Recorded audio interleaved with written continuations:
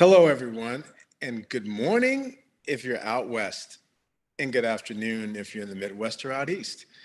Crack Rackets continuing coverage of the 2023 Southern California Pro Series. Coach Mark Bay here in the saddle, subbing in for Alexander Grushkin the Great. He's covering the West Bloomfield professional men's event here this week, and they're having some tough weather, but it's beautiful weather out here in Southern California, so we're going to have tennis and bring this 15K action to you. So important that on American soil we have professional events that clearly are going to give the best opportunities for young players and aspiring professionals to get their careers started, and this Southern Cal Pro Series has done more than that, and then some. We're in week 6 now of 7 weeks at the Lakewood Tennis Center.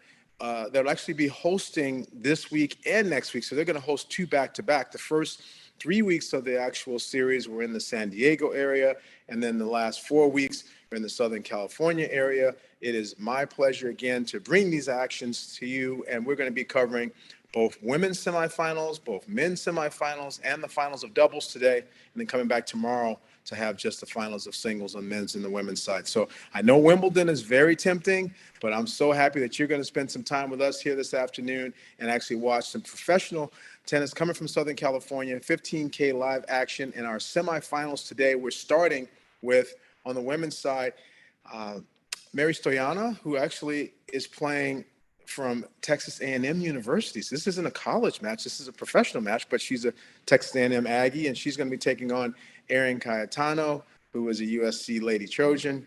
And on the men's side, Stefan Dostanek, who is a USC Trojan as well, who obviously has just been an amazing collegiate player. And now he's going to be taking on Alfredo Perez, who is a former Florida Gator.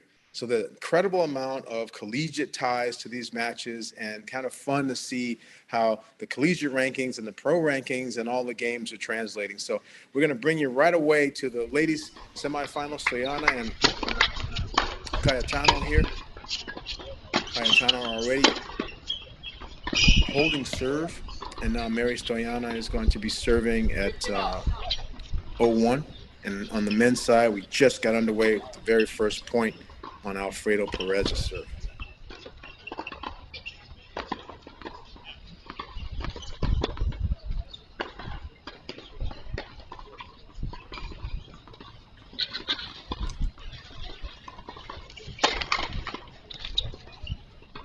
Looks like maybe she's taking a little longer to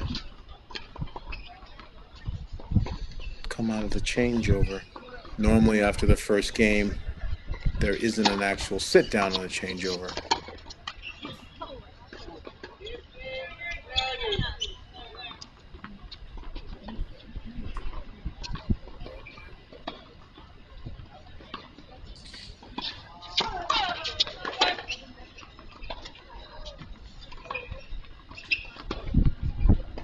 So on the right of your screen, at the very top of your screen, is Mary Stoyana serving. And on the near side, Erin Cayetano.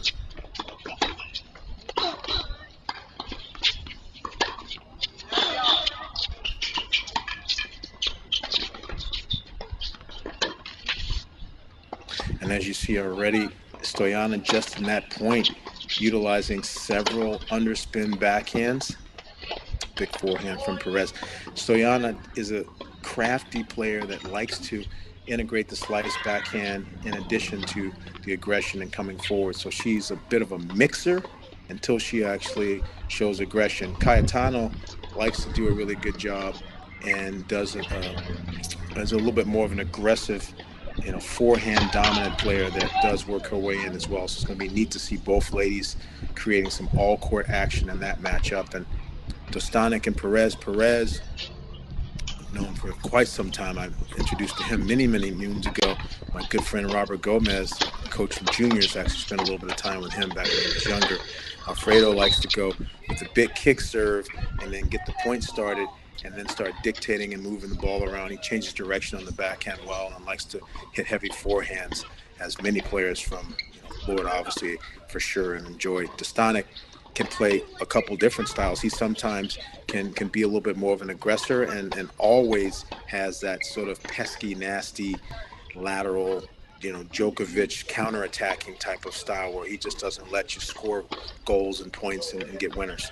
So for sure, in both of these matchups, I think there's going to be some tactical X's and O's in play. Let's focus on the girls here just for a second until the guys get ready for game number 2.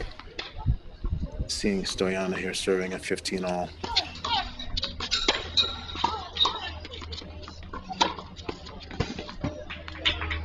Great backhand.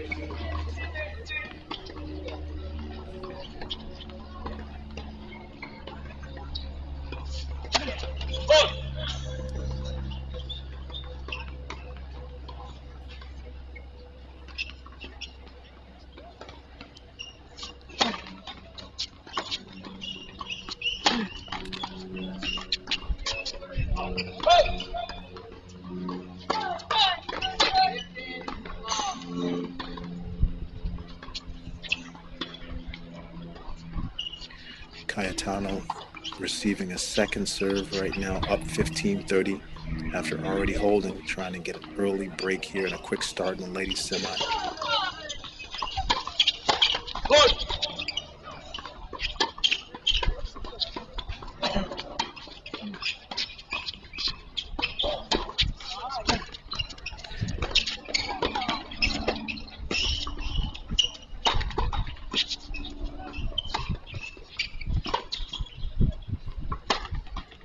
Look at the athleticism from Perez and the serve volley tactic from Dostanek. Love it. Early on, often in the beginning of a match, sometimes when the balls are new, players will just go to a continental grip and block the returns just to get it back in play. So sneaking in and taking it out of the air is a great choice early on to show that is part of your actual toolkit.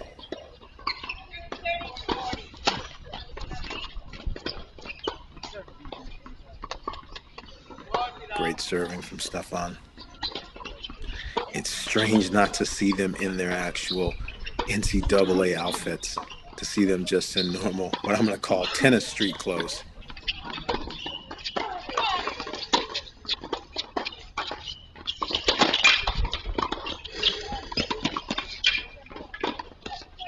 That's well played by Stoyana. So she's gone from playing sort of defensive slice backhands to stepping up and dictating with a forehand there and then taking a volley out of the air. So she again shows some of her prowess coming forward. She isn't just going to be a disruptor and trying to keep the balls out of Cayetano's strike zone from the back. She can't offer her own offense.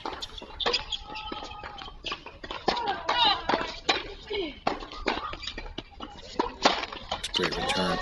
Stoyana misses the backhand, but that's one of those challenges for someone that uses the slice tactics so much. Sometimes you can almost forget or lose feel on your backhand because it's a disproportionate amount of slice backhands to topspin. And I love how Dostanek has played this game so far. He's really making statements, coming forward and putting pressure, not allowing Perez to get comfortable and get settled into some of his baseline rallies.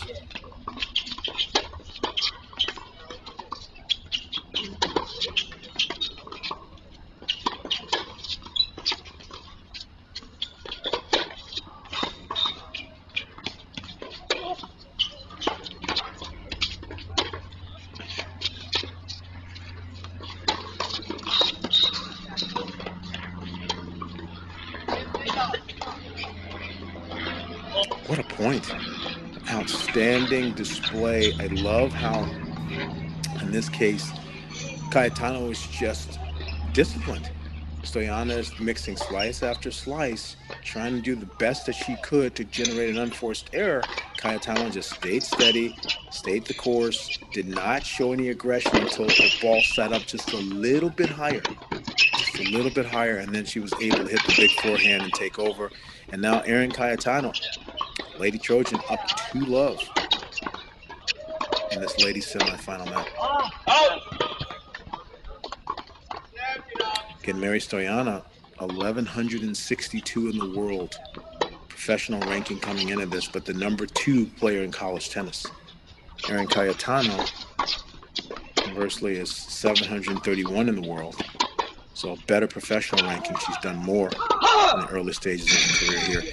but only number 50 in college tennis. So it just shows you how some of this can be misleading or confusing because they're all sort of transitioning from the college ranks and then stepping foot into the professional tennis opportunities that are available to them in the summertime.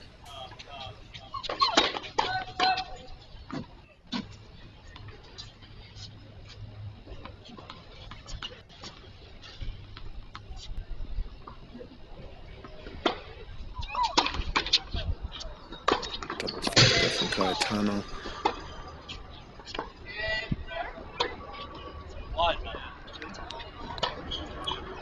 Dostanic doesn't appear to agree with the ace call, but it is an ace.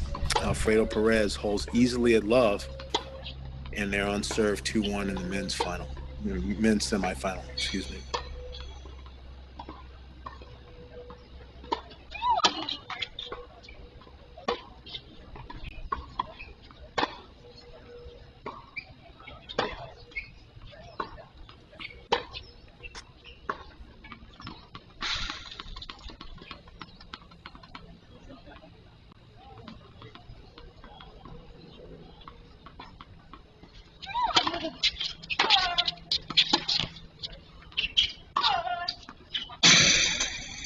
Big forehand.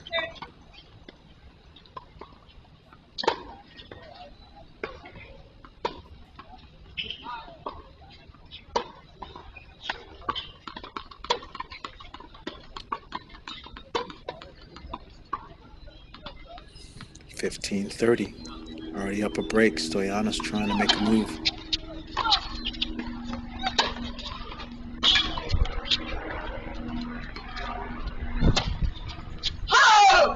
Missed wide. Cayetano has the responsibility, I feel like, more so in this match, to be a bit of a creator. And she's going to have that unforced error count sometimes go higher because her level of difficulty, if this is like a video game, her level of difficulty in this match is more like an 8.5, where Stoyanov is going to play more like a 4.2. She's not going to try as many things, with the exception of net appearances and low slice net clearance. Right now, the Cayetano serve percentage is what's really letting her down this game, and why she's a 15-40.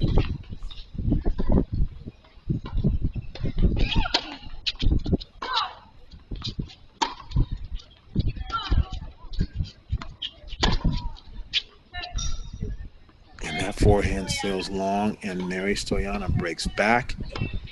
It is 2-1 now on serve in the first set of our First Lady semifinal. Back over to the men.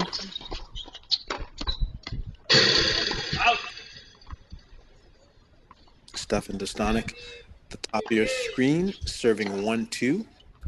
Already up to a quick 30-love lead. Both players winning convincingly so far on their service points.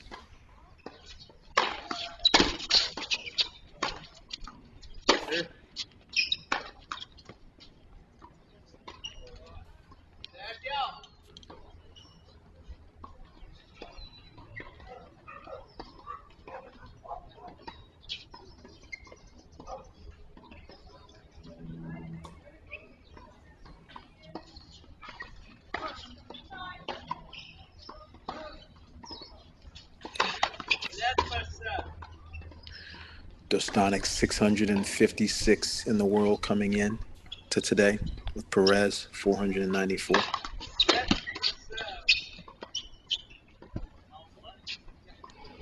Dostanic finished 22 in college tennis, but he spent a lot of time in the top 10.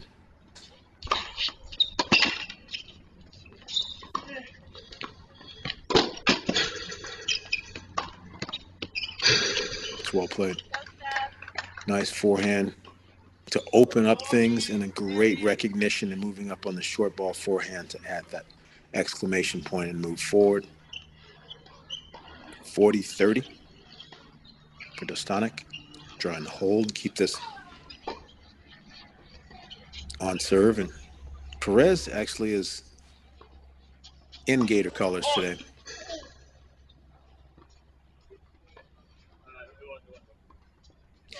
Bastani doesn't like the call. It's a great choice with the gate fairly close there on the left side, and Perez return position so deep, the kick serve wide and the sneak is a great choice. He just missed the serve.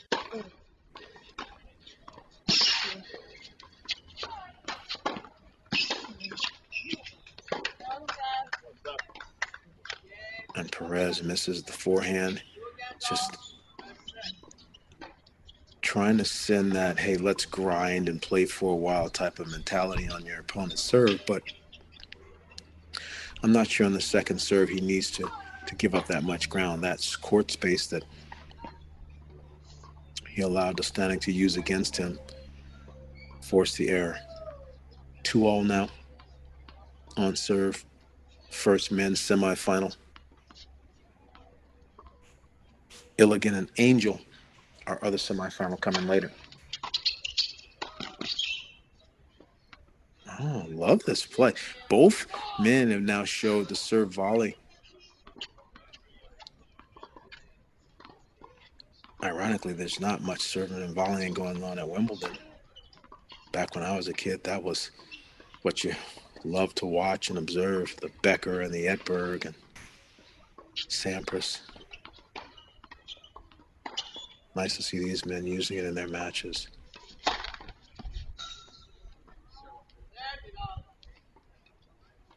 Big first serve, ace out wide, and I must say, Perez chased that toss quite a bit to the right, so that's an exceptional execution, because I don't think that was the best toss in that last one. 30-love Perez.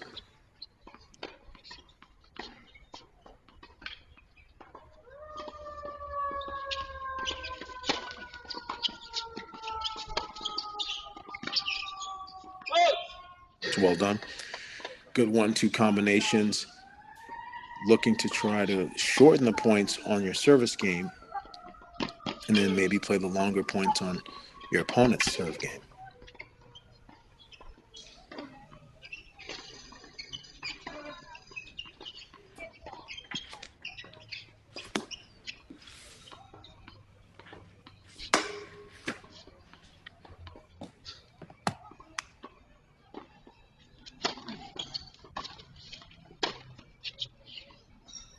Serve called long.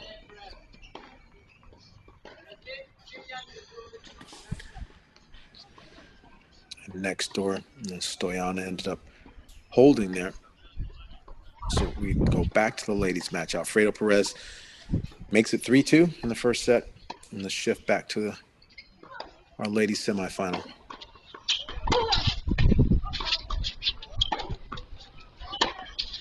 Stoyana on the near side, Cayetano on the far side.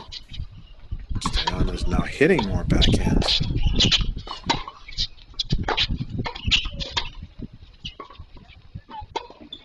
But to me, I think if Cayetano stays patient, eventually some of those slice backhands may float long because of the wind, or just float high enough where Cayetano can step up and hit. So that's a big decision in the Stoyana camp, I think, for this match.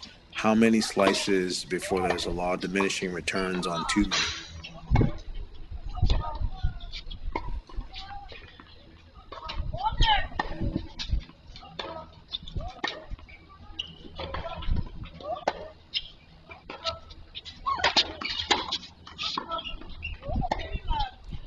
Great first serve. Cayetano started this match with an early break. Wasn't able to make many first serves when she was serving ahead 2-love.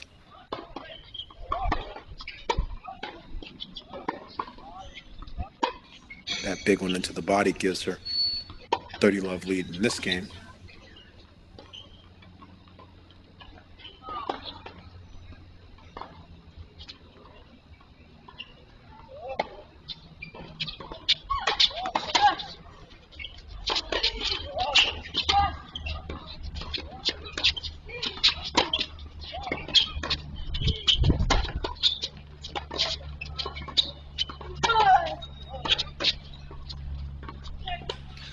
Good pressure there. Stoyana has fairly big wind up on the forehand. She just doesn't seem to be that patterned of a ground stroke player. I don't feel like she's the type that may hit 4 to 6 consecutive cross-court balls in a row with topspin. It seems that she goes line, she goes slice. There's a lot of variation and deception and disruption in the way Stoyana chooses her ground strokes.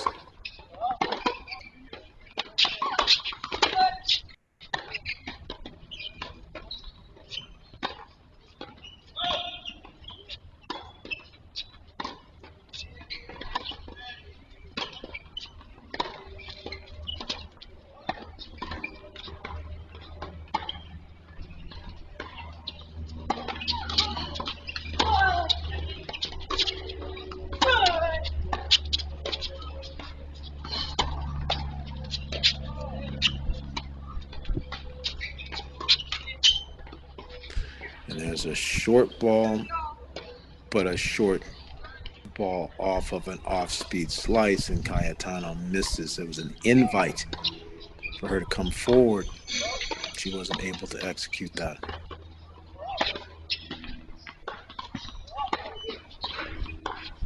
Hard to say whether that's a good choice by Stoyana or just a bad execution by Cayetano, but remains to be seen if she invites her on several occasions and Cayetano is not able to come forward and put her away.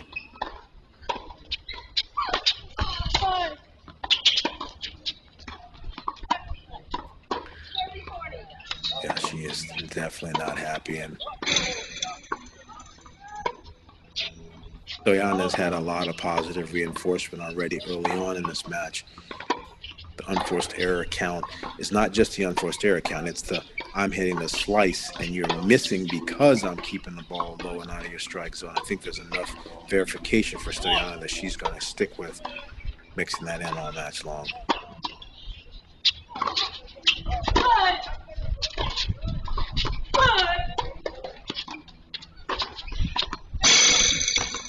And there's another unforced error long.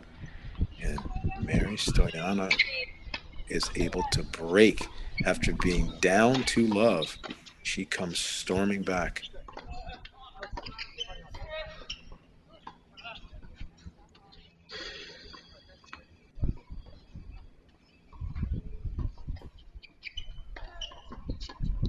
Men's semifinal action on court number 1. Stefan Dostanic, number 7 seed. Alfredo Perez, number 5 seed.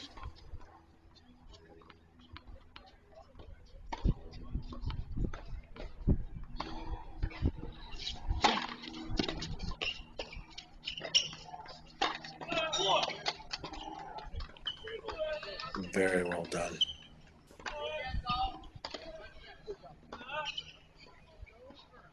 Great recognition on the short ball. Jumped up, put it away with authority.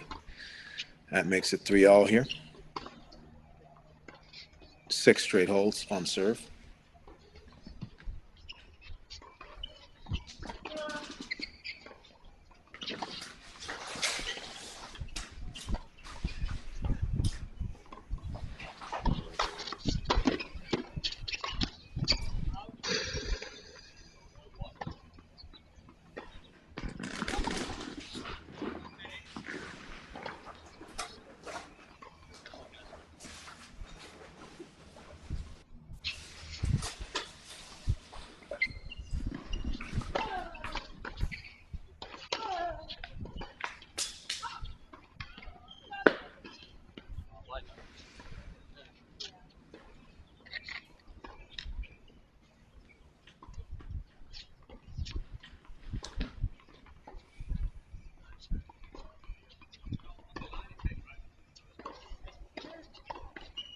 Perez taking his time, getting the ball secured.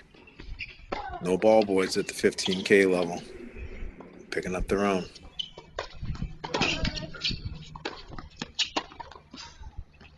And Perez is most certainly following up the initial lead that Dostanic put in this match, which is serving and volleying is part of this. Just blocking and floating returns are not going to be allowed. Both guys trying to take advantage of pushing their opponent towards the side fence there on the ad side. 15 all.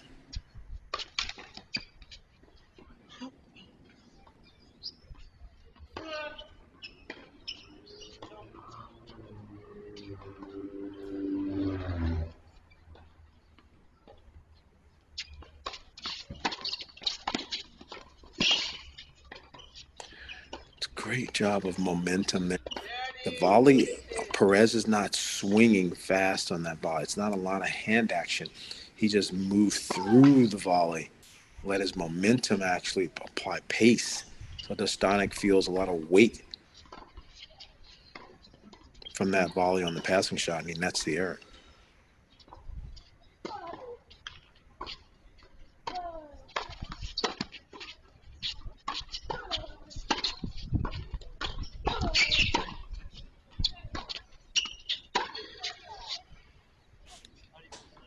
That's a pretty routine backhand. Dostanic doesn't often miss that one. Has his feet set, balls on his racket. He's not happy about that miss. Perez, 40-15 now.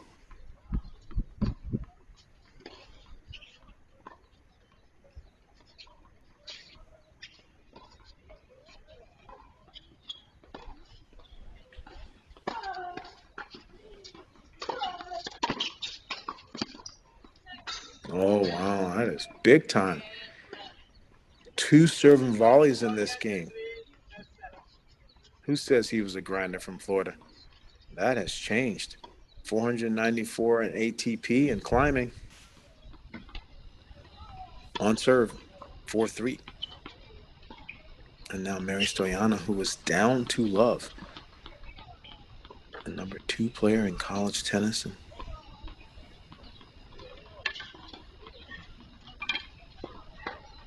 number 4 seed in this tournament. Scratching and clawing and fighting her way to possibly be 1 point away from a 4-2 lead. Oh, and she brings out the serve volley. Wow. The guys aren't playing right next door, so it's not like she saw Perez and Dostanic. She made that choice on her own and has that as part of her repertoire. Didn't work though, so back to deuce.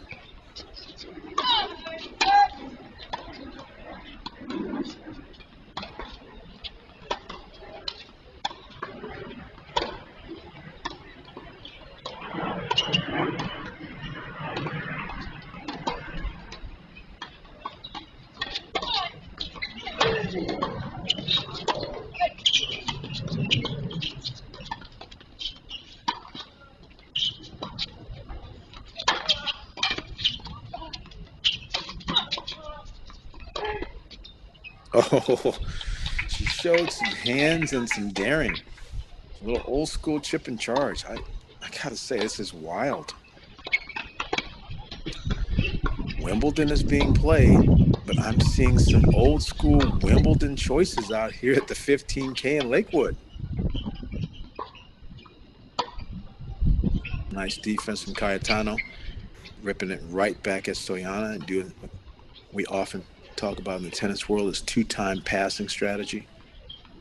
So now opportunity to get back on serve.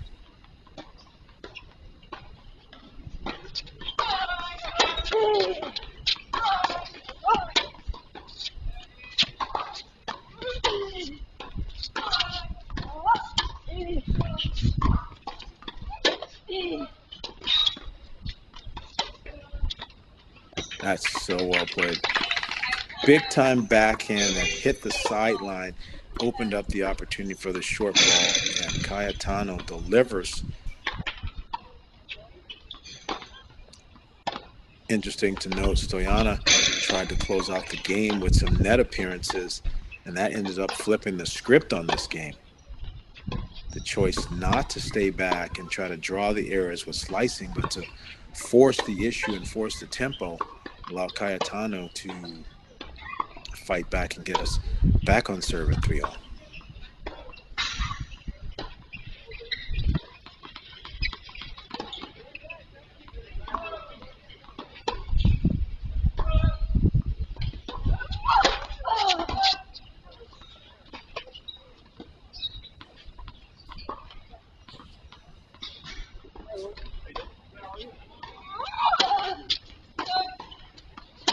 That's a double fault. Pendulum keeps swinging right after one momentum shift. She donates back to her cause.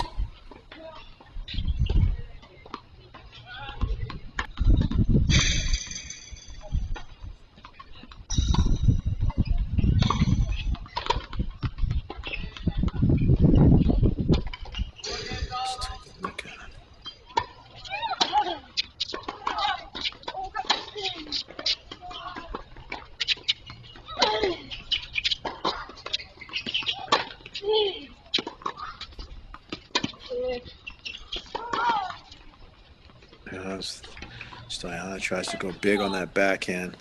I don't think that that's her best shot to go backhand line. And here is this. I think the courts here must be playing medium. I don't think that they would be a slow surface here if these guys are employing so many serve volley tactics. The ball seems to be moving through the court. Never played or coached at this facility, but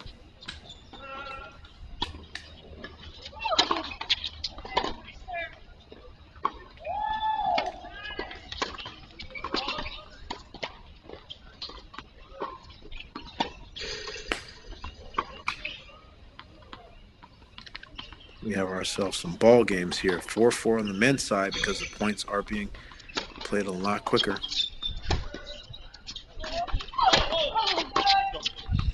Dostanic is missing more backhands than I saying is par for his course.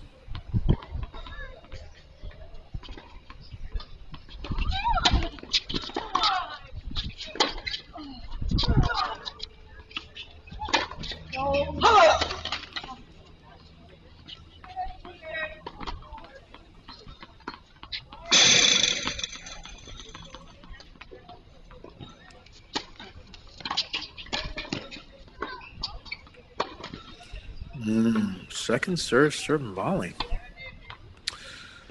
Dostanic gets returned down low, and Perez isn't able to field that volley. So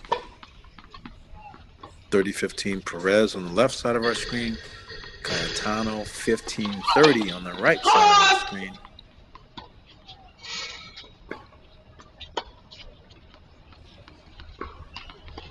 Key moments here late in the first set.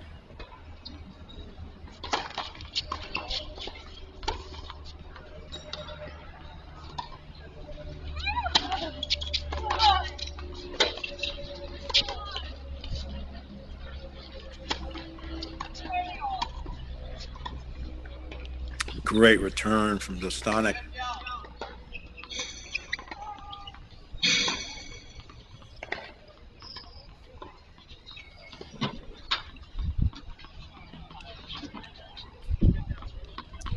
Three all, 30 all.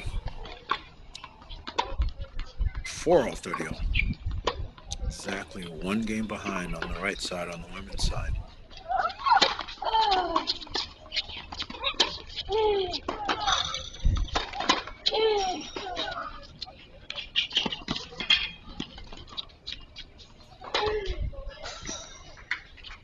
Well done by Cayetano.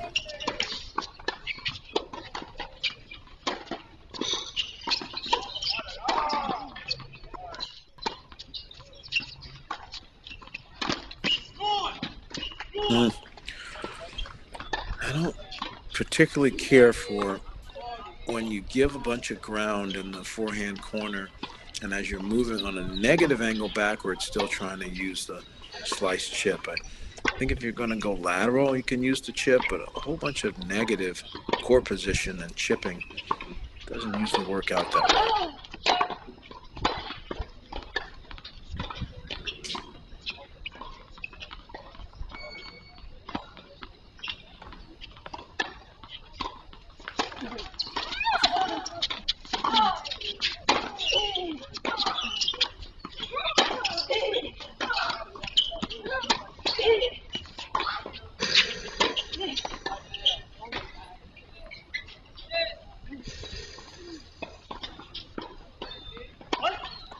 Perez is completely confused.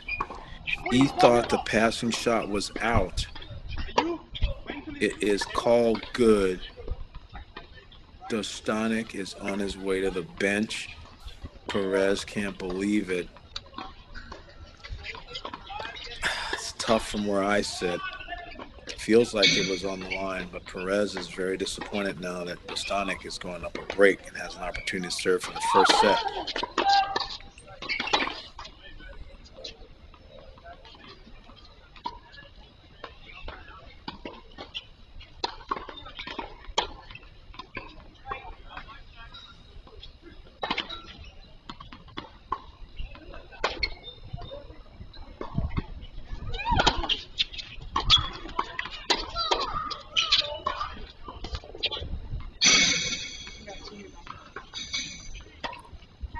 Backhand up the line.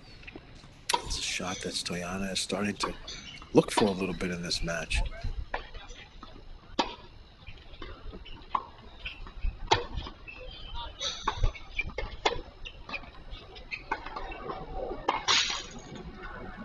Stoyana makes it to the semifinals with a 6-2, 7-5 victory over Javier Lopez in the quarter, and Cayetano over Emma Charney 7-5, 6-4.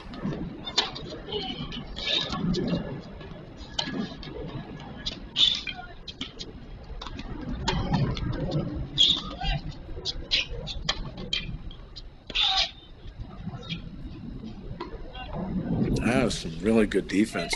She even put in a little 360 action. I don't particularly care for that 360 because I don't like an athlete to turn their back away from the court and lose visual perspective. But sometimes you get caught in some of those positions where your weight's turned and you choose to make that move.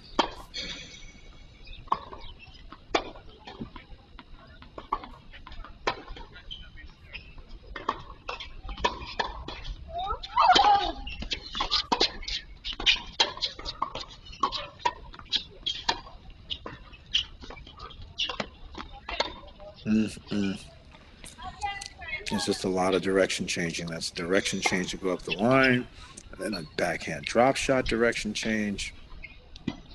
It's just a little bit too much for a break point.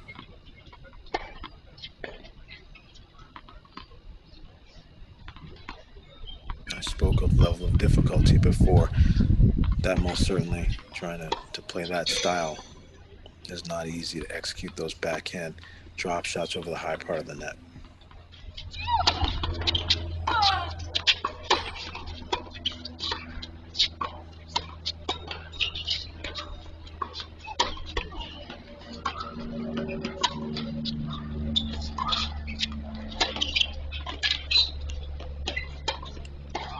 Oh, wow, that's blistering. Cayetano gets it done. What a back and forth this first set then.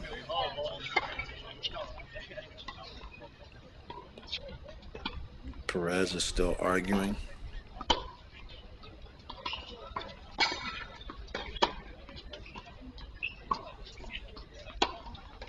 But I don't think he's going to win the argument.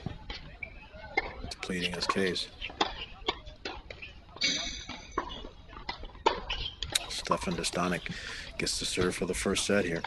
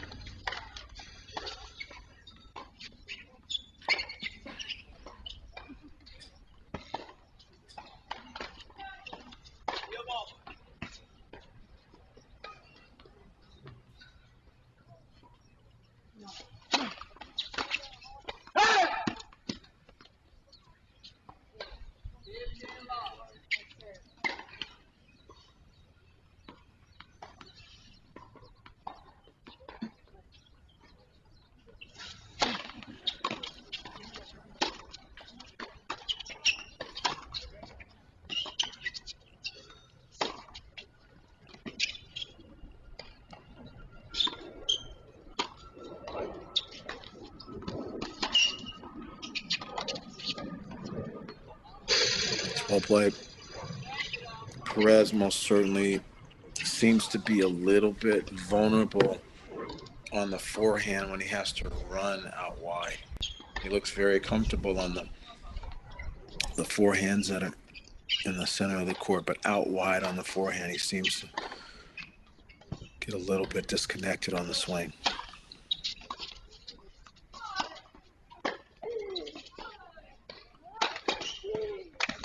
And this has been the way both men have opted to play this style in this set, taking as many net appearances as possible, coming forward as often as possible, taking any serve plus one, and going forward if the window is there, the lane is there. And after a controversial ending of the last game,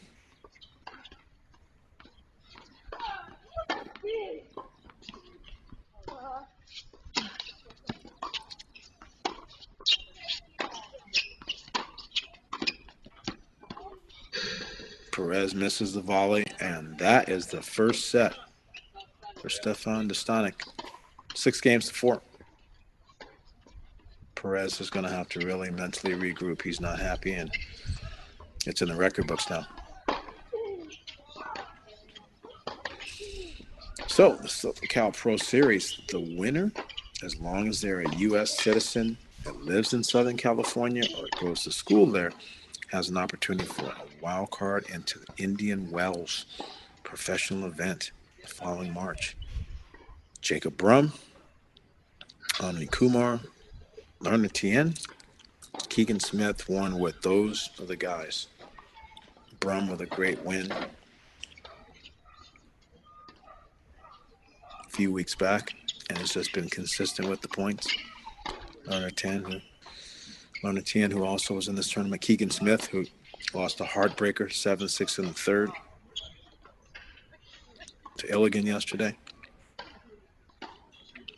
And on the women's side, Haley Guevara, the Bear, 45 points. Megan McCrae, who's been very consistent playing majority of these weeks. Catherine Hui, Kimmy Hans of UCLA, and Taylor Johnson, formerly of UCLA and now currently of SMU.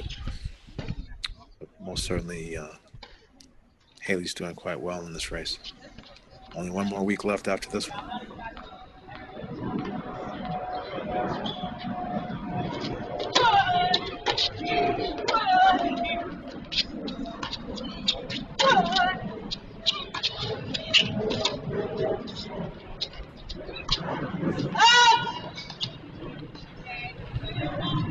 Going for a severe inside out that just wasn't there. Tough miss. Hole for Stoyana, and Cayetano is back in the saddle here to see if she can keep pace and be the first 1-5 in this set.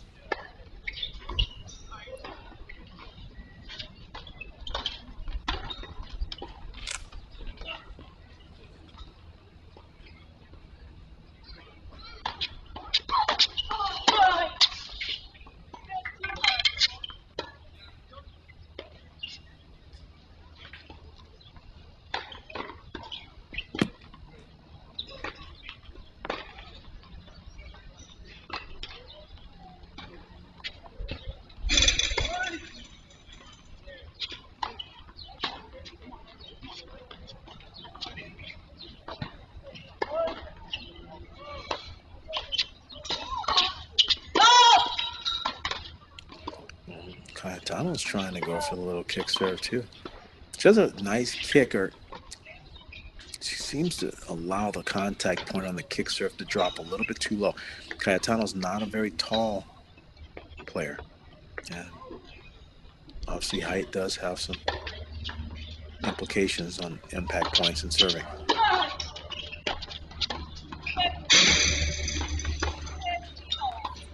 Gotta be able to keep herself together here.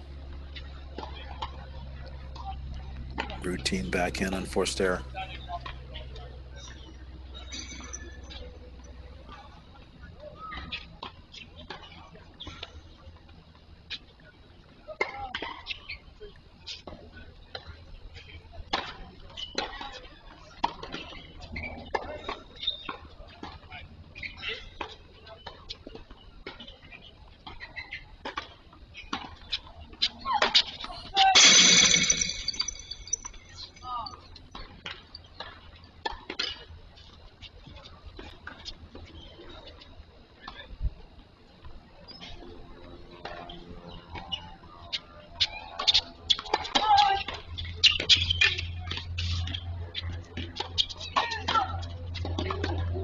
Oh, she almost made that. I like the play. It was a good choice to try to take a backhand return and go up the line and rush the net. She just didn't catch it flush. So she didn't hit the backhand return and charge as solidly. Cayetano did a nice job of neutralizing with an angle pass. But I like the play there. 4-all, 15-all. I think it's a good choice to try to make that statement that you did.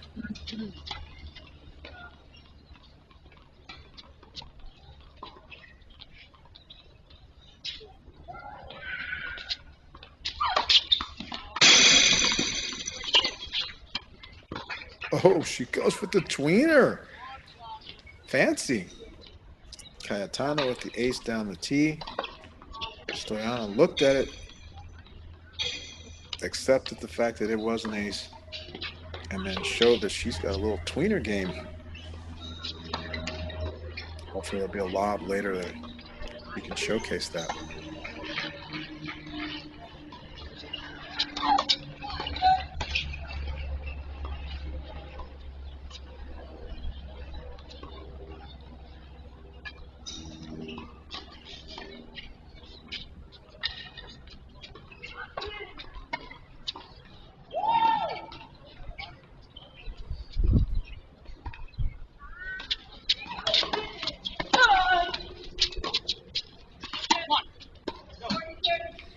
Just long.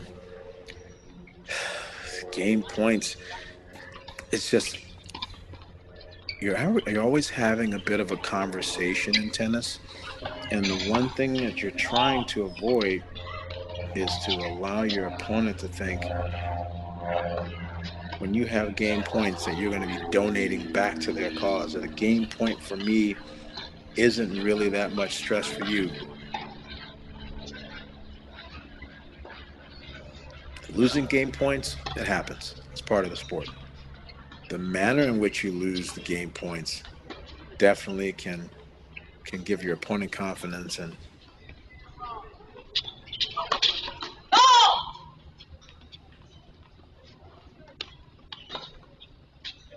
question your own confidence.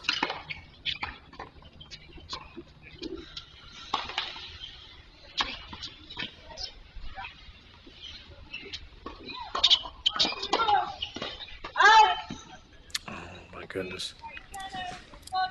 She just has a little bit, it's like her racket is waving a bit much in the air on her backswing. Almost like a little bit of a dog's tail. She caught that one, shanked it badly. This is the story in our first two semifinals thus far. Men's semifinal, number 7 seed Stefan Dostanic wins the first set 6-4. After a little controversy on a passing shot at 4-all to break Perez. Perez, the 5 seed, now holds serve, and Dostanic is serving 15-30.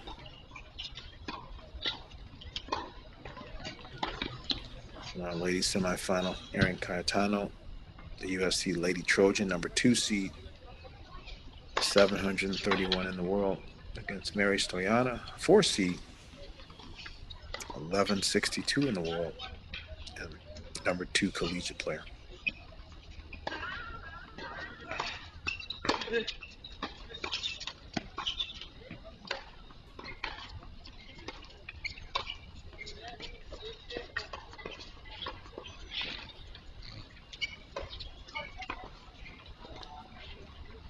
Alfredo Perez played at the University of Florida back in the early Brian Shelton years.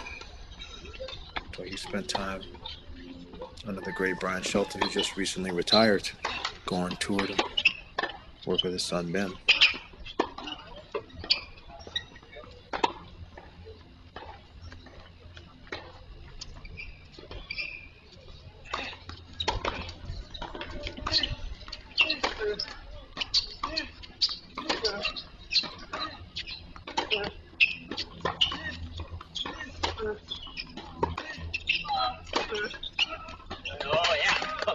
Wow, he made that. Perez, a huge inside-in forehand.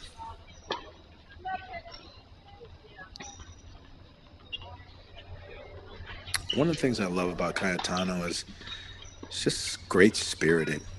I called matches for her. She won an Oracle event that happened a few years back in October where it had junior players, professional players, and collegiate players all in the same draw. It's a really unique event and format. And Cayetano won that one over her teammate. And she just couldn't have been more of a treat on the interviews and communication. Just a great player, but also a great person off the court.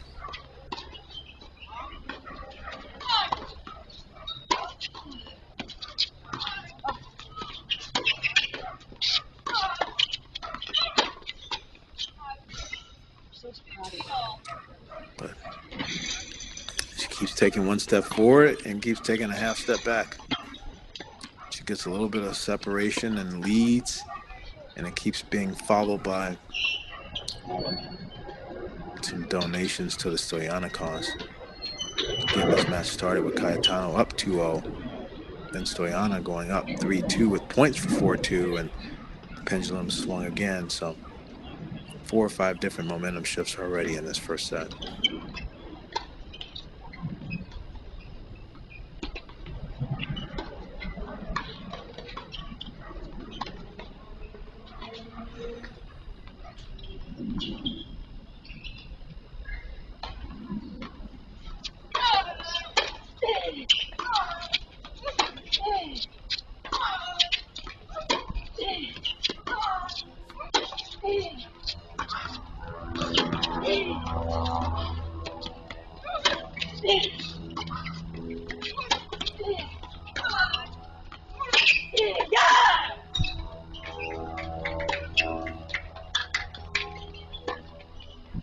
It felt like that backhand was in. Yes, call good. It's tricky. Both of these young ladies are so professional with their body language, which was a great thing. There's not as much triumph and disaster in their faces every single point. They're a lot more resetting themselves emotionally like a new set of bowling pins.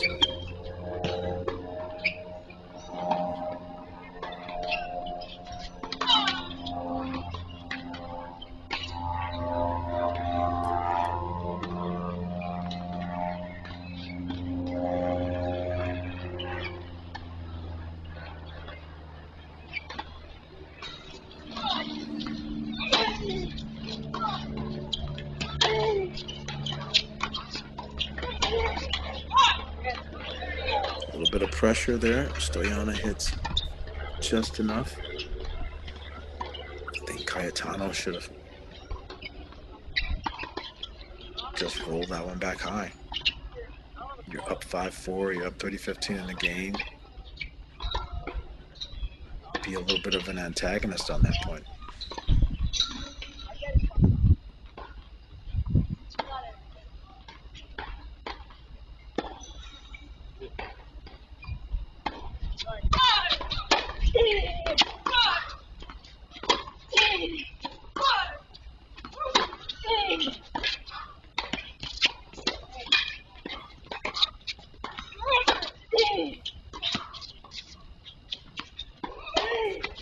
Oh, that's well played. Good patience with her footwork. Didn't commit too quickly. Waited until Stoyana said that she was going to try to cover the backhand corner again, and then forehand to the open court.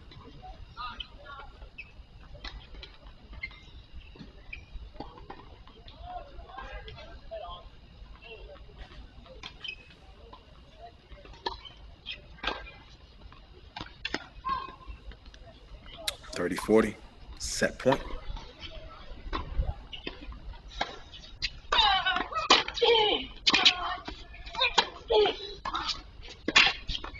Oh my goodness, and she brings out the serve and volley. Cayetano doesn't get enough on the pass, gives her a wide open backhand volley, and Stoyana just almost not even casually, just comfortably sticks the backhand into the open court and erases the set point. Impressive.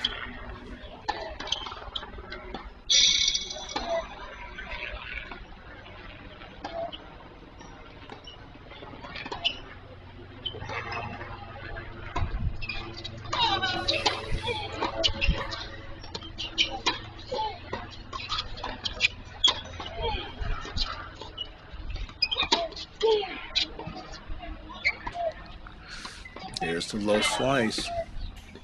And in that instance, Cayetano just needs to respect that.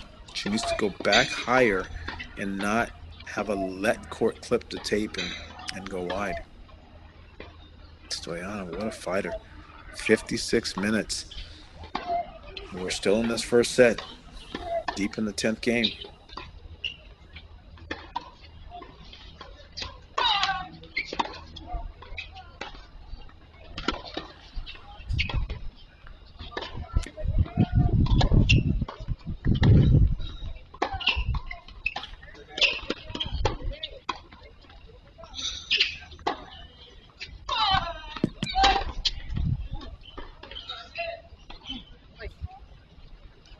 Double fault.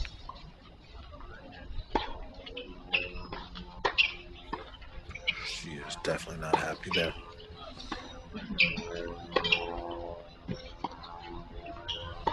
Meanwhile, in the men's semifinal, Dostanek won that first set 6-4, but Alfredo Perez is fighting back. Up a break 3 love in the second on the men's semifinal.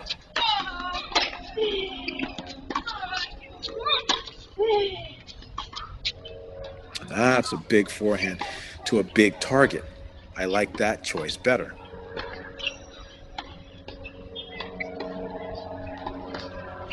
Stoyanov, not a lot of time to defend there. That was an instance where she was forced to try to hit a slice forehand and it didn't go.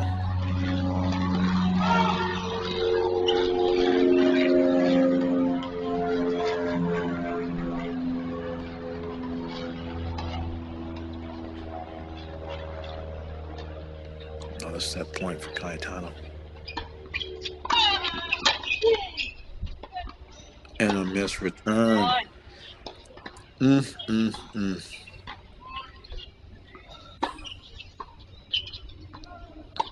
wants it?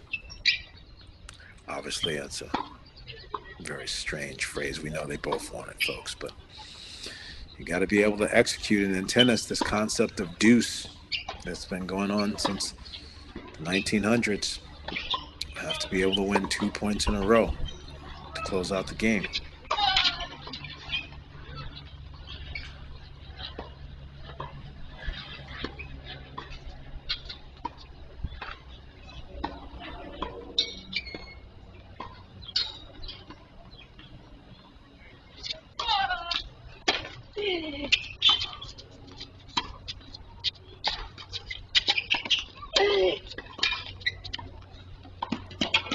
Oh, wow, that's pretty savvy. Deep slice backhand down the line. Forehand drop volley like nobody's business. So cool. Erases a set point down with the backhand volley and then brings out, like I said, there's been Wimbledon in the air out here at Lakewood. Navratilova chipped down the line with the drop volley. So good. Point for 5-all now.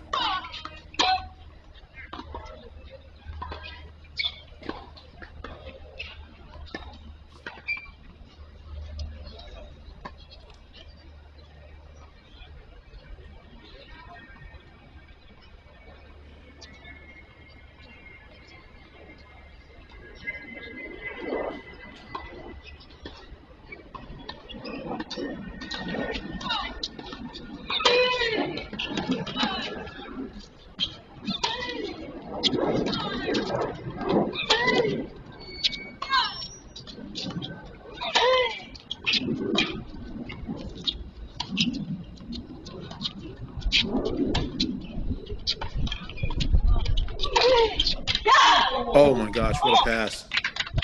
What a pass. Stoyanov comes in, dares her again, and the strategy had been working. Cayetano fights it off. Great balance, good acceleration, and finds some space up the line. We are back to deuce as this match is officially 1 hour old.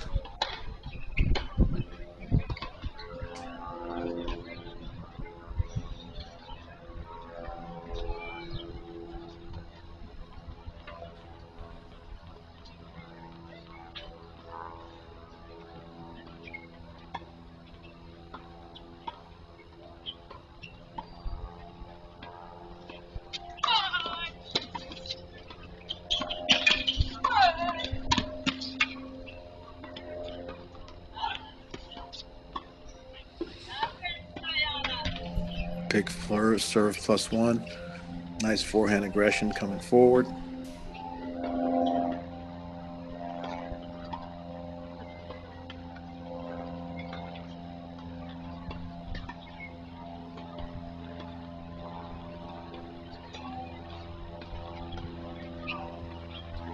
Stoyana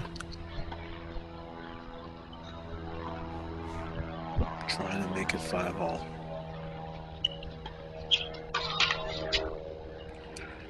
I know, folks, we want to get the men's match back up. We were just trying to see if this 10th game was going to have a resolution, and it has been going on and on and on now for quite some time.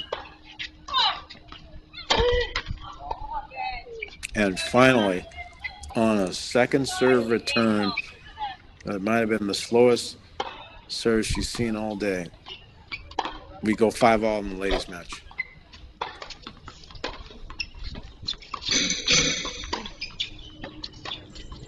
Perez finding some motivation after losing that first set. He's making statements now. He's on the move.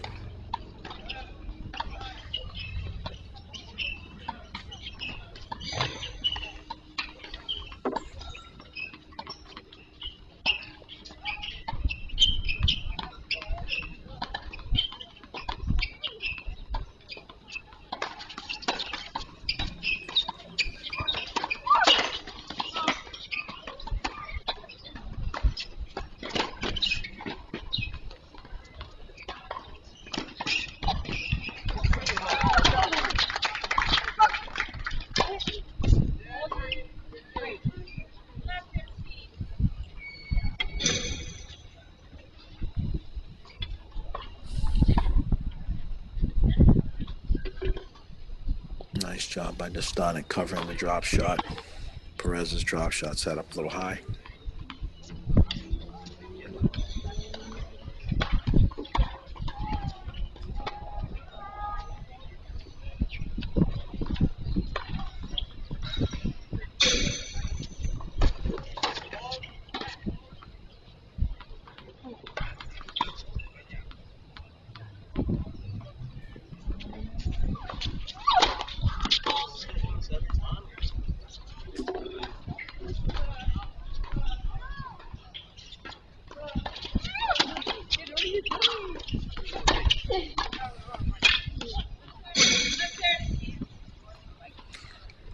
Another net appearance by Stoyana.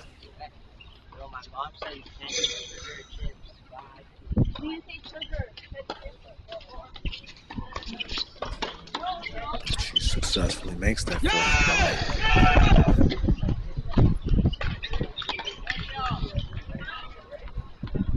Perez's forehand goes long. Dostanic has a chance to try to break back.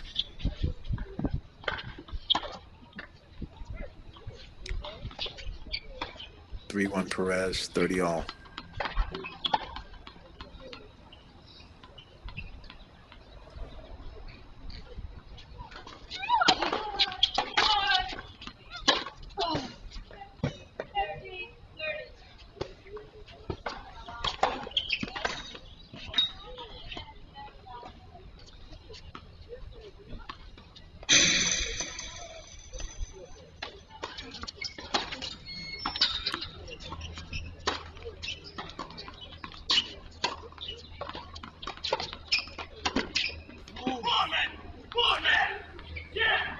Nice wrong foot by Perez.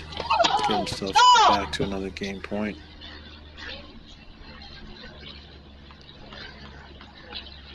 Cayetano second serve.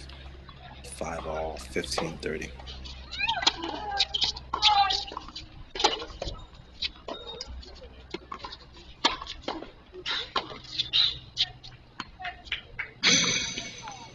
Good forehand aggression there. I think that when Cayetano's ahead in the points, he doesn't always want to transition from that place. That'd be maybe the next step in her career growth, to be in front of the point, be in no man's land going forward, and not be gun shy and go backwards, but to continue to go forward after some of those big forehands. Alfredo Perez holds. Trying to make it a 3-setter in that other semifinal.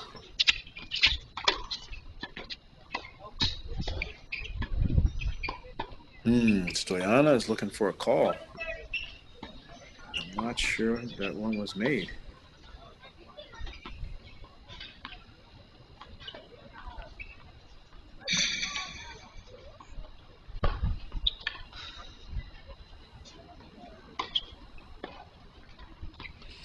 Only at the 15K level, so we do not have a challenge system.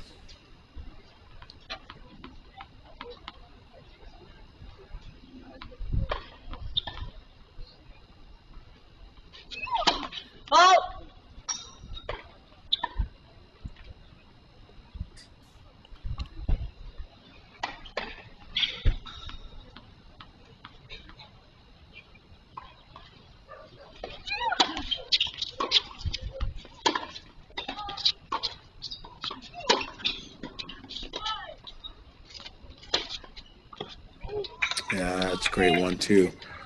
Stoyana has to get the chip deeper, wider, or maybe hit the two-hander. But nice combination of opening up the court with the backhand and then stepping up on the short forehand for Cayetano to take a 6-5 lead. Cayetano has been ahead a vast majority of that first set, but it's still going.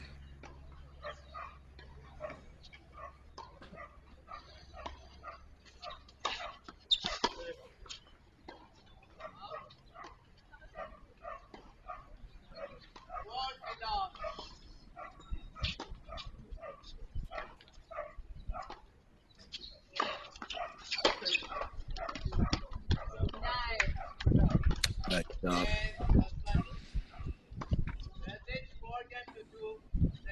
I'm not sure why either player is playing deep on the return on the ad side on the near part of our screen, because it's been a serve and volley frenzy with open court forehand winners for both players. Steady diet of it.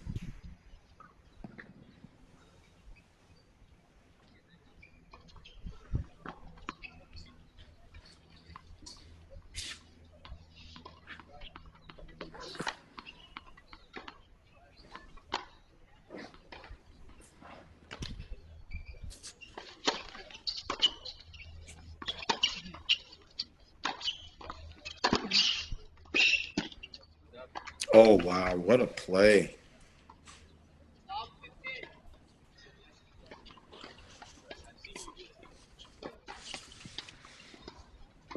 Great hands.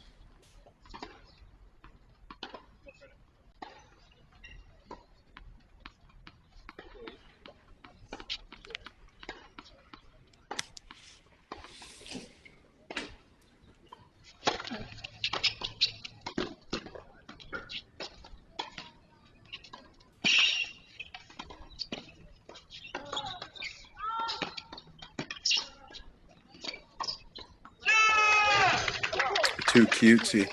He had an opportunity to be physical with one of those volleys and go up the line, and he kept begging the question, Stefan, are you fast? Stefan, you want to run one down? Stefan, can you get this? And Stefan answered the bell, and he eventually beat him. Have to move through those volleys and finish with authority. Not always go to the cute angle volley so often. Easier said than done. It's always a nice feeling to hit the cute angle and make somebody run, but angles beget angles, and you need to finish when the ball's high.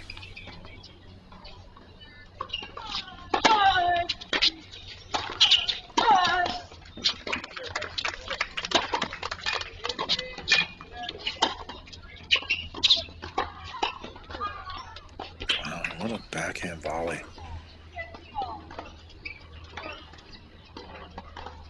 Just love to see it. Stoyana most certainly is a break from the norm. Her game style is a lot different than some of the other players at the top of college tennis.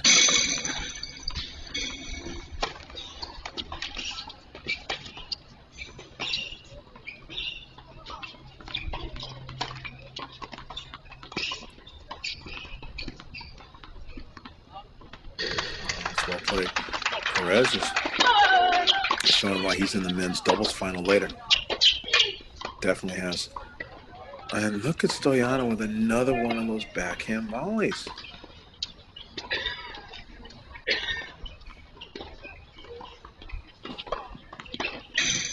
Fortune favors the bold, and most certainly has been favoring Stoyanov and Dostanic in these games.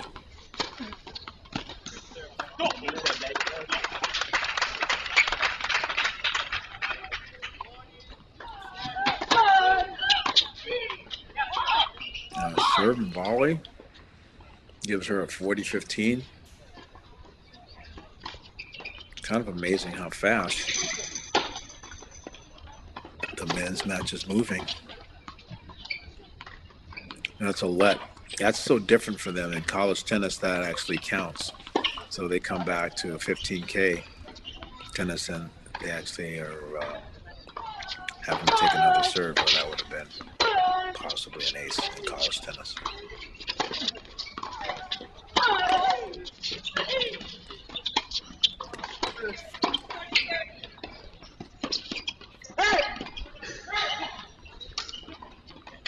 And Perez with that goes up 5-2 in the second.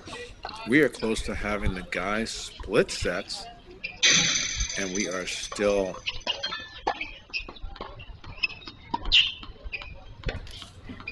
in game 12 of the first set on the ladies' side.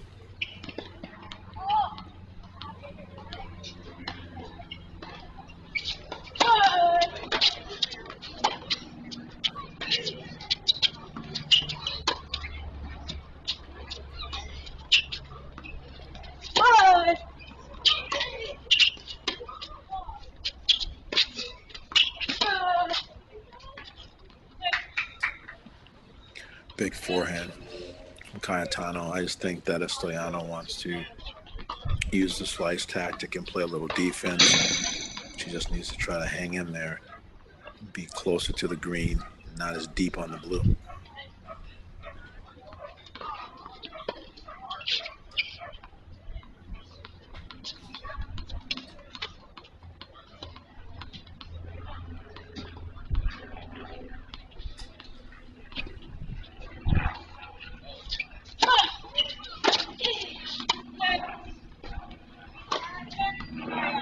Missed return.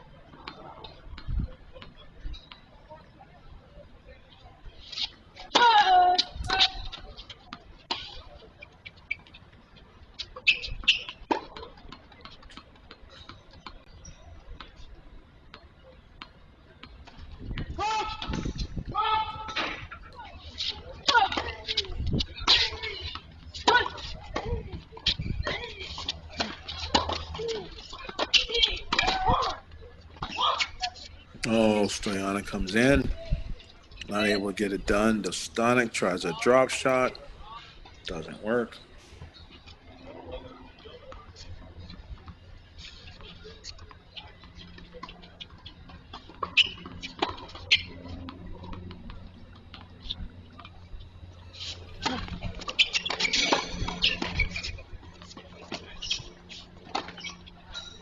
Well played.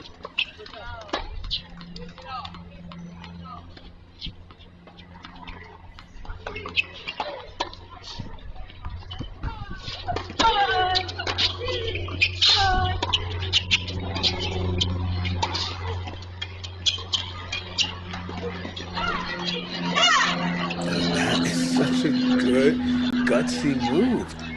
Stoyanov is now coming forward on anything that resembles a footwork challenge for Cayetano. And she's executed so many times now.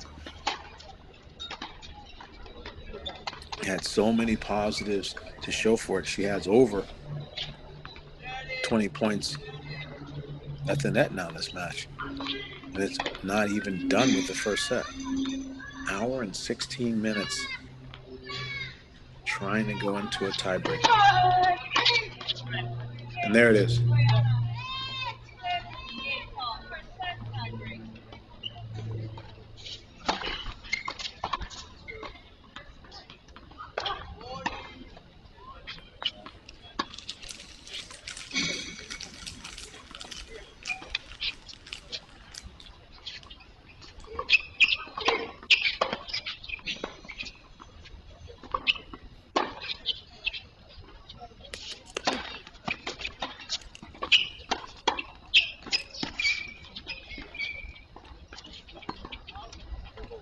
Great job.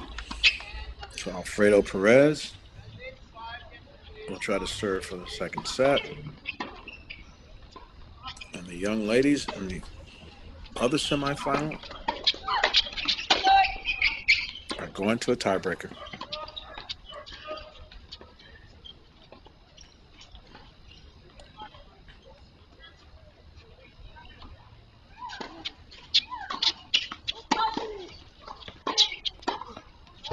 Oh, there she comes. There she is, Stoyana with the backhand return and sneak play. I liked it earlier. She used it and she wasn't successful on it, but then it just gives her the mini break in the tiebreaker to start, which is a great time to do it.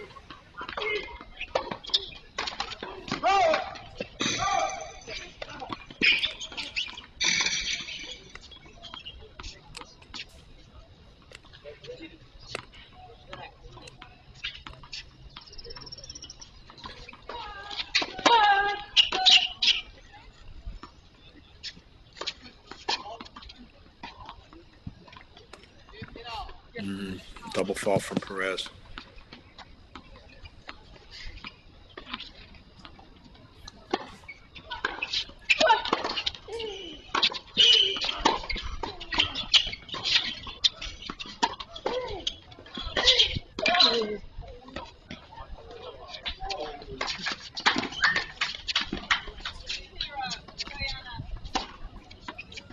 I couldn't tell if that was a drop volley winner. Stoyana with a drop. That's just absurd what she was able to do there. Drop volley, no look winner on the stretch. Clearly showing that she wants to win this breaker inside the service box.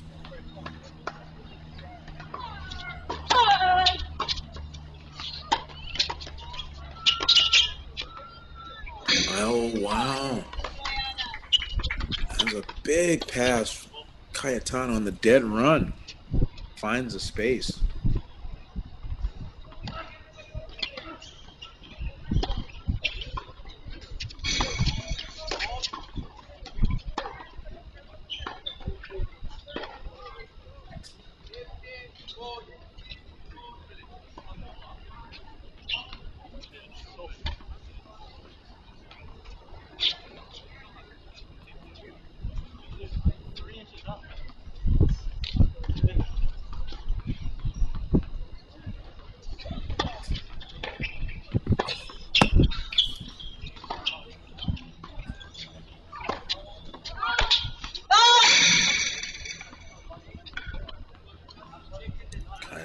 Missing some first serves there.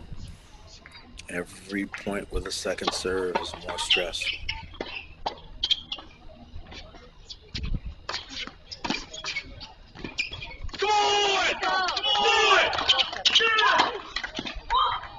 Perez, and that's the backhand.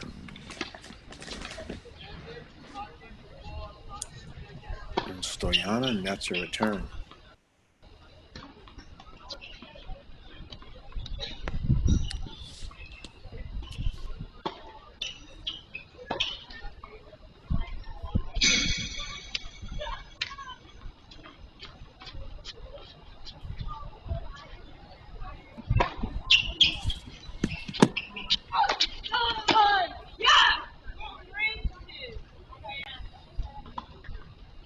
That's a nice serve out wide.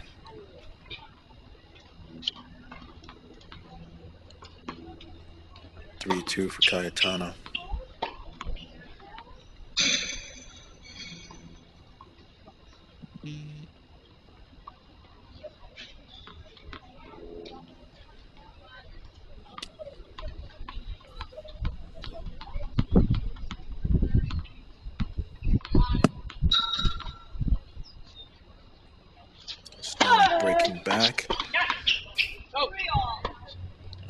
young ladies here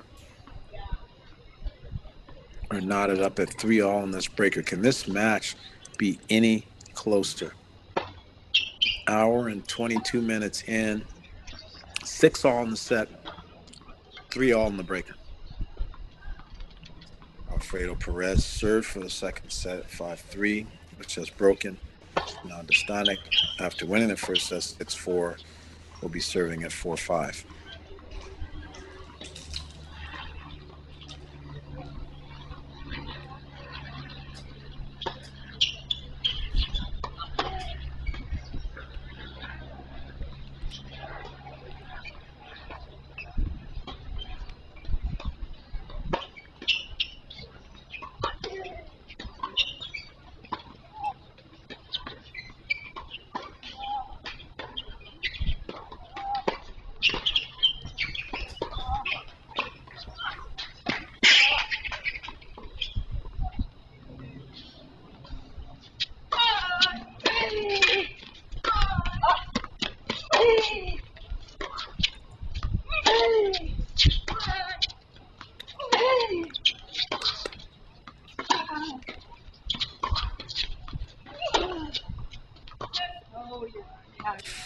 Unforced error. Stoyana chooses to hit more backhands as opposed to chipping in this point, which you would figure Cayetano would enjoy that type of rally more so than the slicing.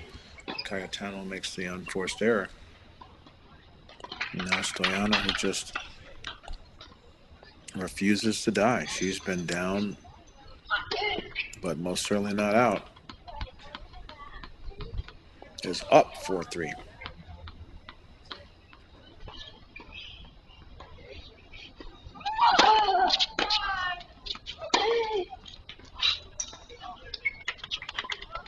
Cayetano, when she connects and hits that big cross-court backhand, that has been a bit of a game changer in this baseline duel.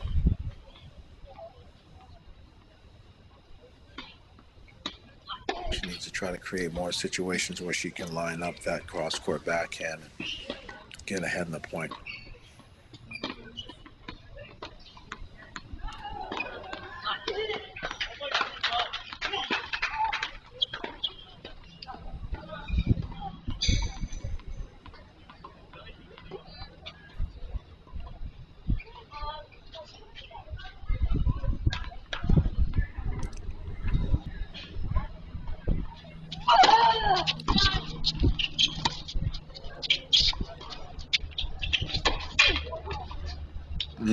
That's a good deep slice. She moves in, she covers the line. I think Cayetano needs to go up with the high lob there. It's the lob up over the backhand side. She started giving ground. Alfredo Perez on the receiving end after losing his serve, now trying to break to still get it back to one set apiece.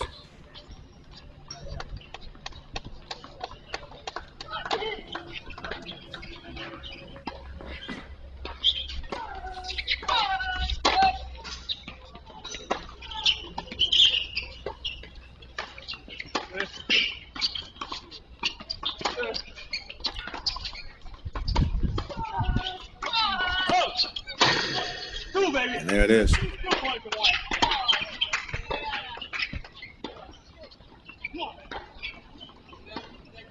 Alfredo Perez.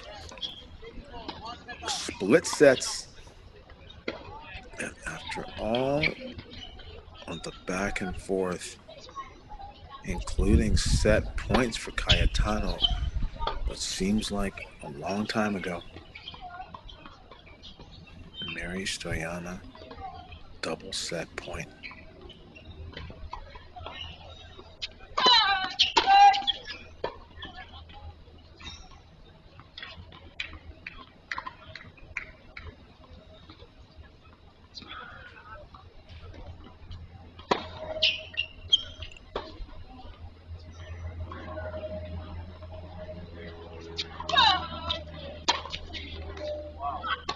Oh, are you kidding me?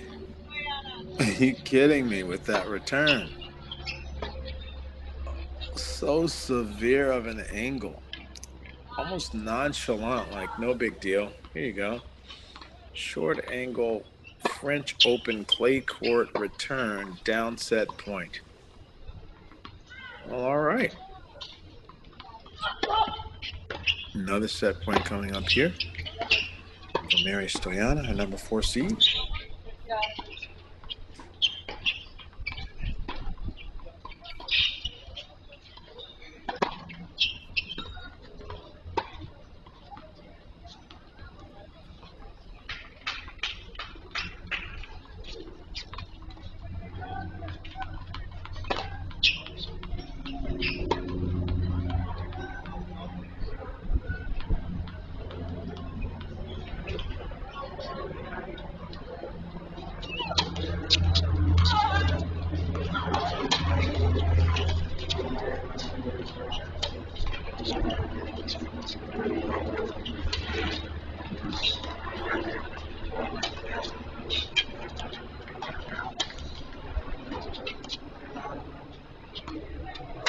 Oh, wow.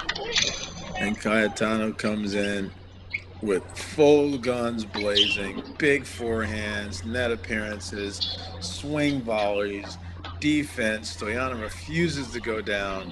Cayetano finally gets her to miss the lob. Wow, the level Cayetano has just displayed down 2 set points.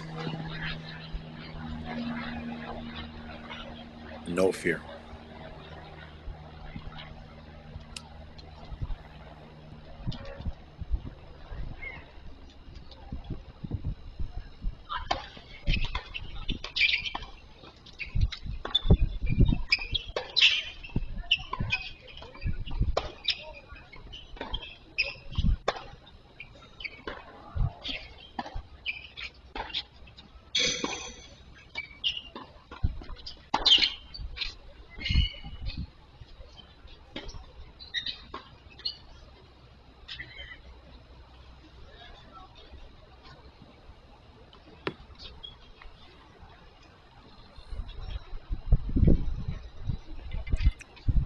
Six all in the set, 6 all in the breaker.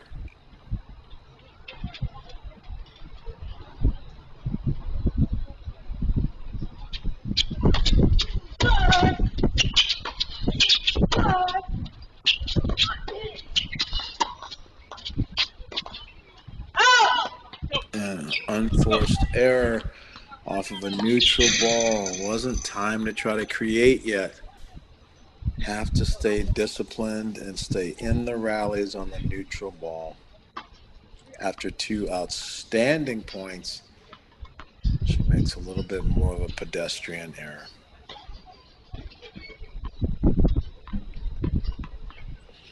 Again, that's why we're at the 15K level.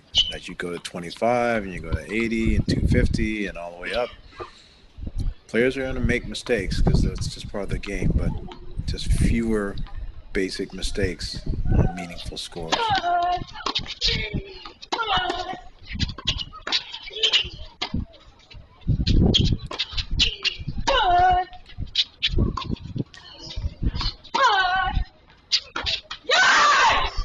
And that is going to do it. Game and first set after 2 backhand unforced errors. Mary Stoyana 7-6. 1 hour and 31 minutes for the first set, ladies and gentlemen. There's probably going to be a bathroom break. We can focus on the guys now.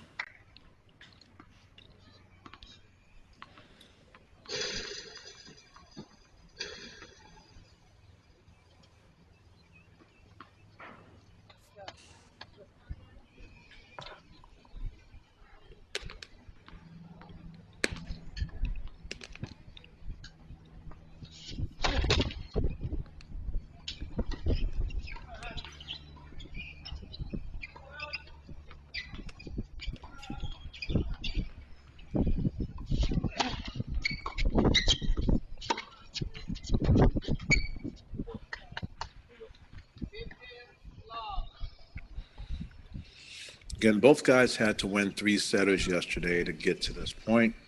Stanek beat the number 3 seed, Filip Sekulic from Australia, 7-6, 1-6, 6-4, and Perez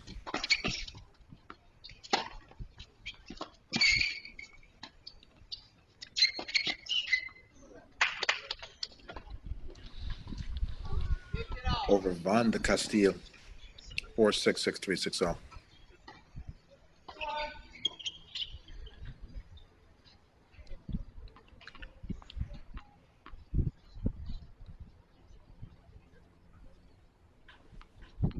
Both guys from the USA.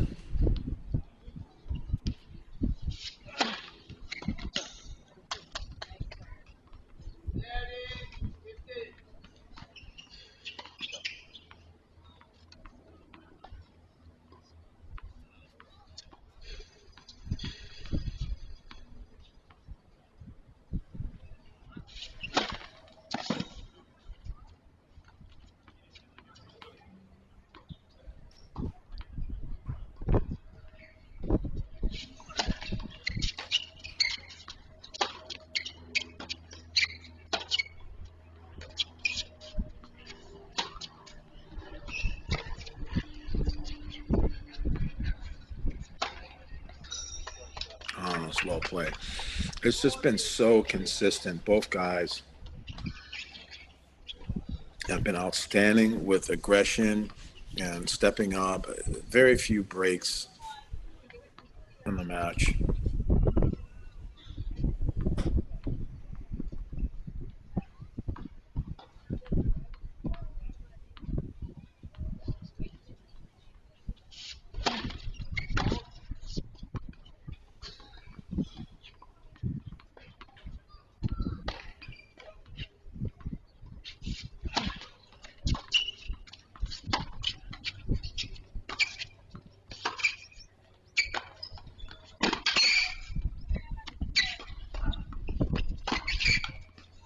Yes, that's the type of point Perez likes to play, creating a lot of width and putting a lot of miles on his opponent's shoes.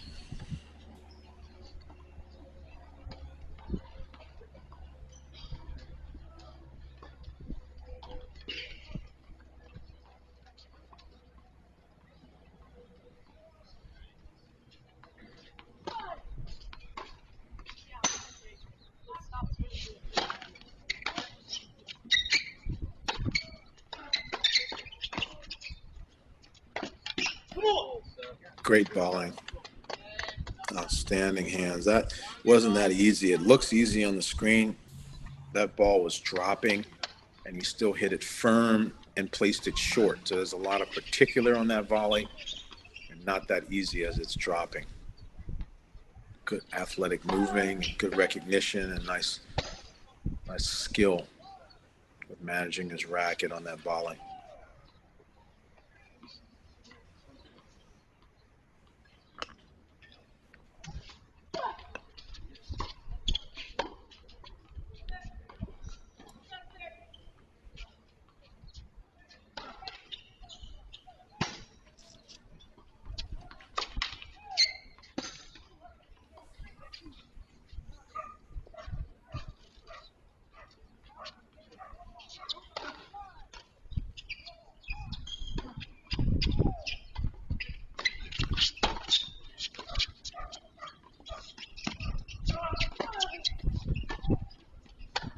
Wow, great strength.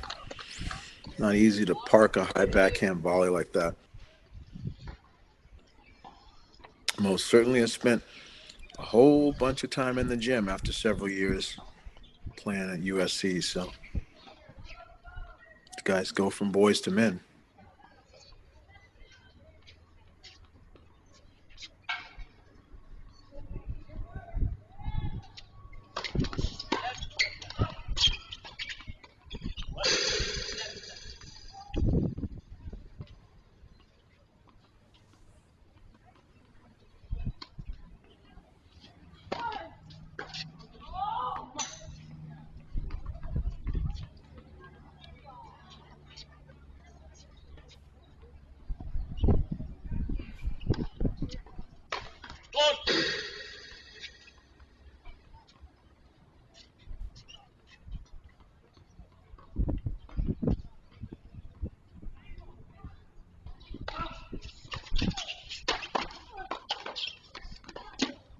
Oh my gosh, no way. No way. What a great return. And it just so happens that Perez is able to just hold his racket steady and like a shovel stick save. Redirects it perfectly into the corner for a winner. That don't try that one at home, folks. I'm not sure you're going to come up with the same result.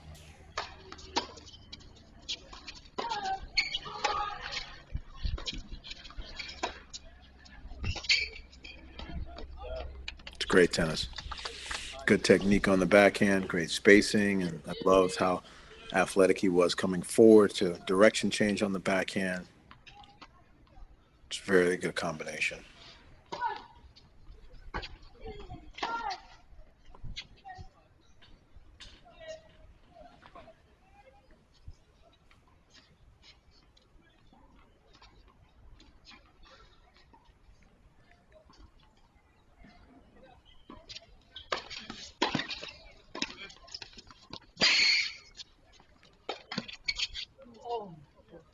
Oh, it fell over.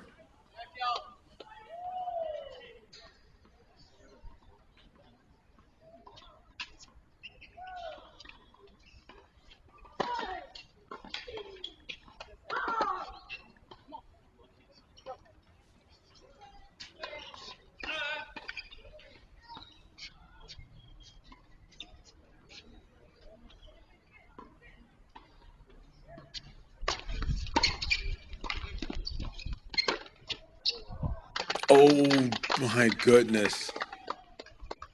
That is clutch. What great moving, nice measuring on the dead run, getting that passing shot up and down. So good. Break point, Dostanic.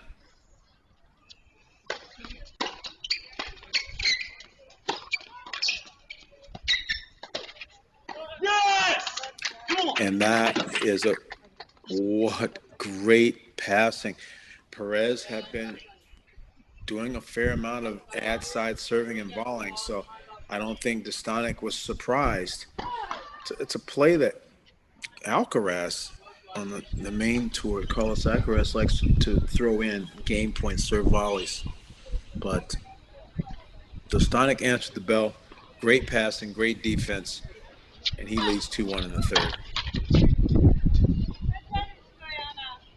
Meanwhile, we are just in a war in this other ladies semifinal.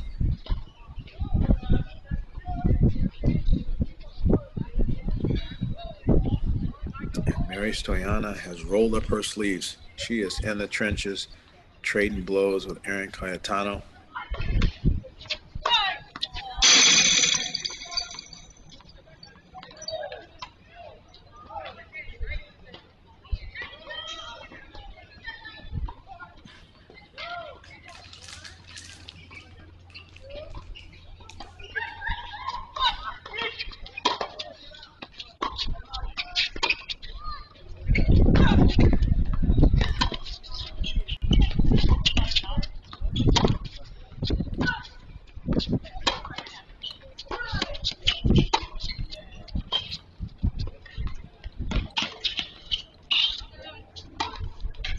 Oh, beautiful. That was almost like a takedown. Very up-tempo, athletic point. Cayetano proving that she can finish at the net as well. She just has chosen to not try to volley as much, and Stoyana most certainly was able to win that first set by virtue of how well she did coming forward. Cayetano led the first set, up a break, up 2-love. Stoyana went 3-2 game points for 4-2, couldn't get it, and just kept swinging back and forth. Cayetano had an opportunity to try to close the set, couldn't get it done. Stoyana gets up 6-4 on the breaker. Cayetano saves 2 set points. Look at the hands. And eventually, Stoyanov gets over the finish line 8-6 in the first set breaker.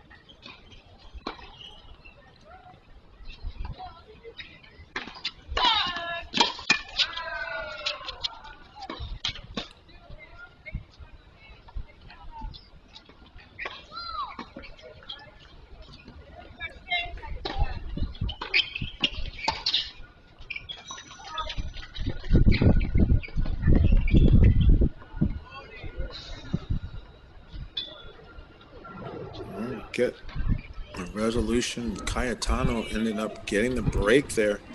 Stoyanov had a chance to win that first game. I've just always felt that the first game of the second set is a significant little defining moment in matches,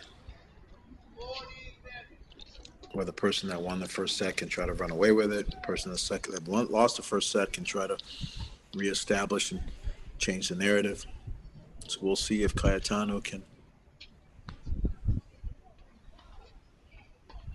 deal with the emotional wounds of losing a first set where she led it majority of the time. Dostanic trying to go ahead here.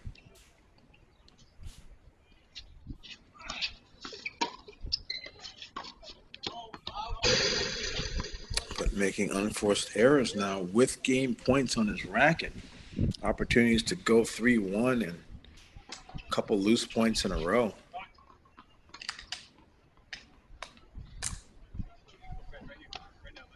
Perez has fought it back to deuce.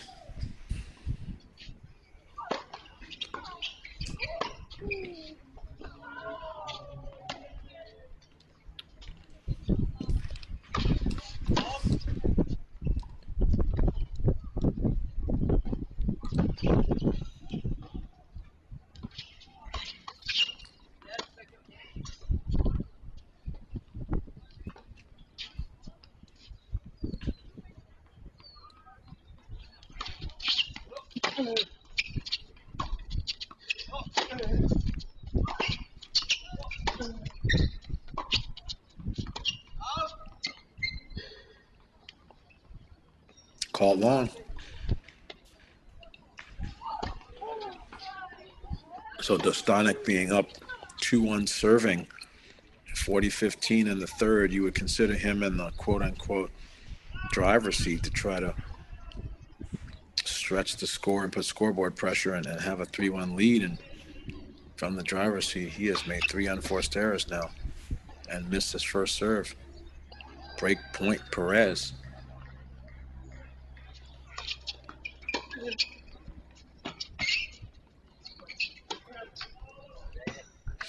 And he goes backhand line on the return on the line. And great footwork to get up there and close out that pattern. So Dostanic, just in a matter of minutes, went from, I'm licking my chops for the final to, whoa, we're going to be back at 2-2 again.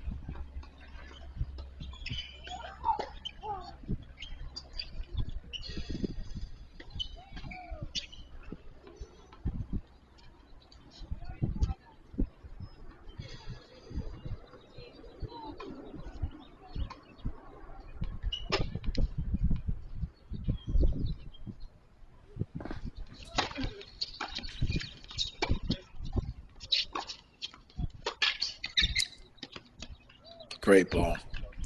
Love that inside out forehand. Crushes it. Catches Perez retreating and not balanced with his feet, so he couldn't make a play on it. Perez has to be careful. It's part of his nature from playing in juniors when he was younger to give some ground and win some points on the defensive end of things. But high-level men's tennis, 15K, 25K, and on up, you give up too much ground and it's hard to make it up.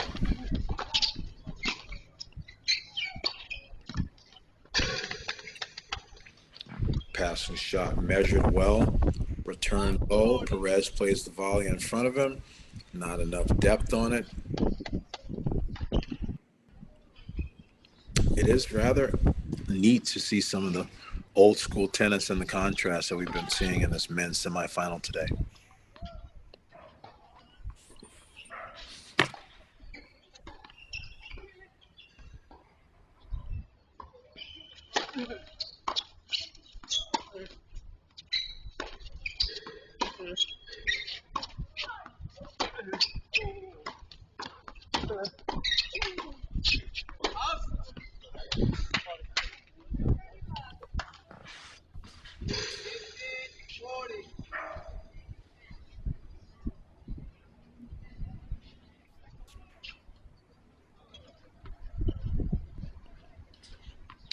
Perez in a little bit of trouble here, down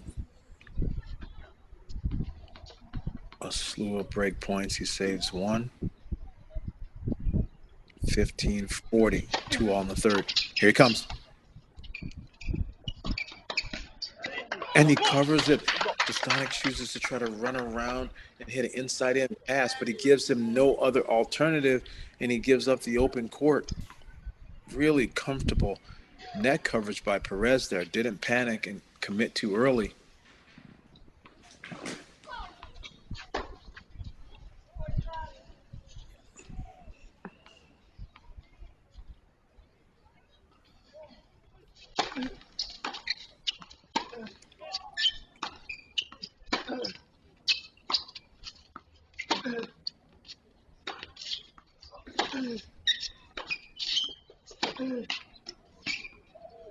And it does not fall over. Dostanic gets the break.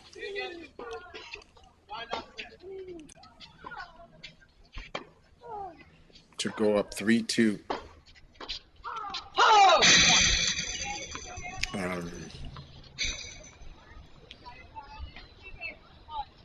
Aaron Cayetano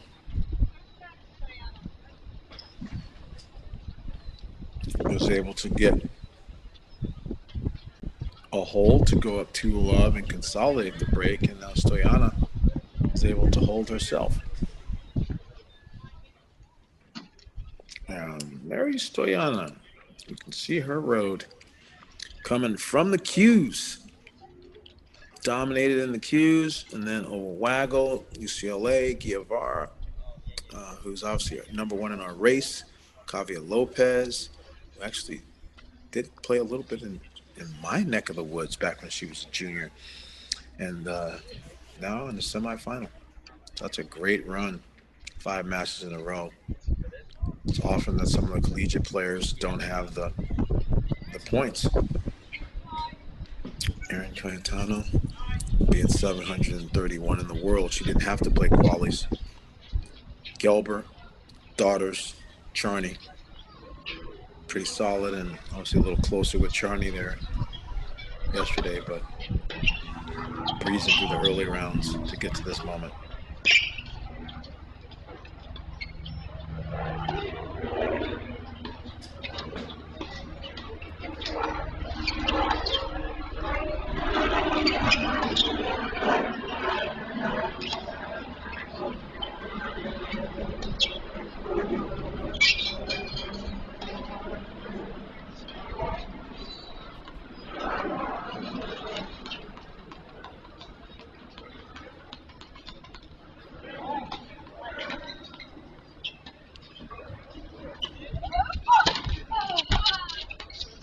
Nice serve.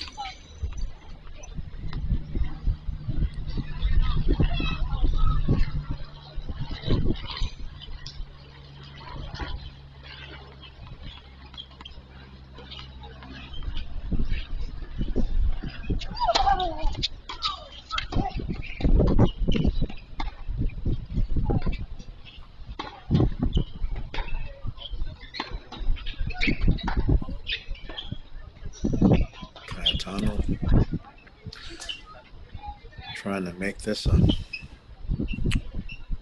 marathon match. He'd love to go up 3-1 here and keep putting pressure on Stoyanov, but this is going to take a marathon effort to get a job done against Stoyanov in our doubles final, so she'll have to come back later today after suitable rest.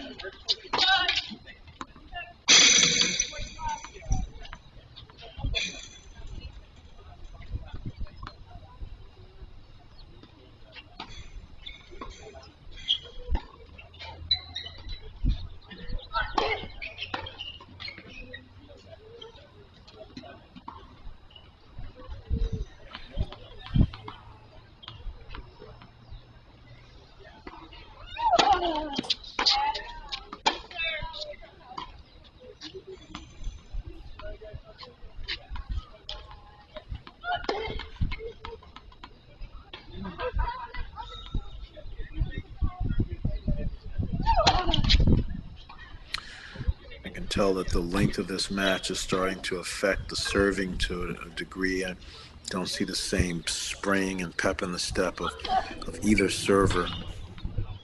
It's affecting the first serve quite a bit, I think.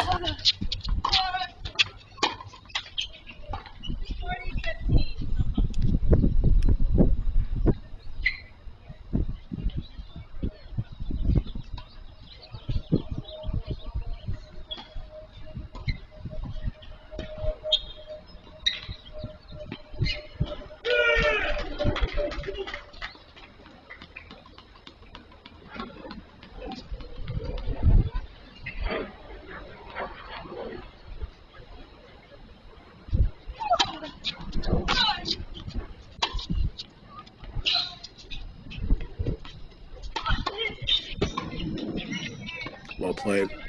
Finally getting out of there. Life's just much easier if you can get that serve +1 established and have control in the point and play things on your own terms. Cayetano holds.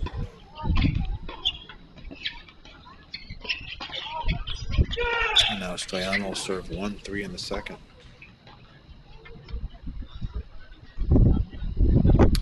Shift back to our men's match and see how we're doing.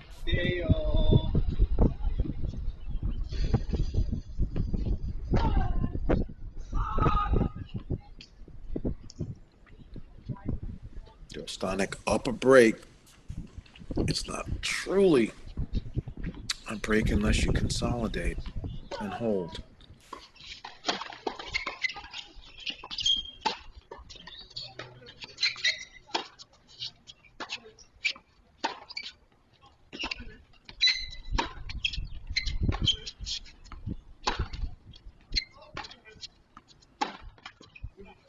Oh, goodness. He looked great on that point. Did everything right, and then ended up popping out of the knee bend on the backhand. So he lost the power from the ground. With that short circuit, the backhand goes into the net. And instead of going up 4-2, back to deuce.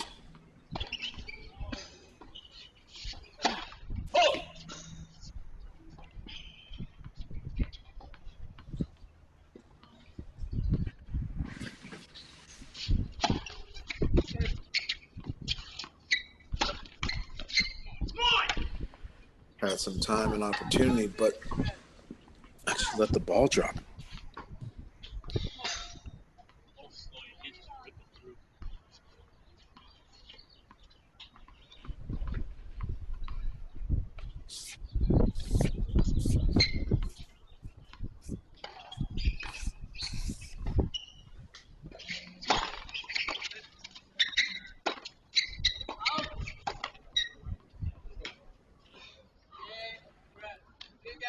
What? Oh my goodness, that is changed in such a hurry. Perez has been down and almost out. And Dostanek, who is normally gritty competitor and dare I say, a pretty stingy player as well. Has donated to the cause in some late scoring, late in the games, late in the score, unforced errors. And now we're going to be set up for a fantastic finish in this men's semi.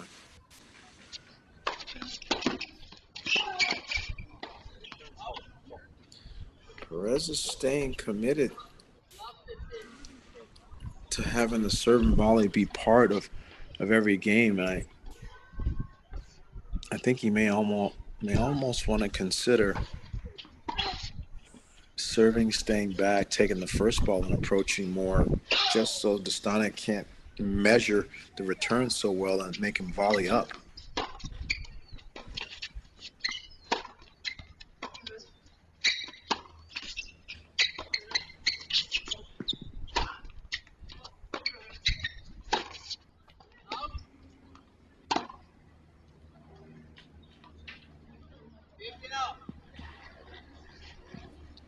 So difficult.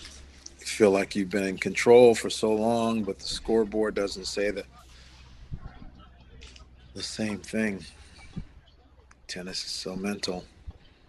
Regardless of how you feel about what opportunities you've lost, you still have opportunities left. The match is still going.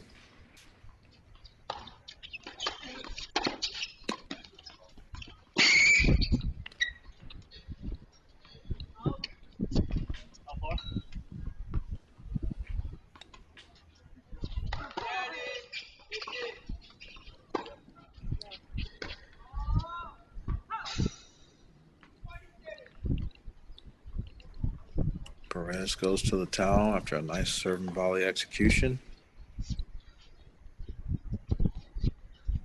30-15, 3-all in the third.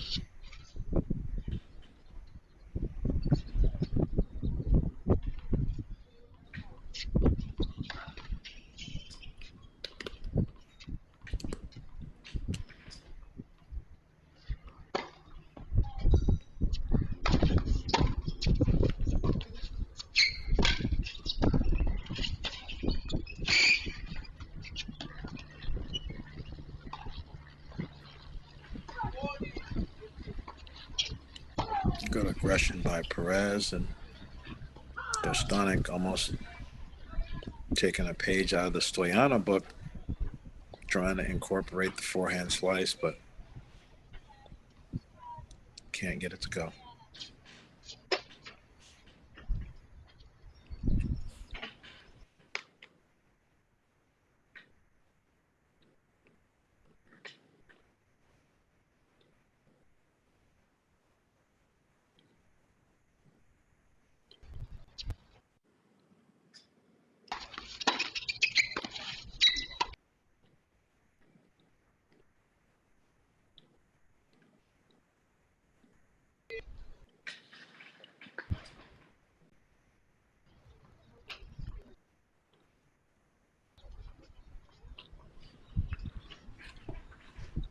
Perez able to hold.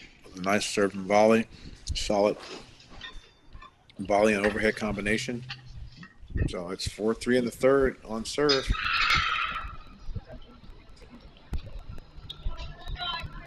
In our ladies match, Erin Cayetano loses the first set 7-6, gets a quick break on the second.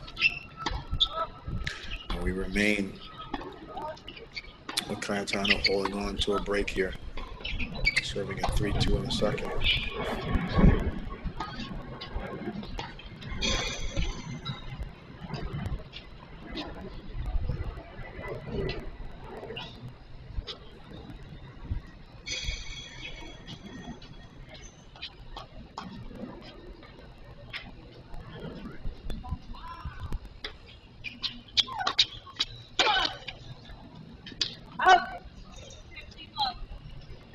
And some first serves.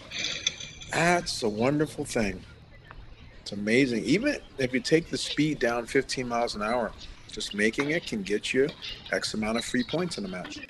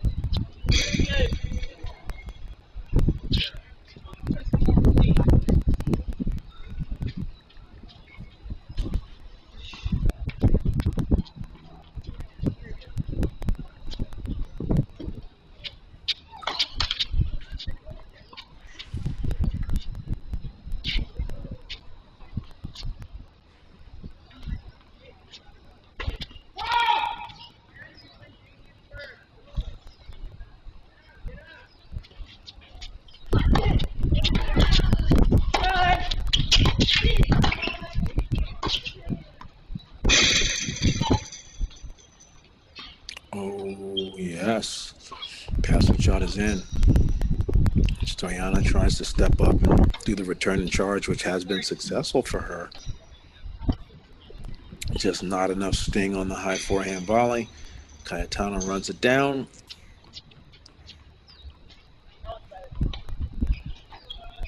Goes up 40 love.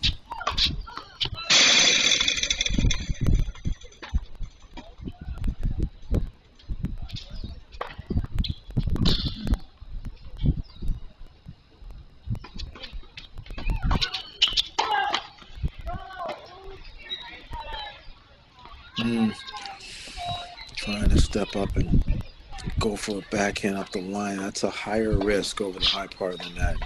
Her feet were still moving as she was trying to hit it, so she wasn't set to do it. Also outside of the single sideline, that's tougher geometry. Even though she's very capable, that level of difficulty is higher, and she nets it. Cayetano holds.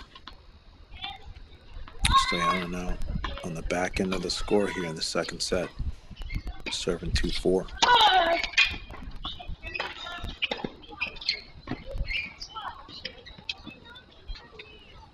And just steps up with a Kyrgios out wide bomb on the serving volley.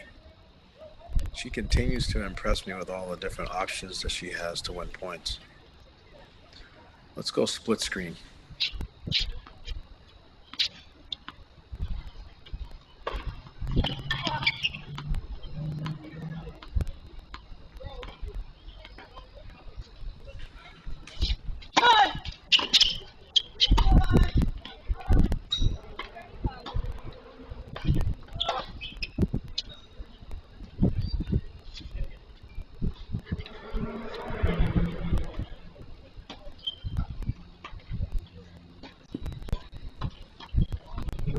Ace and wide open serving volley.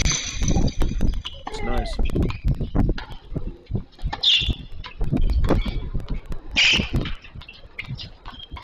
Just great when you're behind in the score to be able to erase some of the lead so quickly.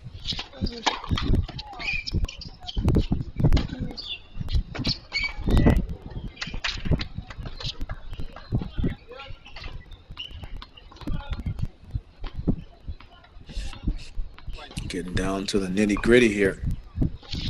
Business end of the set in the men's side.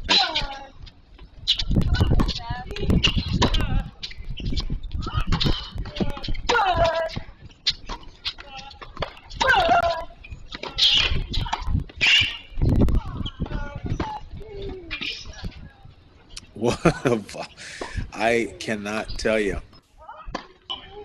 how good that is. Being a coach, working with young players, trying to get them to work on their all-court games, and being someone that came to the net a lot myself, I most certainly partisan to that. Alfredo Perez should have been down big time in this set. Dostanic kept him alive with some opportunities, and now credit to the mental game, fortitude, emotional resilience of Alfredo Perez, because he most certainly could have been in a much different scoring situation in this third set, and now he finds himself able to step up and serve for the match. So we'll go just to the men now. Stoyana holds for 3-4, keeping it tight in the second. Now Alfredo Perez, who has been serving and volleying at least once every game, serves for the match here. And he gets the first one with the out wide.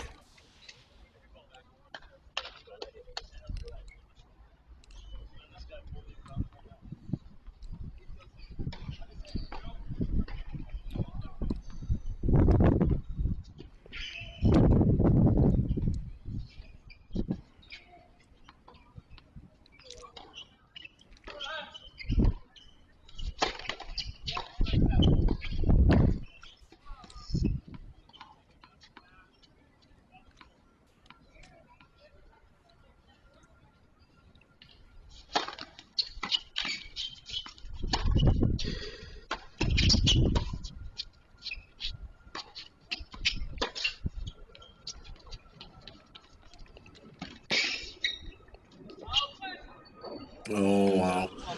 That's a great decision and a great execution by Dostanic. He saw Perez giving a little ground in the backhand corner, stepped up, and Perez didn't hit a lot of topspin on that backhand, which allowed Dostanic to move in and play the drop shot because there was a lot of space there. Perez gets there, but pushes the continental forehand long. He's expended a lot of energy. Now he's got to collect himself here. Does he try to play another serve and volley, or does he stay back? He goes big first serve, stays back, and makes it. 2 first serves this game, 2 points this game.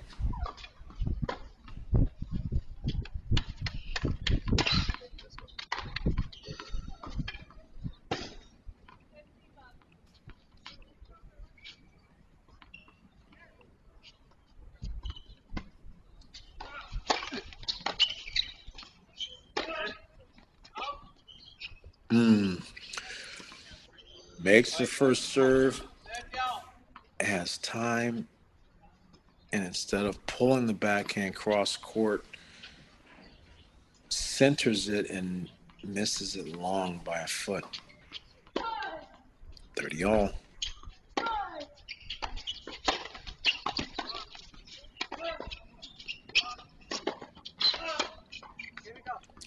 I just don't understand that at all. Gets the serve in and then plays a super soft ball and allows Dostanic to push him back, and then no energy and no production to give Dostanic a break point. I think maybe Perez could be fatigued. Only 82 degrees, but they have been playing for over 2 hours. And he's been doing well in doubles all week. Well, he's serving volley here or stay back.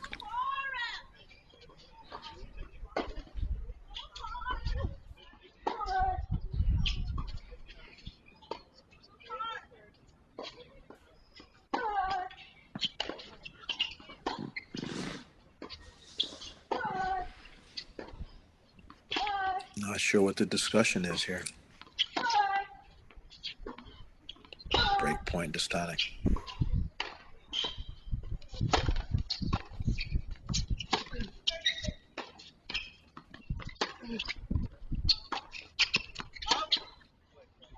Oh, wow. He's completely out of the picture like he is right now, getting the ball. The entire court open. Dostanic misses the forehand long. Oh, wow.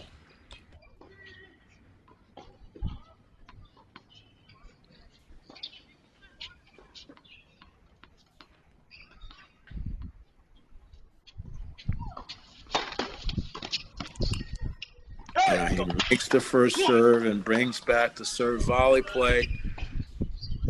He's been struggling off the ground trying to close here.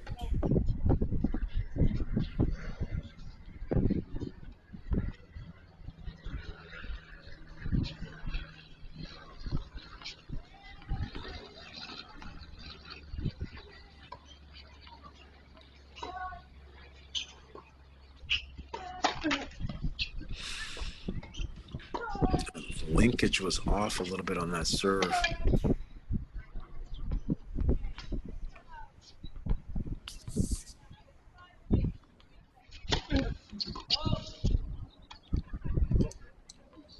Double fault match point. Oh my goodness.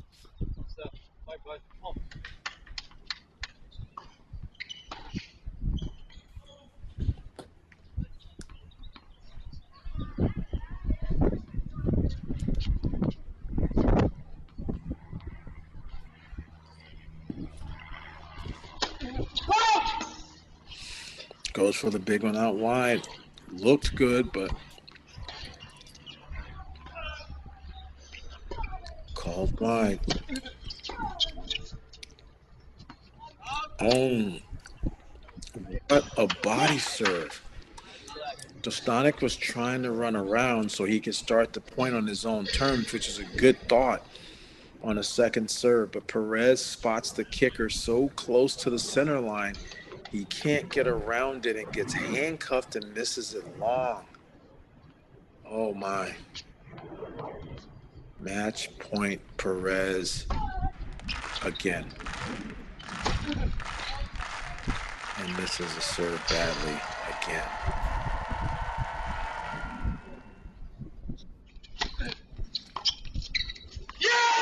And he celebrates in jubilation. Backhand return long from Dostanic after losing the first set on what he felt was a controversial break. Perez 4-6, 6-4, 6-3, guts it out. A little bit of help from Dostanic in some key moments. For sure, Dostanic is not going to be happy about how that unfolded. But Alfredo Perez is through to our final, and we'll be seeing him later this afternoon on that same court in the men's doubles final.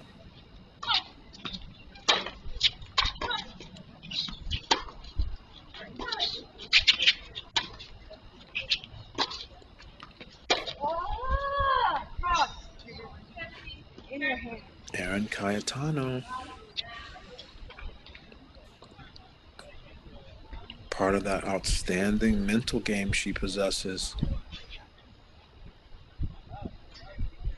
Handles the emotional disappointment of losing such a close first set that went back and forth so many times, and has held this break lead the entire set.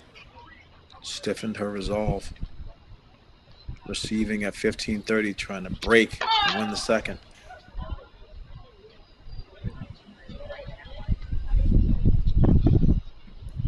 Mary Stoyana, top of our screen. She, like Perez, also in the doubles final later.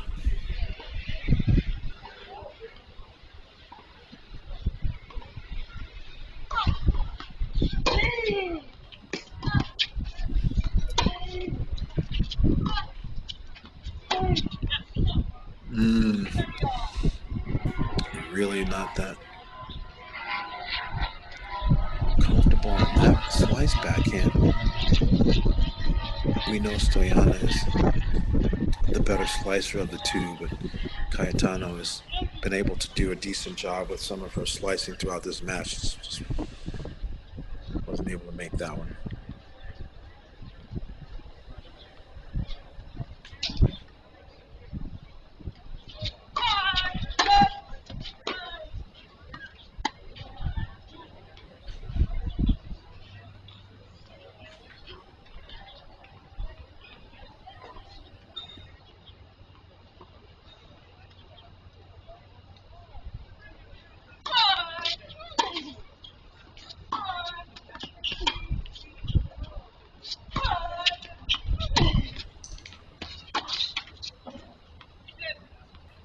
That goes wide. Good cross-court choice, just not enough cushion with net clearance. And now Aaron Cayetano has an opportunity to make this match our second split set of the day. The men have already finished 3 sets in the time that she might be winning into a second set and making this one go 3.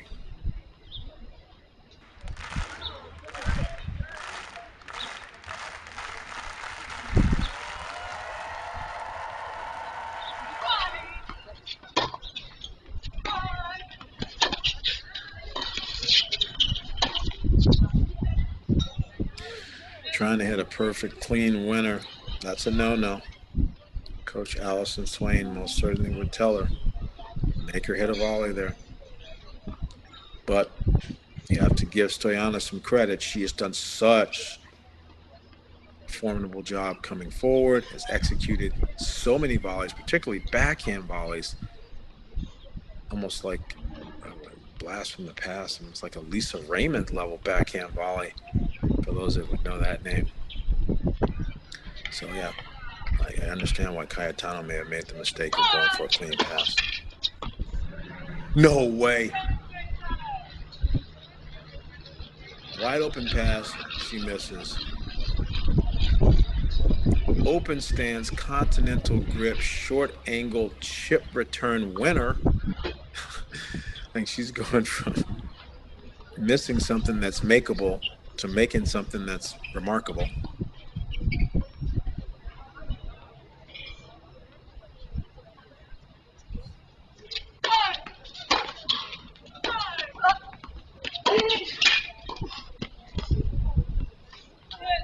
I don't know. It seems like that forehand from Stoyana may have been wide. It's called good. I'm not close enough to it, so.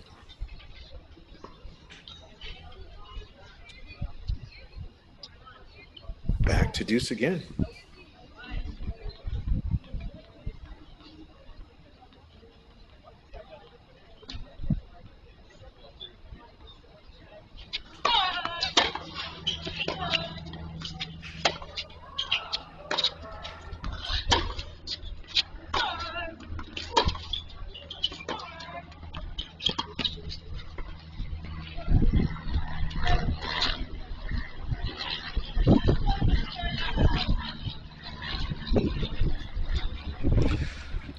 It's just, there's so many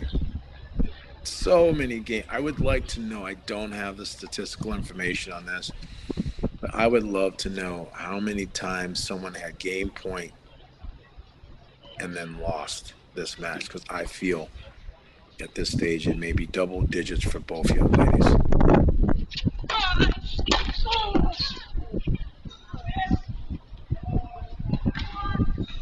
And there's another one.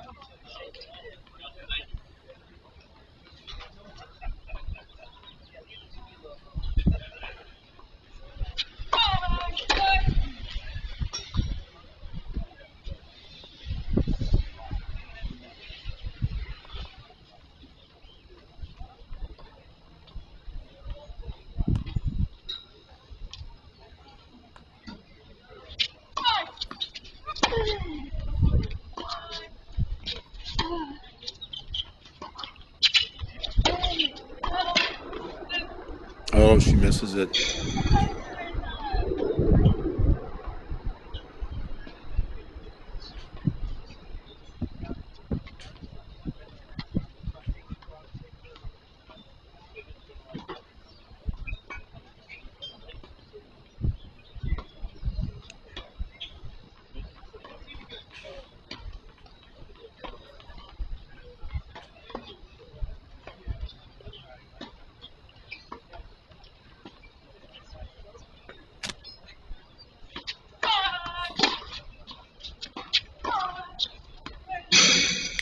Goes long. Oh, that right there. 2 hour and 20-minute mark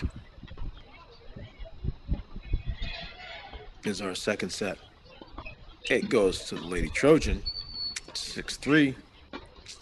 So the Aggie first set 7-6. Trojan second set 6-3. They're not playing for college right now. Obviously, they're playing unattached for themselves, but it sounds fun to say it. Men's semifinal warming up.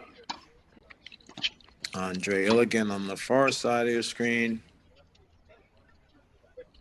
Jaimee Floyd Angele, our 2022 champion.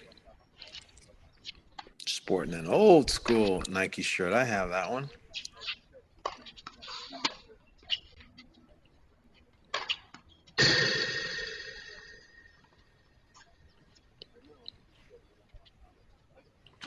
These guys are getting ready. Alfredo Perez just gets the job done. Really tight matches all the way through. Earned his paycheck. 6-6, 4-6, 4-6, 3-0, and then 4-6, 6-4, 6-3 against Stefan Dostanic. So he is through to the final. Our number 5 seed, 494 in the world.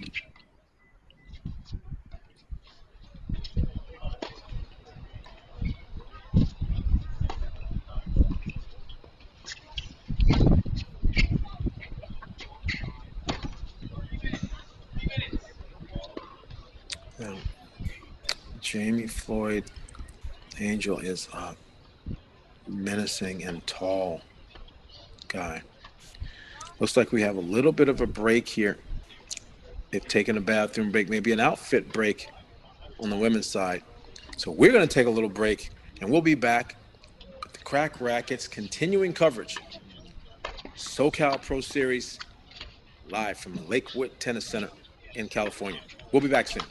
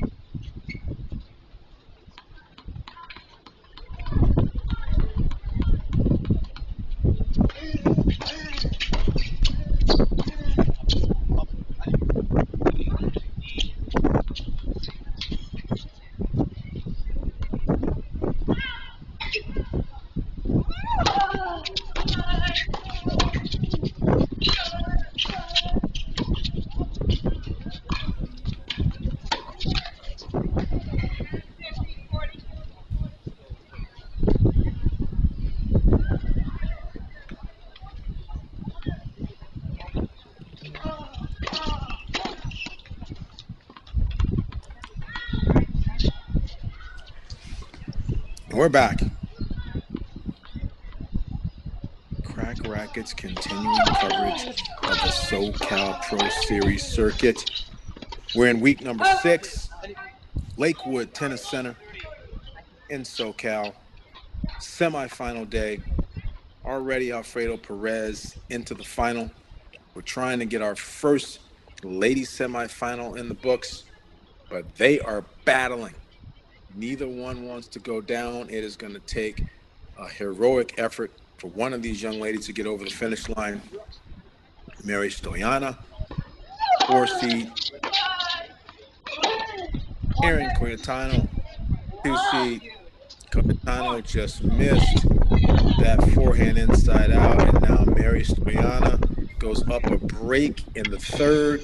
Stoyana played from behind the entire second set after winning a clutch 8-6 breaker in the first. So now she draws first break blood in the third set and will be serving 2-1 when we return. But let's shift over and let's get everybody acquainted over here. Andre Illigan, the man, lefty, outstanding NCAA product. He was 58 in college tennis, only 1,045 coming in here. Very crafty, fast, outstanding lefty forehand. He's playing Jaimee Floyd Angele, who is our champion from last year, defending. And he's trying to come forward, and for whatever reason, right now, lefty David is beating taller Goliath, and it is 3-love for Andre Illigan in the first set.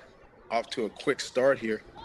Again, Andre Illigan over Keegan Smith yesterday, 6-4, 3-6, 7-6, a nail biter to take down California and former UCLA product Keegan Smith. Jaimee Floyd Angele over Carl Kazuma Lee, 7-5, 6-3 to get his spot in the semifinals. Quick start on the men's side. Again, that's our second match of the day. We are still in match 1 on the ladies' side, 2 hours and 32 minutes in. Stoyana, as you can see, she rarely goes forehand to forehand against Cayetano. She, I think, tactically wants to change direction on the first forehand and not supply Cayetano with the pace and the rhythm. It's a much more difficult choice to go up the line a lot more often on that first ball. But there she is. She's gone line on the first ball with her forehand to get up 15-love, and now line with the first ball on the backhand to go 30-love. But she is not allowing Cayetano to get settled and to get comfortable and to be a ground stroke brute and push her around. She's either mixing, she's coming forward, or she's changing direction first. A lot of variation going on here from the Aggie.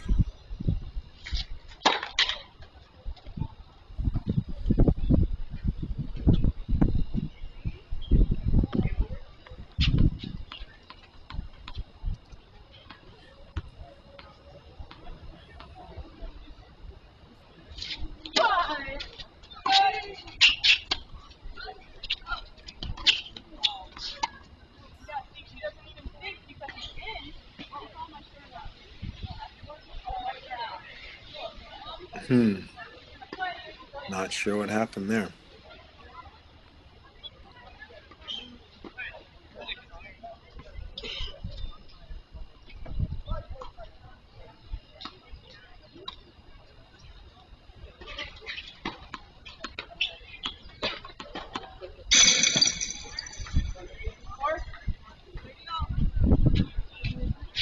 Must be going back and replaying the point.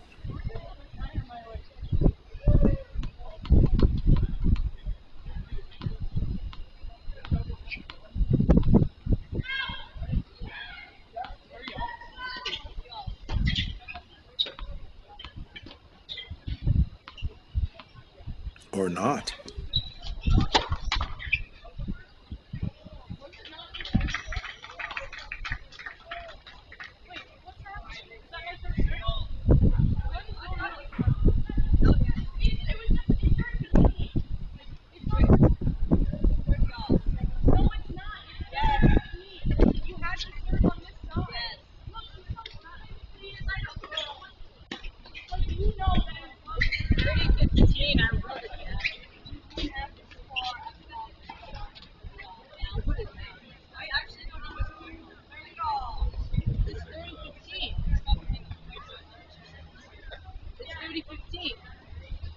I'm charting the match.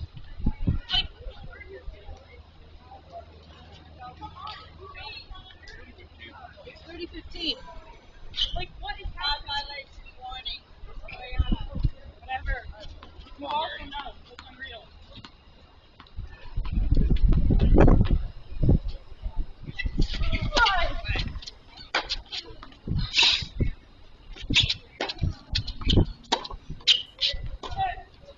Stoyana is most certainly disrupted now. She felt like this game got off to a great start for her. Like, everybody knows. Somehow, with a little bit of drama and controversy. Dramaversy. That's a new word for this one. She is now facing break point. Seconds ago, she was up 30 love.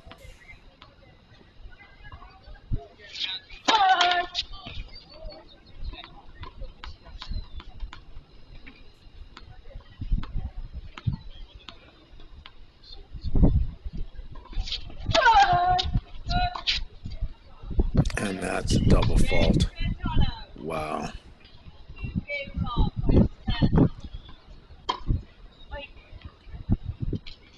Oh, this isn't college tennis. Coach Mark Weaver is not on the side. Out here on your own, playing unattached, trying to get your professional experience and feet wet in a different level and different type of tennis. So she's going to have to get it pumped up. She doesn't have Carson Brandstein next to her, or no teammates yelling and screaming.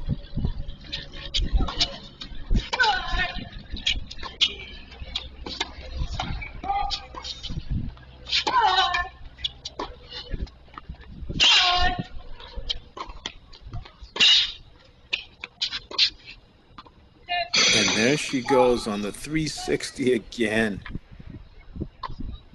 But Cayetano, after having her on the string for 4 consecutive balls in a row, misses up the line.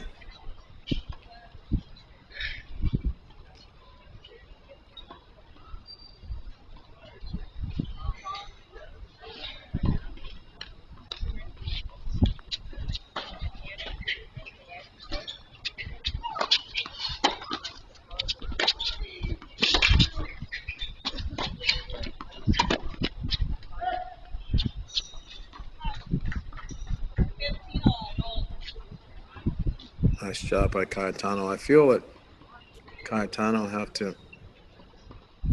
just needs to stay the course. Keep the backhand errors down, keep the forehand aggression up.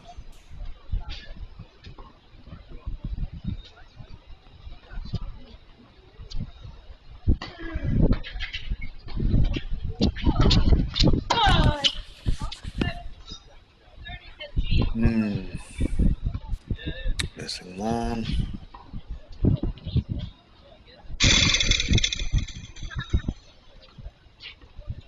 I'm going to say there's been at least 11 or 12 momentum shifts in this tennis match. 2 hours and 39 minutes old. Most certainly will be a 3-hour match when it's all said and done.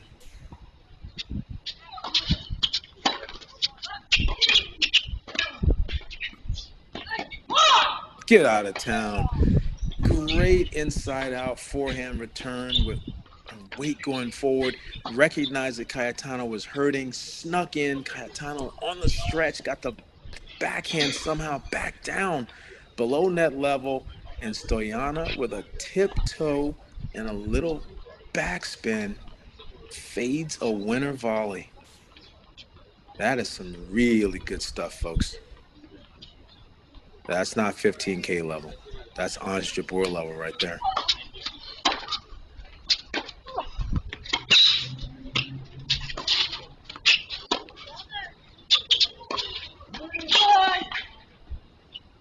Good quality, good depth from Cayetano. Comes back and answers.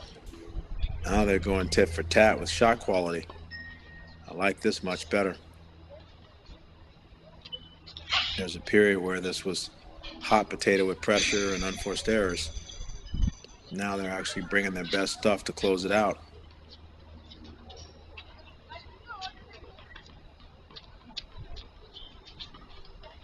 Cayetano game point to hold serve and go 3-2 in the second. In the third, excuse me.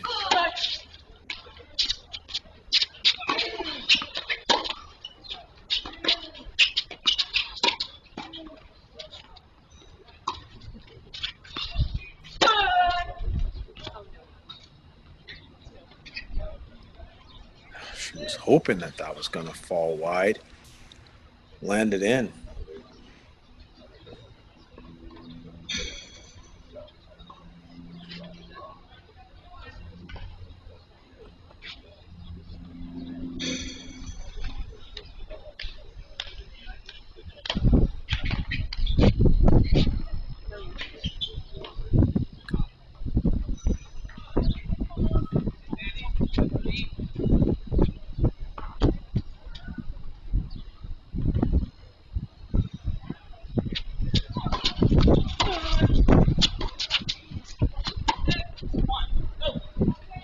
Just long.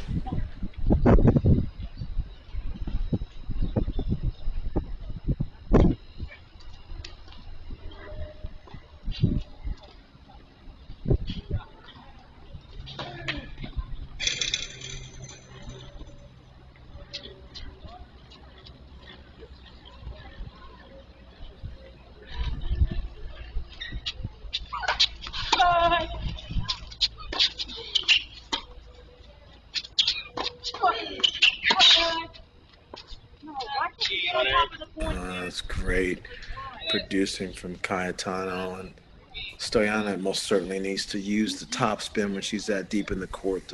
The slice recovery shot is okay when you're on the stretch and you're closer to the baseline, but that deep she needs to come up with a little bit more of a top spin produced product.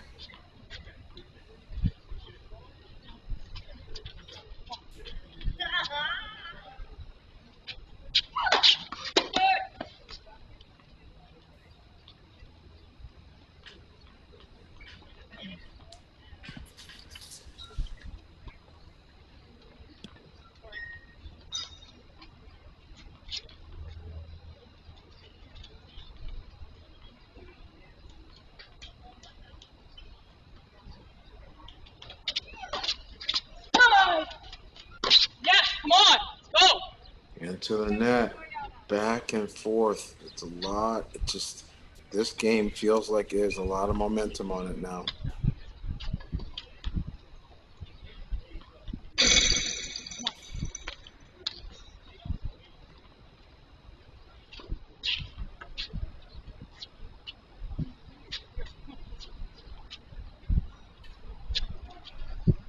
Break point, Stoyana.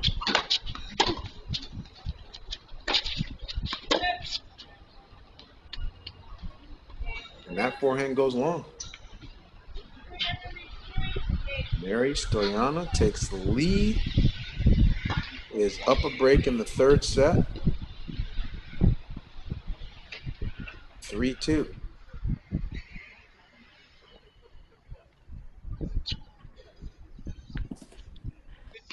Back over to our men's semi.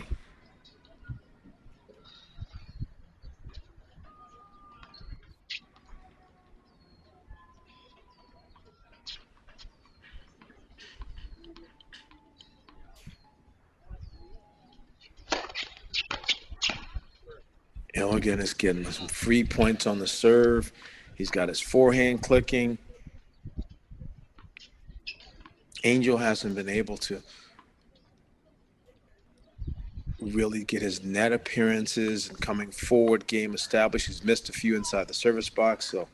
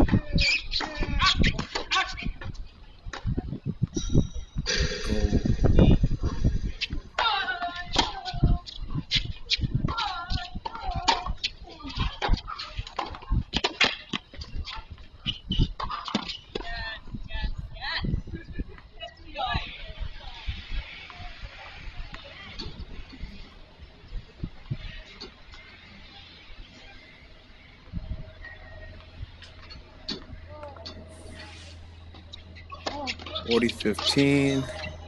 And those free points on the serve have really helped Illigan. Angel's got a little bit of a longer backswing on the return. He's taken a big cut, and he's just not getting around. He's been missing and spraying a little bit, and it's just been a combination of Illigan's ability to neutralize and play solid off the ground and not let Angel get his offense going. And then Illigan has been running well, producing the forehand well, and getting a bunch of free points on the serve. So very quickly, he has a 5-1 lead in this semifinal.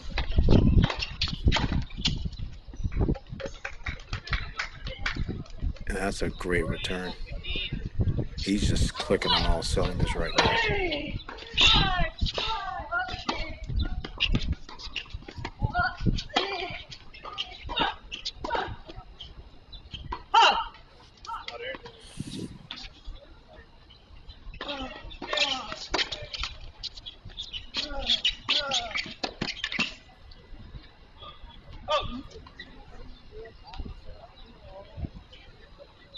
Angel just trying to stop the bleeding, see if he can get a hold here and force Illigan to have to serve it out. Difficult for our other ladies semifinal because they were originally scheduled for 2:20 and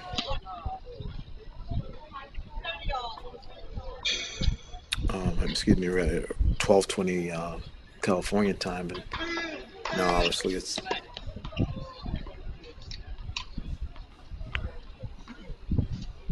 going to be well over an hour later than that. Having to adjust their snacks and warming up, and whenever you're followed by that's always a trickier practice and nutrition situation in a pro tournament.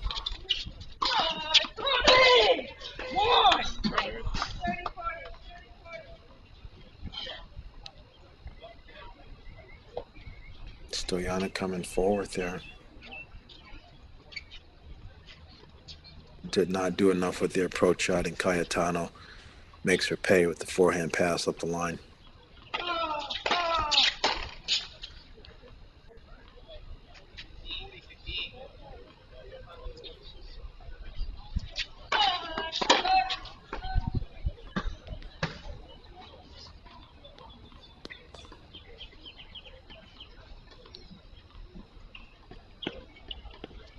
Cayetano, second serve, opportunity to break.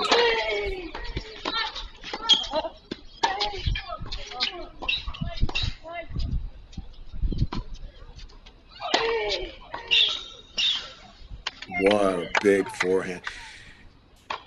Stoyana guessed right and still couldn't handle that heat coming off of the Cayetano racket. So we're talking 3-all in the ladies match.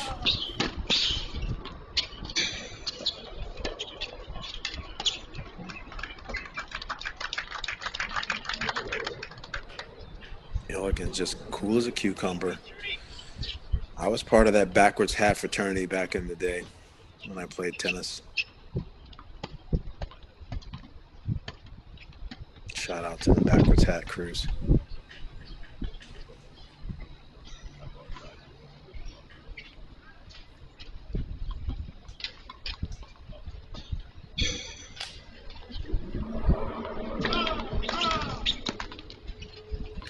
Angel a point to try to hold, just to stay in the set.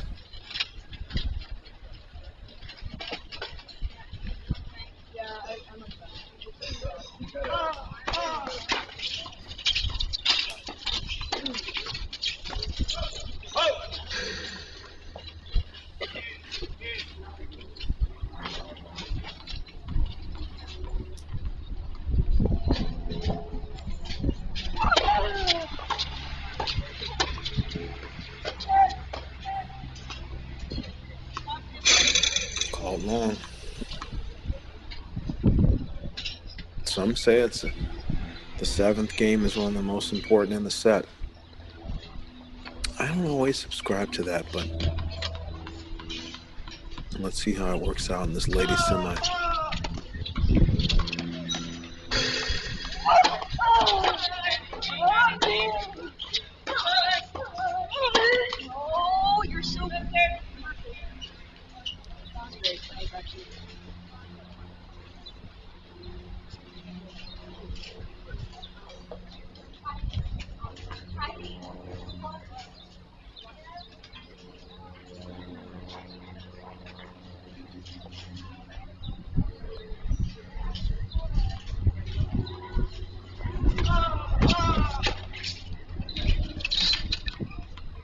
Oh, he fell down. Wasn't able to get his footing. So that's a game for Angel. Illigan will come back and serve for the first set.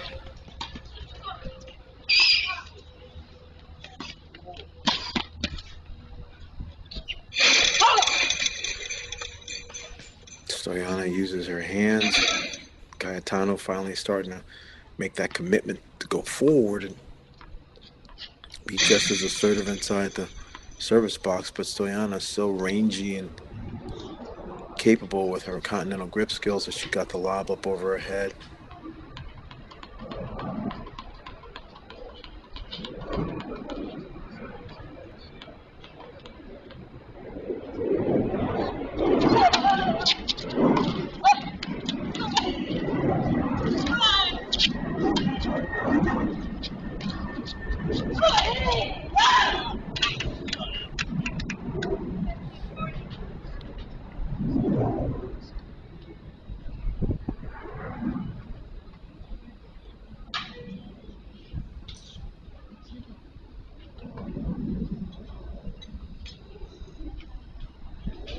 Great cross-court backhand from Gaetano.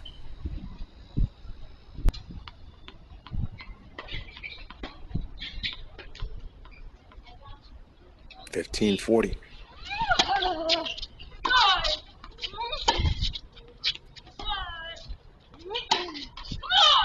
That's how our match started, with Stoyana trying to use that slice backhand to milk some unforced errors. She gets it. She gets her nose out in front. 4-3 in the third.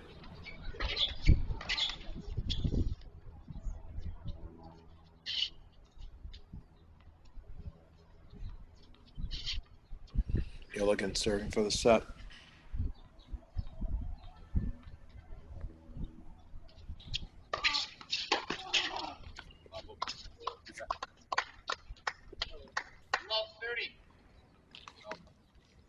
Great read. Huge return. Just seemed like Angel was having a difficult time just getting adjusted to playing a lefty. Maybe this morning he warmed up with someone right-handed.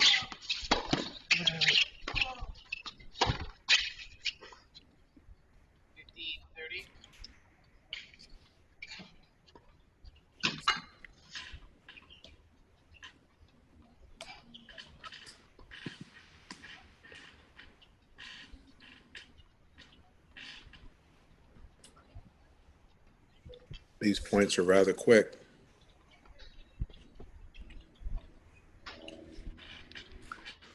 In part due to Angel just getting off to a slow start, but also Angel likes to play shorter points as well.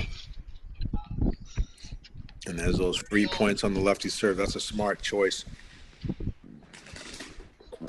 Into the body, right on the right hip. One of the hardest returns to make for a right-hander playing against the lefty.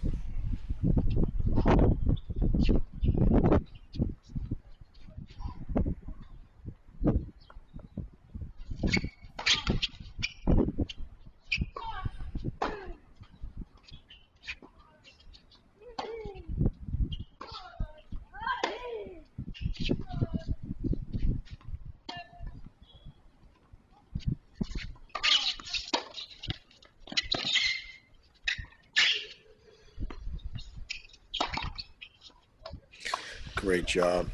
Well done. He just had enough room to extend his hands on that backhand return. The Illigan second serve not having a lot of extra action after the bounce, so most certainly was attackable. That was a good choice.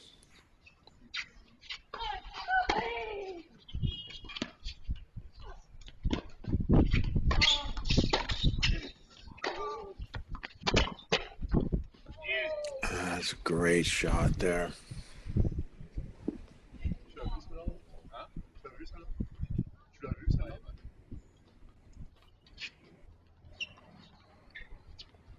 It's a tough tail of the tape when you have the 5'9" player.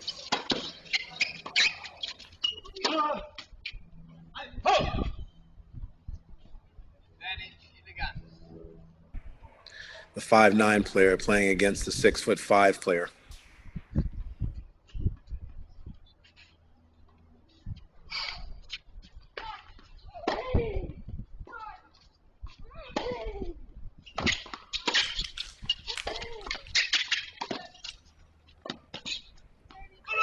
Oh, wow.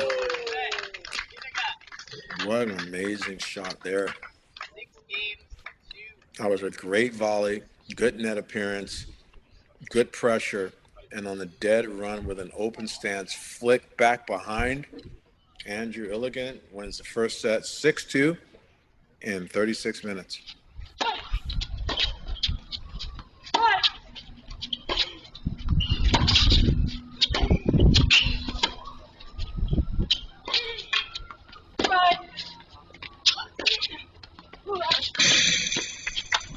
Oh, what a great shot.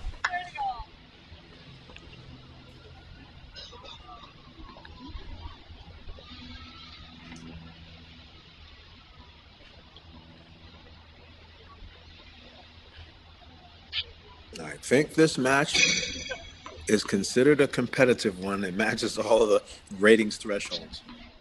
This is about as close and as competitive as you get.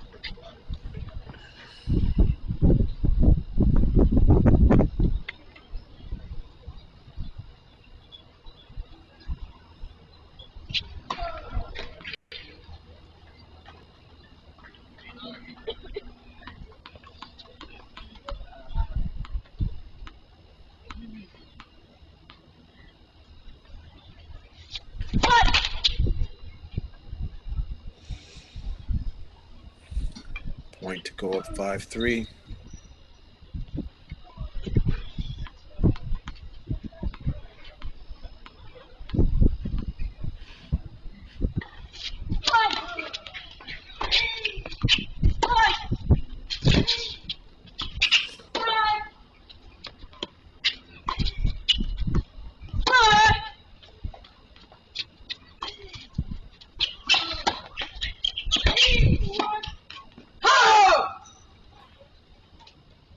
Is that volley in?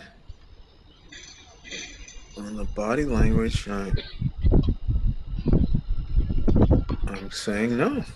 It is wide.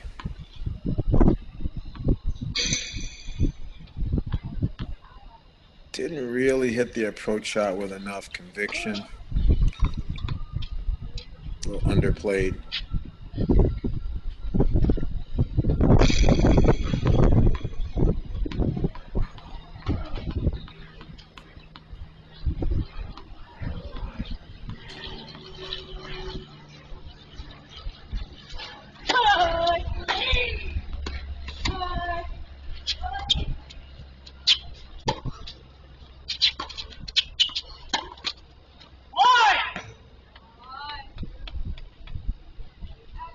Another great direction change. She finds space and is able to thread the needle where there is not a lot of space.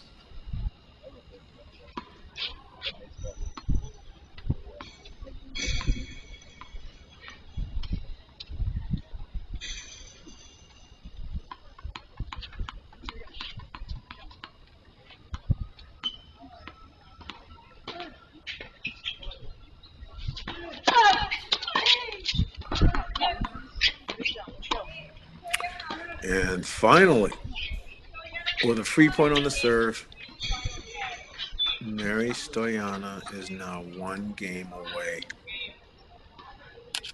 3 hours and 2 minutes in.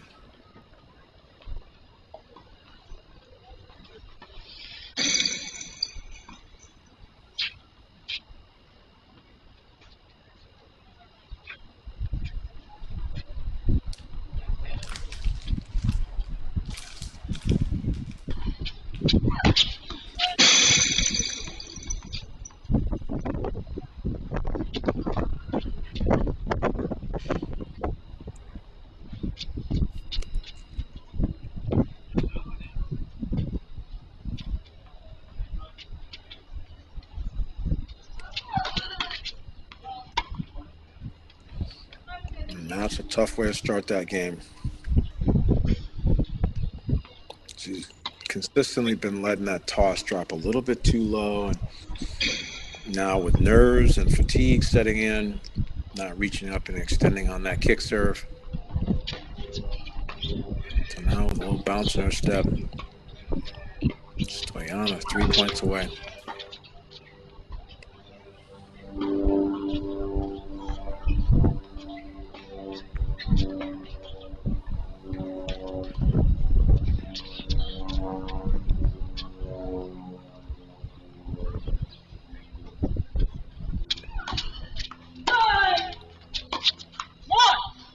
Great return. Good body language. Took it early. Weight moving forward. That ball stayed down. Got through the court. Pressured the Cayetana forehand. And now she's starting to show a little bit of disgust. She's going to have to regroup here. She doesn't have a lot of time. 3-5. Love 30.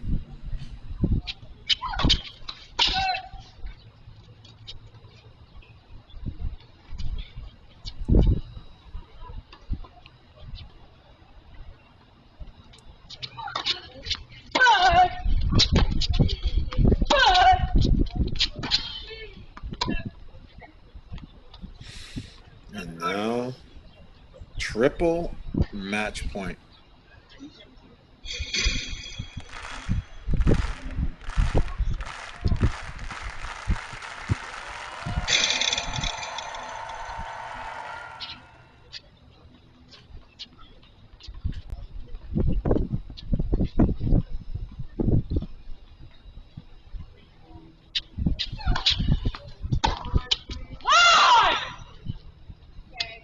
And that's called good. Cayetano doesn't want to believe it, doesn't want the match to be over, wants to keep going on, but it is done.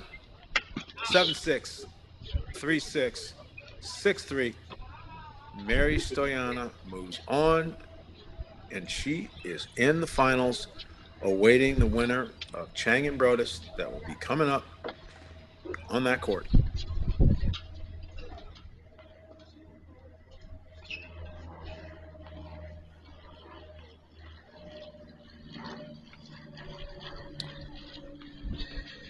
All kinds of amazing sponsors here, as you see on the screen. Brienne Brothers Foundation, Crable,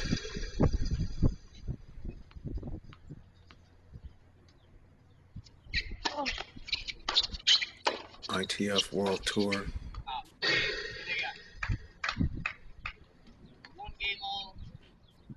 RadioTennis.com,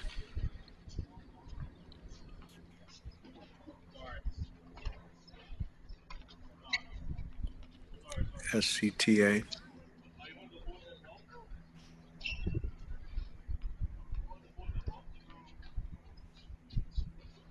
USTA Pro Circuits, Wilson. Takes a village. Takes a village to get these tournaments done. Been a lot of work behind the scenes. And Bruce Cleage, one of the biggest of the sponsors.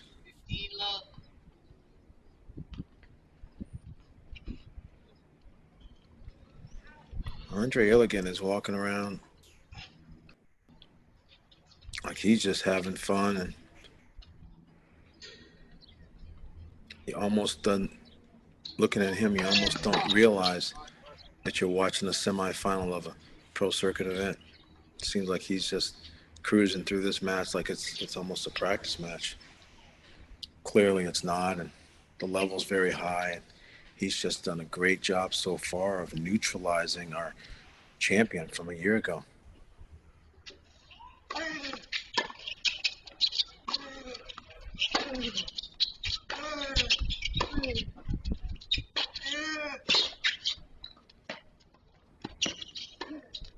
Yeah, it's great tennis from Jaimee Floyd Angele. He's trying to do what he wants. Hit a couple rally balls, find one that he likes, connect, come forward, apply pressure, maybe serving volleys, serving first ball transition. He's trying to do all those things. he's just getting back to neutral or getting past. And then off the elegant serve, he's missing some returns and has been as solid as he needs to be off the ground.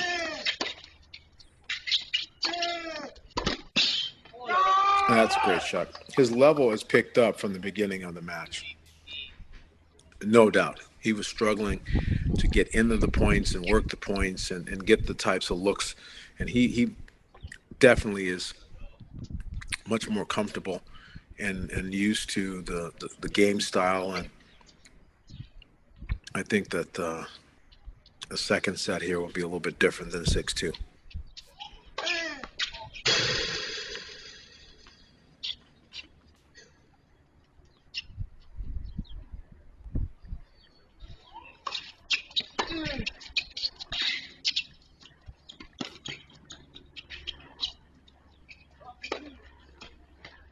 Oh, it's well done. Maybe did he miss it? His body language is... No, he made it.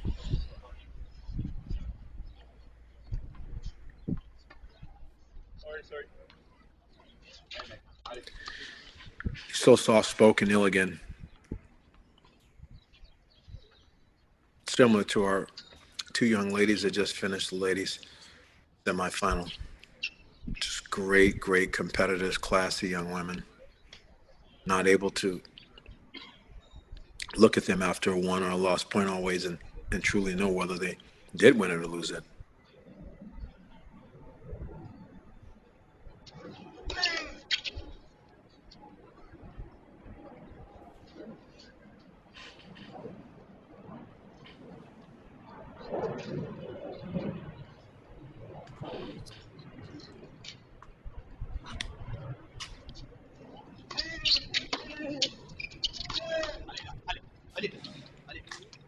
That's just where he needs to go back cross court. Trying to thread the needle and go up the line. That's why tennis courts are geometry based. 78 feet long. Net's 3 feet in the middle. So if you go cross court, the Pythagorean theorem says that that's 82.5 feet over a 3-foot net. And that's why you go cross court more.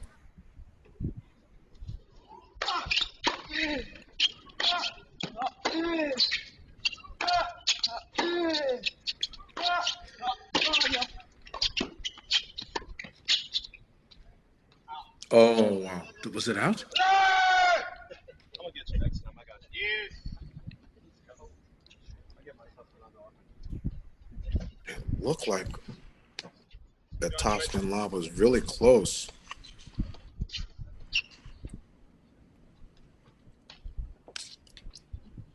It was just out.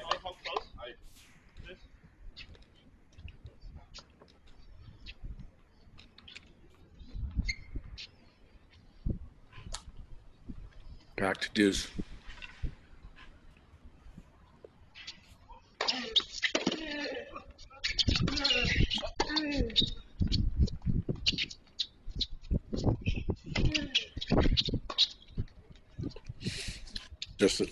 It's just really speaking to the defense and counterattacking.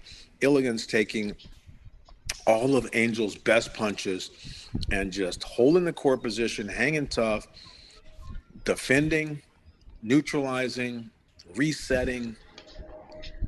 You can tell with the style that Angel plays that he can get things on his own terms and win a bunch of points in a hurry. And he's not getting anything to show for some of his great shots right now.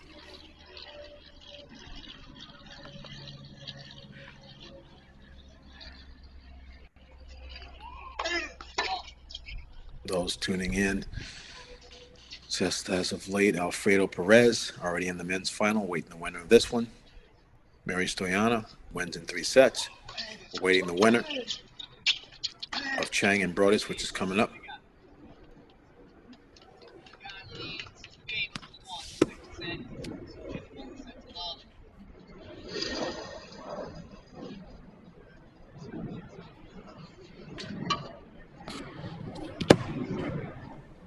And gets the break, and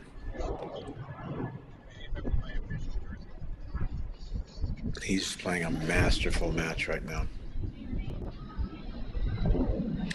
This is his road. Young man from Hawaii.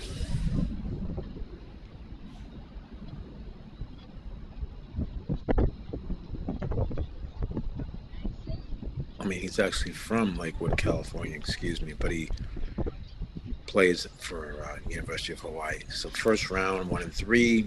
Second round, 4-4 over FAM. Then obviously the big one, beating San Diego native and former UCLA standout Keegan Smith, 7-6 in the third, to put himself in this position today. Jaimee, Floyd, Angele, Hudson Rivera, who is going to be starting his freshman year at Stanford. Jacob Bullard, Carl Kazuma Lee, 5-3. So again, straight sets, some close sets, but sets that all went his way. So this is the first time he's been under this type of challenge.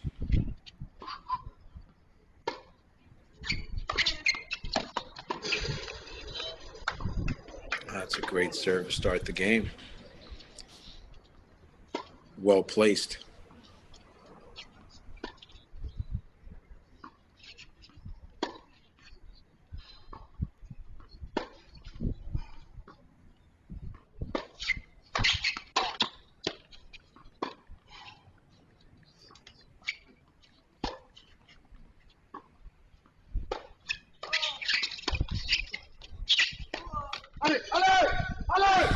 One of the rare times that you've seen Illigan have a forehand that was lined up and for him to miss into the net.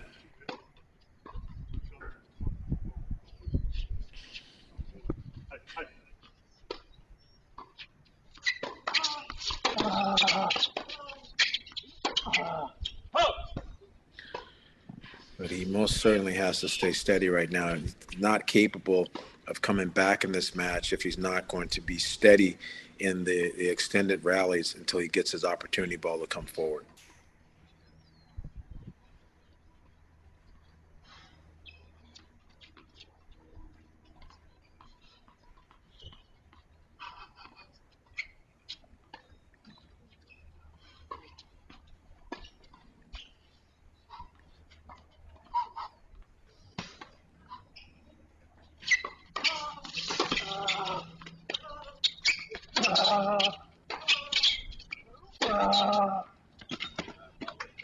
Yeah, it's well played. It's great technique. When he has the room and the space to spread out on the forehand and load and extend, that ball is coming as big as anything you see on any ATP court.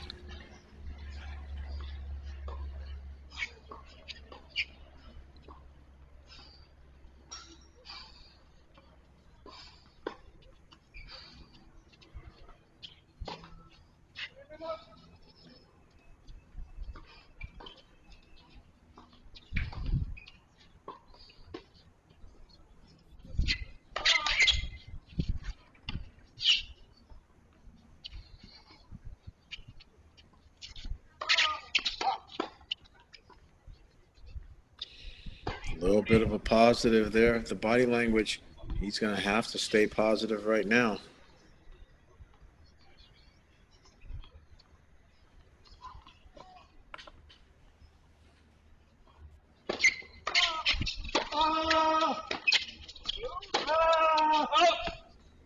Oh, that's wide.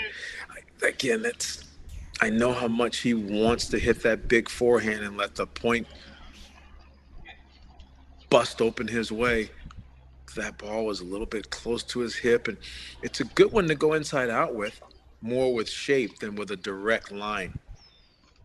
He just went full gas on that. And now another free point on the serve. It's like his heart's racing. He feels like he's getting a chance, and then all of a sudden he makes a couple quick errors, and the game starts going quickly the other way. Everybody's been here in a match like this before.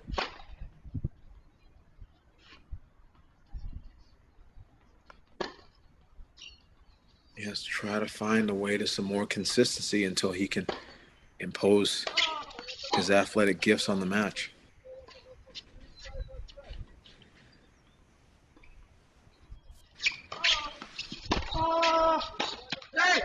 That's a good return. And that's exactly the type of shot that Illigan's got to play back cross court. Big return, low, skidding, doesn't have time. And then that's when you get over there, you hit that open stance, Nadal-esque angle forehand back. Maybe put a little grunt Joyce on it.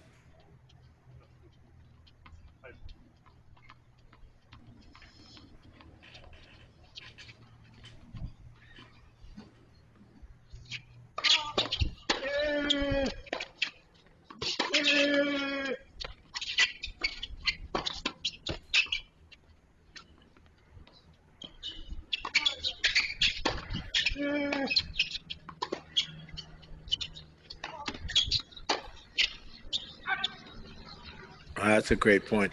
And it's almost like he had ear pods in listening to the broadcast. He went with 3 lefty bolo Nadal hooks into the backhand corner. He eventually ripped one through the forehand, and Angel missed it long. But you don't want to forget the left-handed advantage that you have. It is extra concentration and movement and adjusting that righties have to deal with when they play lefties. It's a much more infrequent experience, and one that requires a lot of concentration on every shot.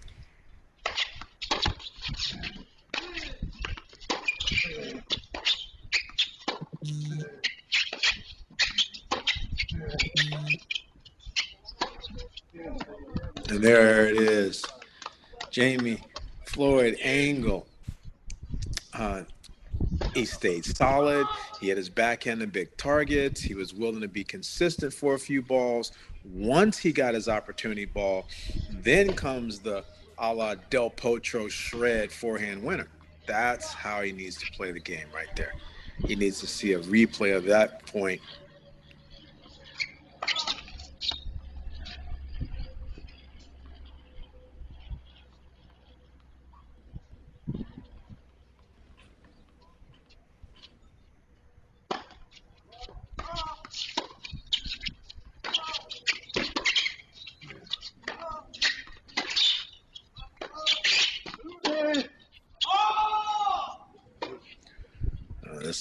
This is a good tug of war game. This is the type of back and forth that you think Jaimee Floyd Angele should have probably had this game 40 minutes ago, where he's willing to hang in there and fight tooth and nail and get his consistency level up off the ground.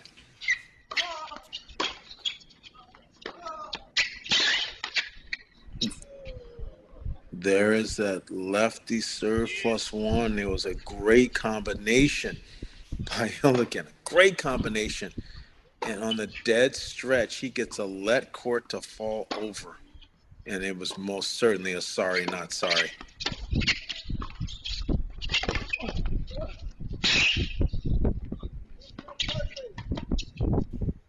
And now he hits a drop shot against a guy with that size, that reach, and that net game to dare him. Not sure that would have been my choice. And before you know it, so many chances to go ahead 3-1 and make Jaimee Floyd Angele feel like, hey, buddy, sorry, it's not your day. And here's a break chance to get back to 2-all.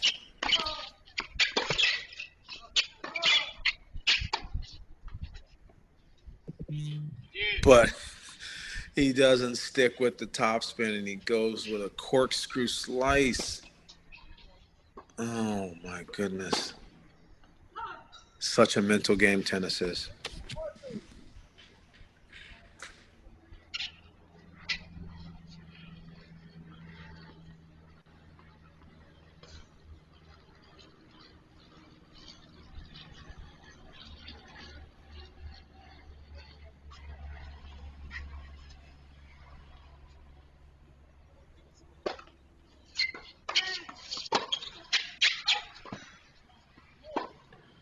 Another free point.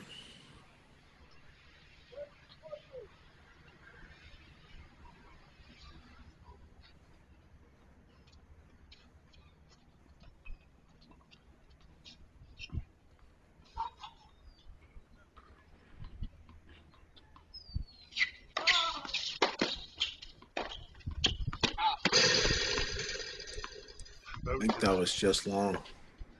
I think he's talking with the chair, but I believe it's going to be deuce.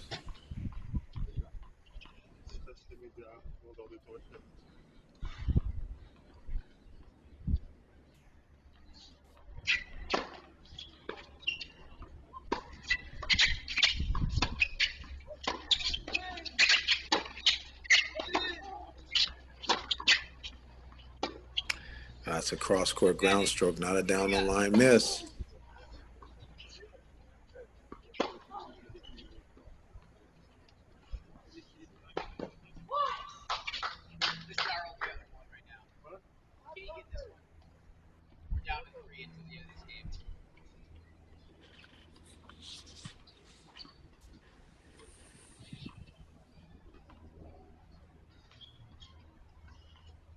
So many positives and opportunities in this game, but yet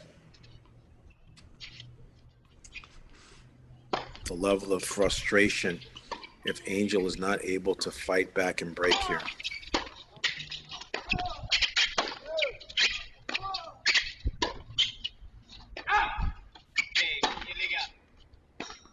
Called long.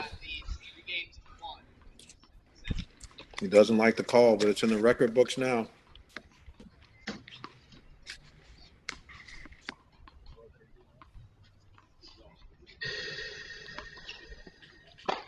Three-1 Illigan.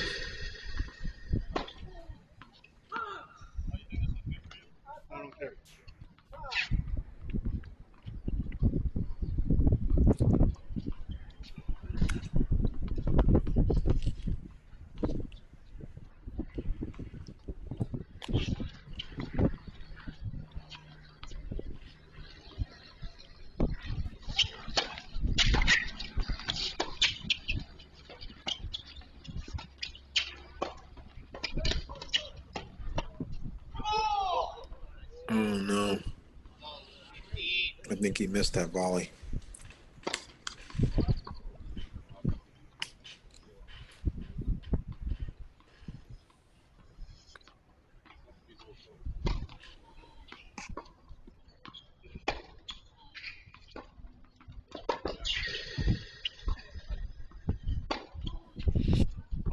Angel has a lot of good intentions, and I see the court through his eyes. I see what he's trying to do.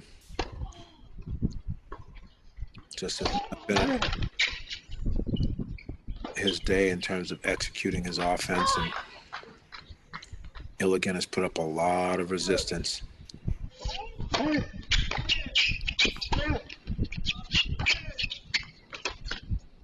And he's a tough matchup because he's a guy that's steady, but he's not backing up. I think that Angel probably is okay with playing some of the baseline grinders that play a little deeper in the court because he has a lot of time to extend and connect.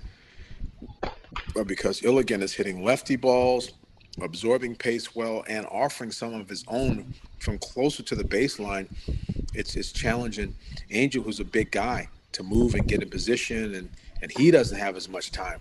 And his strength is not in his counterattacking and extending the point. So it's a great execution by Illigan and kind of a tough matchup. If this was an indoor match, maybe, possibly a little bit of a different start or a different beginning, but outside,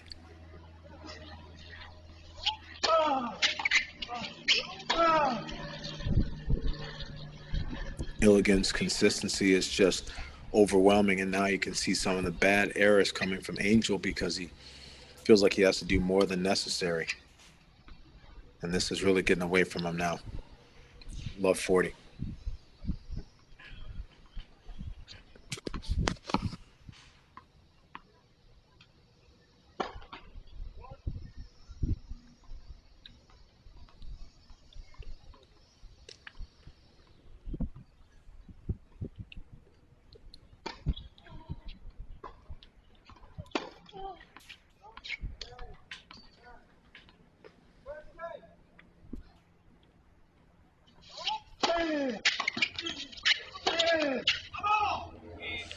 There it is. Game Milligan. He's up 4-1 now in commanding position. And definitely just not our former champions afternoon so far. Number 1 versus number 3. Second ladies semifinal. Hannah Chang, number 1 and 300 in the world, against Savannah Brodus, 1,059 in the world, and our 3 seed in Brodus, Pepperdine Wave, number 30 in the country.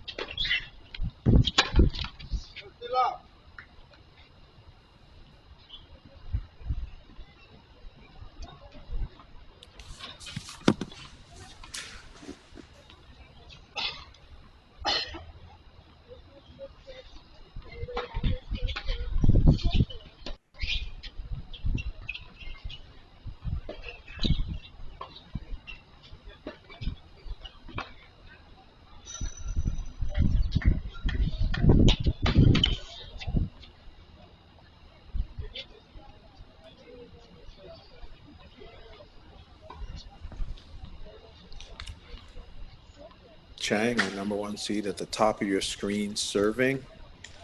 Up 30 love here.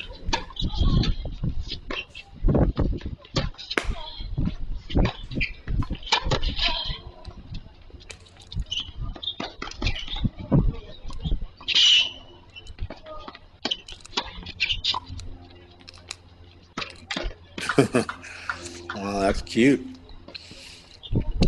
She gets the point started. She has a lot of spin and direction on her ground strokes. Really good understanding of court position. Right there, already showing you some feel. Brodus has got a huge game. Aggressive, confident, weapons. Coach Pete and Coach Parrott, Pepperdine done an outstanding job of developing her game and bringing her along. She's had a great run here this week.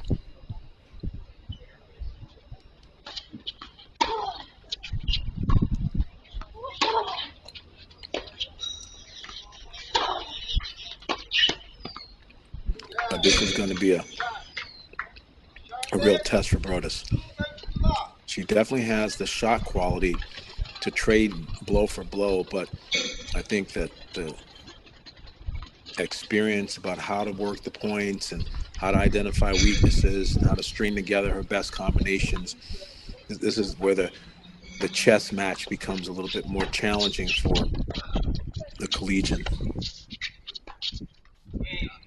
And Andre Illigan, if we turn our head, go to commercial break, even yawn, we might miss the end of this one. So we need to stay close and pay homage and respect to just what an outstanding semifinal this has been from start to finish for this young man.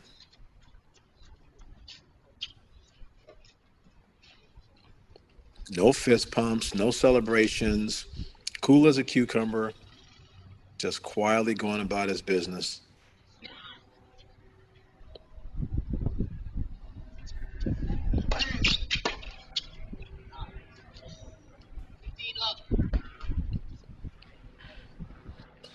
I don't think that Angele has done enough with the kick serve. Just, it's hard when you're a big guy. You just say, I'm a big guy, I got a big serve, I just hit my big serve. But I think maybe a little bit more slicing and kicking could have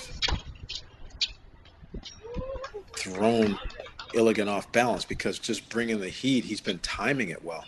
He's been catching, particularly the backhand is very compact. It's a clean swing. I might have served the forehand of Illigan a little bit more with the big serves and the slices, and then maybe kickers to the backhand and try to stretch him.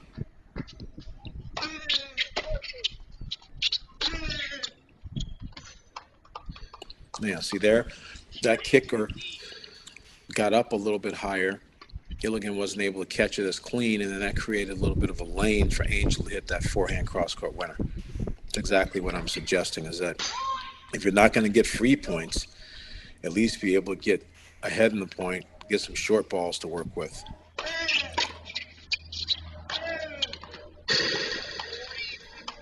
Oh, he fell backwards and went as big as possible. Missed it.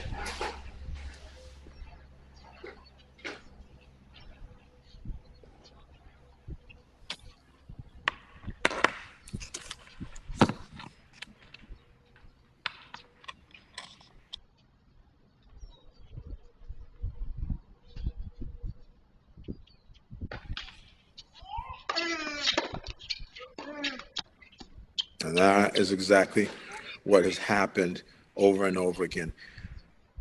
Enough quality and just taking time away. The Illigan backhand has challenged the Angele forehand, and Angele has consistently gone for that big down the line, and he's not been able to make enough of them. 40-30.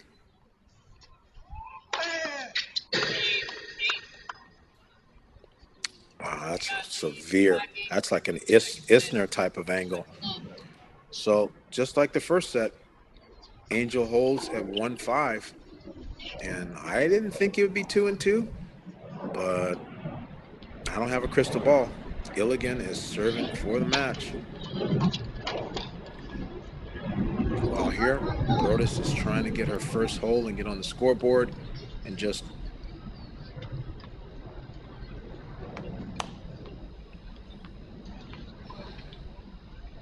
let Chang know that she's going to be someone to stand up to her tooth and nail today. Brodus, our 3 seed in this tournament.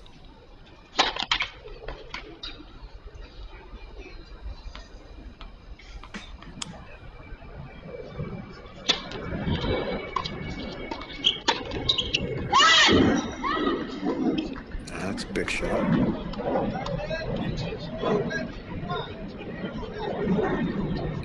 Brodus run into the changeover. Old school Agassi. Love it. 2-1 Chang.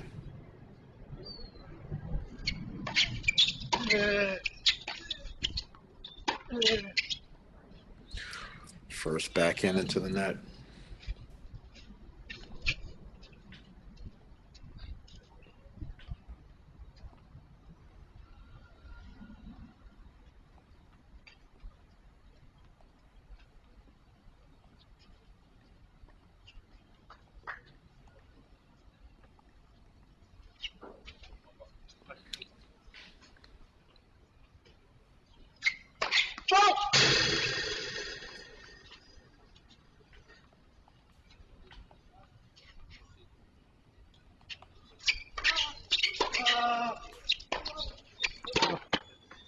Oh, he misses it long.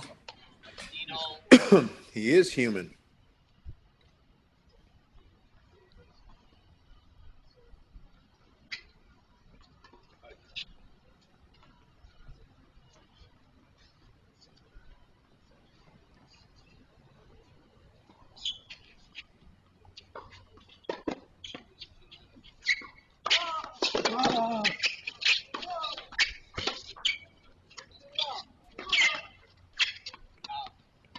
Oh, that court goes long.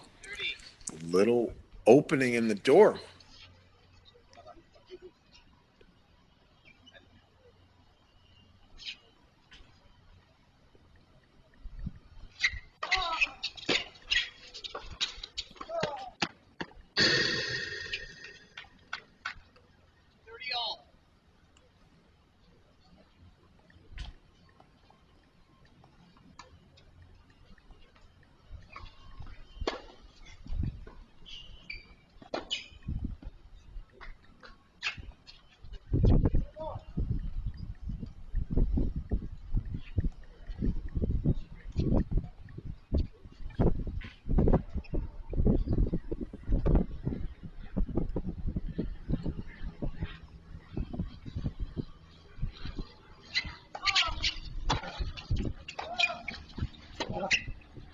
Oh, just wasn't sure there.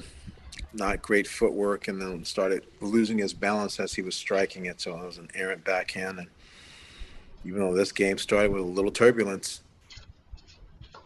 Illigan is now at match point.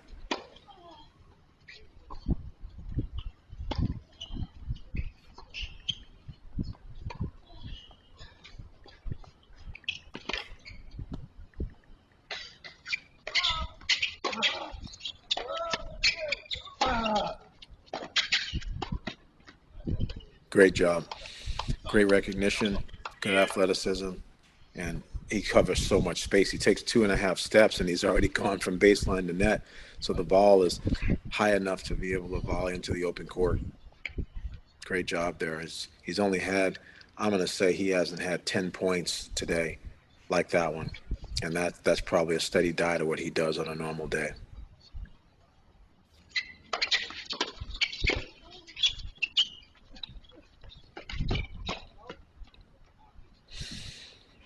Illigan goes for the drop shot again, brings him in.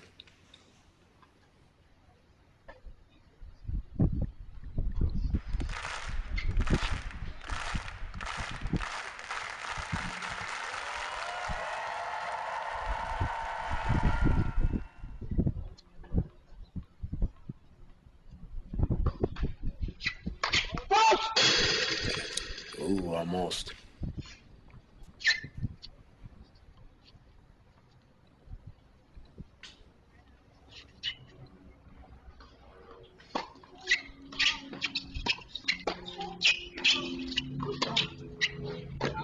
And that's going to do it, ladies and gentlemen.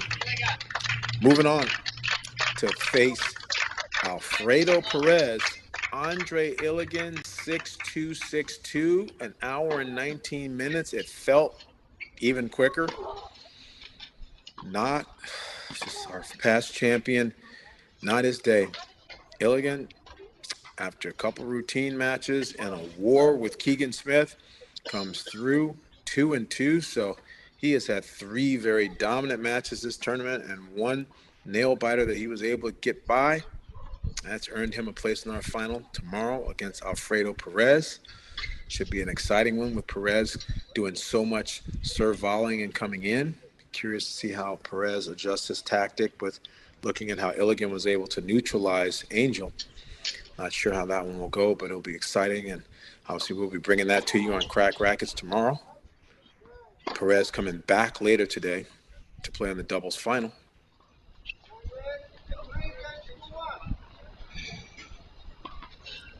Hannah Chang is already off and running. And we'll be bringing you a men's final in a little bit. And we'll be coming back. We're just going to take a short break here. We'll be back in about 3 to 5 minutes. You are watching SoCal Pro Series 15K from Lakewood Tennis Center on Crack Rackets.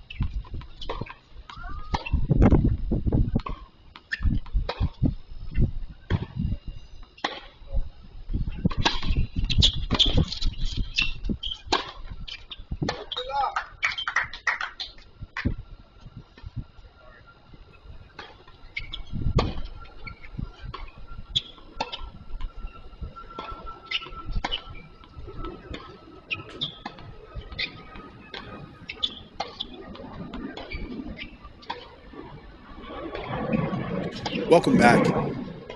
SoCal Pro Series 15K, Lakewood Tennis Center, sunny California. We had 4 semifinals for you today. 3 are done. This is the last one remaining. Alfredo Perez in 3 sets. Andre Illigan in straights.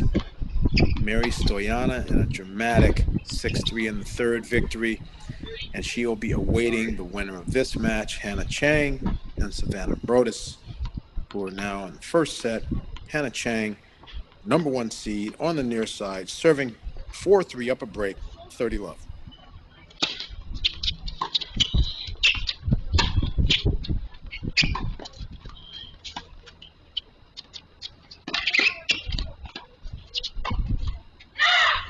They've been having some great points.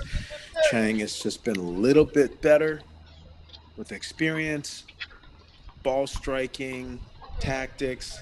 Savannah Brodus is explosive, athletic, has weapons, and definitely has the attitude to stand up to Chang in this match. So she is not saying, hey, I'm 1,059 in the world and I'm not supposed to be toe-to-toe with somebody 300 in the world. Brodus is here to play and to win this match in attitude and in game. But what I've been seeing so far is just the serve +1, the very quick electric feet. And Chang, when there's an opportunity that presents itself, Chang has zero hesitation to step up and do the right thing, whether that be direction change, transition, attacking, volleying, drop shotting. She has a full complement of tools, and she's spending a lot of time, as I've been studying her record, at the $25,000 level here in the recent months, and had very strong success, making some finals, like in Korea. So she is obviously our number 1 seed here, and to some extent slightly overranked maybe at the 15K level. You don't see too many players top 300 at the 15K level, but depending on schedule and timing, and if players are looking for match count, you most certainly can play events that may possibly be below where their ranking level is. What I found is that it seems that when she's a little bit deeper in the court, her forehand height has dropped like it did on that particular forehand. She needs to, I think, be a little bit closer to the baseline to be more effective. Key moments here, because Chang has been leading the entire first set and trying to continue to distance herself with a 5-3 lead at present moment.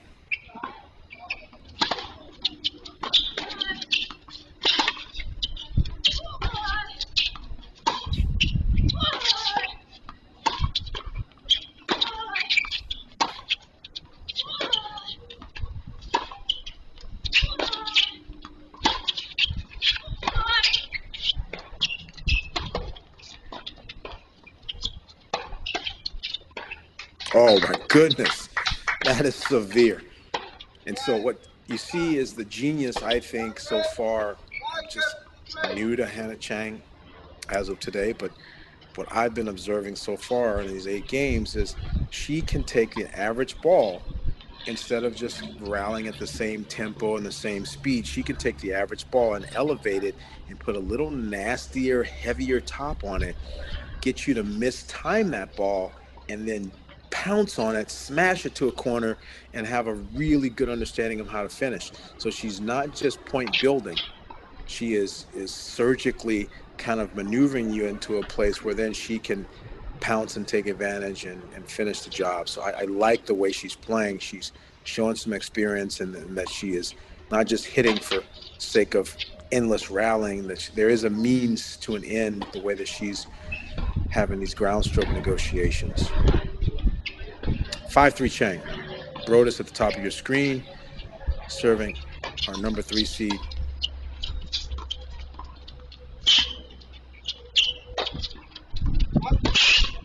And that's going to go wide.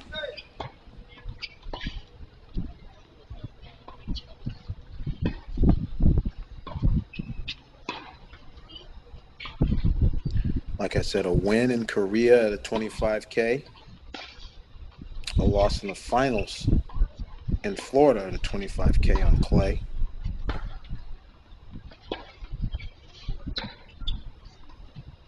So she's had some positive recent results.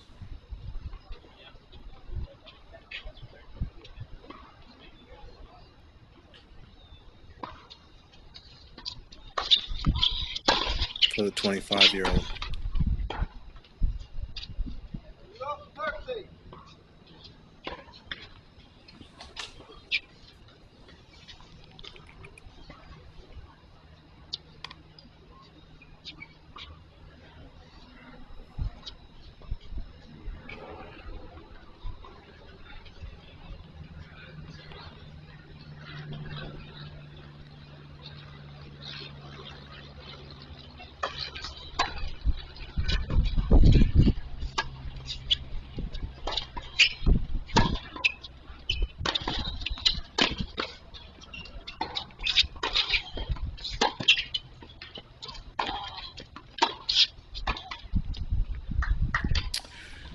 Looks to come forward there. Clean backhand volley opportunity. Nets it. Those are big statements. Brodus realizes that she's going up against a formidable foe, and she's going to have to use her entire game, everything that she can offer, to earn points and make the right types of statements so she can come back. So even though that's just 1 point, it's a little bit bigger than that if Brodus is not able to execute coming forward when she makes her transitions.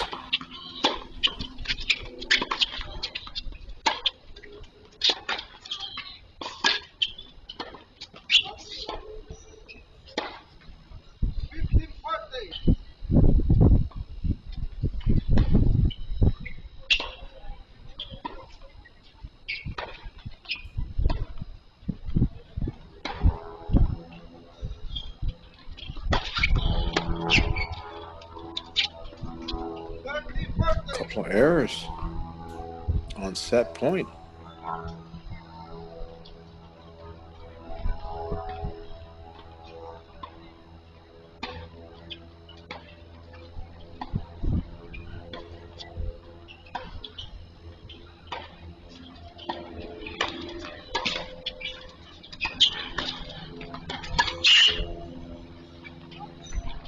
And Chang struggling a little bit deeper.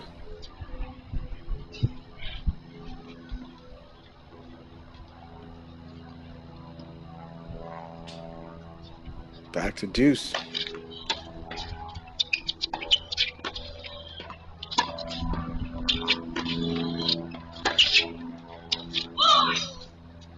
My goodness, she's extended the court, intentionally trying to land some of these higher rolls, and has not been able to find the mark. Multiple unforced errors long now.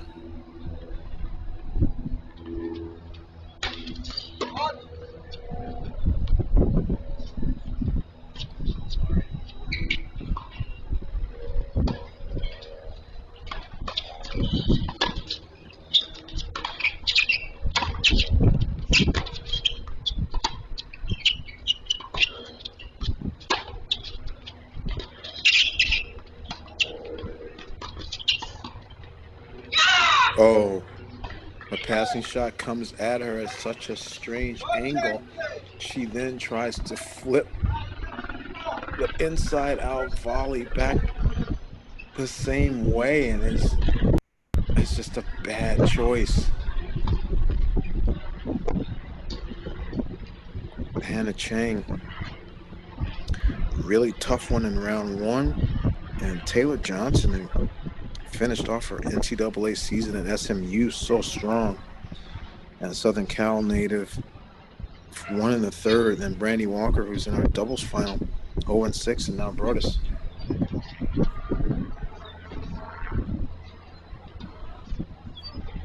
And Brodus coming all the way from the qualies, dominant through the qualies, and then to beat Megan McCrae, who's been having a great summer at the SoCal Pro Circuit. That's a big statement, 4-1 over her in the first round. and then to back it up with 2 more solid wins. So she clearly is well deserved in this semifinal herself.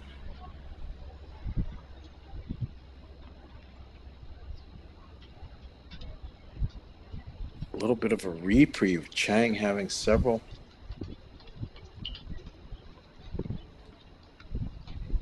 set points and making some routine unforced errors by extending the court.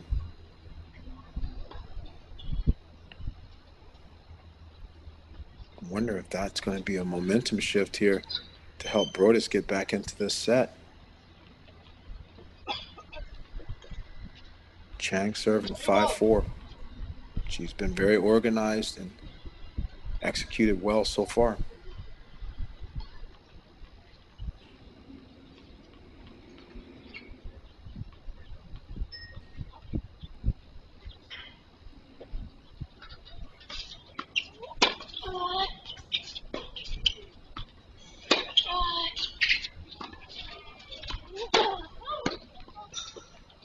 And that is an inexperienced choice.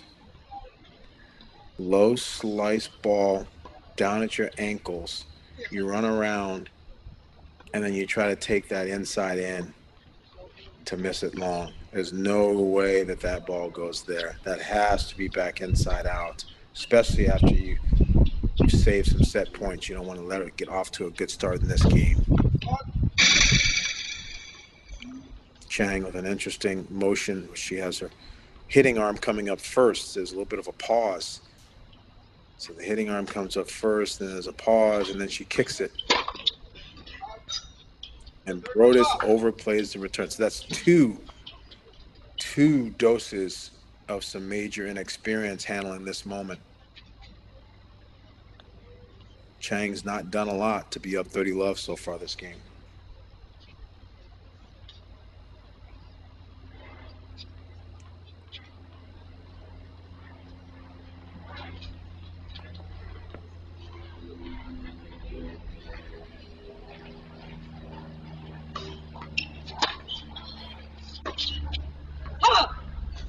Nice return there. Good body language.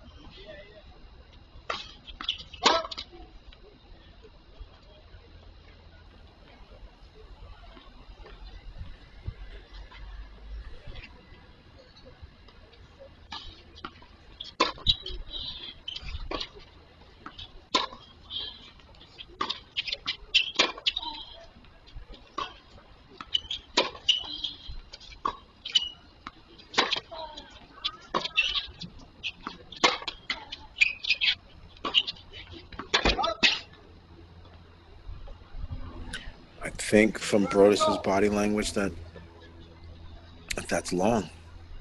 I think that she's behaving as if it's 30 all, yeah. Unforced error long from Chang on the cross-court forehand.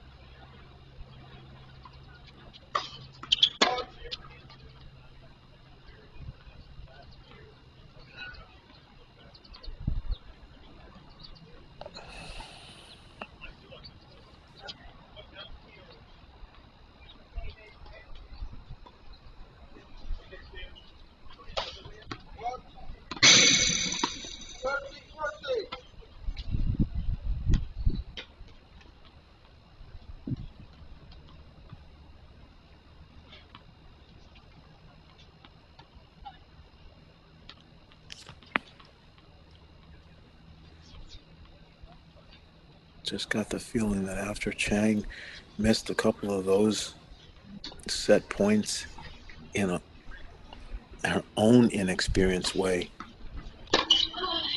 gave Brodus some confidence. But with a break point there, she gets too close to the forehand and shanks it. Oh, dear. Both players showing some signs of nerves. Now, again, nerves mean you just care about it. It means that you want to win bad and that you're human.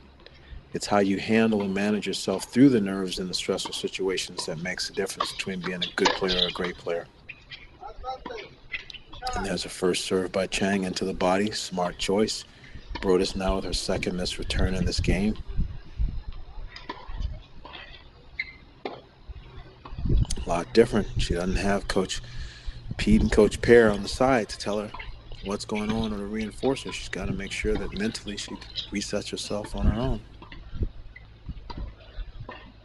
Set point, Chang.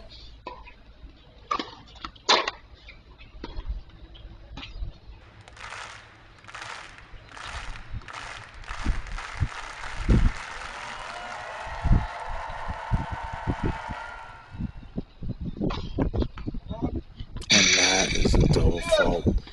In another area code. It's almost past the alley. Yeah, that's tough.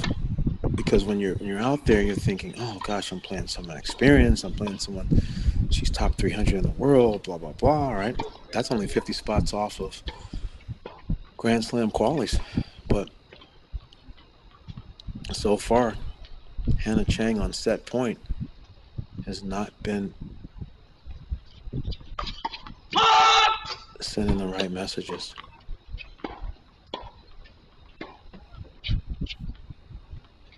Five, four, deuce, second serve.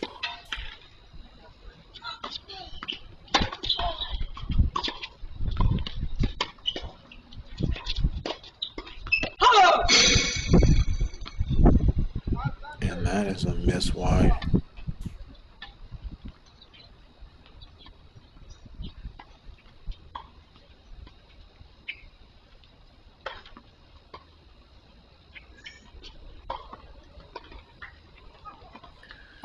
Quite a few errors.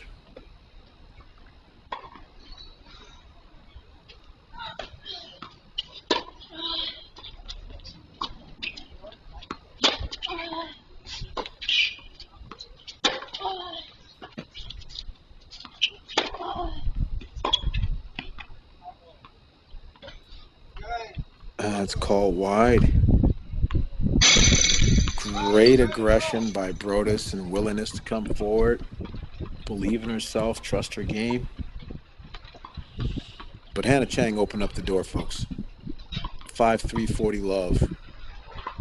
Making tactical errors from deep in the court, almost like she was experimenting with a high ball tactic to see if it would work, and just forgot about the significance of playing one solid point and closing out the set.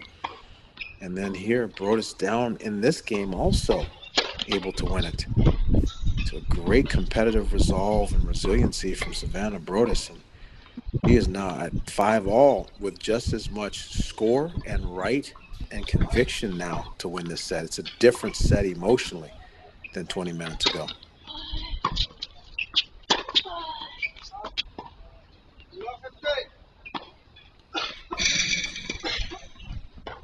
Unforced error long.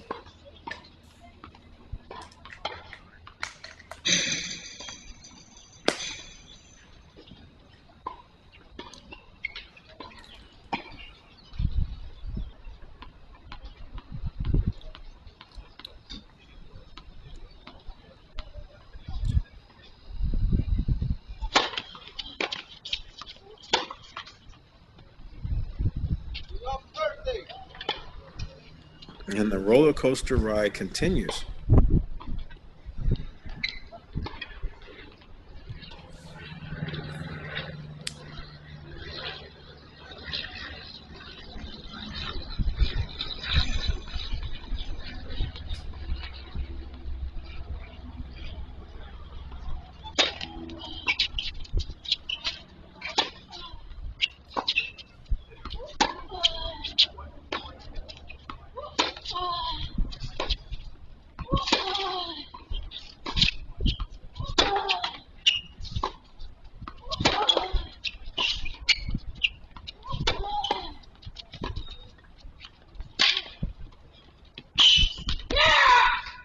Oh, what a great little play.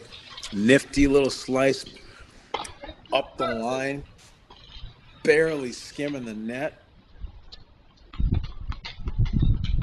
Brodus has got some game.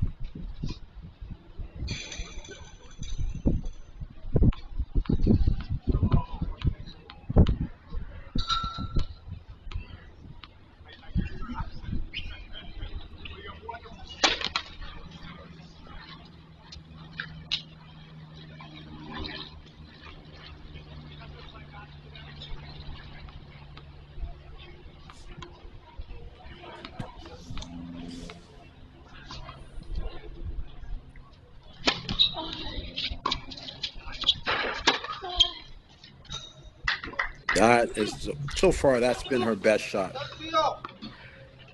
Getting the ball in the strike zone and her just crushing the inside-out forehand. That's been her best shot all match. And this is the same MO. Chang starting out ahead in the game.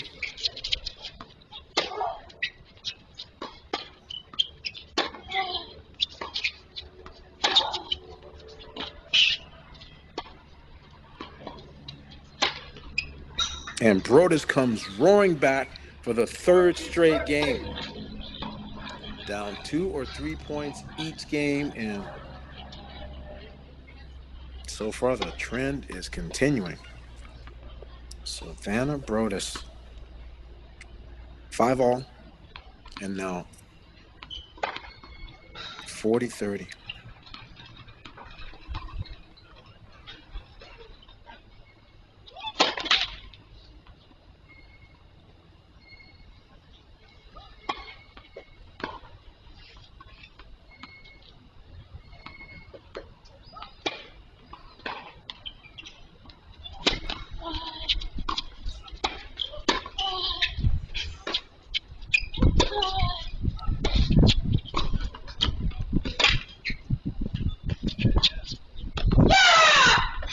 And she misses it wide, trying to find an angle too severe off of the slice, and Brodus is running to the changeover. She has got to be stoked. I know she plays for Pepperdine, but there is a wave of momentum going through Lakewood Tennis Center on court 6, and it is for Savannah Brodus, down 5-3, saving multiple set points, and now is up 6-5 in the first set in our second ladies semifinal here. 15K SoCal Pro Series live on Crack Rackets.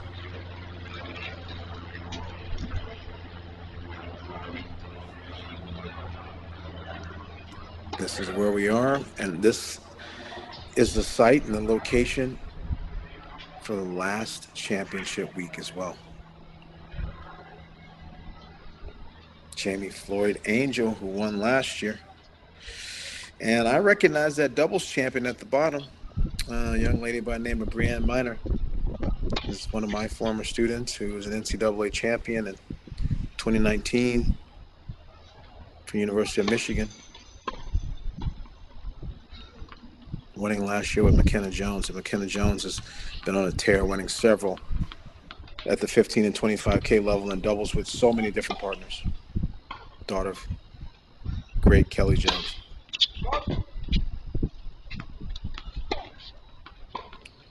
Hannah Chang will need to regroup here.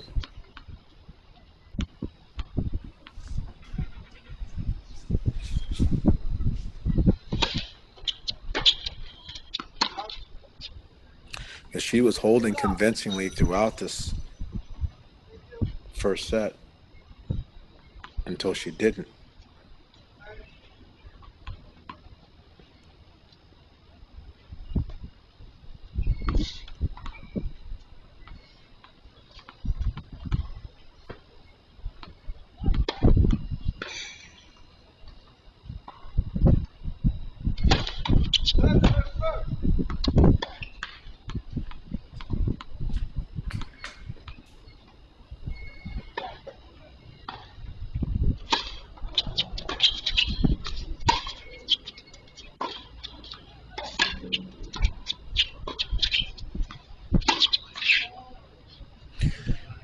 From deep in the court, she's having some forehand unforced error struggles. Most certainly,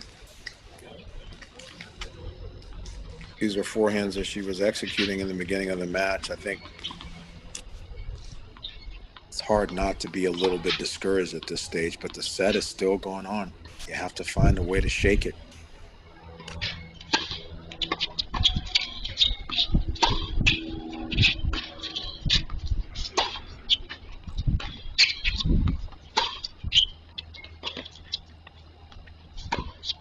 Oh,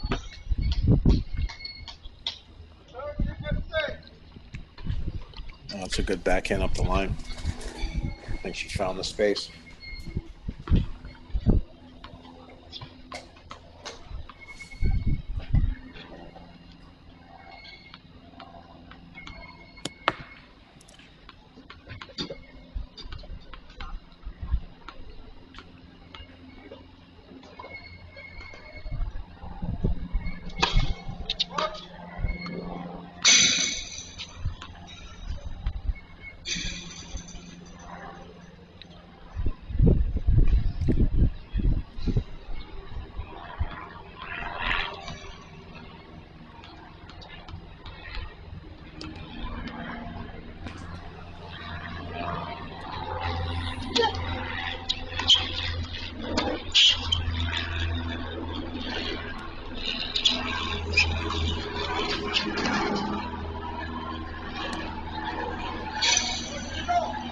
What a shot. I think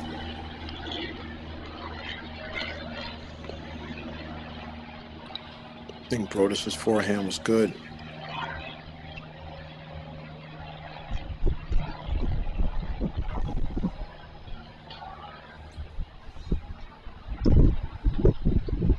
All set up by an outstanding return. So now we're in the nitty gritty here. Hannah Chang 5-6, 30 all.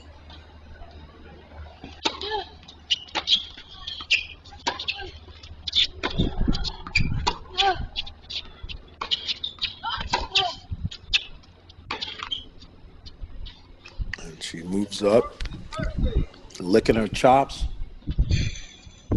but she's tipping over a little bit. Sometimes as she gets anxious and tries to go big on the forehand, she doesn't keep her head above her waist, and her body balance is a little off sometimes as she's loading up to try to smack some of these balls.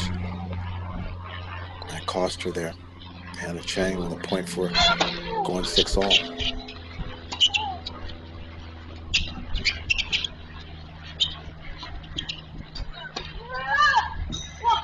And that goes in. She is pumped.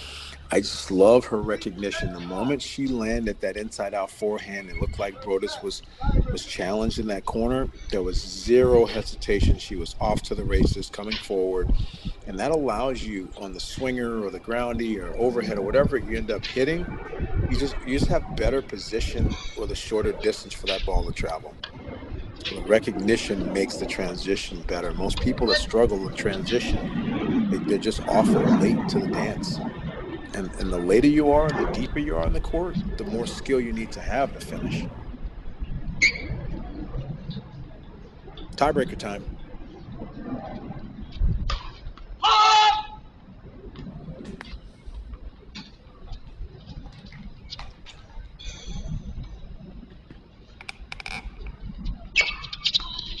no. No. No.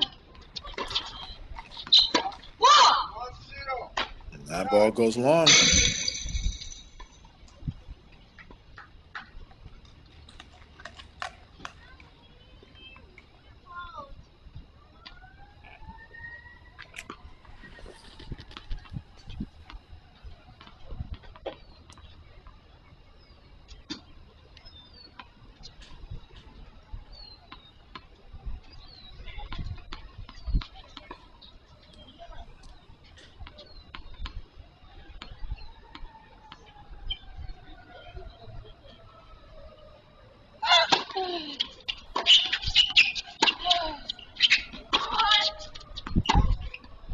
And now 2-love.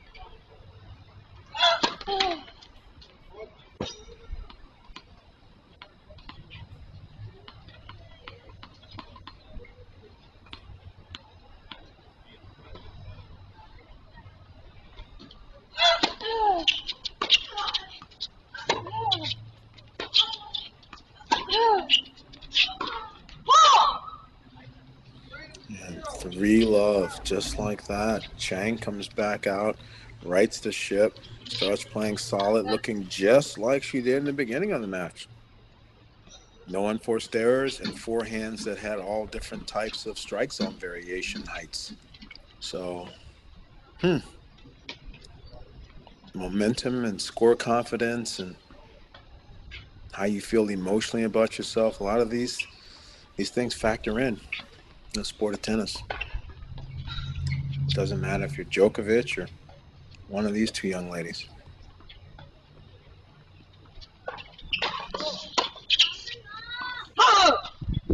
Good serve.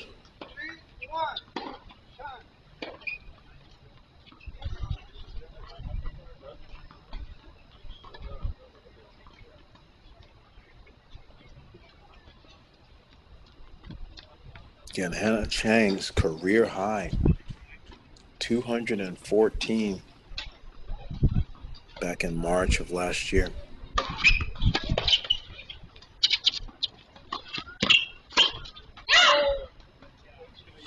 Here comes Brodus.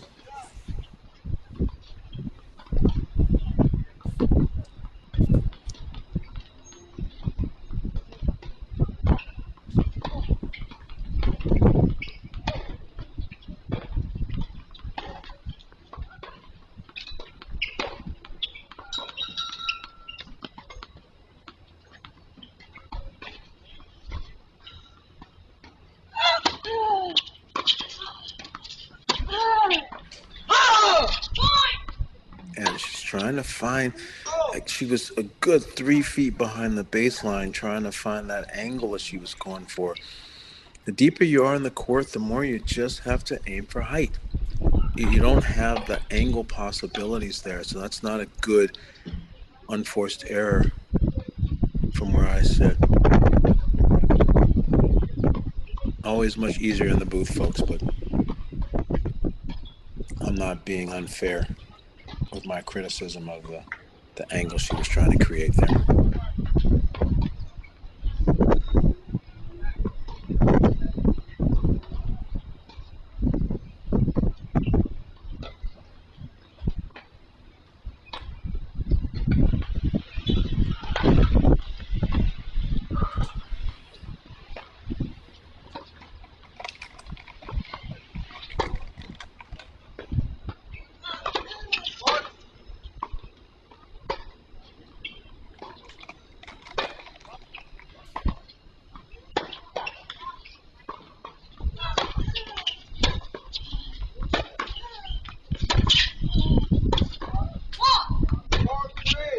Oh, it's called long.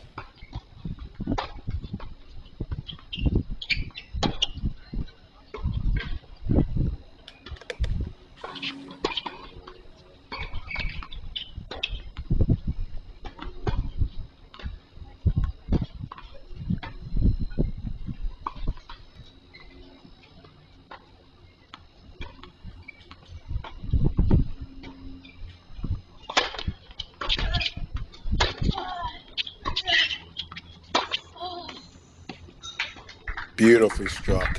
So clean. Nice technique. Great point of contact. Wonderful footwork rotating through that shot and left side. A dominant side and a two-hand backhand. Great time for Brodus to get that feel good.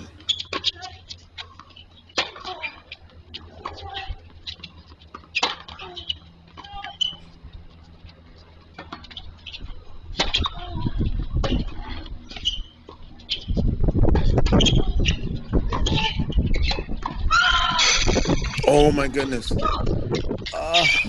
She was pulverizing the ball. Had Chang every which way from Saturday and let the out of the air drop behind her. Oh, that's gotta burn. So much momentum. So much just great. She looked like she wanted it, and she wasn't afraid to go get it. She just forgot to take the end of the air.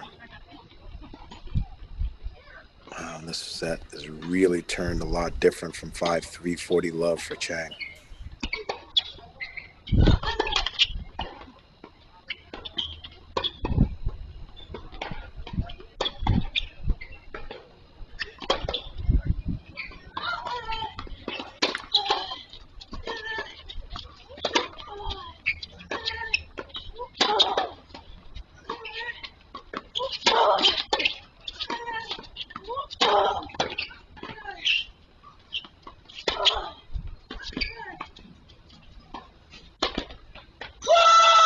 But boom, goes right back to work.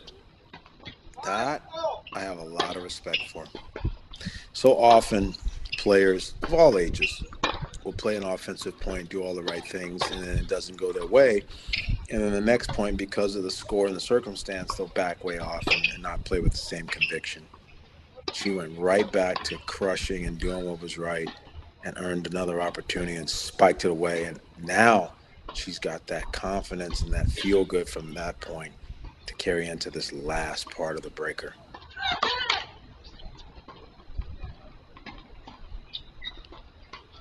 And she gets a second serve. Almost dangerous right now. She's so amped up here.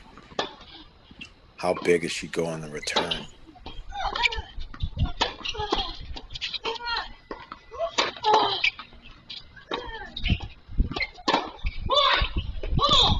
She just puts it in play and plays it smart. And Hannah Chang makes the unforced error wide. I have said so many times in this match so far, talked about the wily veteran of 25 and the younger 4.5 year younger Brodus. But the game and first set goes to youth. Savannah Brodus coming back from 5-3 40 love down, running to the changeover. She's psyched. She's pumped. She should be. She fought hard. She had a good attitude. She played the back end of the score till it was her time. And in the late stages of the breaker, she let it all out, playing with all types of confidence and hitting the big targets and finishing.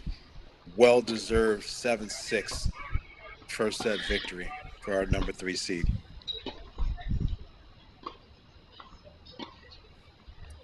Southern Cal Pro Series, if you are a U.S.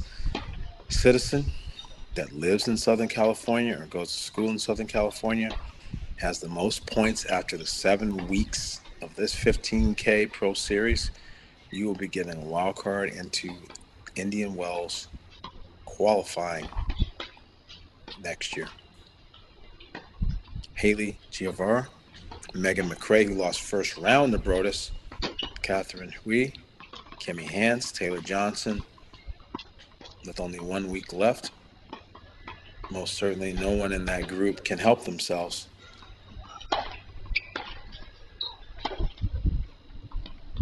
On the men's side, Jacob Brum, Omni Kumar, Lerner Tien, Keegan Smith, Warren Wood. So there's some opportunity there, and for sure with 35, 34, 32, I wonder how many guys are going to be playing the last leg of this next week. Most certainly a wild card worth competing for. It's going to be a tough one to regroup from for Hannah Chang. That's got to sting.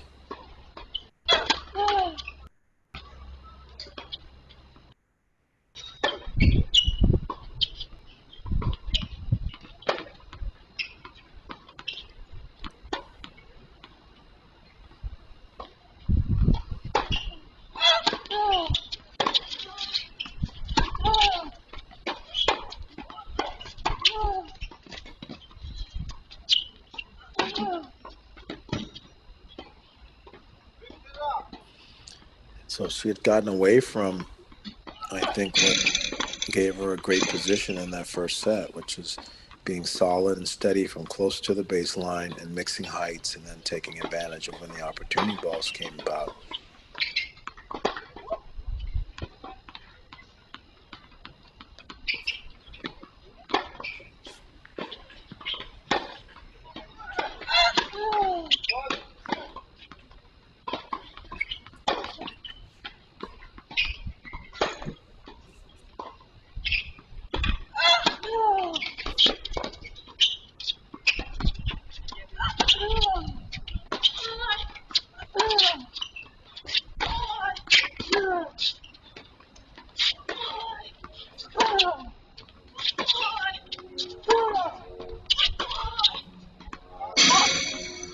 Great ball.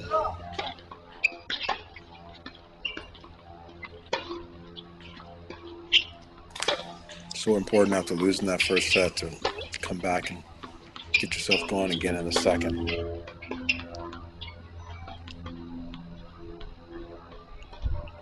Try to catch Brodus a little satisfied. Good serve.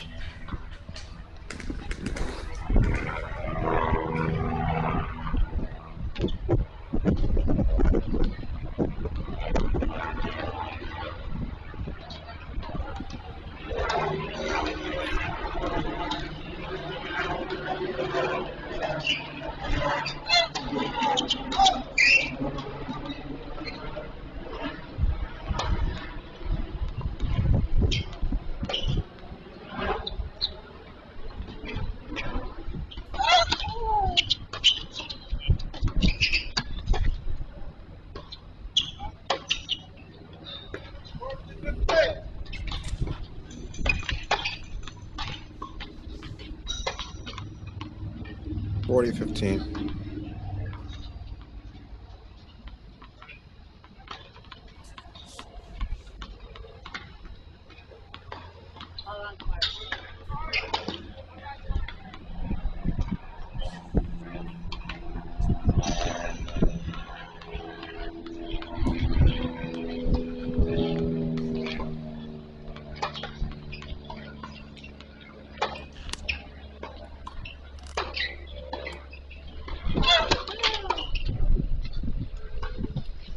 First serve percentage has really dropped for Chang as well in the last half an hour.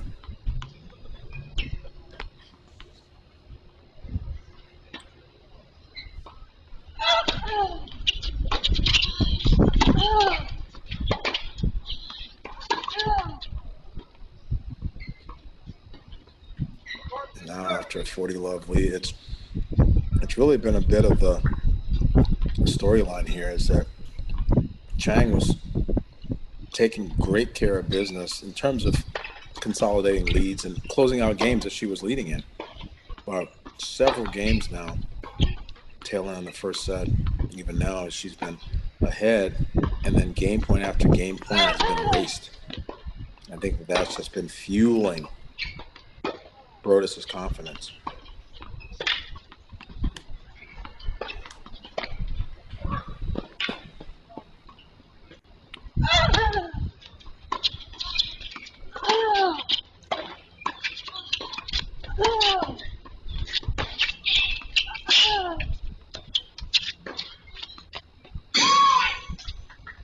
Wow.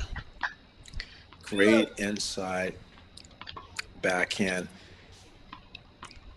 Caught Chang off guard, wrong-footed her. Later in the set, later in the match, it's always nice to hit some balls back behind your opponent, catch their hips cheating to the open court.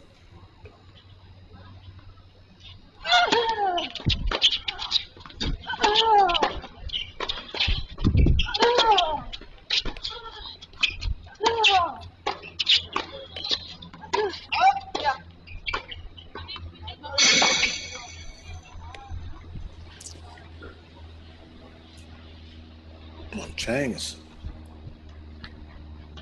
motioning that it was out. The question is, was it called out? We're not in a pro match with a challenge system, so it was called out. Definitely some really close, interesting calls today at Wimbledon with Tommy Paul's match and Alcaraz's match, where they really thought balls were out and they ended up being in. Some key moments.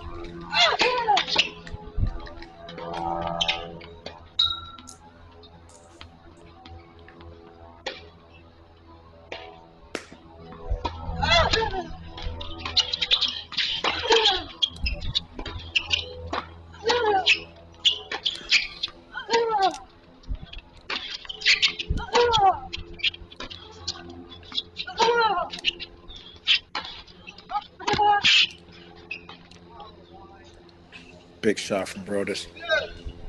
A lot of firepower in her forehand. And she's starting, initially it was a lot of inside outs that she was connecting on, and now she's starting to find that down the lines and the inside ends.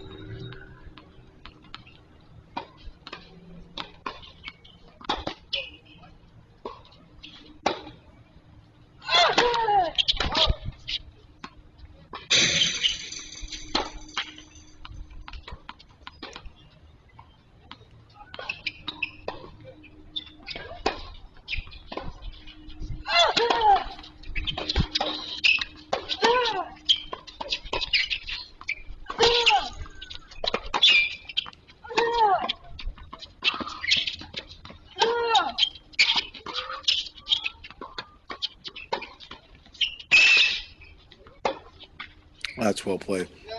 Great disguise on the drop shot. Built the point nicely. Crept up. Drop shot was actually fairly deep in the court she hit it from, but hit it really well with good disguise and good technique. So Hannah Chang finally wins the first game of set 2. This match for sure started off like it was going to be a routine 3-2 Hannah Chang type of match, and took a turn for Savannah Brodus in a big way. And now hour and 26 minutes in, I'm not sure whether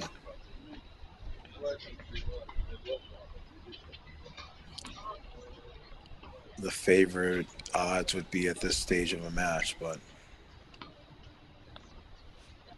I would imagine it'd have to be favoring Brodus by a little bit.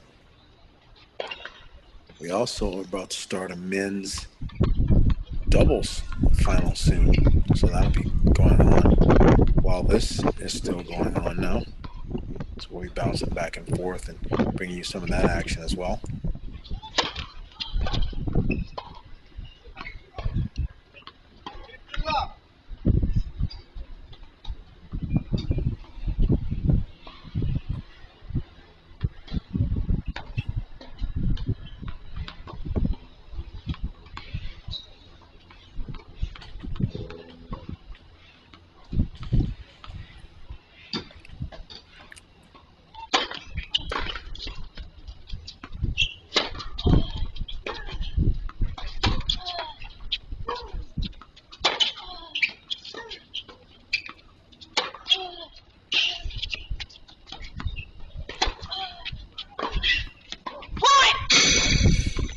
Really, really deep. It's a heavy backhand she hit there to force that error. You almost don't feel it on the screen unless you're there live trying to run that ball down and put some shape on it. Brodus for sure has ground strokes in the over 80 miles an hour. She hits it big. And Perez and Vance against Segerman and Trach.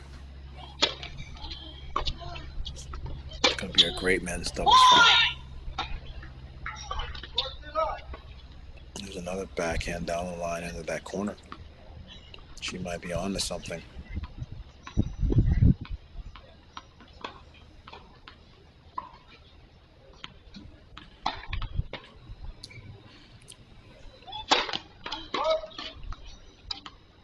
And the women's final, the number 1 player in college tennis, Fiona Crowley, with the number 2 player in college tennis, Mary Stoyana, taking on Lewis and Walker.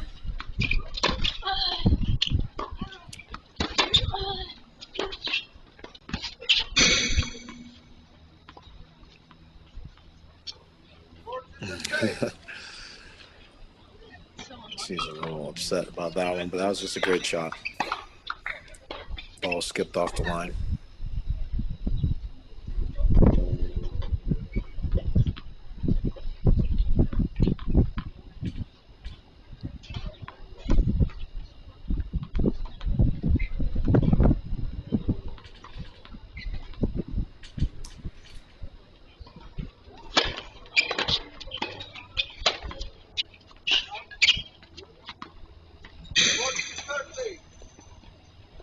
Seems to be some confusion about the call.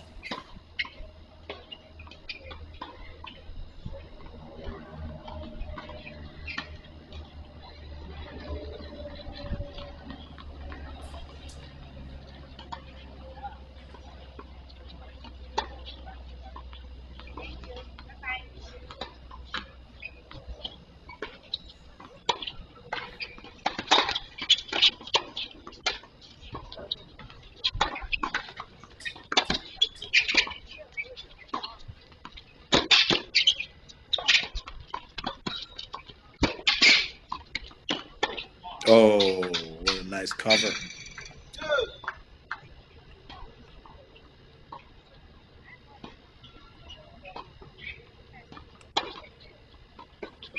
Outstanding point.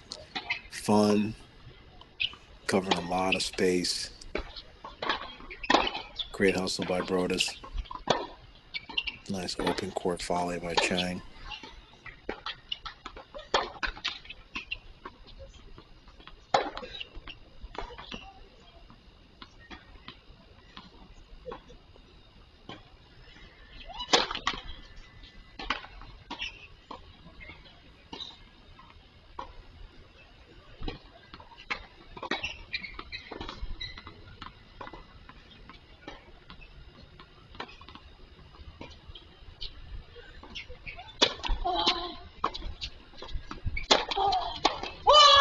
There's the one. That's the signature. Inside out forehand bullet. That's a Brodus special with cheese.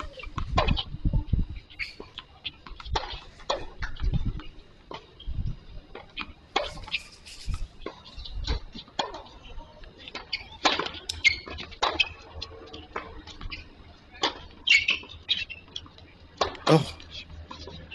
Oh.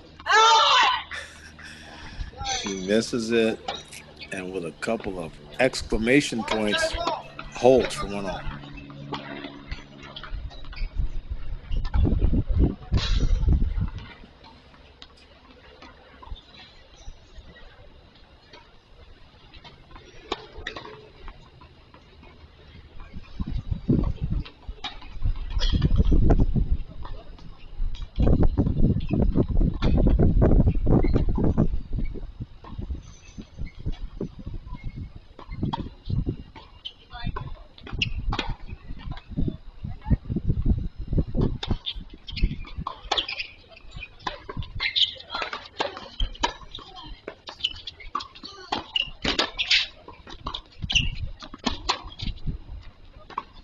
Oh, what a shot. Chang showing some hands, making a difficult volley. And Brodus gets over there and crushes the pass. Doesn't float it. Hits it back with interest.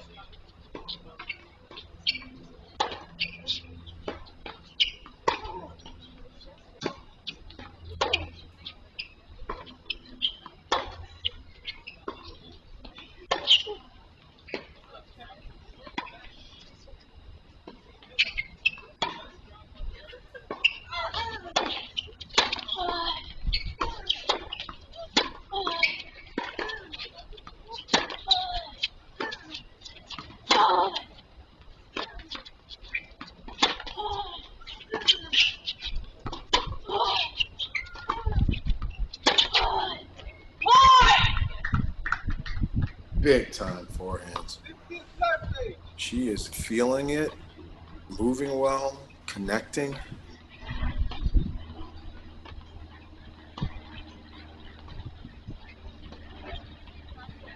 Getting a lot to show for it from the inside out corner, from the center of the court, and moving right. She is dangerous from all parts of the court with her forehand right now.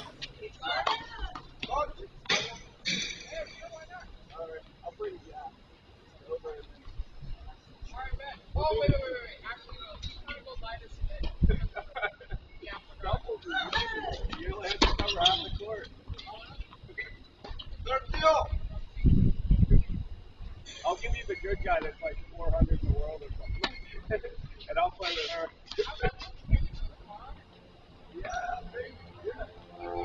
Yeah, what time?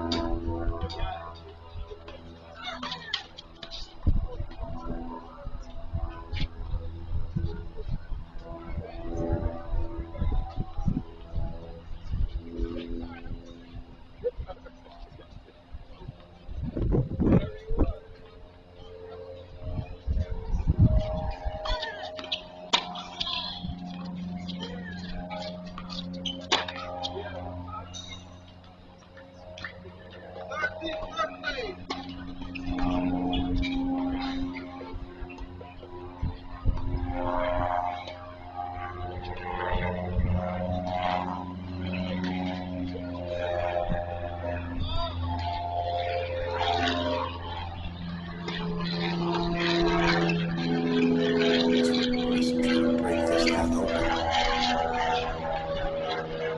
Second serve.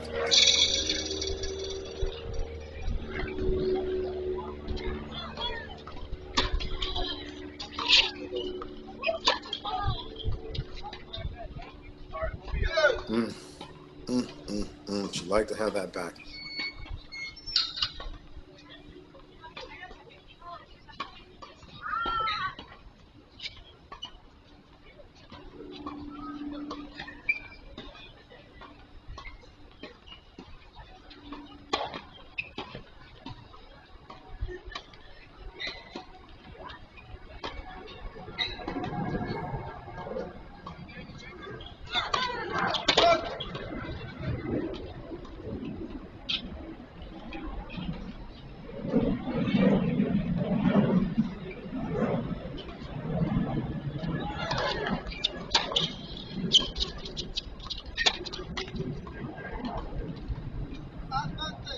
Live by the sword, die by the sword.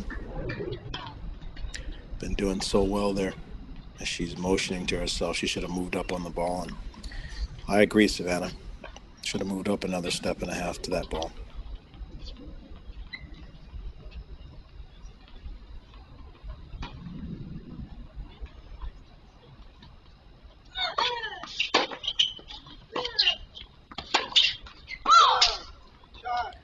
And being pressured a little bit. It's a different type of forehand. Hannah Chang ends up holding serve in a game that didn't feel like she was going to hold. Keeps her nose slightly out in front. Set number 2.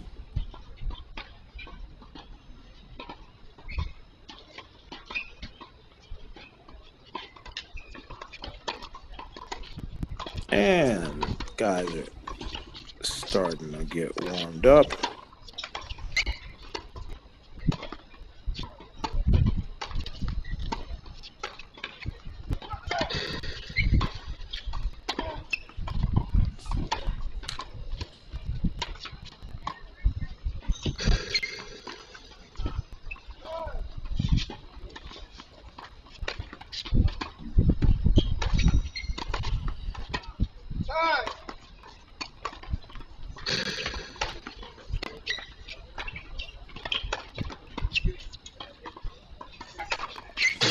Alfredo Perez and Jaimee Vance, our #1 seeds, playing against Ryan Segerman, Patrick Trahak.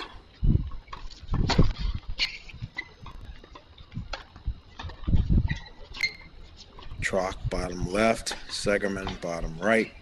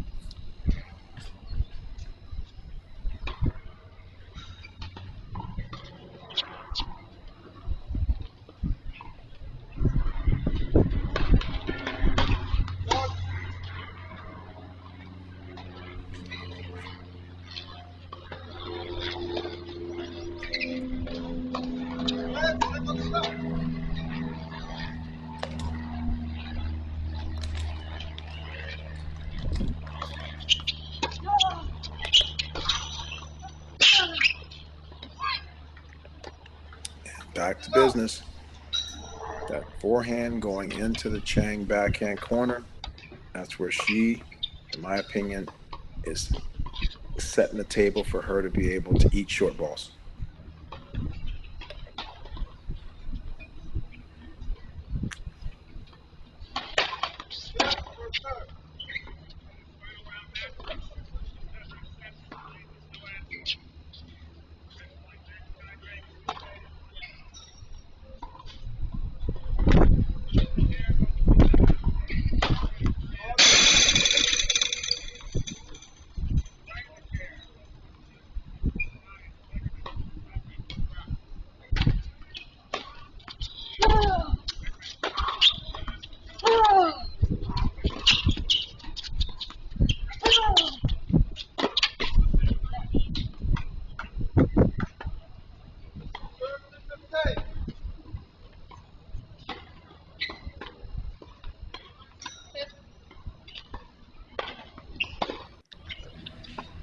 Chang's not going down without a fight. Much too much experience. Most certainly not happy about the way the first set went, but she's a professional. And she's going to fight tooth and nail till this one's done.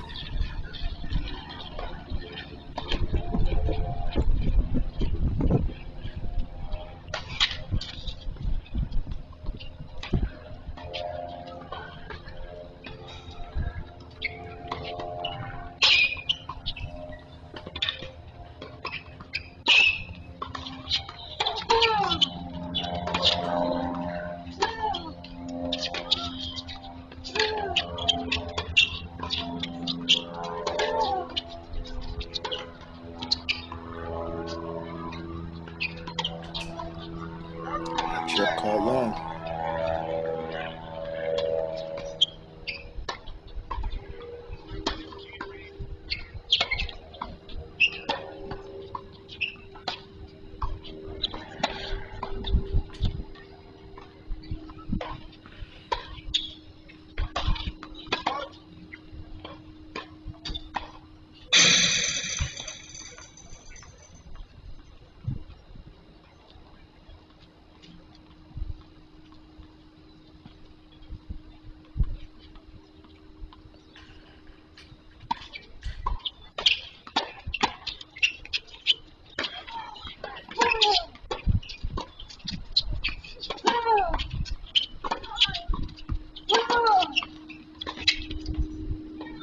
Great quality. When she recognizes that it's the time for her to dictate, her footwork, her attitude, her point of contact, it's all lines up perfectly together. It's a great short ball attack. type of player. I just, for the life of me, I'd love to show her a replay of the forehands from 5-3 40 love up and get her answer on what she was trying to do back at that stage of the first set. Getting away from what she does best and what had gotten her in that position.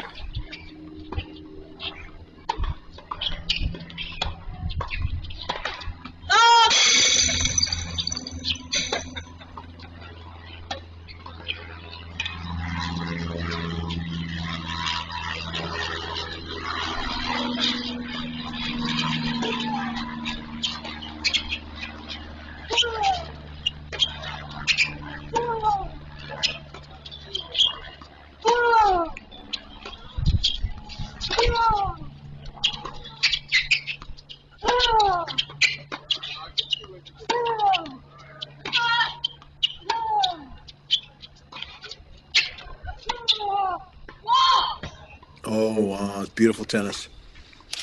Great footwork, wonderful moving. She just made a tough shot look easy. It's a low slice. She has to get over there, go open stance and get in position. And a fair amount of disguise on that. Accelerate the back of the ball, thread the kneel up the line.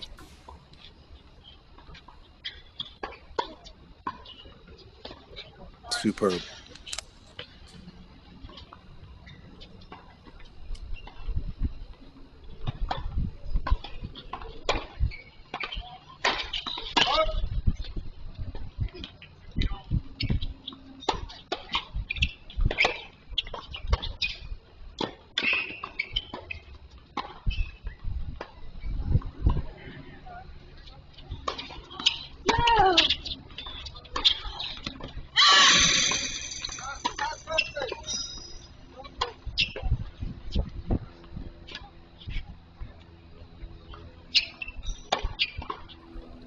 Just the way Brodus likes it. Inside out forehand specials.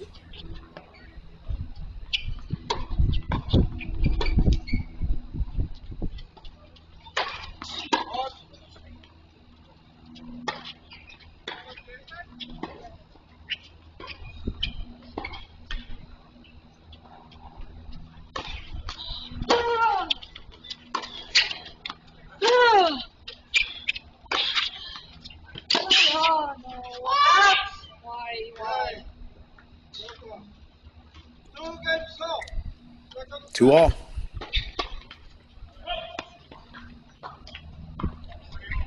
Brodus is staying the course. She is fighting like a dog.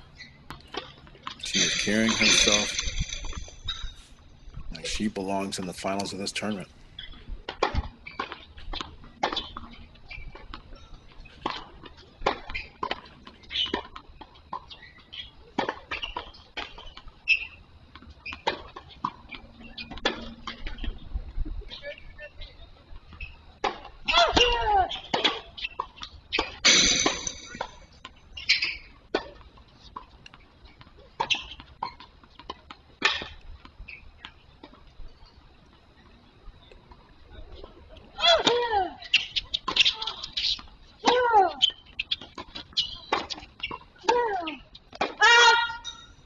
Missed it.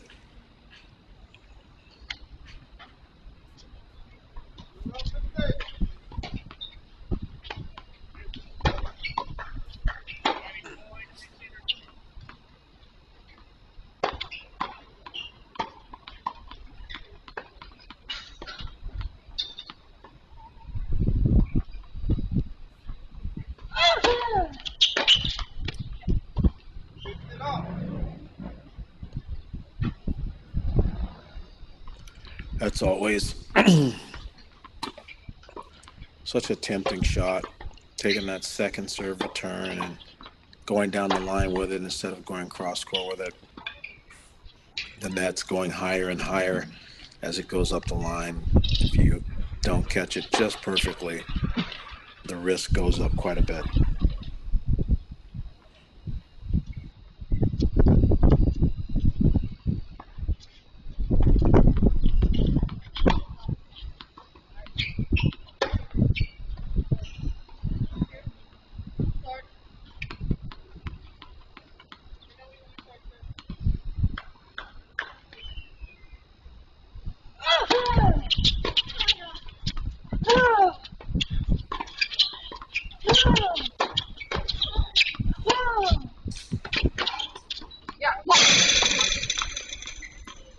Sit long.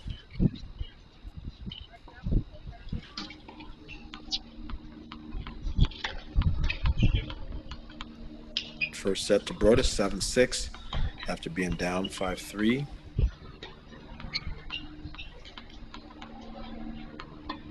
Two all in the second.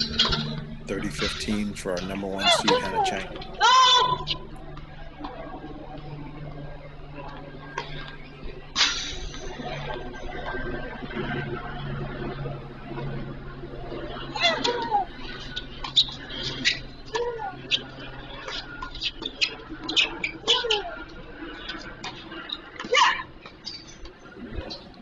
Yeah, that's unrealistic. Ball was too close to her. So as a result, you catch that late, it creates even more of a spray factor, and you often miss that wide when the ball's too close to you, like you just did.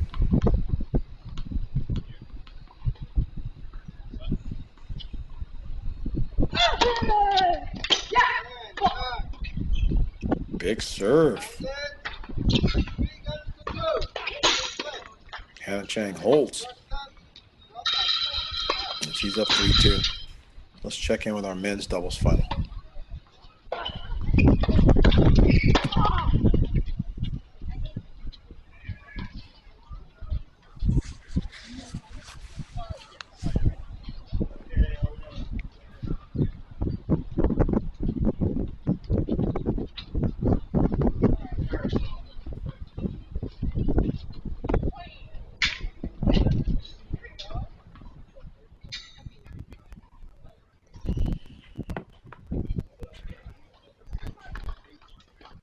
Oh, the net. The net is broken. You don't see that happen too often, folks.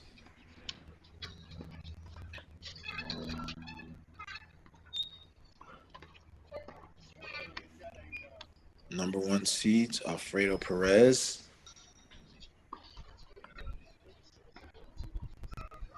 Jaimee Vance on the near side. Vance in the black shorts, Perez in the royal blue shorts on the near side. Far side, second man, Trop.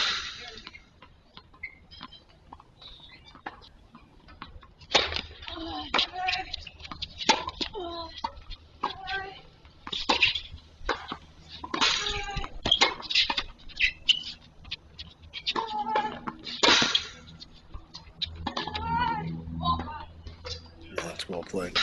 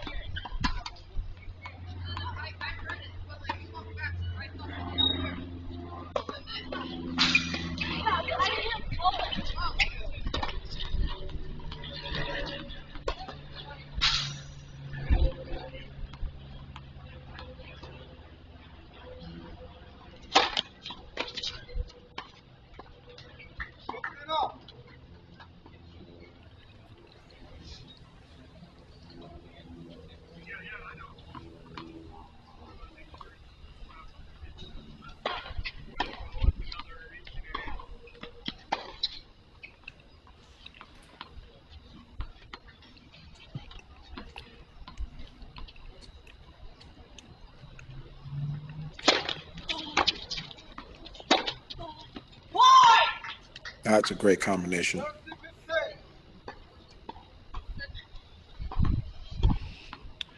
Such a big part of the way tennis is played now.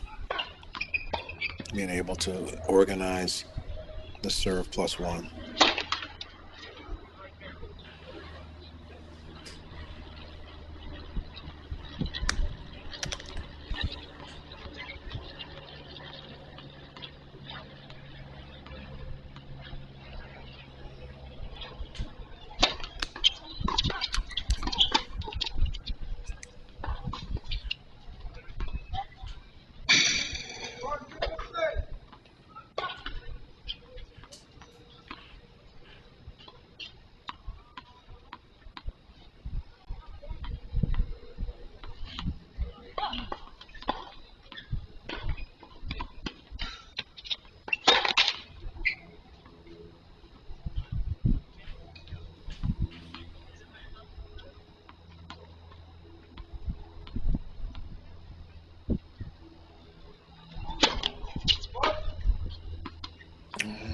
Double fault.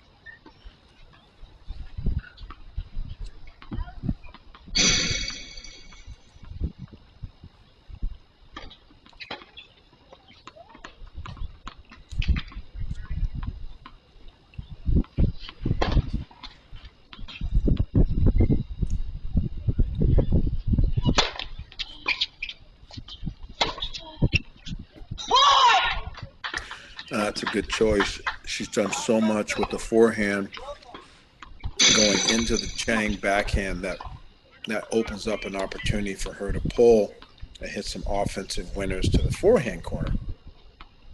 So that's a smart choice by Brodus there.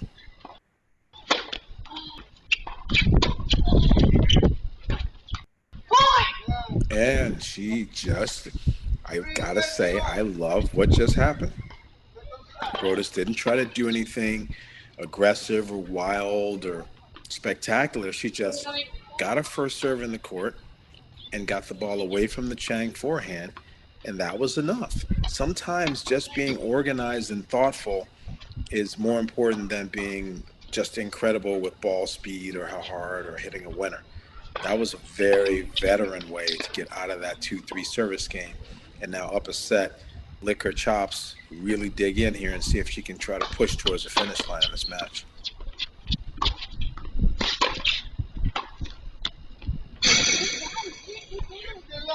It's a nice job by Chang.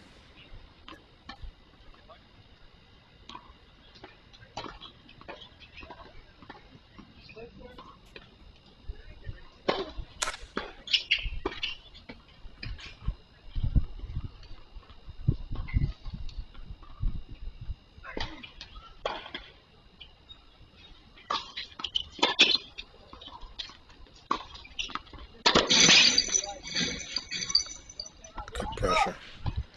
And to me, because she's primarily hitting a kick serve anyway, I just don't understand why she's been missing so many first serves when she's just really, her first serve and her second serve are almost identical. It's just more pressure when you hit the second one. So hit the first one as a kick and do a good job of moving your feet and getting that first ball as a forehand. And yeah, it's just been a lot of first serves missed, given that she's not going for them.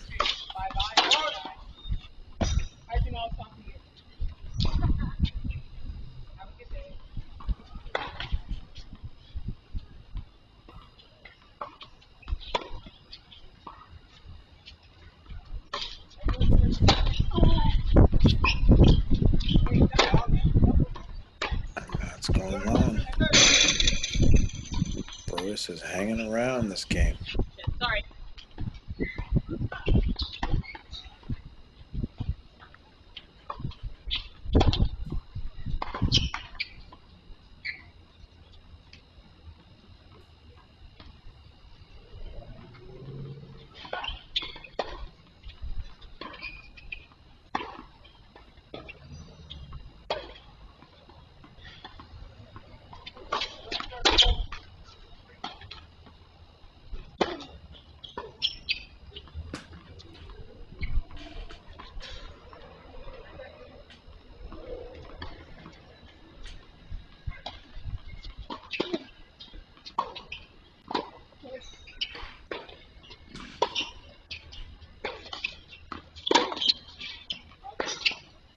Sails it long.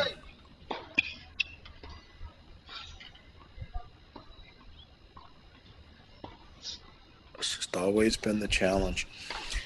Been watching Savannah Brodus for a long time. She's put my junior cap on, played against some of my students at the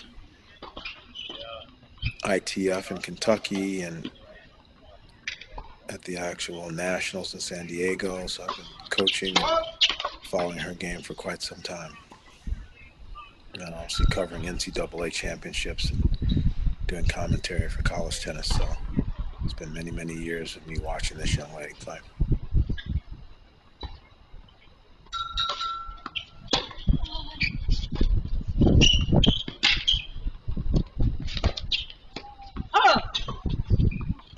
And that little slicey do up the line forces the error.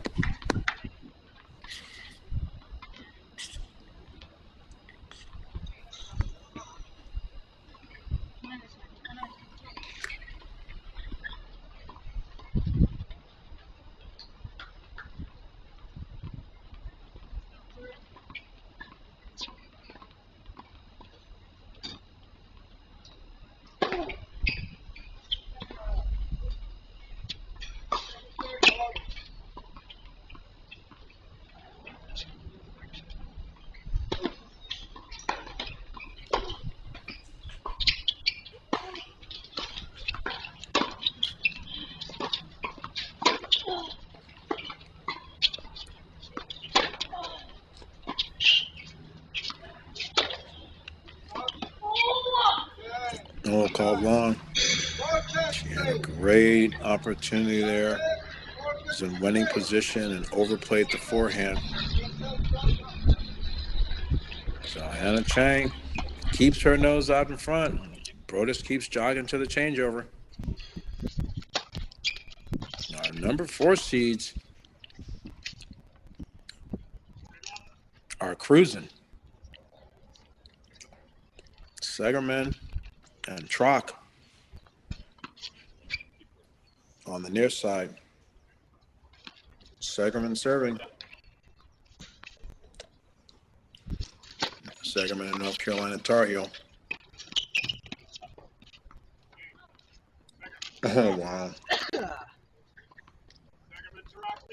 So they're on a roll.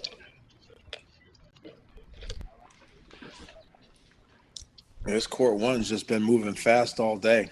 It's been a quick men's day and a longer ladies' day.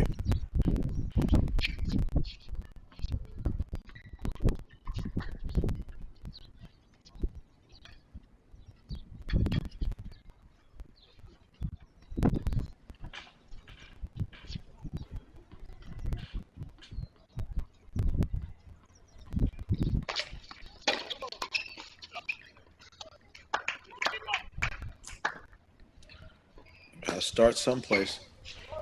It's a good start.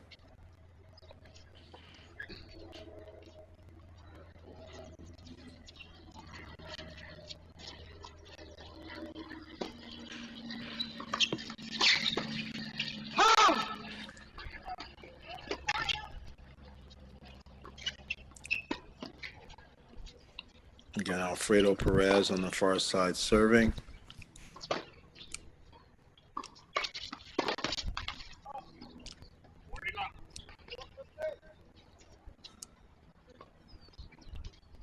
He's already through to our men's final.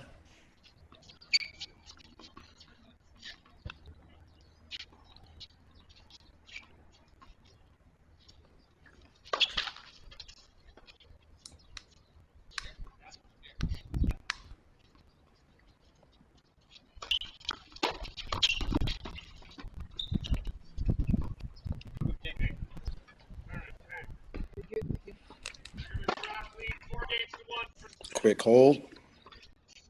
Perez and Vance made it to the final, winning 2 and 3 yesterday over Bullard and McKinnon. Segerman and Trot had a tight one.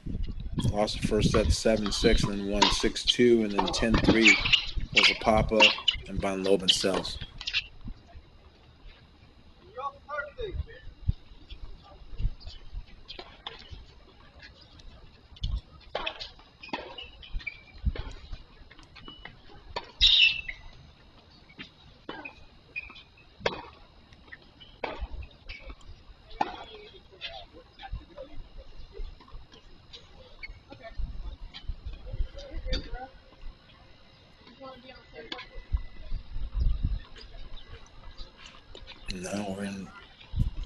key moments here. Hannah Chang's been sliming her way through some close games to keep her nose out in front.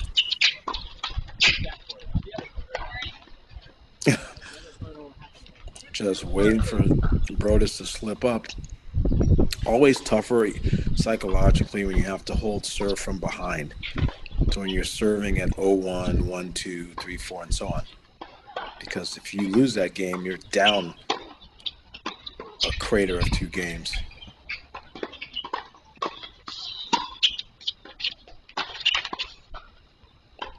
And Brodus now is swinging for the fences on the wrong balls. This has not been a veteran game from her. Showing some vulnerability, maybe some fatigue. She's always been a bit brazen, not afraid. And one of the reasons why she was able to win that tiebreaker was because she had the courage of conviction to go for the right shots. But right now, just hasn't been a good game. 15-40.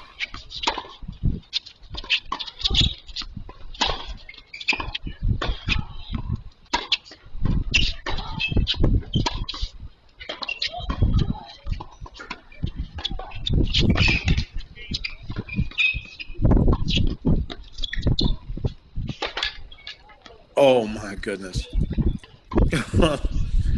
There's a takedown. She took herself down. Ball dropped and no longer was in position to be an overhead. She should have volleyed it or swing volleyed it. She should have given up on the idea of an overhead because the ball was about bang height. So she still gives it a whirl and falls. Brodus says, I'll take it.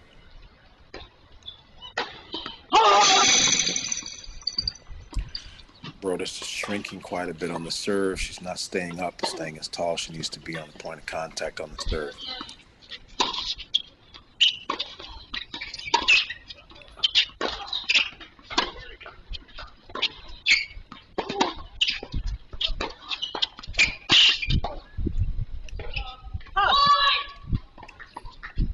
Big moment here. Because Chang is, to some extent, a little misled because she's hoping that Brodus is going to make enough mistakes to give it to her. And right when Chang thinks that Brodus is about to hand it to her, she steals it back with some quality.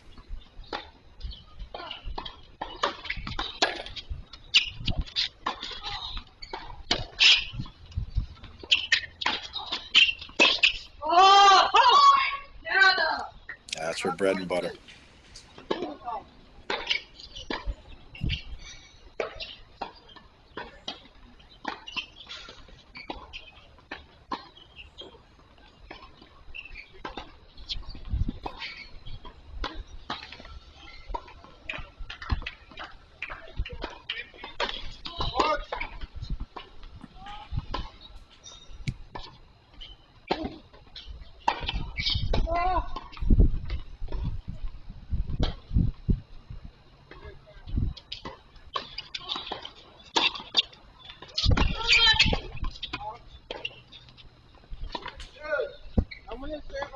And back to deuce again.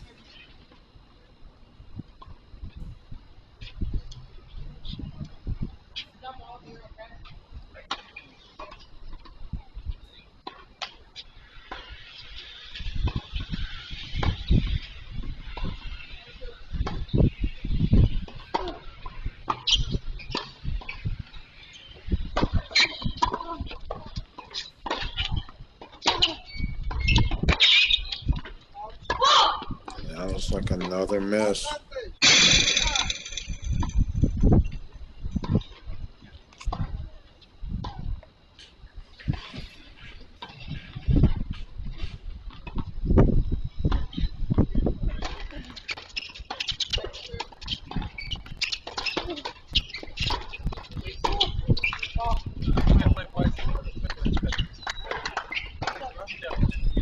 Good point.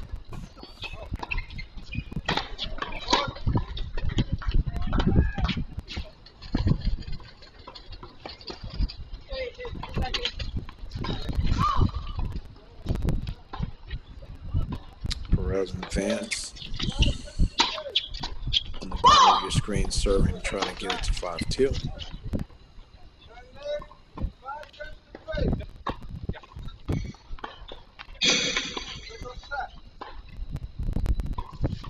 Hannah Chang back in the position she was in the first set. Up 5-3 now in the second.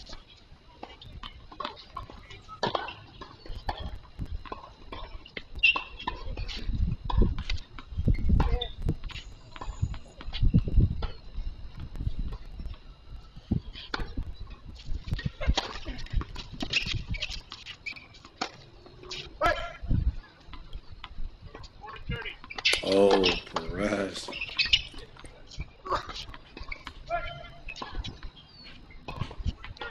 Jaimee Vance is a big server.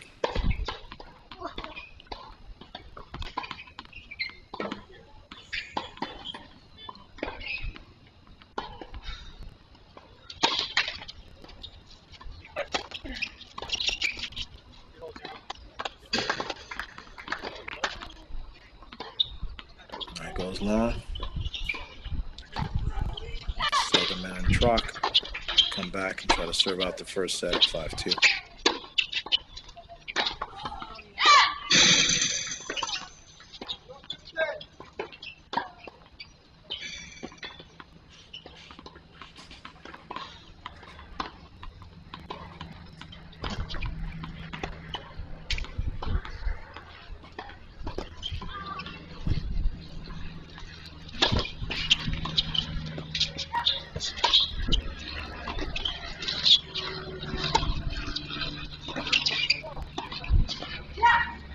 Beautiful tennis.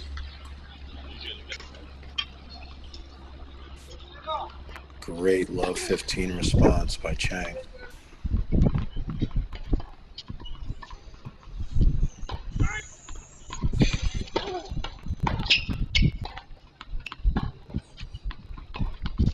Segerman doing a great job of spot serving.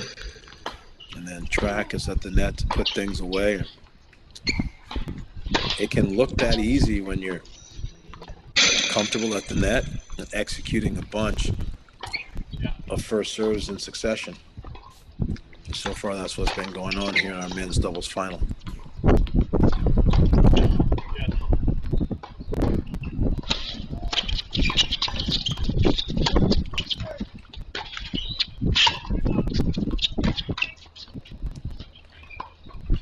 Perez is having a tough time over there.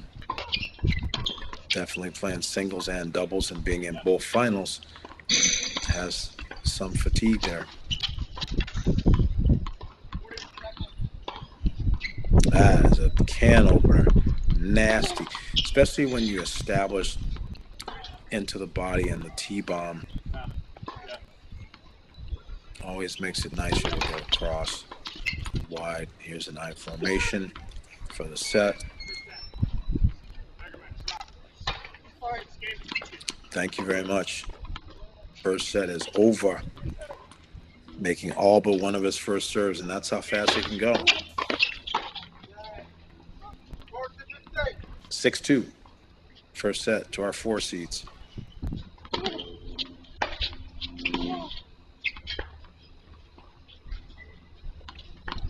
After a first ladies match that went well over 3 hours, we're at the 2 hour and 14 minute mark. And now Hannah Chang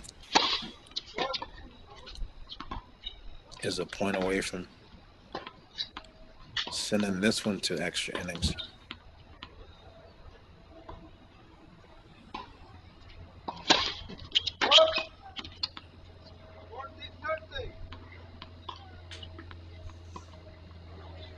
Well, she had set points before.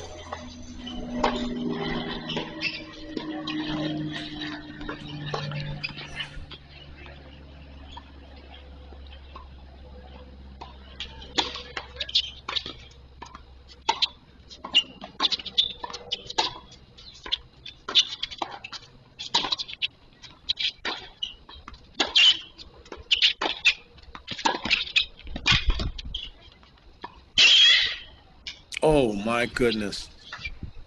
Brodus with the low backhand volley.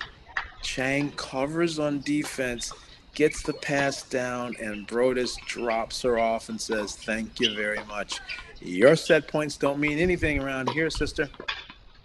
So many set points, and they're all erased. Wow.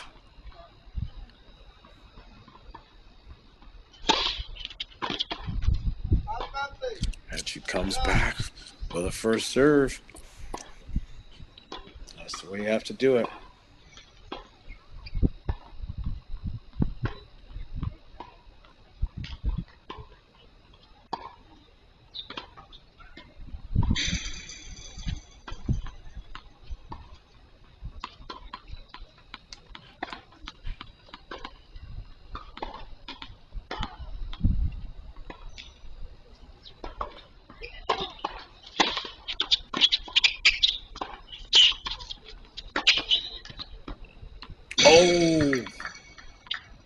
Oh. On the dead run, angle pass. That was a bit of a dare. If I pressure you to your forehand, can you get over there and be balanced and do something? And the answer is yes, I can. Back to deuce.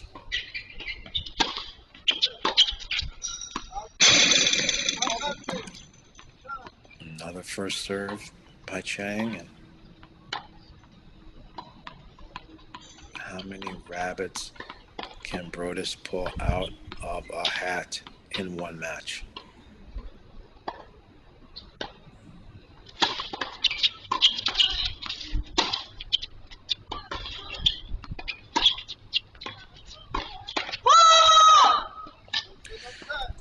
Not that time. 2 hours and 17 minutes. And we're going 3. 7-6 Brodus, 6-3 Chang.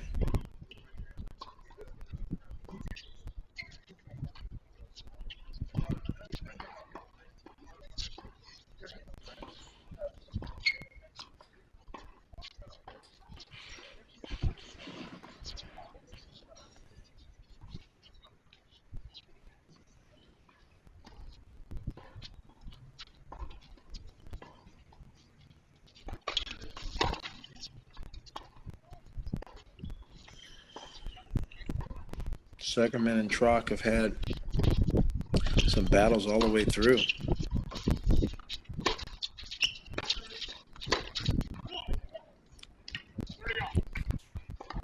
It's good quality ground stroking. I think that Perez can outduel Trock in a ground stroke rally, but doubles is rarely about that at this level on the men's side. Sugarman and Trock over Ravelli and Kwan. That was 4-4. That was tight. And then 6-3, 7-6 over Jelani Sarr and Jaden Weeks. Jelani Sarr is going to South Carolina, and Jaden Weeks plays at Kentucky.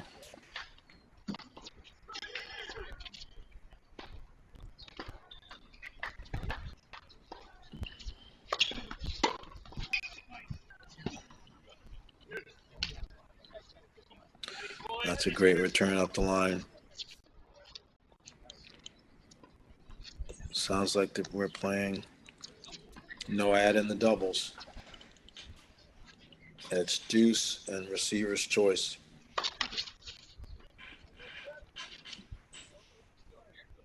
It's similar to college, except college is only one set, and they play lets.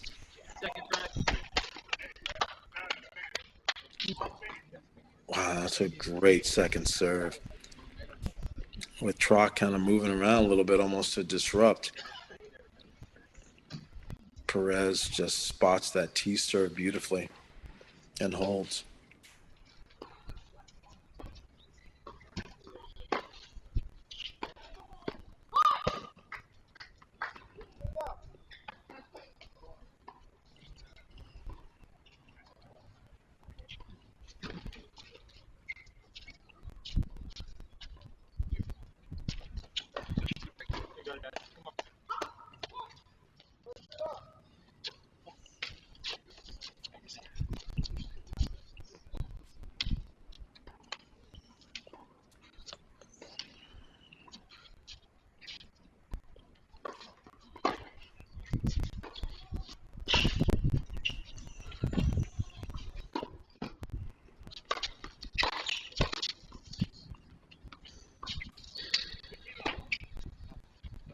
Just slam dunking.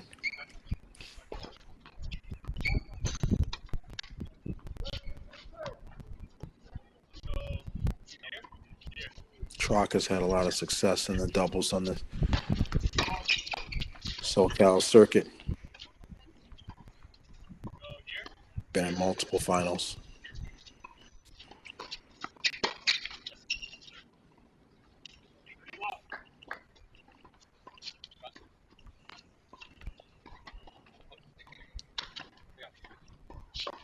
A lot of different strategies on where the players should return. Some school of thought is forehands on the outside. Some school of thought is forehand volleys on the inside.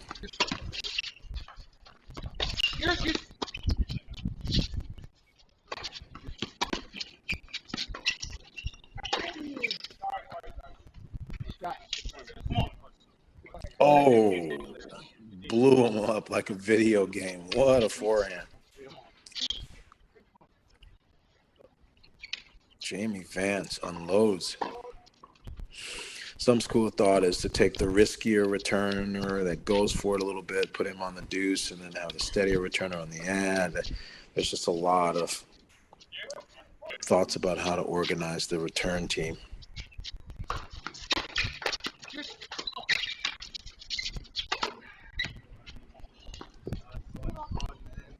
And that one's not coming back.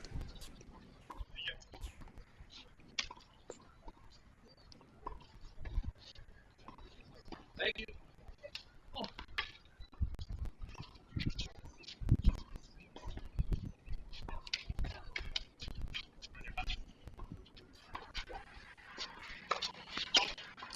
40-15.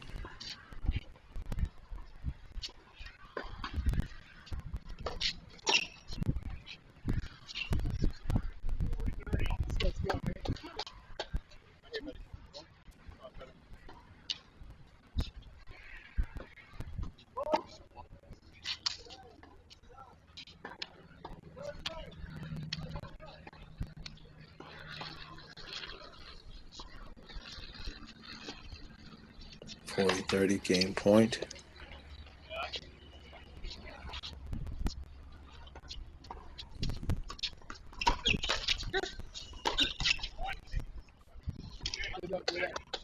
Oh, he pops up out of the modified eye.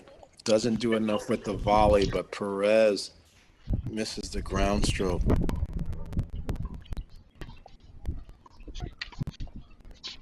Yeah, he just seems to be a little mentally and physically fatigued, Perez.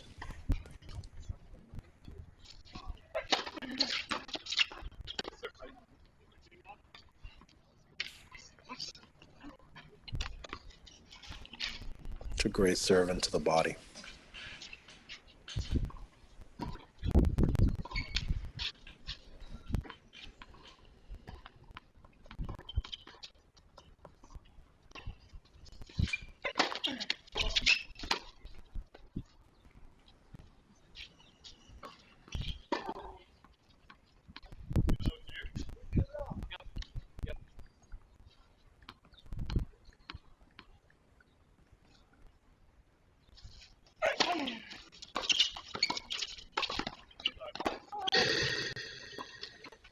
Oh, wow.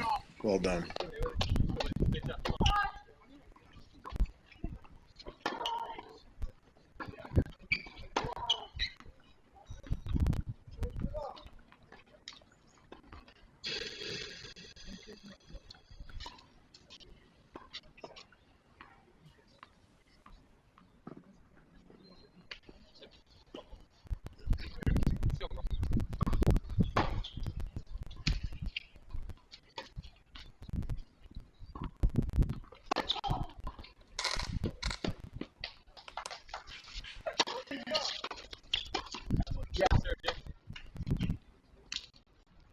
Yeah, that's great.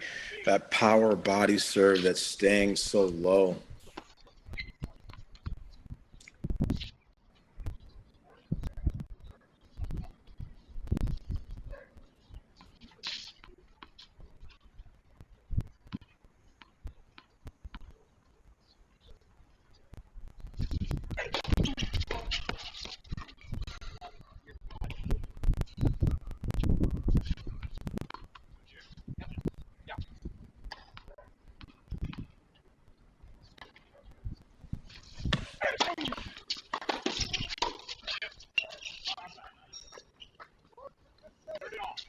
Oh, that's a great read. Outstanding return. That's also what's just part of the dynamics in doubles is you don't just return the serve. You have to return the serve and hopefully get it away from the net man. And that may be cross court, it may be down the line, it may be through the middle. So you have a lot of visual responsibilities in terms of watching the serve and watching the service partner.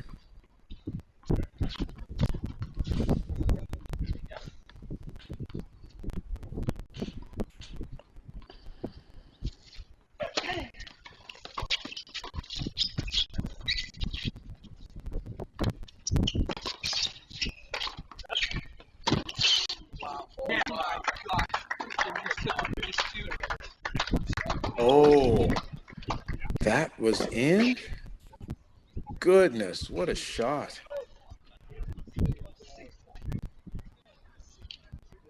Had to go over his head on an over-the-shoulder backhand retrieval and then running a forehand down and snapping an inside-out winner.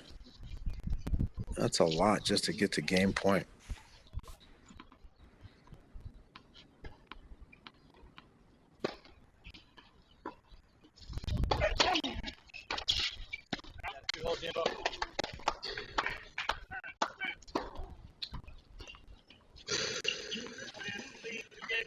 Great job.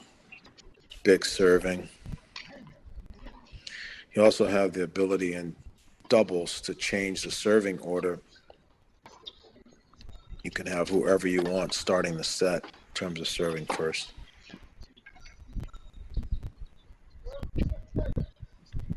Let's check back in with our ladies semifinal. The second marathon of the day.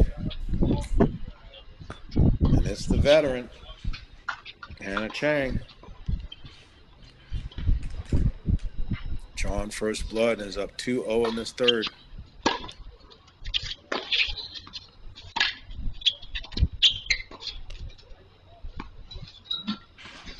Starting to try to put the screws to the collegian.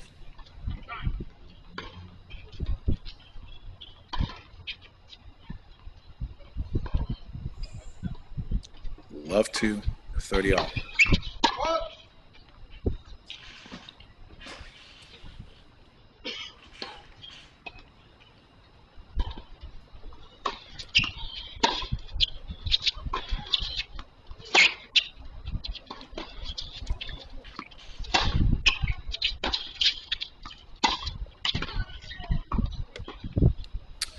Falling backwards, missing it to the net. That would be a no-no.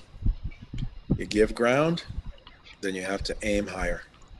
That's always just a simple rule.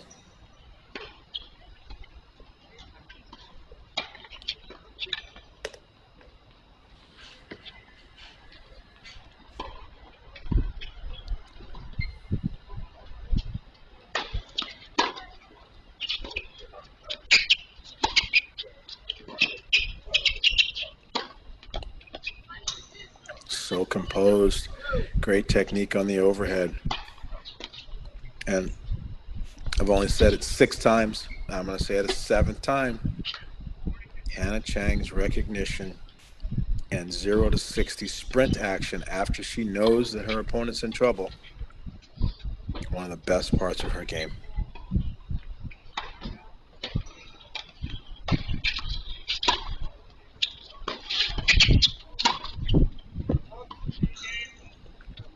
But missing after falling backwards deep in the court, that is not one of the best parts of her game. That is probably what has her out here for so long in present moment. 2.5 hours after a 3-hour and 7-minute first lady semi. Savannah Broadus gets out of that game, and to me, that's a huge moment. A 3-love lead versus 2-1 is just so much more significant on the scoreboard, especially with a match that's been going on this long and been so hard fought.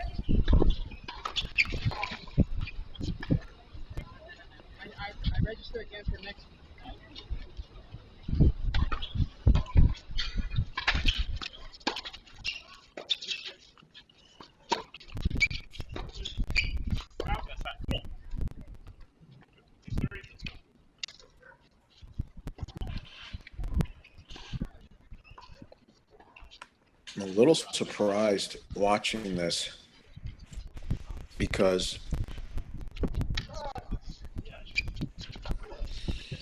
Alfredo Perez did so much serve and volleying in his singles match.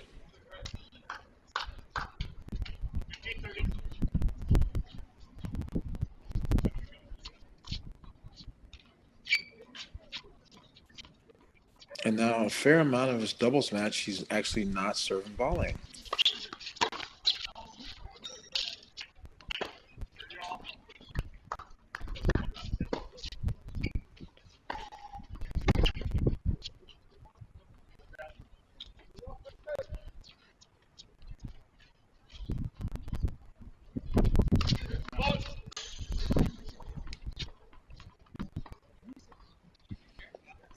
All, second serve, 2-all.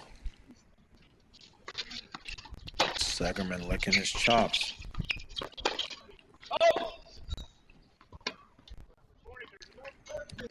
Oh, he decides to go line and misses it wide.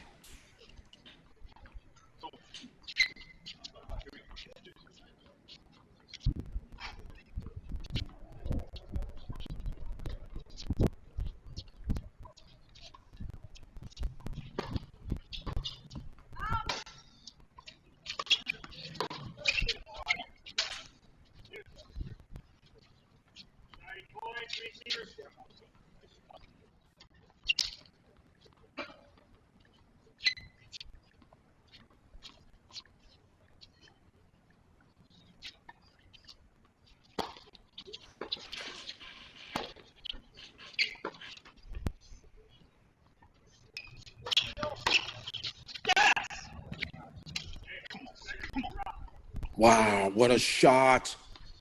Woo! Great serve into the body and an even better return. Flush, just shredded it across court. Perez couldn't even, he was stunned. He couldn't even make a move for the ball.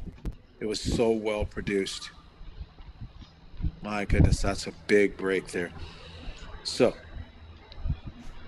back in the grind school on the women's side. After Brodus was so close to being down 3-love, she is now this close to being 2-all.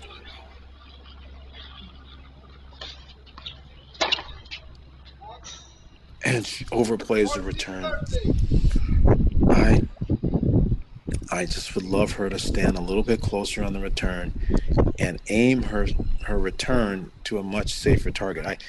I would prefer she even went aggressive to the service line and just hit it hard than missing it long in this stage of the match.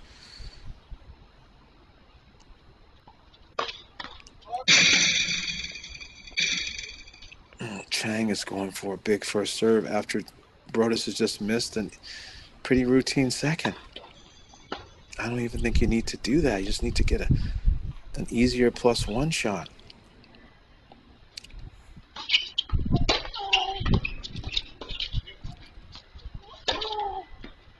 And now Brodus gets ahead because of making, in my opinion, a poor choice on the first serve. Why go for that first serve there? Kick it in, get the short forehand, and get yourself the 3-1. Now it's back to 2-1 deuce, and the pendulum keeps swinging.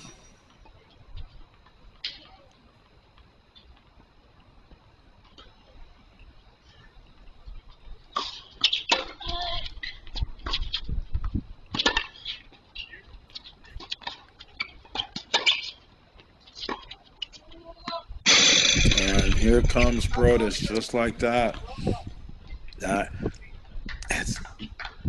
It just has to dagger Chang. It's like another body blow, another punch in the ribs. How many times can she be a point away from huge score separation on the scoreboard and not consolidate? Tennis is so tough.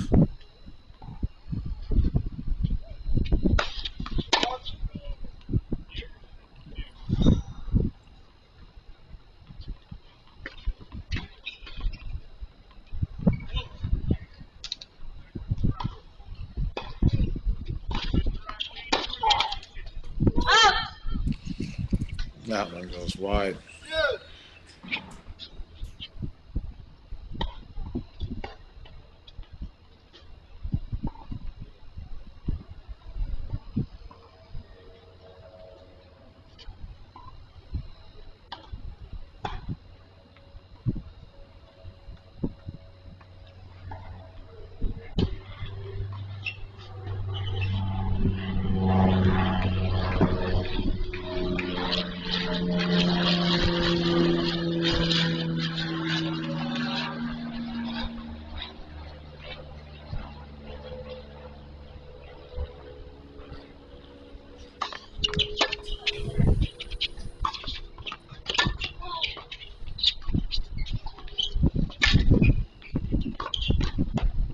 Oh, Chang was in control, misjudged the ball, had to give ground and then retreat. And the moment she retreated, Brodus chipped and charged and forced the passing shot error. What a role reversal. Another point for Brodus to go 2-all.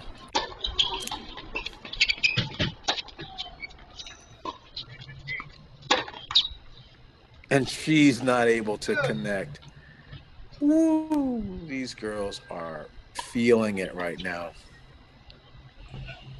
Sunny, 82 degrees, not super hot, but just been a physically trying and emotionally exhausting battle. And there's still a lot more to go. 2-1 in the third. Deuce.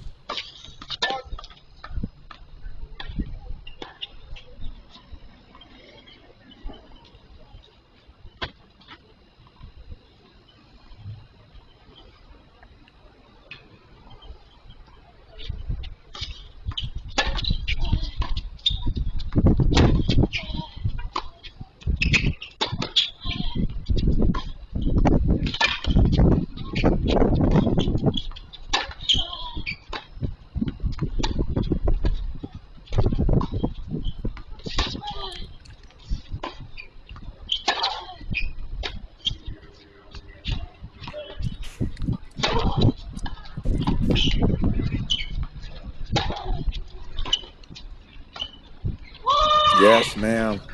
That is clutch. Working and working until an opportunity presents itself and then comes forward and finishes with a drop volley. Going back to the towel. Great point. Outstanding fight. Wonderful finish. Brodus has just been a warrior.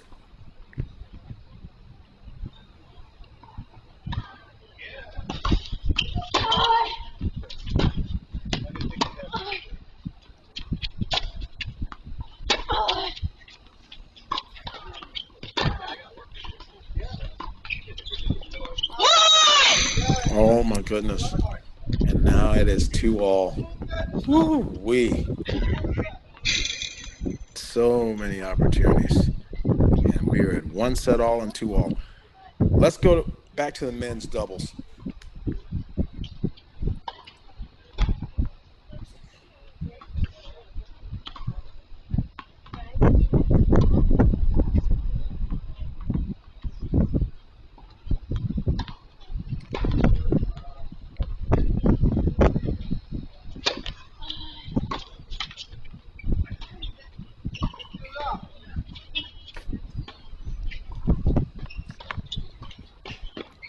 Let's shift over to men's doubles.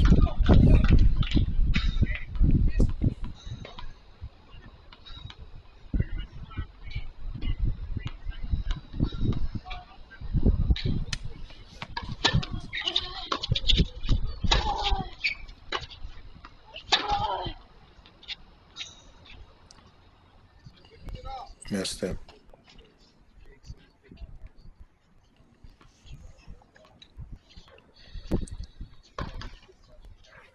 So the story here of this men's doubles, number 1 seeds,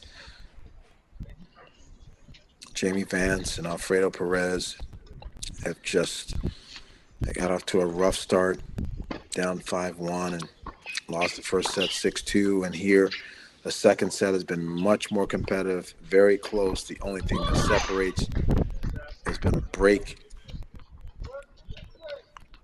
of the Vance serve with an amazing cross-court return by Trock. And so Segerman and Trock are up a set and up a break, and this has been their best service game all day. And I just jinxed it. Whoa. Backhand return winner by Vance. But Segerman has been flying through his service games, super fast, executing a high percentage of first serves, and having a lot of support from his partner, as you can see. He is in a great rhythm and has a nice pinpoint stance on his footwork on his serve, which helps him get in quick and serve and volley. And he's hitting wonderful spots. And Track's looking to get touches. There is no your ball and my ball. It's just every ball is my ball mentality up there. These guys are big and they cover a lot of space.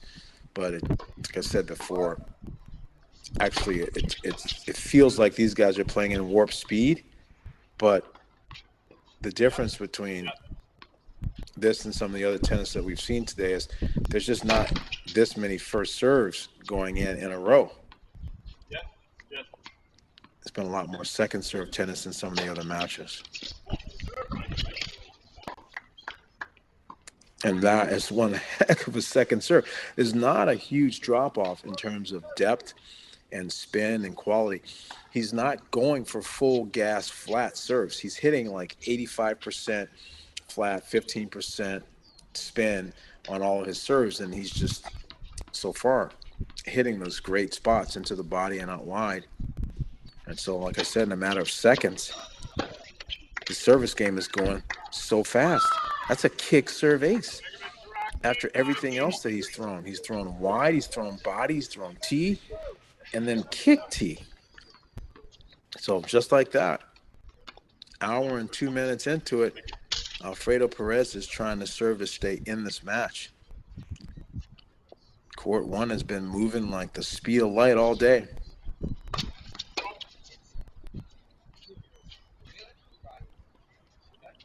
And as you can see, Perez is missing his first serve, so that adds to the strategy and adds to the dynamic. A lot of play calling going on here. Second serve. Nice job. Perez is hitting wonderful second serve tee spots. That was an example where Segerman most certainly should have considered pulling at line. He was committed to the cross-court return.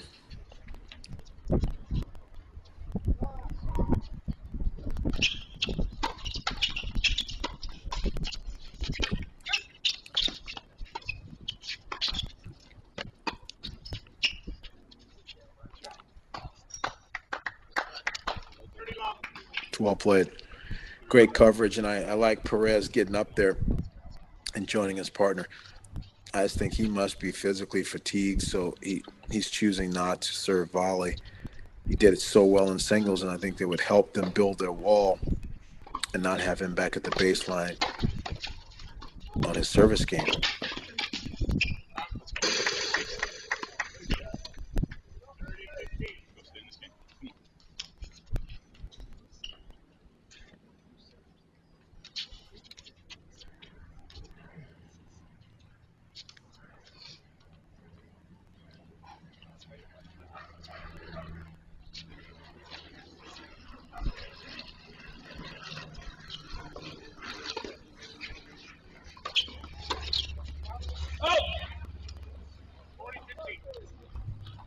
That's a good serve.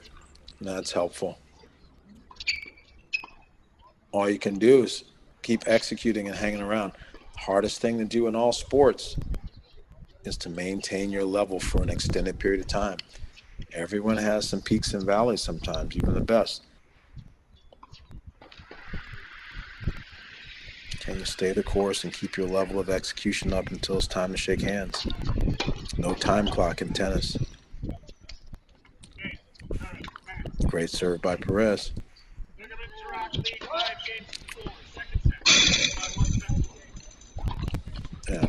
Brodus.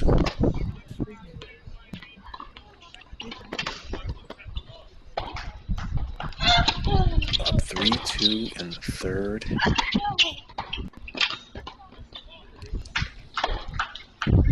30-15 here. This match has been. I didn't think that there could be more seesaw of a battle than we had in the first ladies semi with Stoyano prevailing over Cayetano. But this is begging that question now.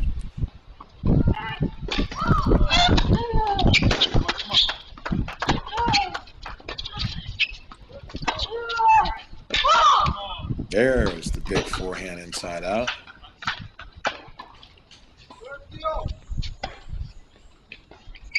I really think Chang needs to keep this score close. I think Brodus for sure has been behind so much. I think if she gets a sniff at the finish line, it might be enough to help her get over the line.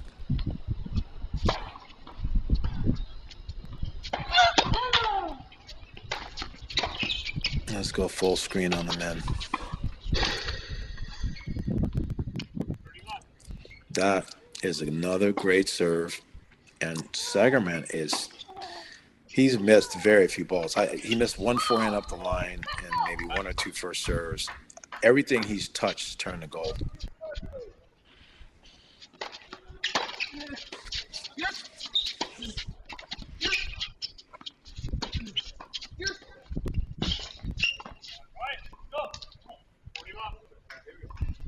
And of course, University of North Carolina, where he plays, Coach Sam Paul's been there forever, does an outstanding job, and developed Nick Monroe, who's had an amazing run and a great professional career, and now is working for Tennis Channel.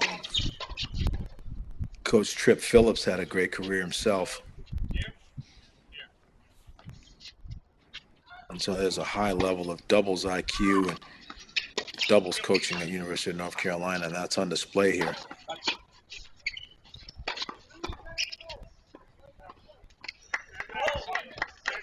And it's only fitting that Segerman puts it away and done.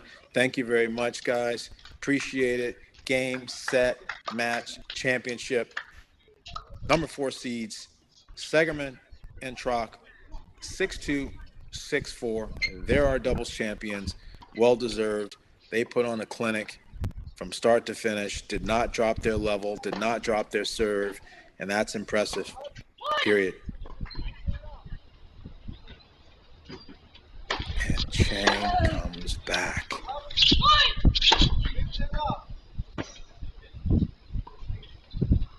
They just felt that the earlier ladies match went over 3 hours, and they're like, we can top that.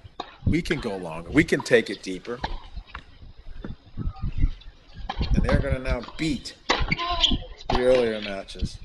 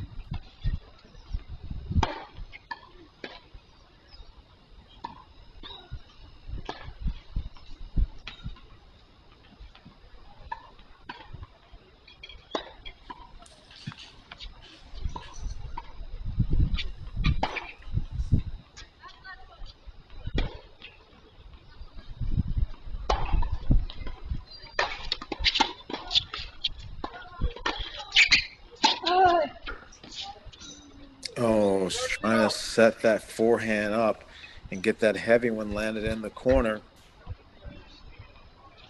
Just overcooked it.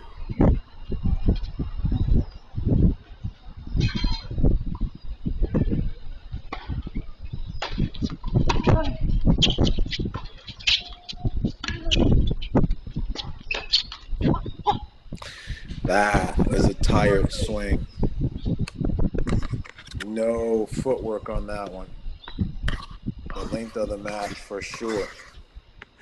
Starting to get to both players. Have to be mind over body right now. Body's for sure tired for both of these young ladies. Unfortunately, they don't have a doubles match to play. Only Stoyana, and she's had now 3 hours of rest.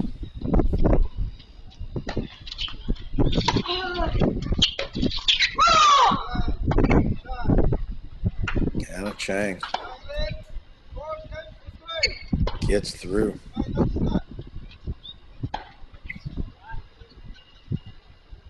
It's nice that the chairs are in the shade for these young ladies.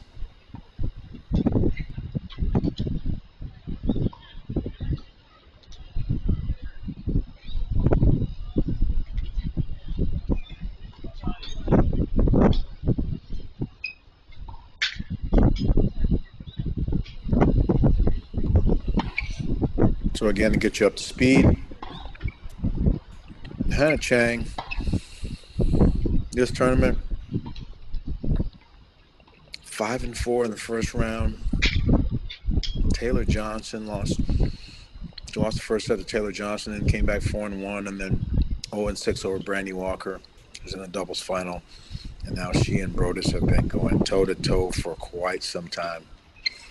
The young lady who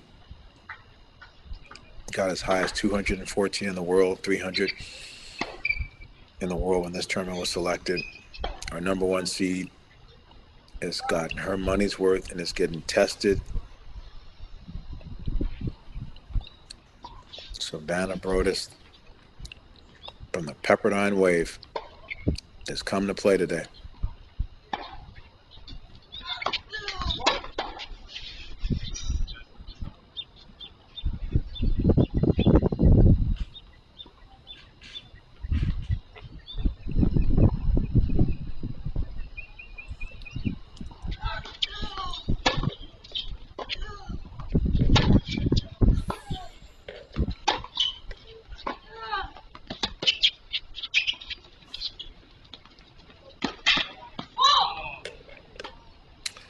Pretty crafty on the drop shot there.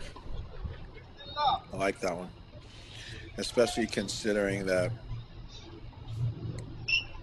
Brodus looked a little tired with a couple of mistakes that she made in the last game.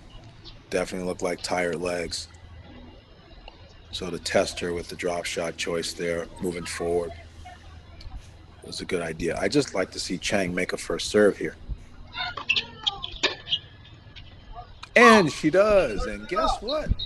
She's rewarded with a free point. It's amazing how that works.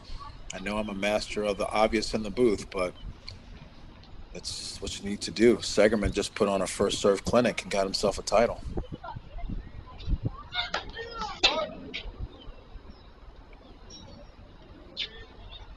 It also shortens your day.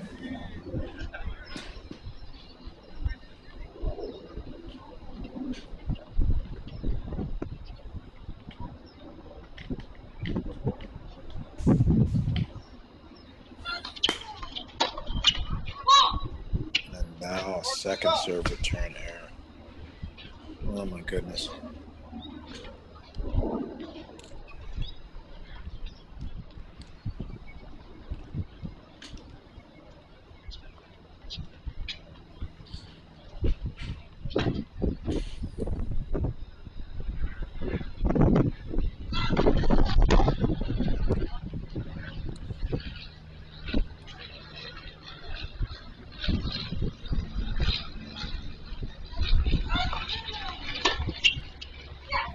And another one. 3 returns in one game. So now the third set in a row. Hannah Chang has had a 5-3 lead.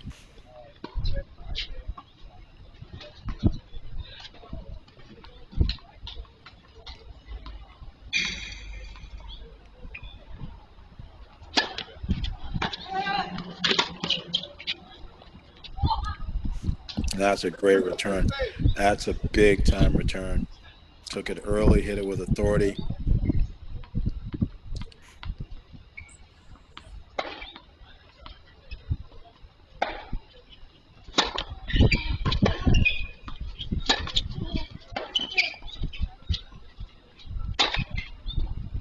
Whoa. That is Brodus' favorite spot.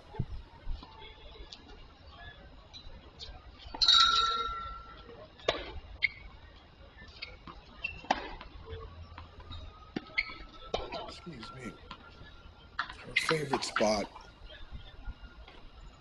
to land her forehand.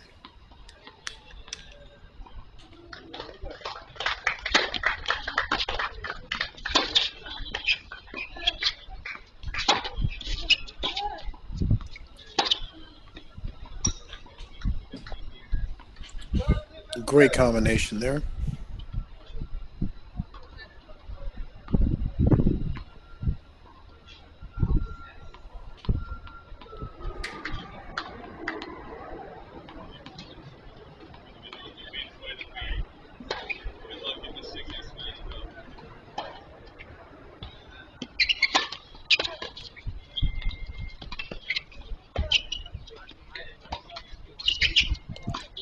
Oh, that court. Bad luck. She was in winning position, and then a let court volley allows Chang to come back and take the point.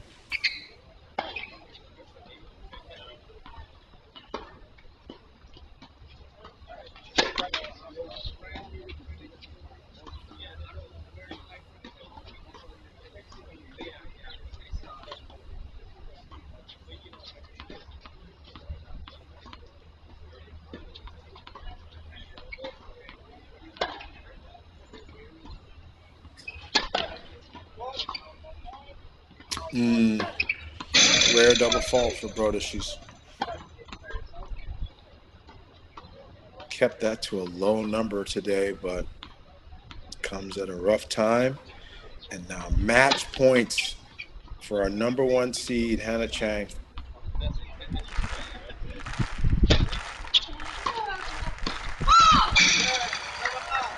And that is called good. She wasn't sure. Brodus thought it was wide. It is in the record books. Game, set, match.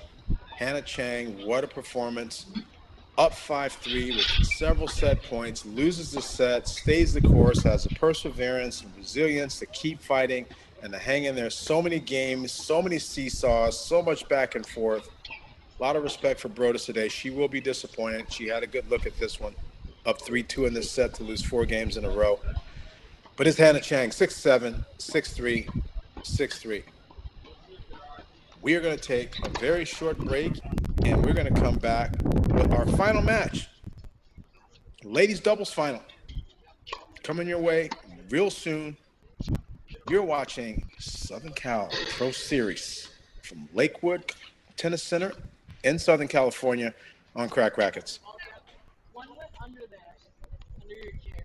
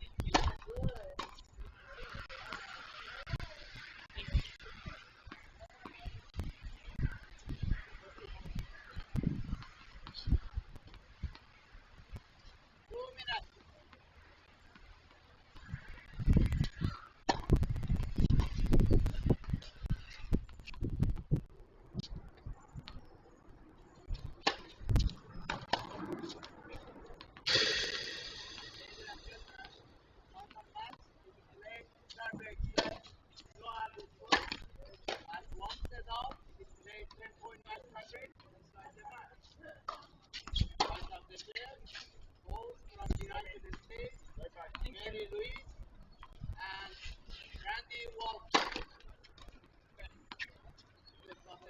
Also from the United States, Fiona Crowley, and Mary Soyama. Mary Louise, Randy Walker won the toss and choose to serve.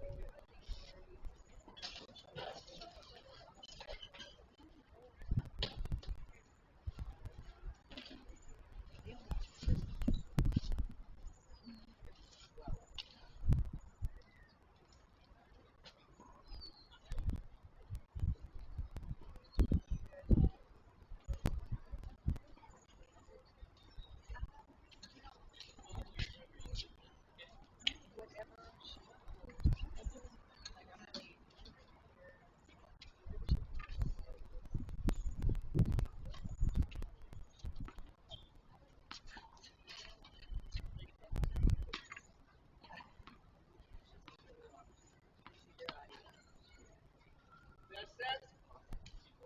Mary Louise to serve. Ready? Play.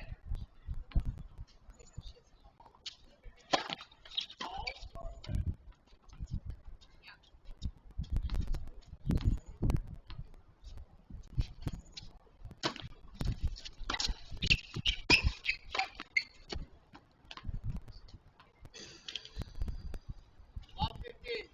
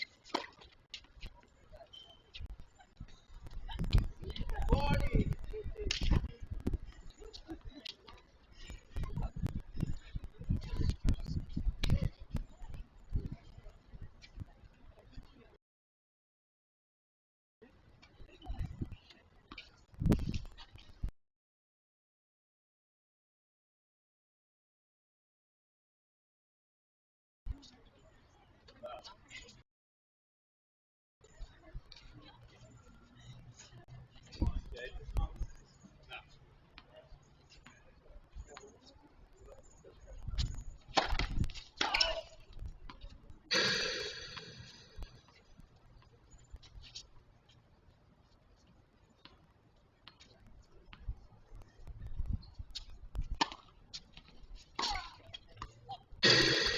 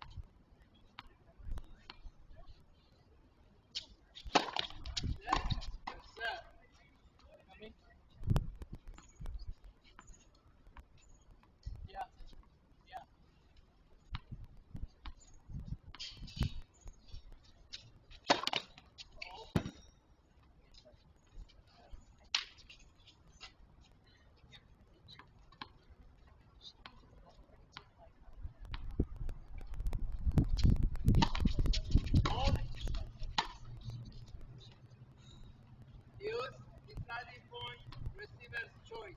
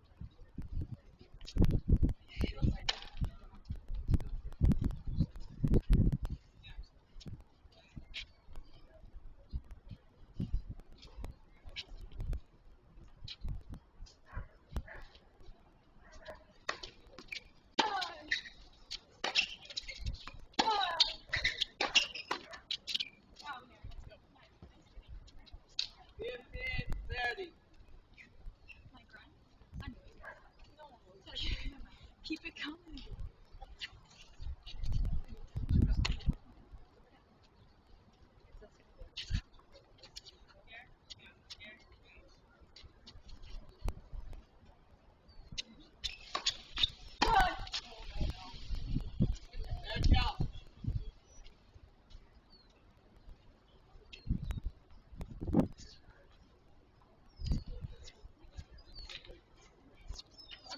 Come on, baby.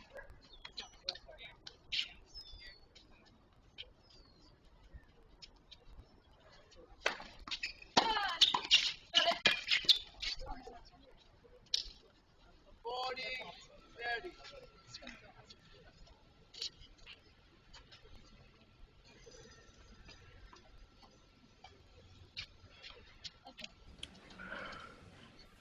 Nice serve, Brady. Come on.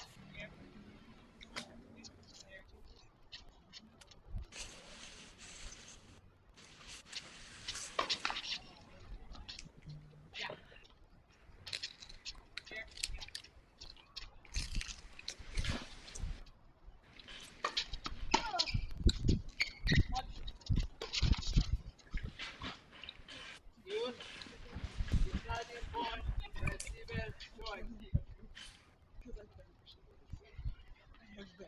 We have ladies doubles to close the show today.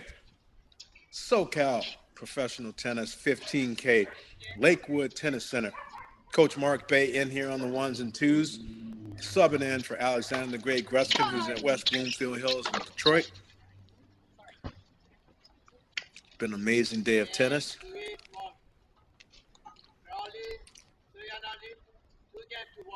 And now we're closing the show with these ladies doubles.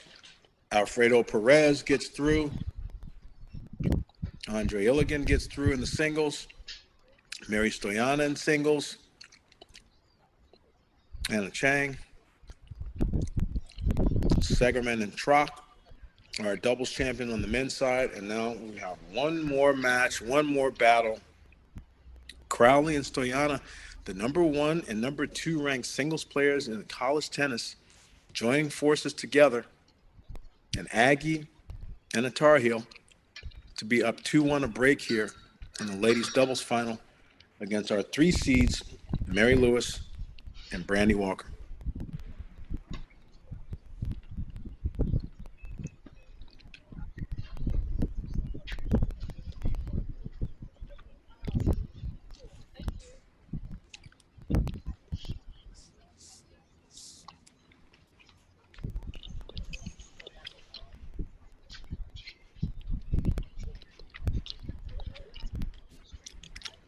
Lewis and Walker here on the near side. Mary Lewis in the black hat. Brandy Walker here in the white hat on the near side.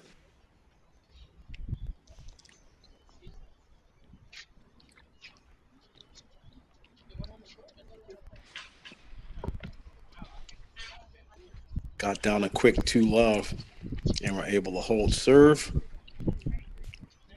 with a no ad point. A great overhead. So now we have Stoyana serving with Crowley at the net. So this is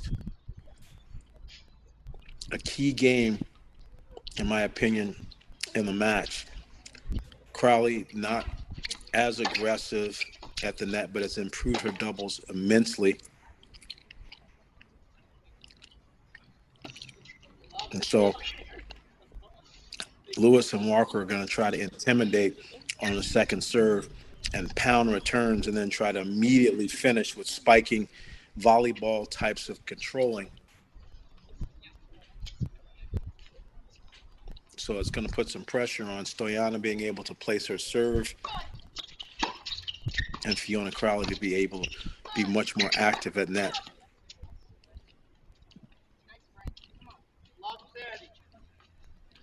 As you can see, there's a lot of power and a lot of intimidation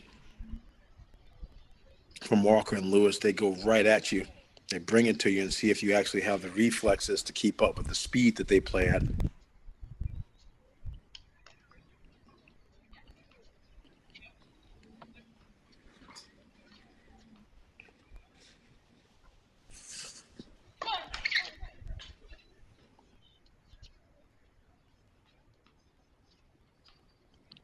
Stoyana missed a lot of serves in her singles match, and she's able to cover that. But the problem is in doubles, it doesn't allow you to organize a play call.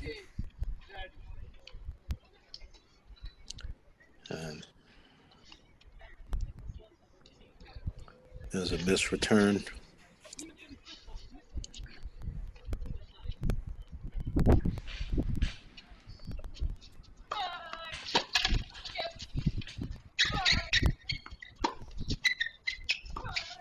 Excuse me, actually, it was a double fault. And that forehand goes wide. There's a break for Lewis and Walker.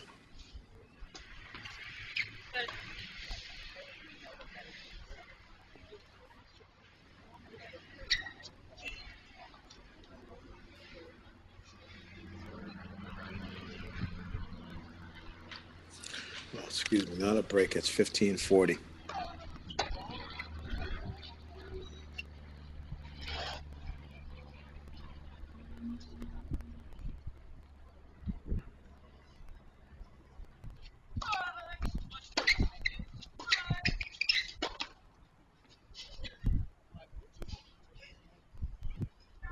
And that is a slam dunk if I've ever seen one. And to me, the Stoyana serve is going to be a problem. If she's not able to get the first one in and get Crawley involved, it's too easy for Lewis and Walker to pulverize that second serve. It's not coming in very hard. And now Stoyana's ground strokes and singles are much more difficult because she can do all the different variety. But in doubles, they don't have the same sting that they need to intimidate a team like Lewis and Walker. So figuring out how to problem solve the Stoyana serve will be important for Crowley and Stoyana. They started off up a quick break. And so now after 4 games, it is customary that you tend to lead with your best service game. So maybe the 2 best service games were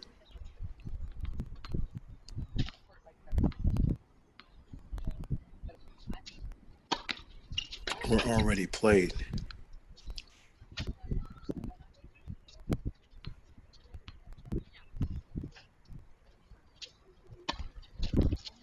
Mary Lewis, former Michigan State Spartan.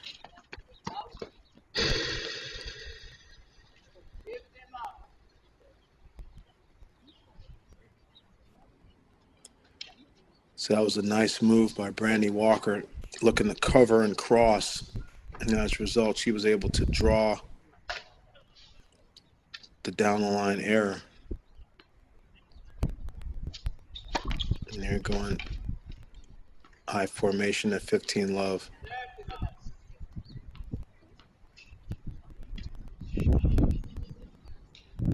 Outstanding tee serve with a little bit of slice tail on it as well.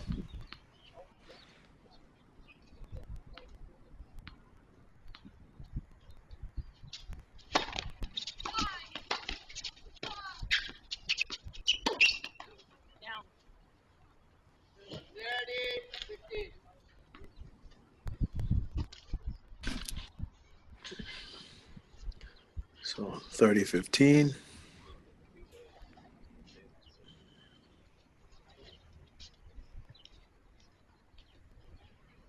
You go there? Yeah.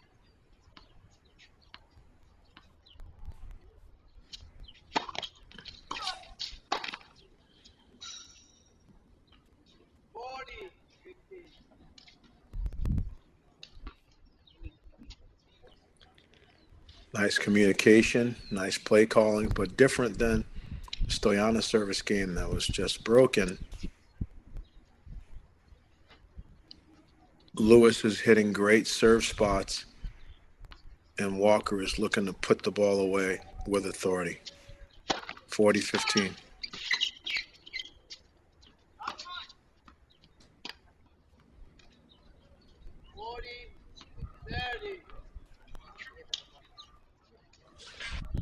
So Crowley and Stoyana, they want to get past the initial sticker shock of how big Lewis and Walker are playing in terms of speed and aggression and athleticism. They want to get it into having more one-up, one-back rallies, making it more about ground strokes and decisions off of ground strokes, not just 1-2 power.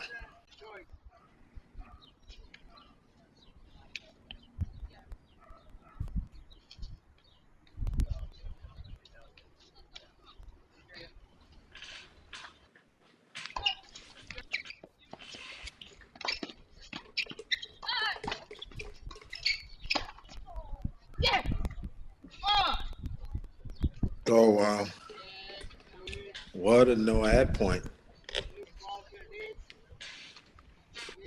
A mad scramble. Crowley had a swing volley she couldn't get enough mustard on, a couple reflex volleys, and then a spike finish. So Walker and Lewis, after being down a quick 2-love, have responded with a hold, a break, and a hold. So they were able to hold Brandy Walker's serve, break Stoyana's serve, and now hold Mary Lewis's serve for a 3-2 lead in this final.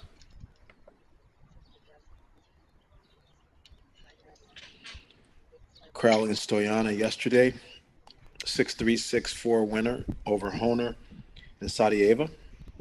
And Lewis and Walker, a 6-2, 6-4 win over Giacondos and Ann Christian Luckmeyer Obergun. Shout out to old Gina Condos. I haven't heard that name in a while. She's a young lady that was from the Chicagoland area.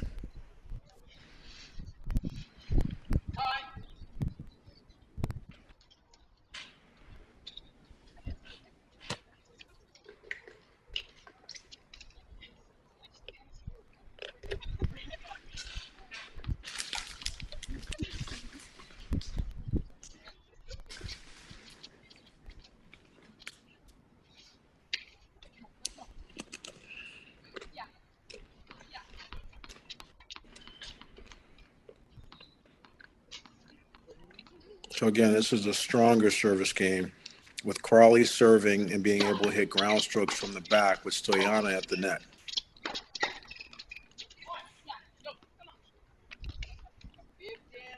Yeah, as you can see, that's the service game when they have a lot more options and the ability to do some aggressive things as well.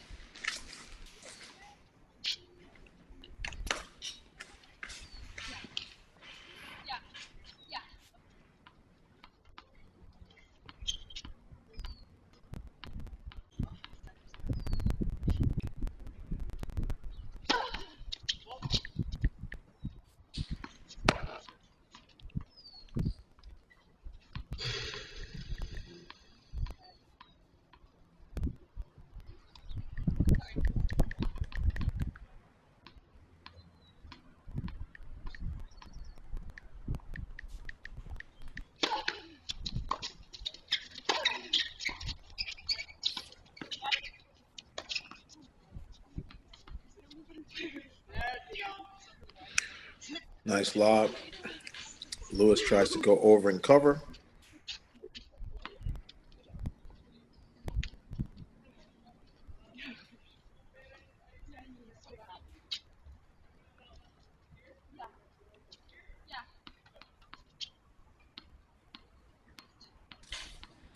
And again, Fiona Crowley is going to be playing in the U.S. Open in doubles here in a few weeks.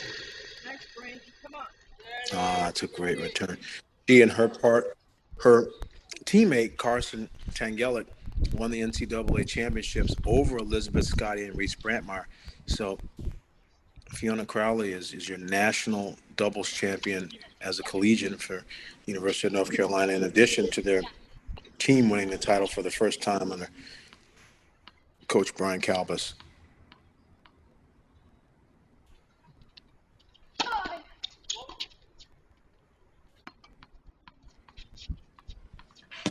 But Tangelic has a lot of firepower with a bigger serve than Stoyana, bigger forehand, bigger weapon. Stoyana, crafty, very competent, but Carson Tangelic a little bit bigger in terms of just racket head speed and shot quality.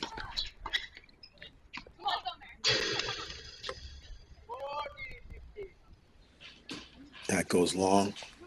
Lewis and Walker for sure looking to make things happen, trying to cut and cross and not allow this to be about 6 balls or longer.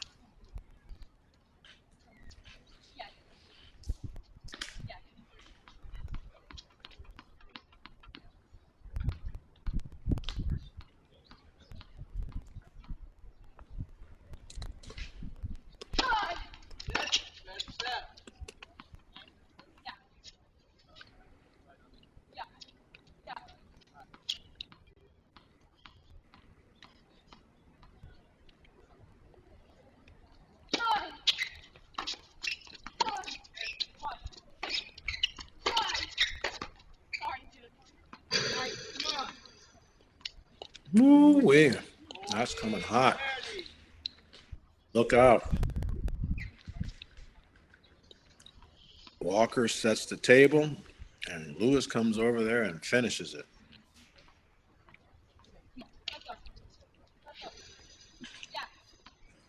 You can't leave any hanging curveballs with these two playing. They're taking advantage of any floating balls.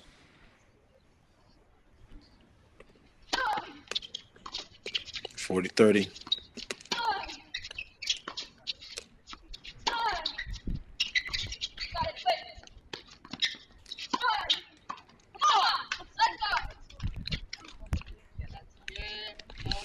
Nice passing shot by Crowley. She noticed Lewis trying to sneak in after the lob. She was able to make her dig out a low backhand volley. Clearly, Lewis and Walker know what to do when the balls are high. Being able to handle really challenging low volleys, that remains to be seen what their level of volleying accuracy is on those types.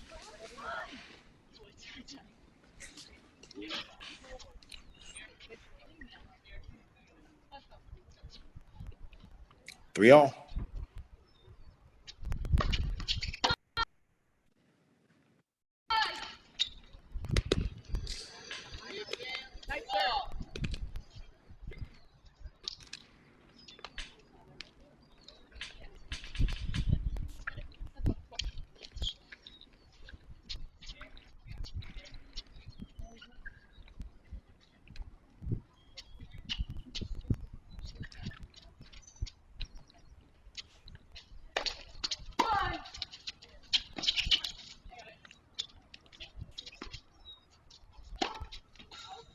Oh my goodness. Nice serve, Brandy. She missed it.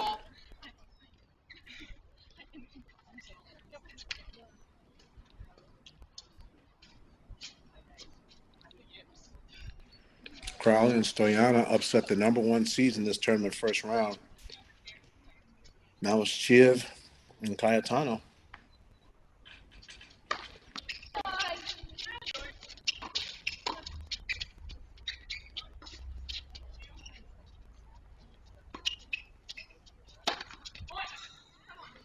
Well done.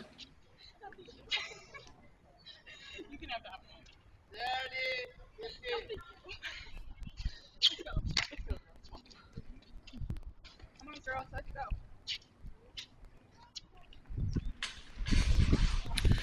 And Crawley's not playing singles this week, only playing doubles in this tournament. She most certainly would have been a threat to win this title.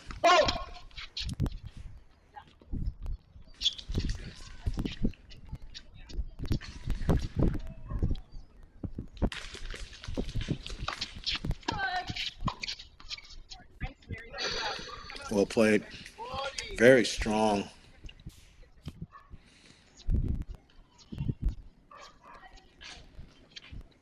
Such upper body strength on Mary Lewis. She makes that high backhand volley, which is, for many people, the most difficult shot in tennis. She makes that look easy.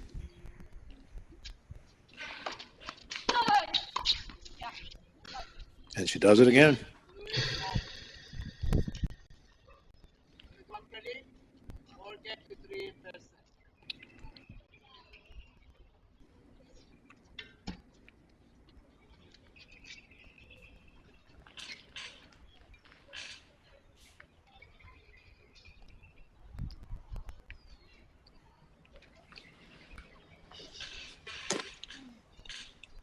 Seems like just yesterday, the SoCal Pro Series circuits began in Rancho, and now here we are in week 6 with only one more week left. So much tennis, so many great opportunities, wonderful organization. Shout out to the Southern California Tennis Association and Trevor Croneman and Chris Boyer and everybody that was able to come together and put this on. Eric Stevens, who runs this facility as owner and operating manager, does a lot of tournaments, doing 2 weeks in a row. Makes it somewhat cheaper for those that are trying to travel and play to keep these in similar vicinities.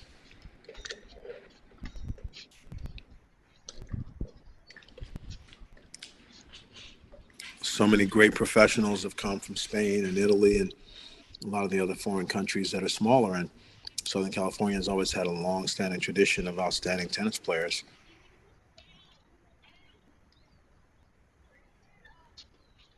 So to have the Sam Querrys and the Taylor Dents and the Brian brothers and Marcos Giron, Mackie McDonald, so many.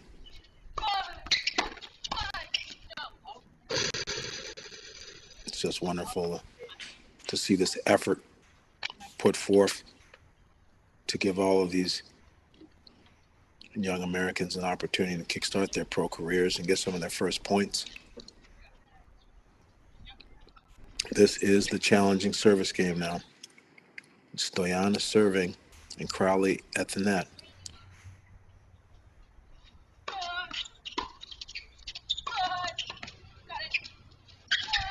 Oh, she misses the volley. That's the one you want, Brandy. I like Stoyana on the serve and volley there, instead of her staying back where she's not getting, at present moment, enough heat on her ground strokes to get it away from the poacher. Get her hands and her game up to the net sooner than later. It's probably a good play.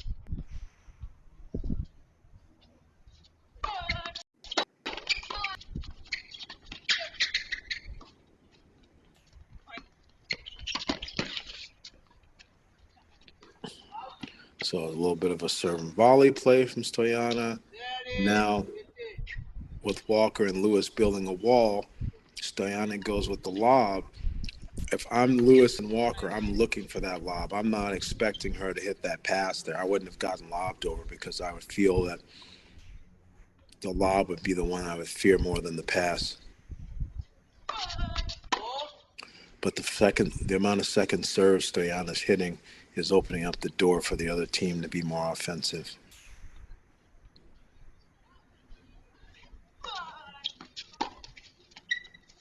And there it is. Exactly what they want. To take the second serve, crunch it, come forward, build the wall, and crush a high forehand volley. That's been a steady diet, and it's the reason why they were able to break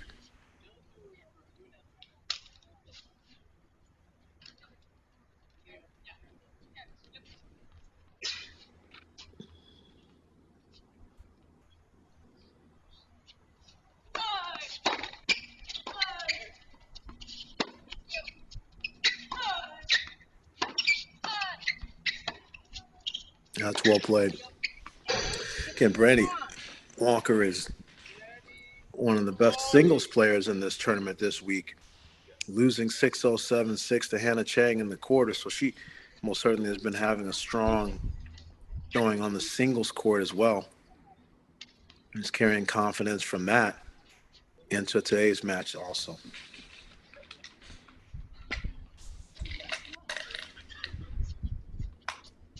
Double break point.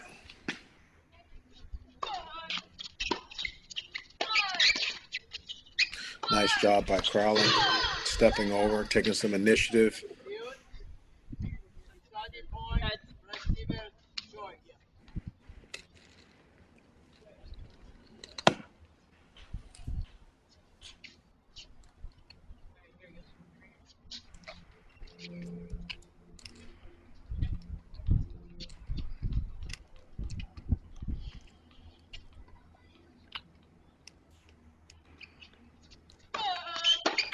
That is a big hold.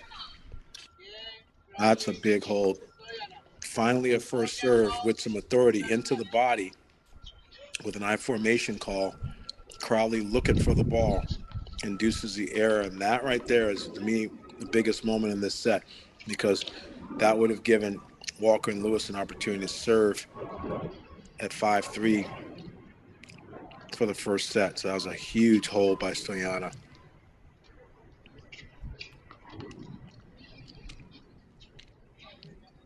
After being broken at 2-1.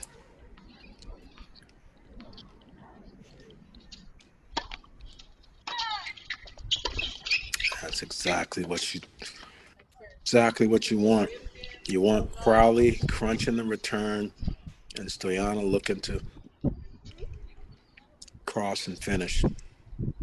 Just wasn't able to get it done there. 15-love.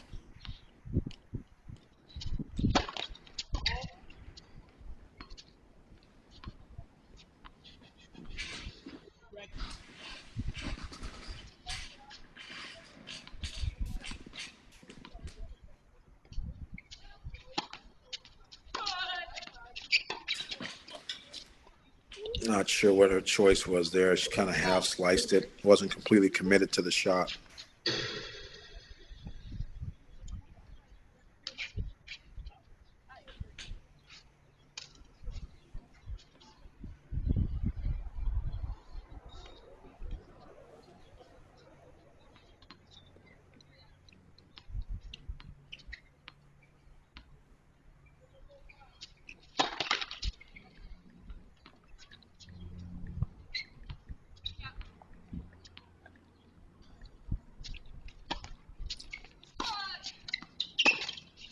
Oh, what a move. Beautiful timing. Love that. I'm telling you, I watch a lot of tennis, and I get sick and tired of people that aren't looking for touches and aren't looking to move and let your ball, my ball, your ball, my ball. Any ball that's coming across like a predictable cross court should be intercepted if at all possible. And that's just textbook by Brandy Walker moving on that ball. Great play.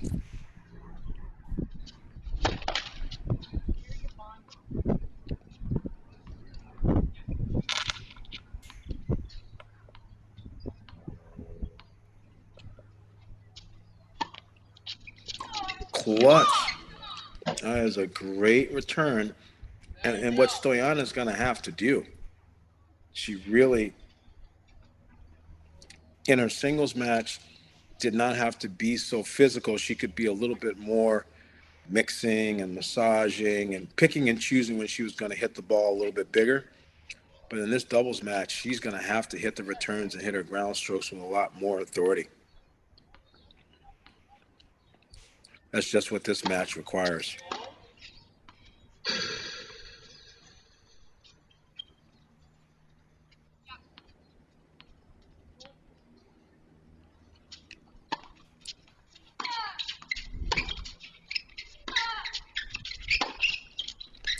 Same situation.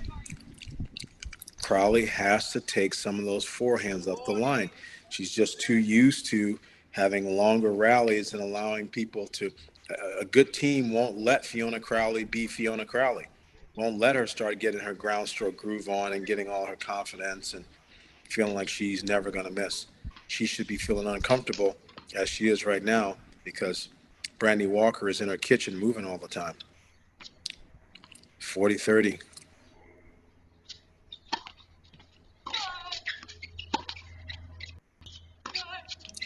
Oh, that's a bad miss. Not a good miss from Lewis there. Stoyana comes in on not that big of a ground stroke, but just gets herself into position, which is where they want. You want her up and Crowley back. And Lewis nets the forehand. So now we just have one huge no-ad point on Stoyana's serve.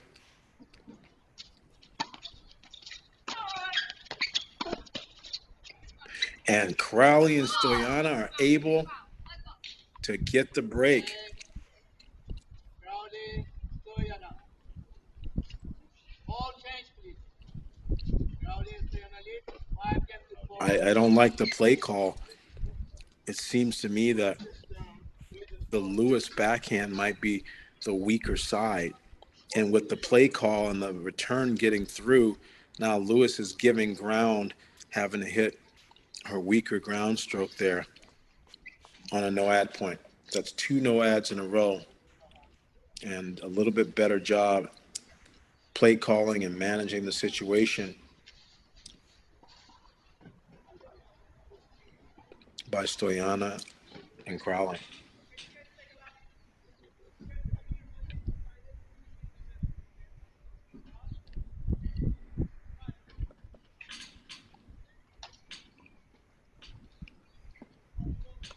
Come on, Mary Brienne.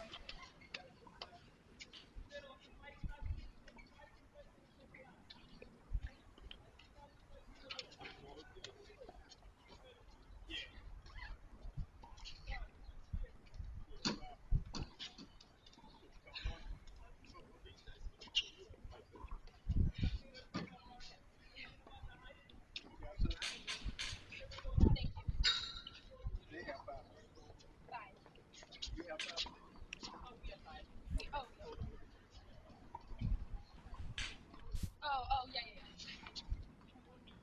Yep. Thank you.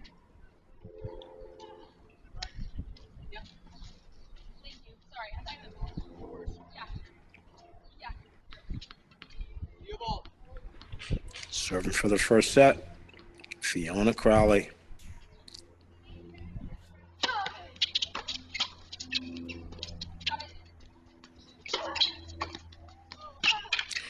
It's a great volley by Lewis. Fiona Crowley, the #1 singles player in the nation. Mary Stoyana, the #2 singles player in the nation, teaming together to play dubs. Crowley, your NCAA doubles champion.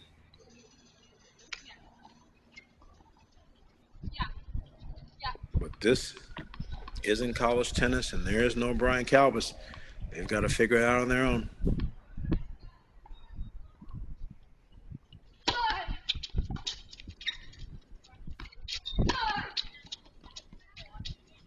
Oh, dear. Stoyana has the overhead, not able to get it done.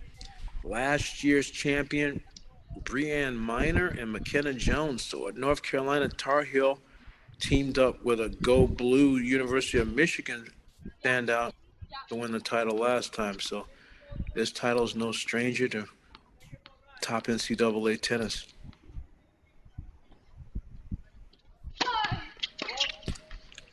Second serve.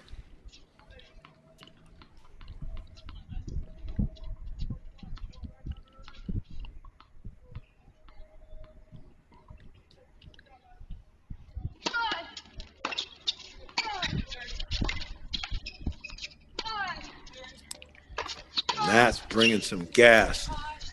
Not that easy of an overhead. It was dropping a little bit. Walker had to duck to some degree to make it and still just knock Crowley down like bowling pins. This is key moments. Let's see what they call. Love 45-4.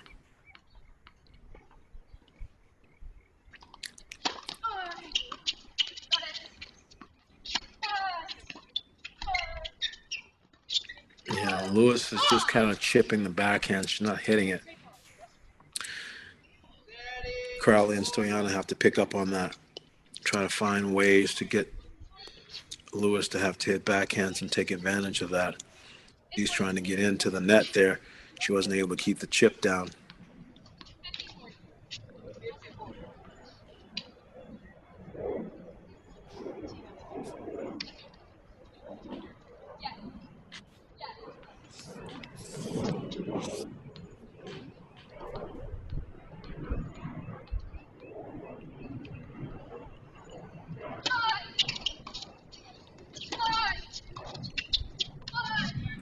And that is wide.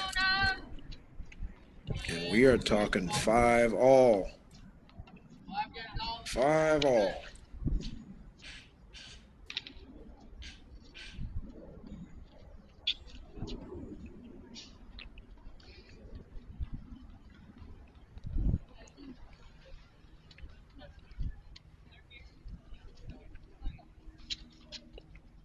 Brandy Walker serving.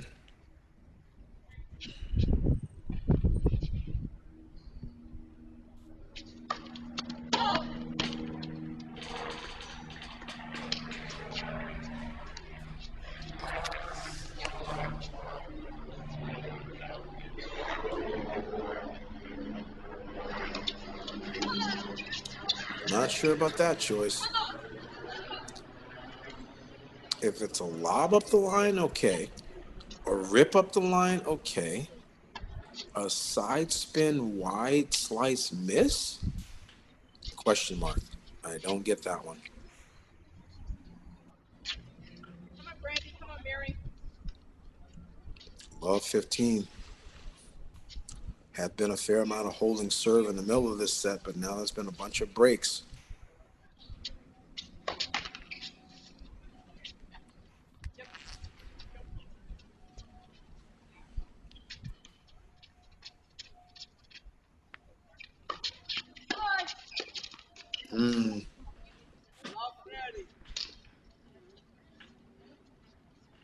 Broadcast booth jinx talked about Lewis being great on those high backhand volleys, and that time she wasn't able to catch it on the sweet spot. If you don't get it on the sweet spot, the ball just doesn't take off. Ends up netting that. Come on, Mary. Come on, Brandy. And now we're at love 30.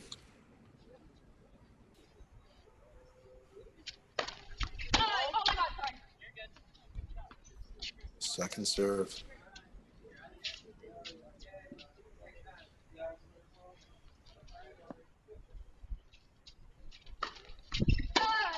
Great return. That was a bullet.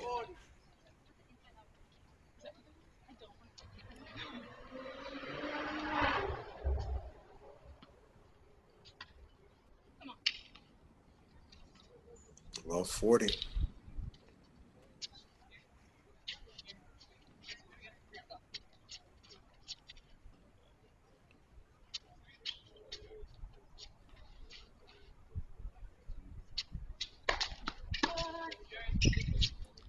Nice first serve into the body. 40. Well, it's difficult to figure out where you want to serve it to Fiona Crowley. That's a good effort. She's able to get the body serve in. And Crowley misses it. Doesn't happen too often. That's why making your first serve so important. Transfers the pressure back to the other team.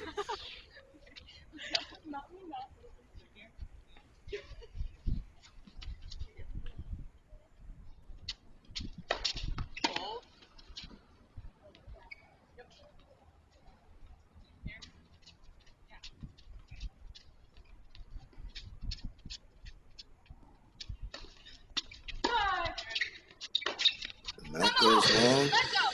And Crowley and Stoyana with another break.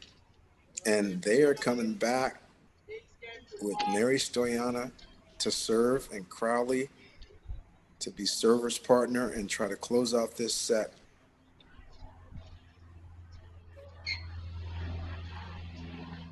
A lot of seesaw back and forth in this match.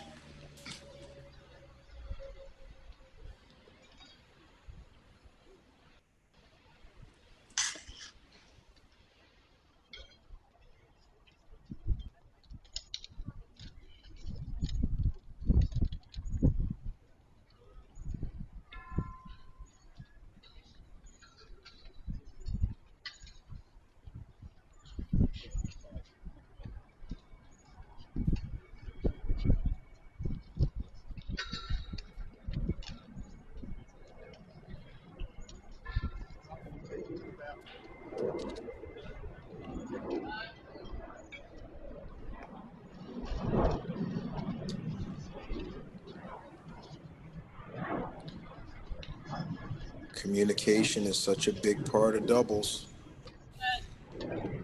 Now you've had 11 games worth of information.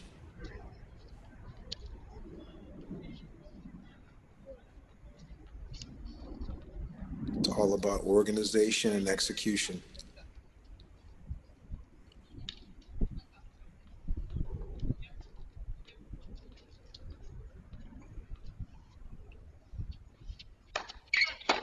Oh my goodness. That was shredded. That was cracked. Brandy Walker took that so early. She hit it on a frozen rope. Love 15.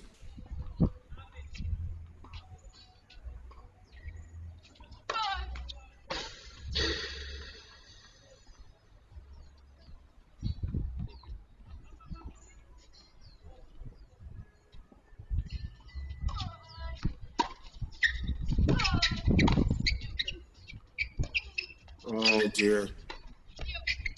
Oh, she lets the overhead drop too low. Lucky that she didn't miss that. And then on the volley's low, so that is too low for a huge swing. That just needs to be a controlled, small little punch. And she's just getting so excited in the moment. A little bit wild there from Walker.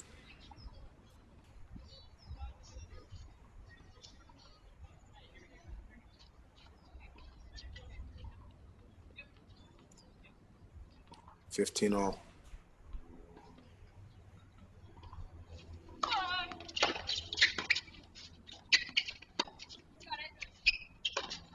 That's some big time tennis. Stoyana on the serve and volley, which is a good choice. And Crowley being able to spot the overhead and play with some authority on the high ball. They were able to manufacture a hold last time this game happened at 4-3. If they're able to manufacture a hold here, they win the set.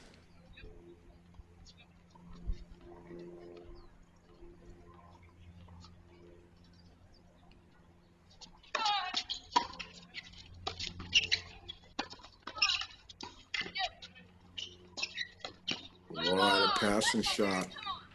Stoyana was able to get that ball up the line. Lewis and Walker got what they wanted to build the wall and come forward.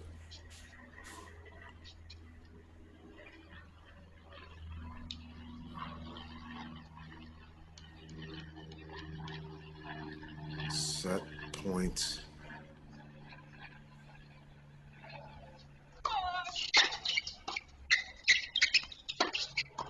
And Brandy Walker tags the return and rips another second shot and is daring that team to stand in and take the heat that she can bring. That is one set point saved, but there are two more left. No ad scoring. So all three of these points will all be set points.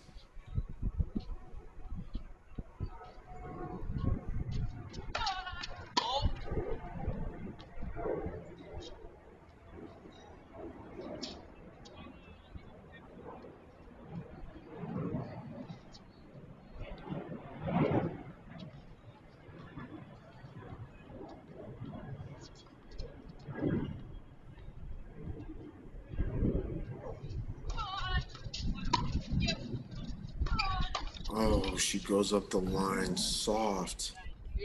That is not going to cut the mustard. She just laid it on Brandy Walker's racket, served it up on a platter.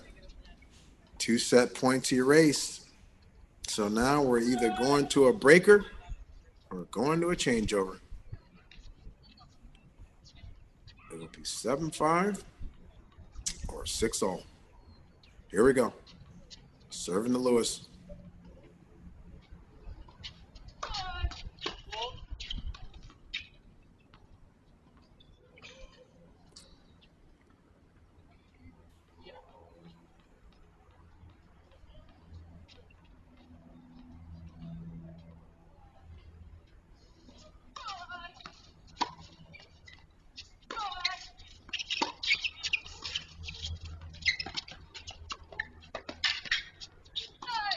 And they are able to win that in a scramble point after missing the first serve. Wow.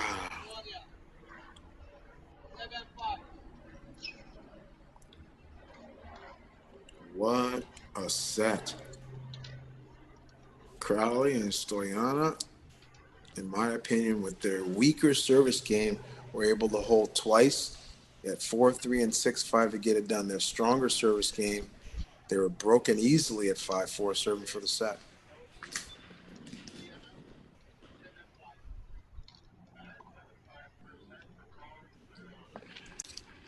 We've had a heck of a day today. Andre Illigan was probably the most impressive tennis player of the day.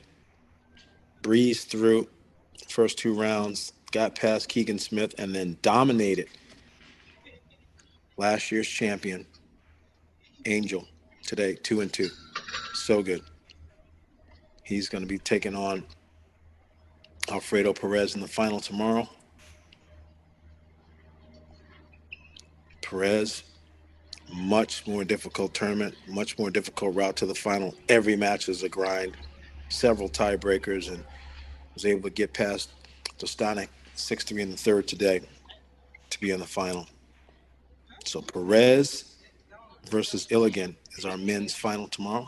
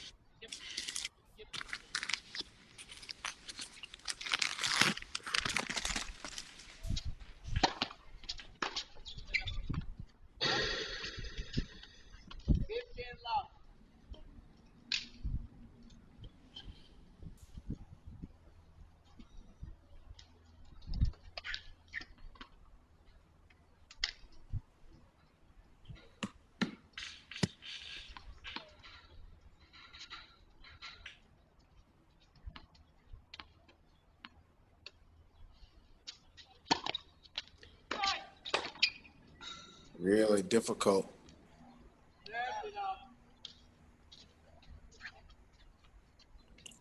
Not a lot of answers for that.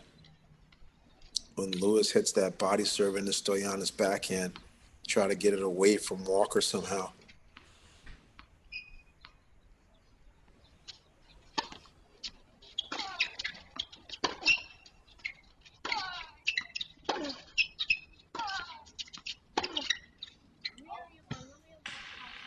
That's exactly what Crowley wants. Crowley wants someone to challenge her in a baseline game on diagonal. Definitely not the way Lewis and Walker want to play this.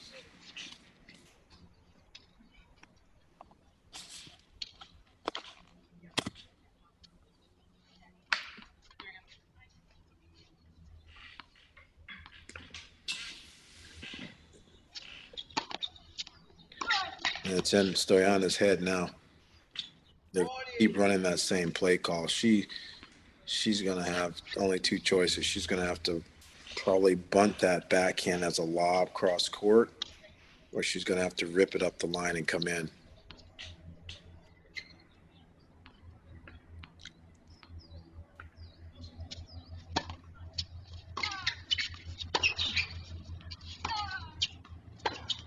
And that's the same play. I don't know how Crawley keeps getting suckered on that.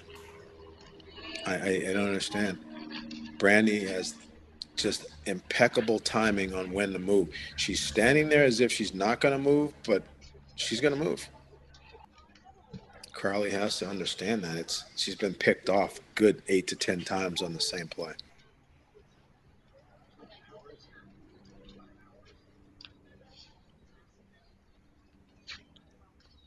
So that's a hole for Lewis and Walker.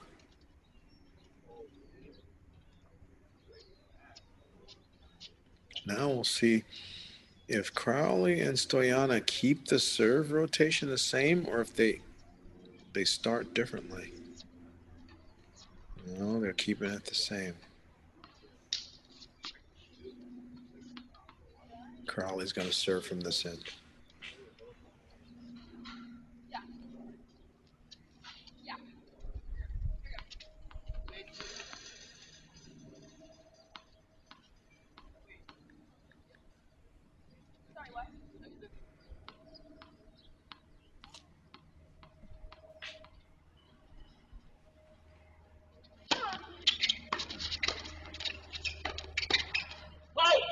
Oh, wow.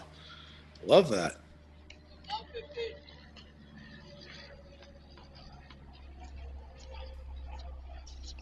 Yeah, it's tough. You know, Alfredo Perez was out here trying to play doubles. After such a long day of singles, and now Stoyana's trying to do the same, and clearly she's not 100%. She did have 3 hours of a break, but her body has to be, popping out of the I formation and all of this stuff is a lot on your body, especially after you've played 3 hours of singles. Hard to gauge what percentage of battery she has right now.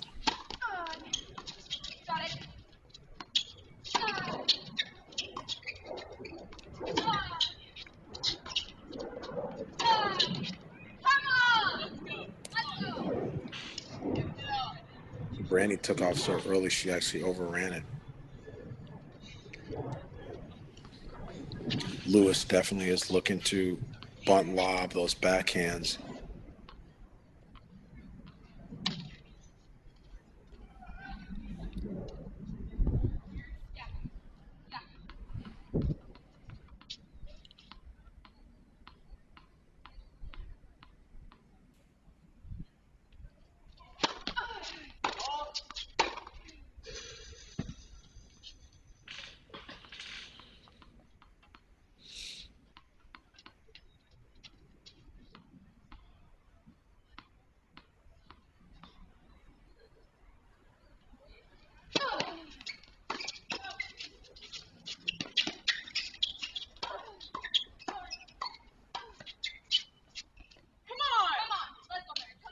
Oh, that is in the hands. A little lob volley feel after a quick exchange.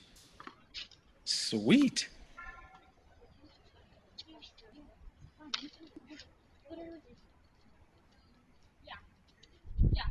Margins are very slim in this ladies doubles final. Hour and 5 minutes old.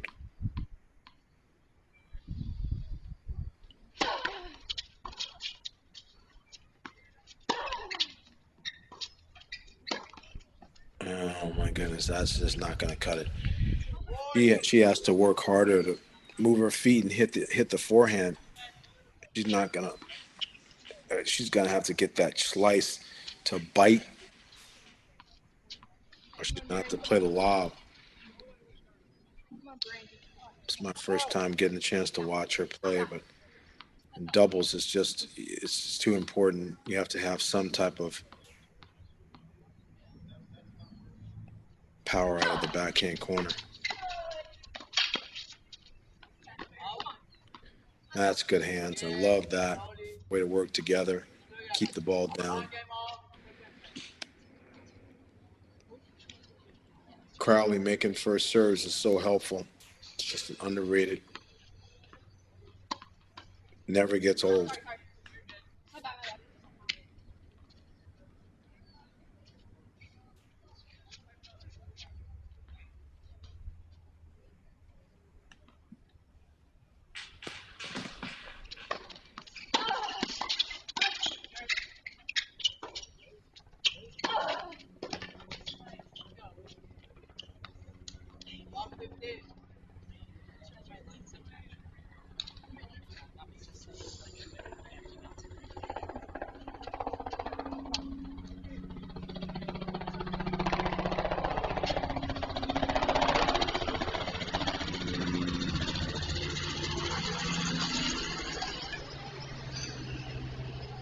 It's well served. It's a great spot.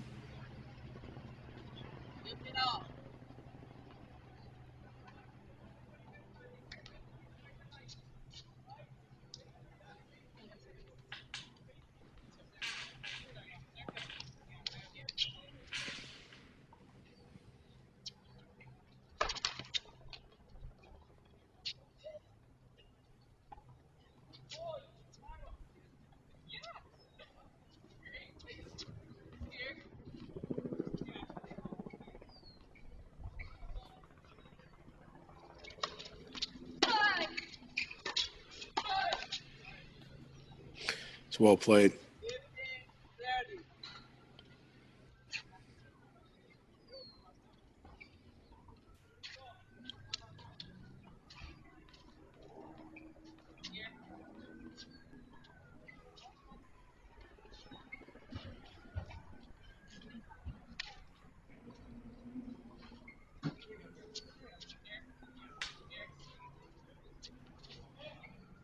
Key moments here.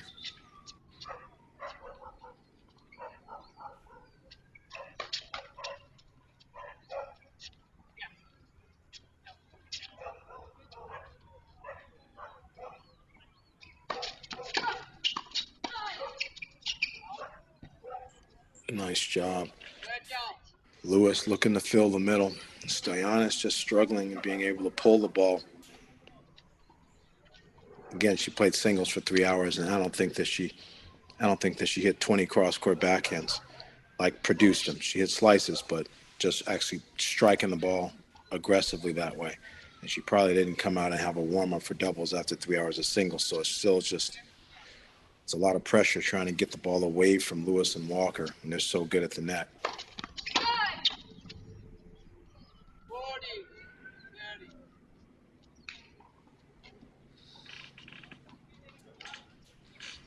Crowley's missing some inside backhands. Sometimes I think she may need to try to split step a little bit sooner so she can try to run around and catch more forehands than accepting inside backhands.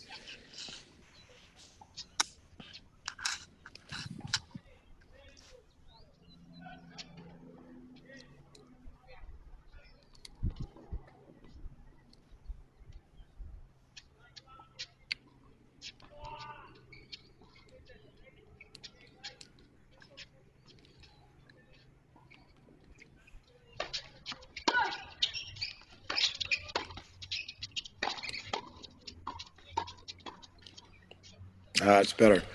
Stoyana was able to get the backhand away from Lewis. And then she's at the net able to use her hands. And she's a much better doubles player in that position, in my opinion.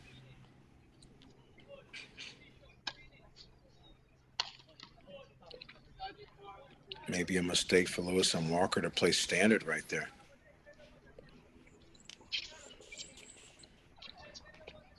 Coming to Crowley for the deciding point.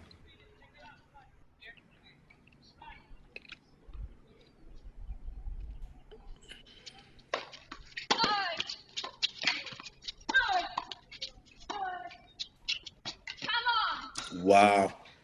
Lewis wasn't able to handle the first volley. She got handcuffed, popped it up. Crowley and Stoyana able to take advantage and steal. This has been such a tight match. So many deciding points.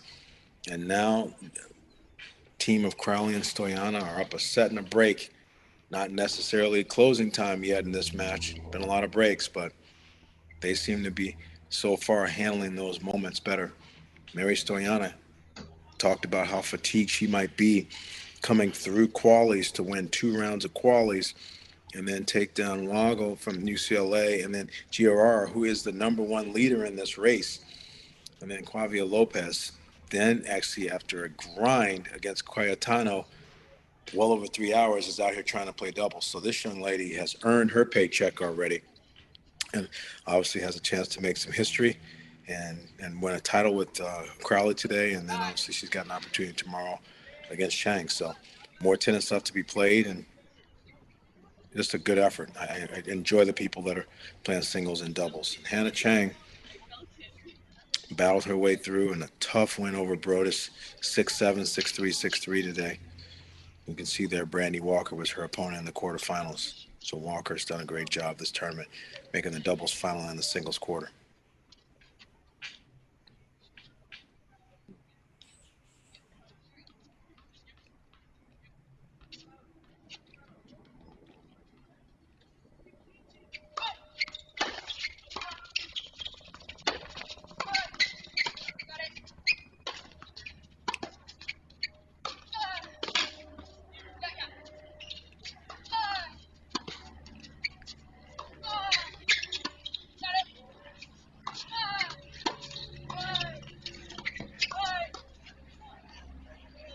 What a point.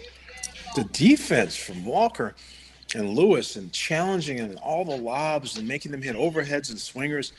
It reminded me of like shades of the Bryan brothers skyballs. That was fun. Didn't end up working out at the end, but I liked them trying to challenge, make them hit enough balls to put the ball away. Often those types of points can work out in your favor. But Stoyana has to really take her time and get some of these first serves in because I think that the point is so different when she misses her first serve. And there's a double fall. I jinxed her, but every first serve fault is like a mini momentum shift in my opinion. And it changes the formations and the opportunities. So it's so worth it. Even if you have to take the speed down, it makes a lot of sense to be able to get the first serve in.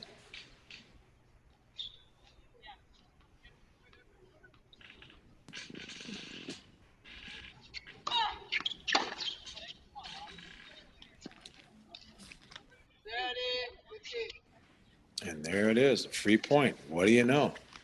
Maybe she has the earpiece in.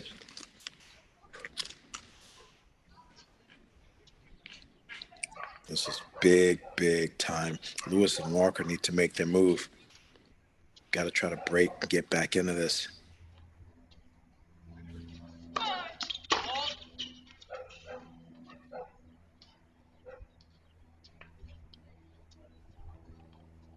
And Lewis needs to hit a forehand.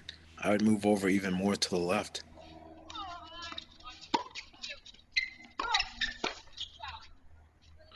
Yeah, see, I would have put my foot in the alley. Just the steps that she took to produce that return, she wasn't able to return and then just run on an angle straight in. She had to go left a little bit, and it seems like I'm being nitpicky right now, but that's about a step and a half that she gave up in that route that she took. That allowed Stoyana to get the ball back down to her feet. And there's the first serve, in my opinion, she needs. Getting it low into the body and then giving Crowley an opportunity to get involved. So that's a great hold. They have now problem solved this service game that they struggled on in the beginning of this match. And they've been able to hold 3 times in a row on the Stoyana serve.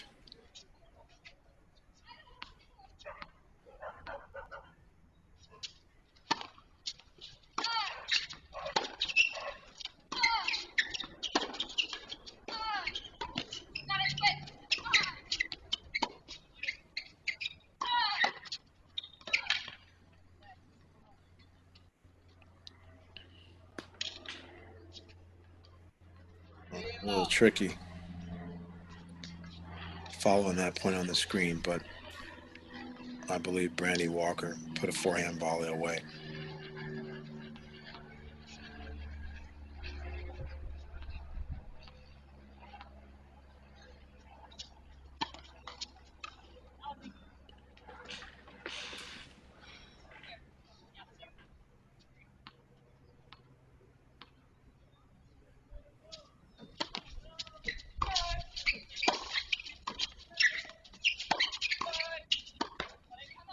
Oh, dear.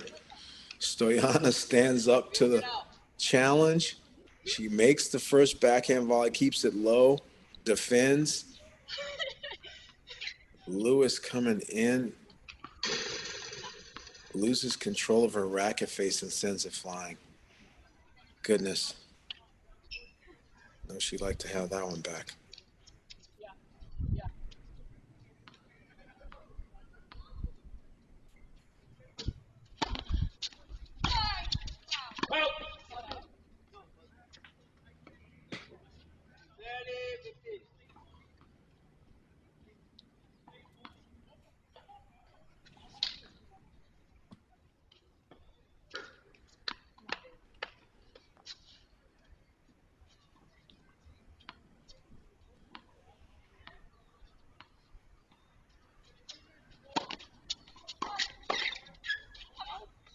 Oh, great return.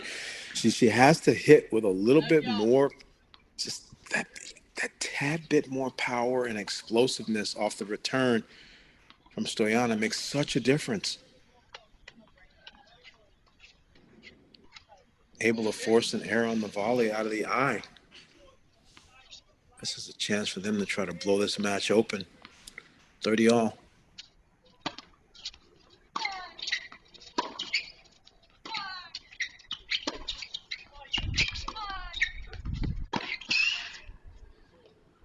And Crowley ripping, and ironically, Brandy Walker not moving, not crossing. That is the pattern where normally Walker takes over, anticipates, leans on one, and ends it before Crowley can out-rally Lewis.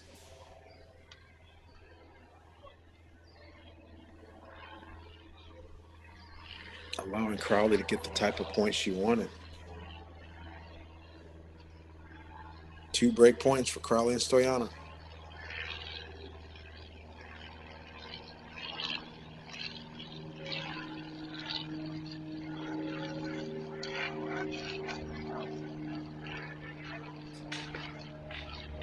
Going back to the eye.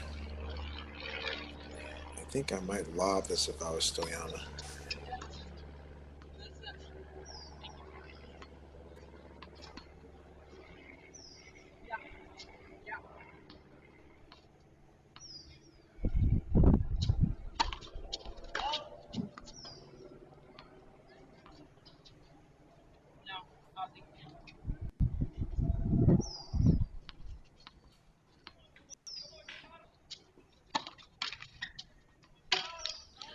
Oh, my dear. Double fault. And it rains, it pours. It has been all Crowley and Stoyana in the second set. The match is close, but one team is winning all the games late in the games. 7-5, 4-1. Crowley Stoyana. Hour and 20 minutes old in this ladies doubles final. Again, Stoyana has to come back tomorrow with a tall order to battle against Hannah Chang. So I'm sure she'd love to get out of here in the next 10 minutes with a victory so she can get into the ice bath and get some dinner. I'm sure Hannah Chang is saying, hey, get as much tennis in as you want. Also, a tricky thing about this match and this court and this time of the day is you can see the left side of the screen with the trees and the foliage. There's a fair amount of shadows, and sometimes it is more challenging when the ball's coming from dark to light and light to dark to pick it up that well. And maybe that's the reason why Brandy wasn't moving so quickly in that last game. trying to cut across like she had been.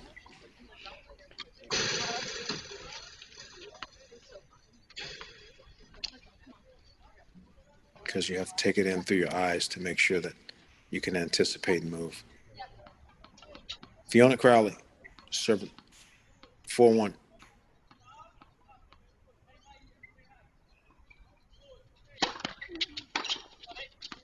And she's one of the best front runners I've seen in junior tennis and college tennis.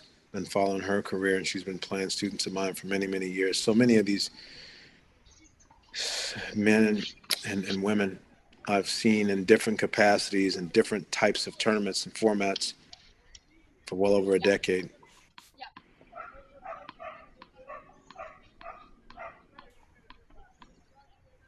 15 love.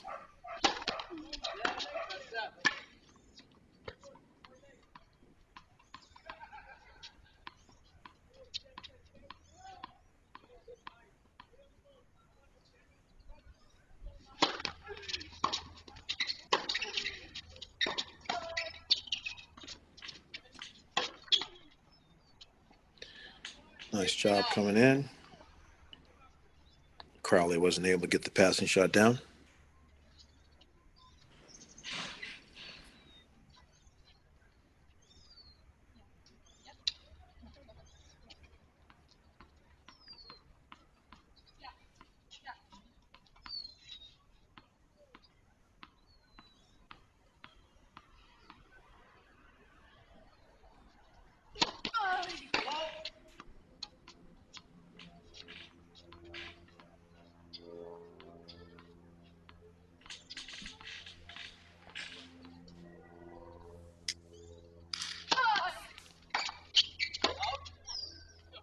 Just long.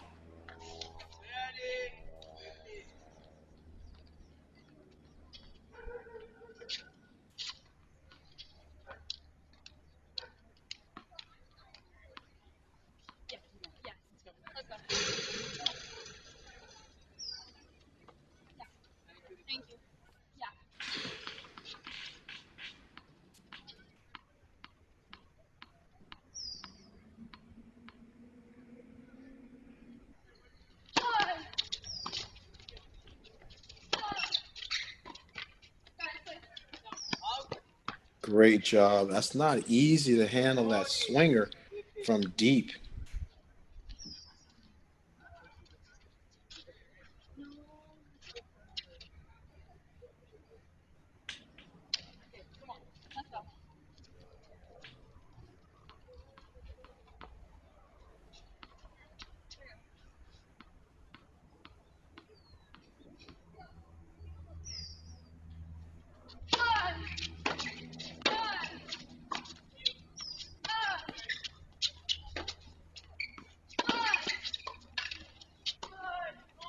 Oh, yeah. They've got it clicking on all cylinders now. One game away. You can see Lewis and Walker's disappointment in this match. Was such a different vibe and so close.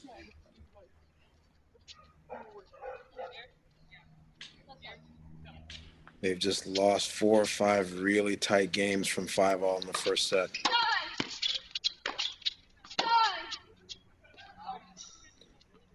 It's a great return and an even better reply.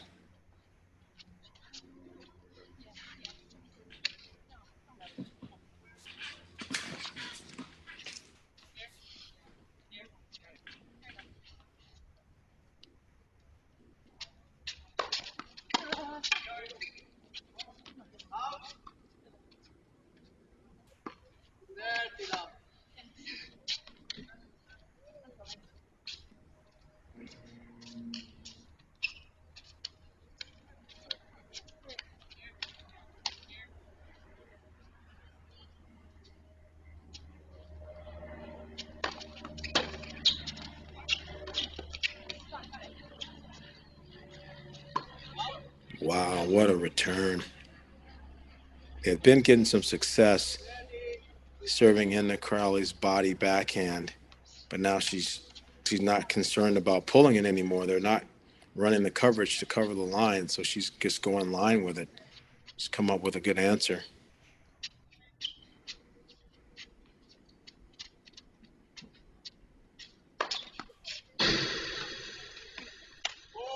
It's a great serve. Ace out wide. Nice serve, Brienne. Come on, Mary.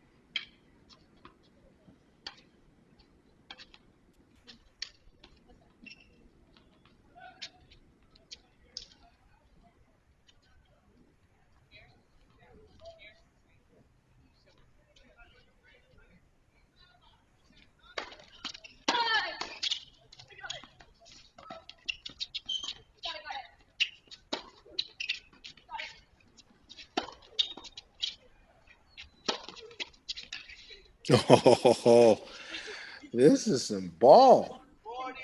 The hands, the reflexes, getting some of these overheads and swingers back and making them play second, third, fourth shots in a row to finish. So good.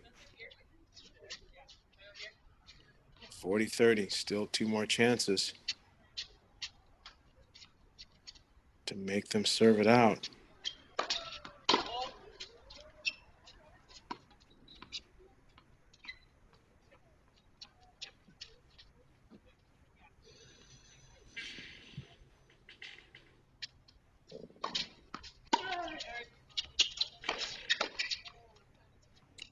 Oh, she just didn't fully commit to it. She just kind of stood there and stuck her hand out. She got to really split and load and go into that volley. Those are tired legs, just hoping to get over the finish line. So mental and physical in tennis. Week 6 right now. There is one more week in this outstanding circuit. 7 straight 15Ks in a row. And more importantly, it's also been men and women together each week, which is an outstanding concept. Hasn't been done before, not for an entire series like this. Much more economical in terms of execution, running the events, cost benefit, and sharing expenses of 2 tournaments instead of 1. So the camaraderie. And obviously in Southern California, there's just beautiful weather. There's very few days of bad weather, so it's worked out well.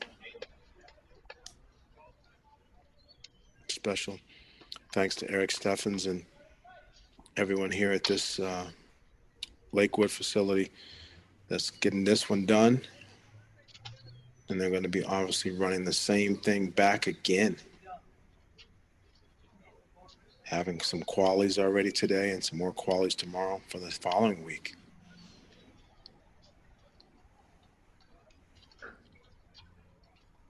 There's a few tournaments around the world, a few locations around the world that run successive events back to back, particularly if you go really far, go to Morocco or Turkey, some of those kinds of places. They have venues that will run consecutive events in a row.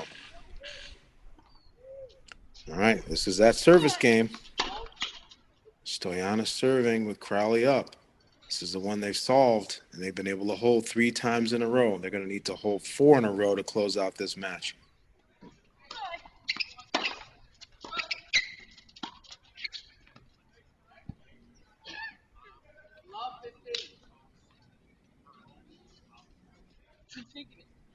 That was a great return by Walker. Smart lob by Stoyana. The backhand volley is in.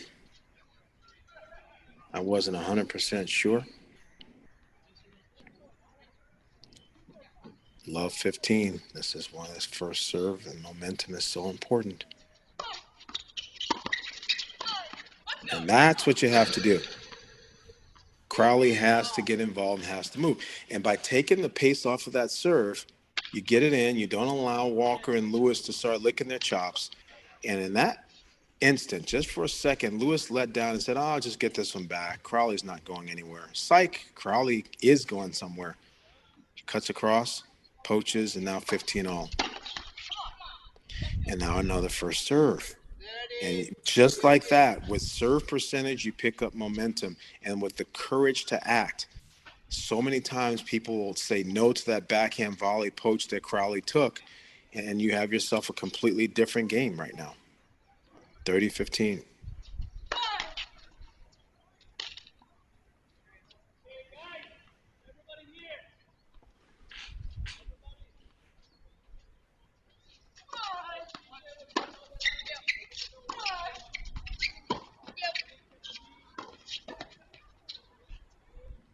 Oh, Stoyana chose not to go line. The line was wide open like the Red Sea. Walker fills and comes in with the drop volley. Baller status play there. 30 all. And she shreds it. Leaves a hanging curveball to the Walker forehand, and she tattoos it. What about the tee serve and getting Crawley involved again?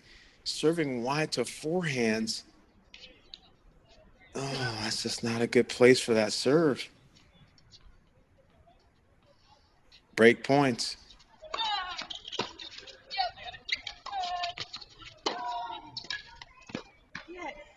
And that pass gets down by Lewis on the forehand, and they break back. The Stoyana serve that had been doing well for 3 games in a row is now broken. Thank you very much. The match is still going, ladies and gentlemen. 3-5, second set. Still some life. Pressure shifts to Lewis now. Let's see if she can keep this match going.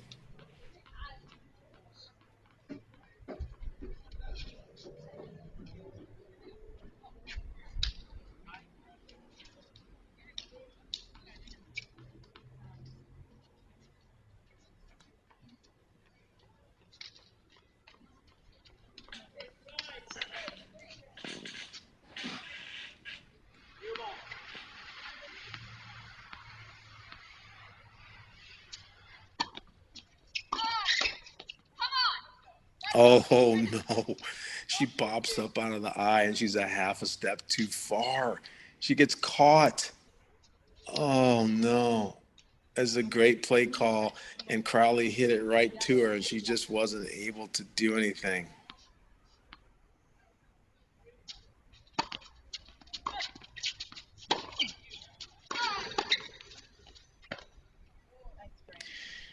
I don't want to be a master of the obvious, but Crowley is just not taking one of those backhands and hit a lob all match.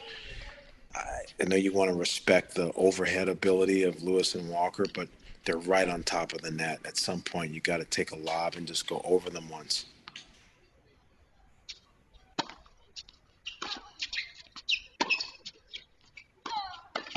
Yeah, come on. And there it is. That's been the most obvious thing that I've seen all day. Crowley not going line, not going lob, and Brandy Walker picking her off. She could be a defensive back getting interceptions. She's got a great timing on her move.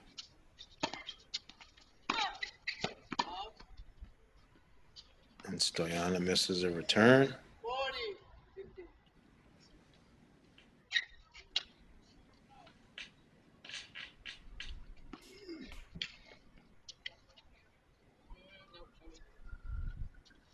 And this was 5-1 a second ago. Shows you how this sport of tennis works.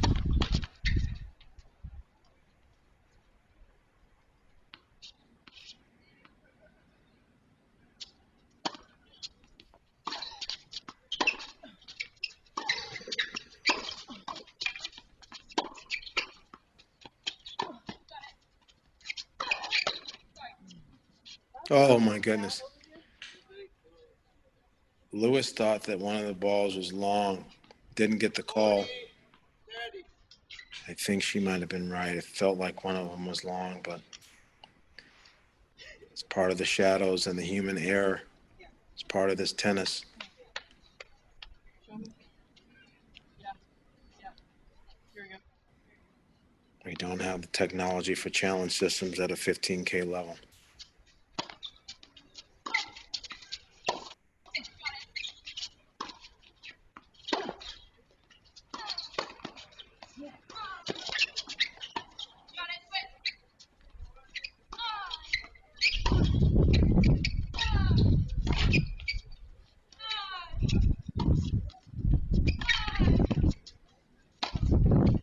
Oh, no. Oh, my gosh. She shanks the overhead, and it becomes an overhead drop shot, and then Crowley misses. Are you kidding me right now? Oh, wow. From 5-1 down, they are still going.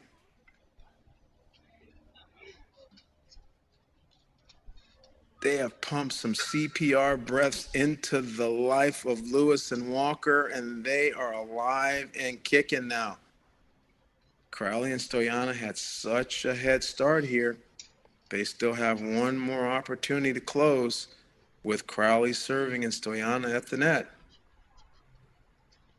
But there is some momentum going on the other side now.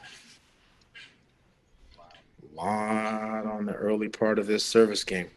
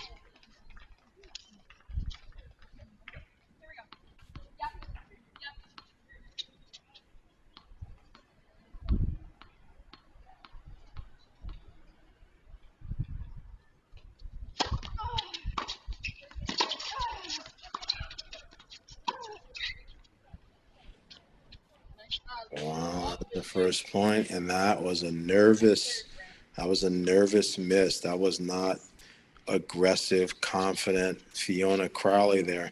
That is, we had a 5-1 lead, and now it's 5-4.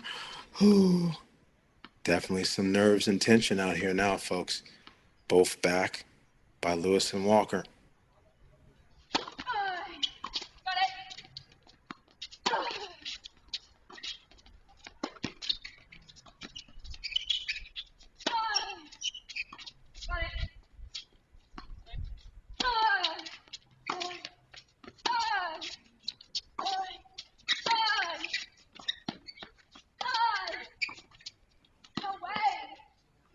There's no way.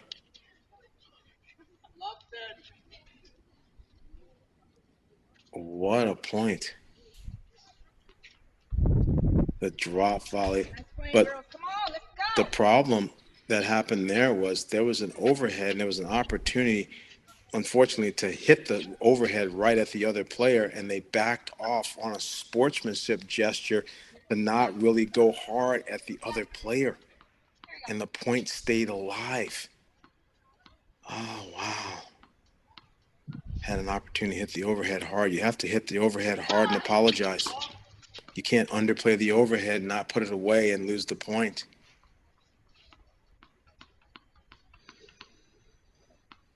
Love 30.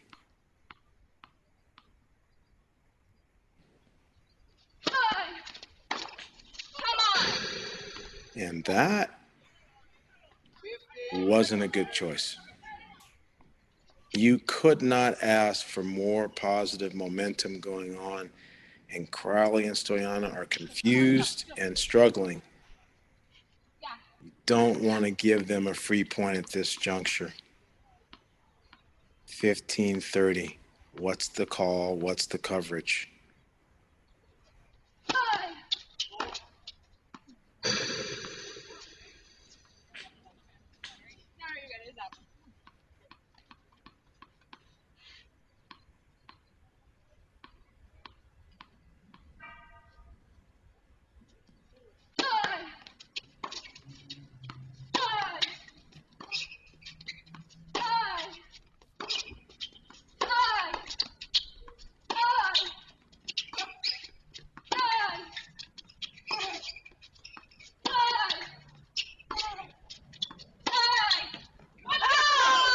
Oh, mama. Right now. Fiona Crowley hit it so hard it gets through Walker, but I'm telling you, Walker's over there, and that's that shadow business going on here. This court now is 70% shadows now. She didn't see it coming through. Wow, it's like it almost went through her racket. Now Crowley crunched it. Don't get me wrong; she tagged it, but Walker's a pretty good interceptor. For her not to be able to have a play, that just shows you. Combination of Crowley quality and a little bit of vision. 30 all.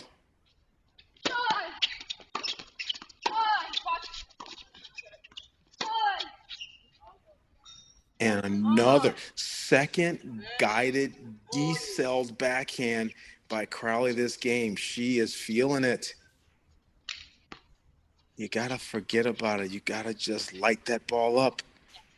But when you've been up, tennis is so crazy. If this was basketball, you'd have foul shots and free throws. This was football, you'd be running the clock out. But this is tennis. They got to do all the work.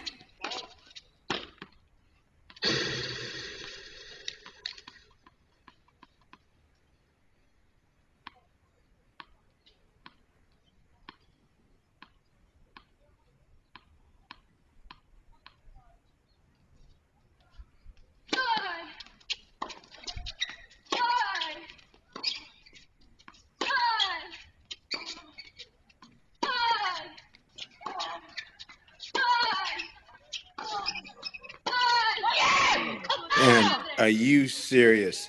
Lewis out rallies the number one player in the nation in the cross court rally because Lewis is not hitting any backhands, only forehands.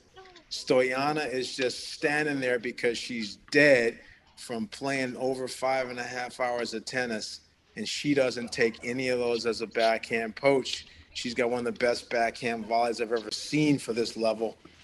Stoyana doesn't move. Crowley is broken, and we are still playing from 5-1 down. Depths of despair. Lewis and Walker back in business. Yes, come on. Nice body, nice serve. Let's go. And somebody is really pumping them up, and you can hear the crowd.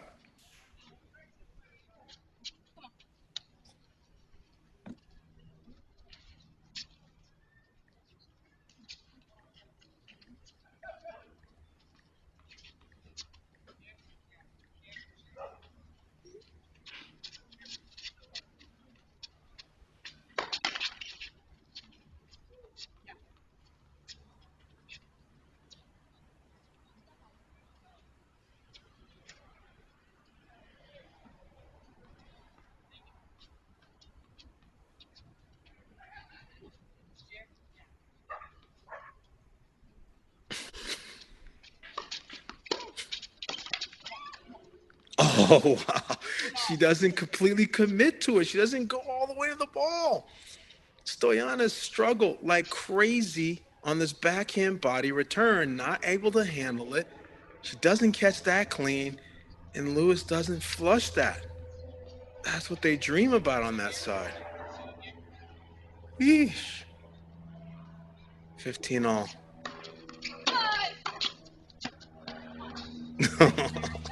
She makes no mistake about that one. That one's parked.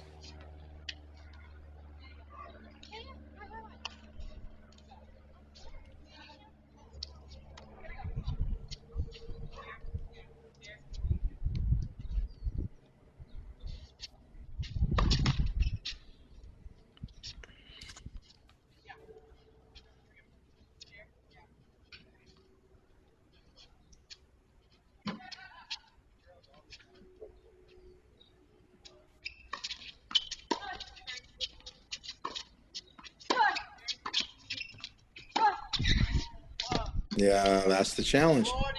That's the challenge. Is Stoyana going to be able to come up with enough quality to produce and challenge Lewis and Walker at the net? Come on, Brandy. Come on, Mary.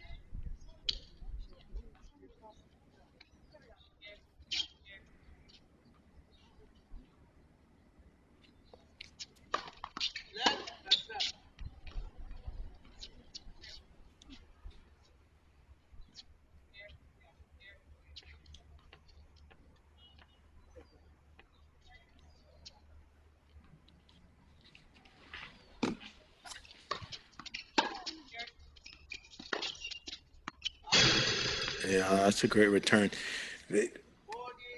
I don't get it. I would run Lewis back sometimes to cover the line instead of letting Crowley just consistently go backhand line each time. Come on, Brandy. Come on, Mary.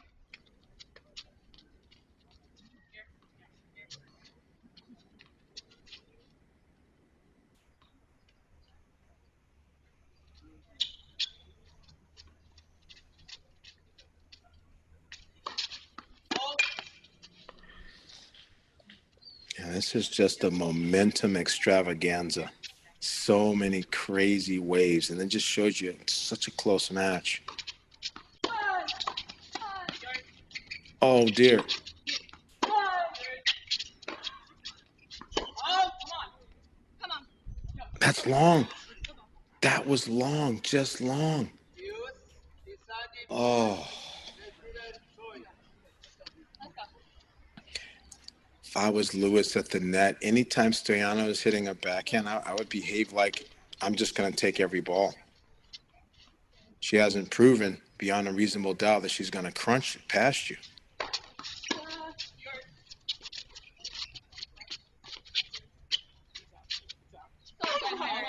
Oh, no, you're kidding. She hits the lob, and she goes for the push moon ball, and it carries out. What a, what a frustrating way to lose that game at deuce. Are you kidding me? I can't even write this. There's no way I could have come up with a script with all the twists and turns on this one. Tennis just has so many amazing storylines within a match.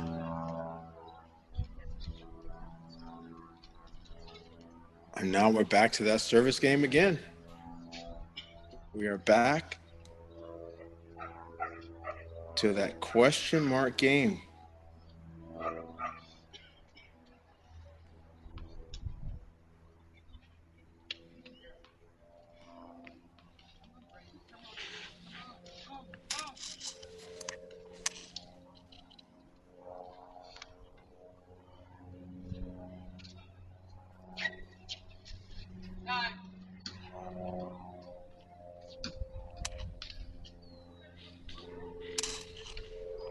All right. So let's see what they decide, what they choose.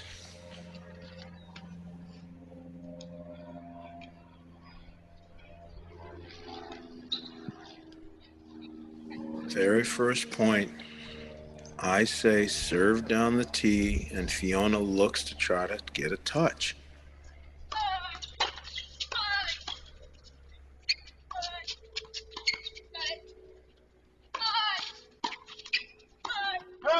Oh my gosh, that's exactly what they do. They get the point that they want. They're not able to finish. And Stoyana sends the high forehand volley into the side fence. OMG. Love 15. Plot thickens. And the second serve. Can't hold my breath.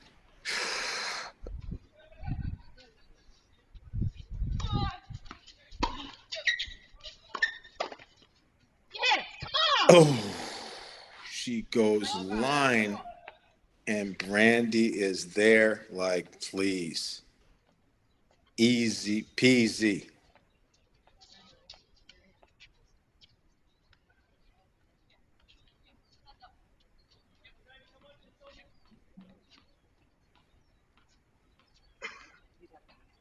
Love 30.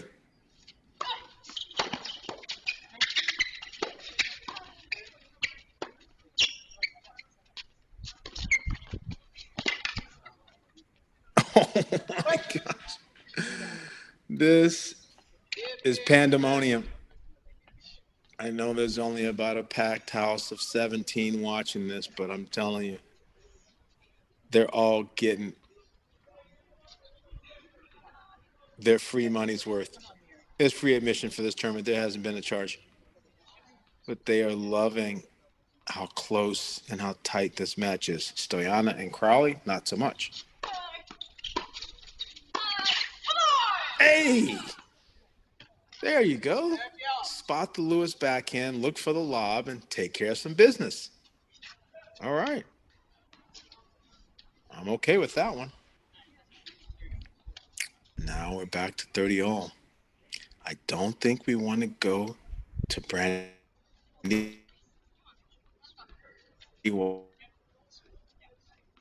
Stoyana should move in a little bit to take away the.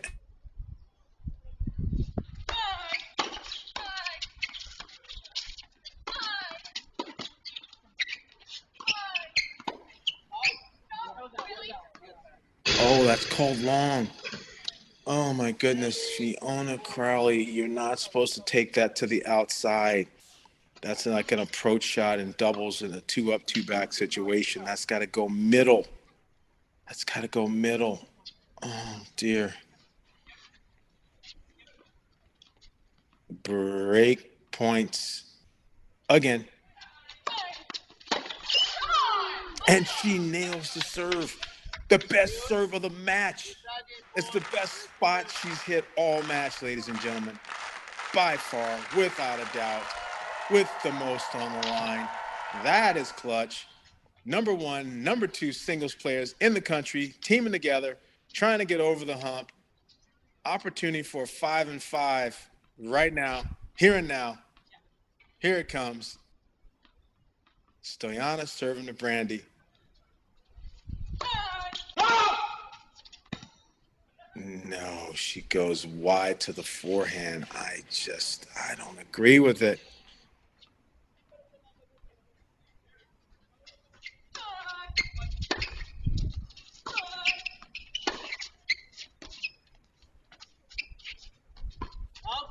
And that's wide. That is why, ladies and gentlemen. Brandy has so much heat on the forehand. Brandy forehand versus Stoyana forehand. Advantage Brandy forehand. I don't think I would have played my match point that way. But again, I'm in the booth. I'm not in the finals of a 15K in doubles. I never made the finals of a 15K in doubles, so I'm going to have to leave it up to the players. Breaker time.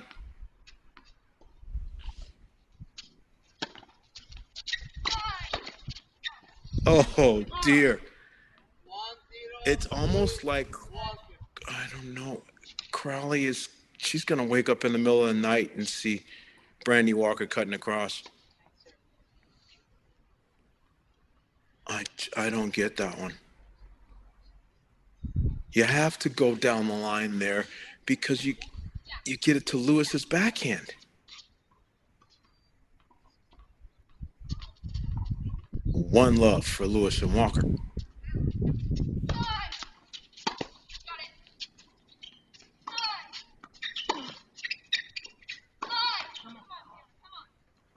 Oh, yeah. Oh, yeah. They got some pep in their step now.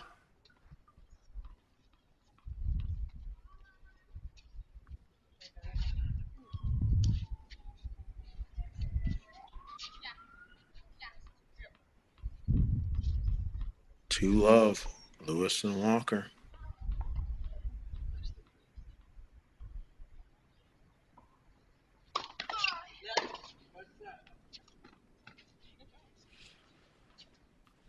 It's just sort of diagonal math. I think that the server needs to be a little bit closer to the middle so they can find Walker's backhand. No way. It gets to Walker's backhand, and Stoyana, who is now tired and pissed. She is not happy right now.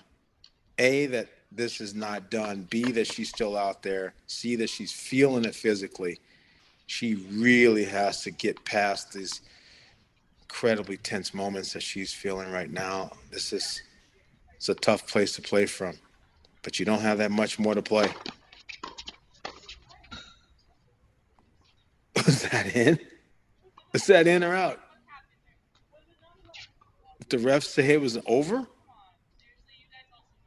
Is the ref saying that she contacted it on the other side? She's lobbying and arguing. I'm going to say that the ref said she contacted it on the other side, and it's a loss of point. The hell out of me.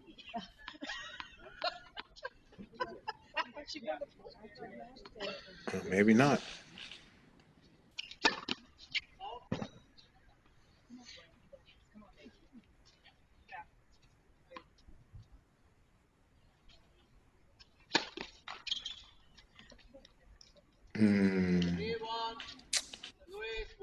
Double trouble.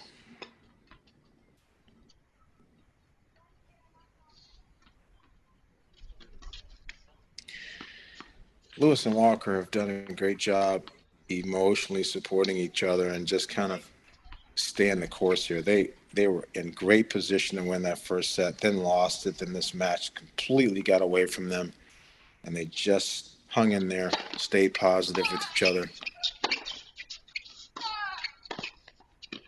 stuck to good doubles and doing the things that they can do well. And now they're in a nice spot here in this breaker.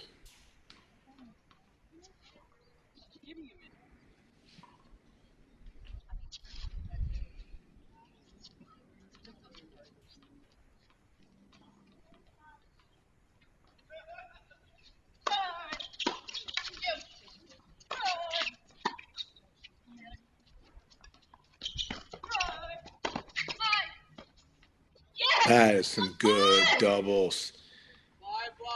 Using the lob, pushing the team back, taking control of the net, and finishing. TEXT book. Textbook.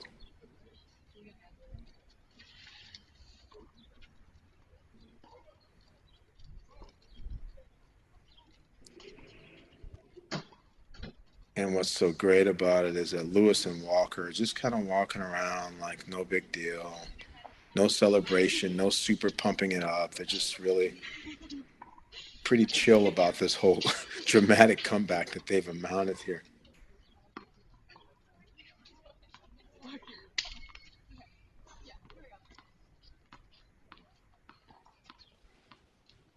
One, 5.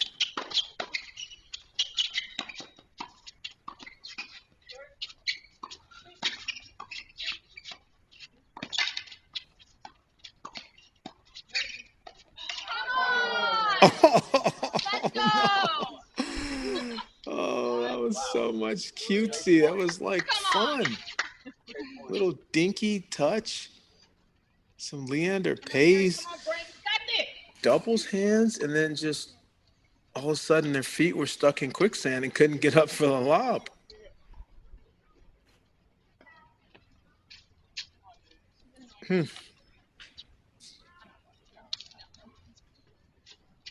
Well, I'm not a betting man, and I'm not in Vegas, but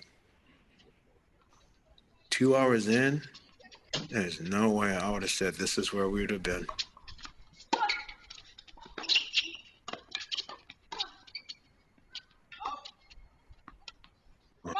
Stoyana is really struggling now.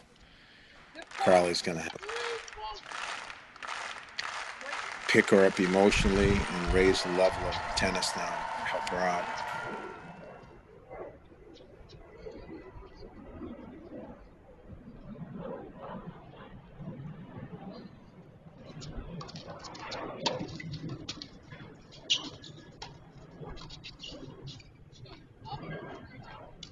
Yeah, it makes sense.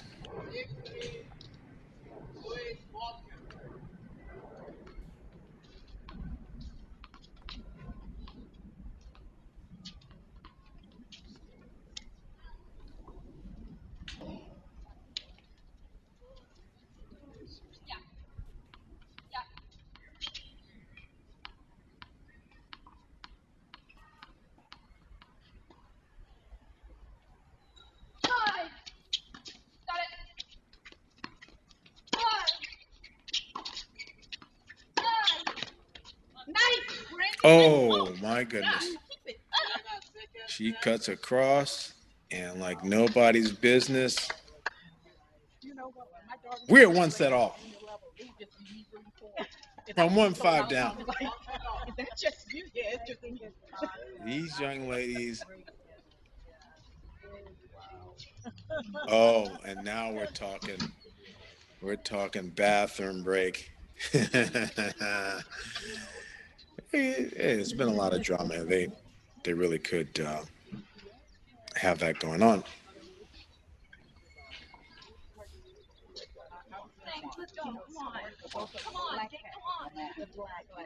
So we're going to take a very short break, and we will be back. Michigan State University. To our deck. And Pro Series 15K, Lakewood Tennis Center. We'll be back shortly. I would like to. I want to fix my bra strap, but I don't want to leave. She did exceedingly well. What is she doing now? You know how you go to the senior day? Yes. And I went to the bathroom, and there her picture was prominently on all the doors, for the auditorium, and all these banners were up. I love it. She did. I'm so proud of her. It's wonderful. Oh, yeah. So proud. And she does the splits awfully well, too. She's very agile. Michigan State. Yeah. That's funny because last week was summer.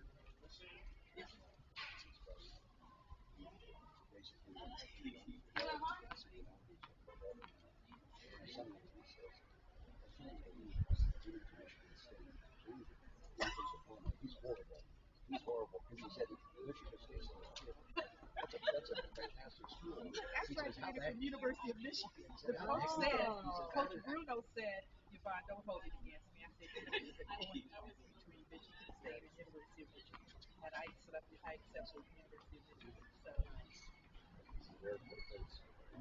Ladies and gentlemen, today temple my break. Such a man after the break.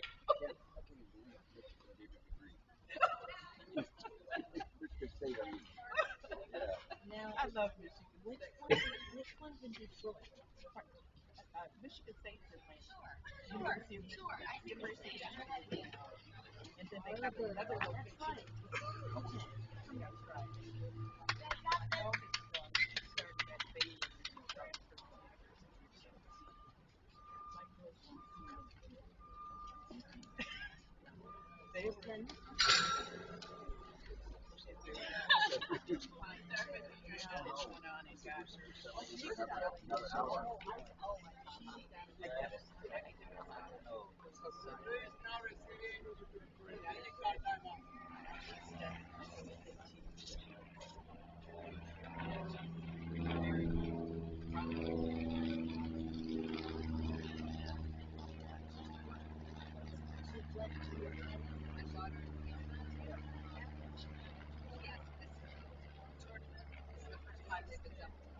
Really? Lots of.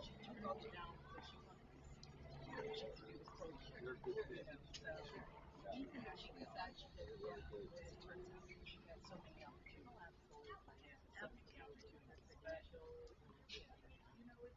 Transition. She went to Egypt for and played for coaches, turned state. So it's just absolutely, and seeing the world like she's had it too. Wow, Egypt.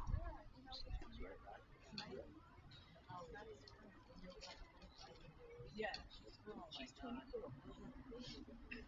Like, now so many opportunities. I didn't have my first child until I was 37, and I'm 64. So I had my second one at 34. I just waited and waited. You know, I waited so long. My mother used to tell me, "Don't you ever get pregnant?" When I was young, "Don't you ever get pregnant?" Then she got to the point. Wait, my mother got to the point. Now I'm 26. She said, "Sorry, got twisted left." Yeah. I said, "Mommy, I'm not ready." When I turned 30, she said, "Just go with that." This was the same woman who was telling me. So now she's kind of like more about it. There's a guy here the same way. He's really good, and he said, I got you strong, and now it's a mental thing where I just feel comfortable with them on. Different dual matches of 2 times I saw the goal. Yeah, yeah. It wasn't like a She movement broke I her won or anything, Yeah. but I think once you mess up your ankle, I had to wheelchair her onto the airplane. Oh, wow. She had to go back to Texas A&M. She came home for Thanksgiving, went to a practice, twisted her left ankle real bad, messed up her whole Thanksgiving. Oh, wow. Wheeler on. Wheeler up to the gate. Yeah. Took her there, Yeah. Oh, yeah. I took care of what she needed to get on. Yeah. And it just was the right ankle some months later, That's what you but feel comfortable in, you know? so yeah, she's just mental. Mentally, yeah. Oh, that's a good thing. Whatever you feel comfortable in. So trainer at school was like, whoa, get your ankle stronger. Well, maybe all the issues was I don't know. It just stops you from moving. It does. He thinks like if you put yourself, you're not getting your ankle actually stronger. Yeah, I do. Is that true? It's not like it's in a cast where you're like No, peg no. leg. Yeah, it was kind of not. I don't know why. You can ask one of those. You can ask one of his doctors. I could ask just I think he's playing cheap. So that ex-wife. oh, So I ended up because I ended up with good job. So my whole life is long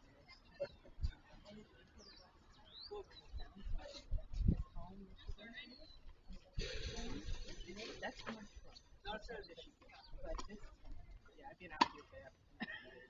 I love it here. I hate the snow.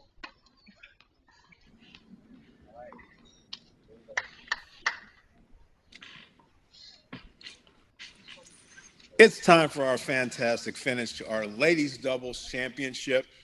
What a day it's been. Coach Mark Bay here, bringing you the action, loving every minute of it, and in complete amazement at how many twists and turns we've had in this doubles final. And there, finally, Stoyana starts it with a serve into the body with Fiona and a poach and an exclamation point, just the way we drew it up on the X's and O's on the bathroom break. And one love for the number one and number two college players in the nation teaming up here in this 15K championship. Mary Lewis, near side, serving.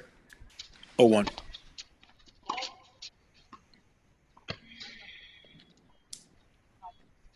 Now with her right ankle taped, she's testing it.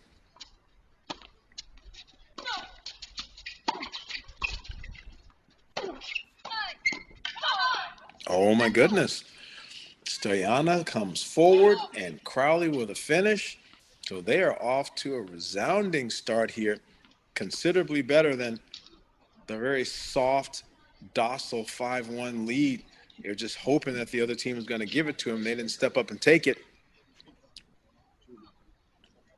And then Lewis and Walker start playing better. Love to. Again, this is a match tiebreak in lieu of a third set. So they'll play to 10. Having to win by 2.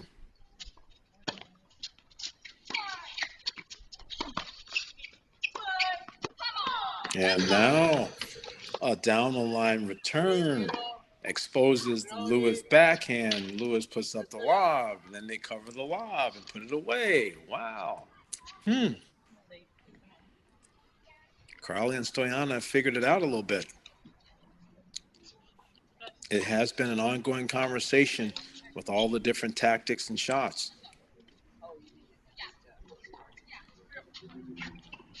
Fiona Crowley serving for the first time at the top of the screen on this side. 3-love.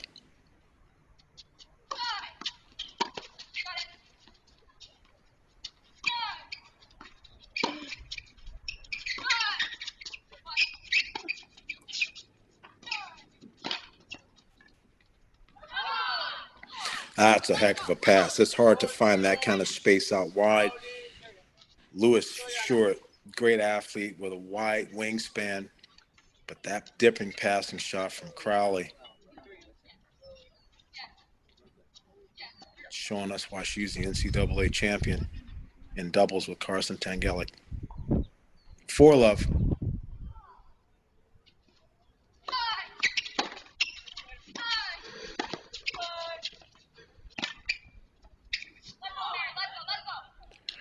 And now 5-love. I'm telling you, they went on that bathroom break.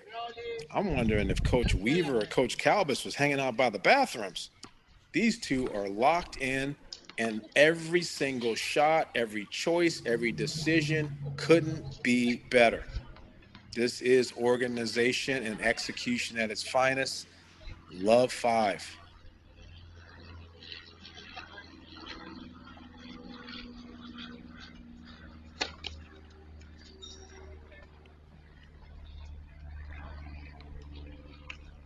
Yeah, I can't do anything about that.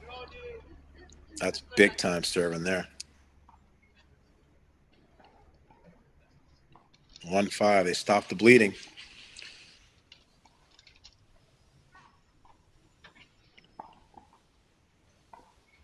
They've been down before. The difference is that Stoyana and Crowley are definitely playing a better brand of doubles than they did trying to close this match.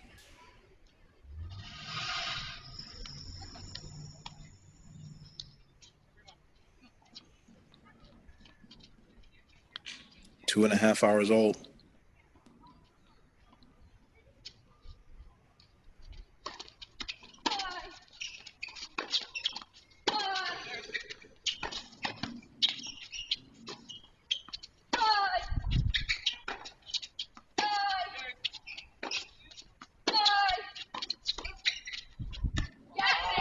No way. No way. Lewis fills the middle, and Stoyana has the hands to make the play. Thank you very much. The ante just keeps getting upped out here. This is fun.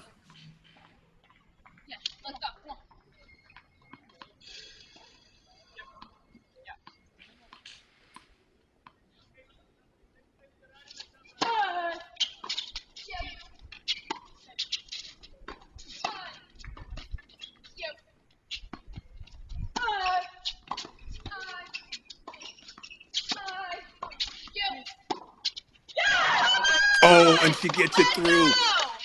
Most certainly, this game is momentum and mental. That has been such a big part in the story in this ladies' doubles final. Wow, they look a lot different.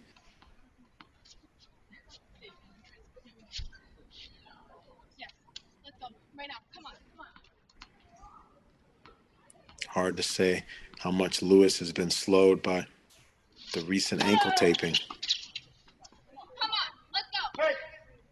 But right now, there's just a lot of good doubles, a lot of good choices,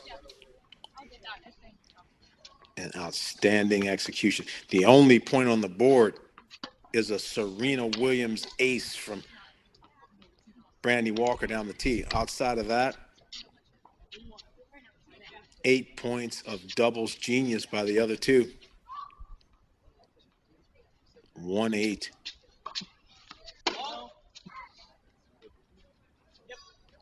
Got to play to win. I want Stoyana to take this return, rip it up the line, and go forward. Play to win. You got a bunch of adrenaline. You got a lot of positive momentum. Keep going and through the finish line.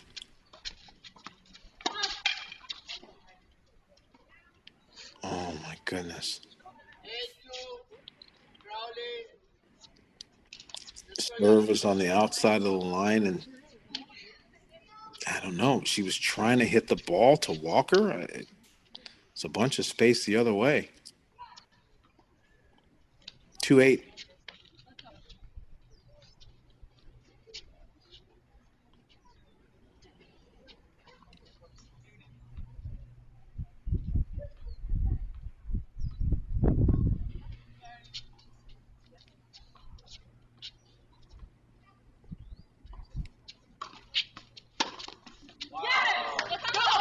Oh, there she goes. There's the down the line so that you don't let Walker pick you off. Wonderful.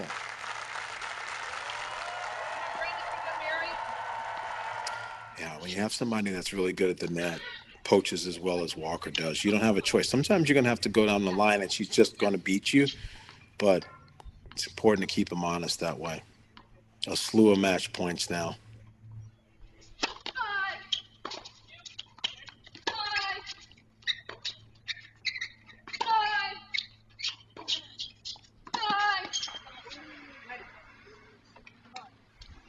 Now it's on the back of the line, the very back edge of the line.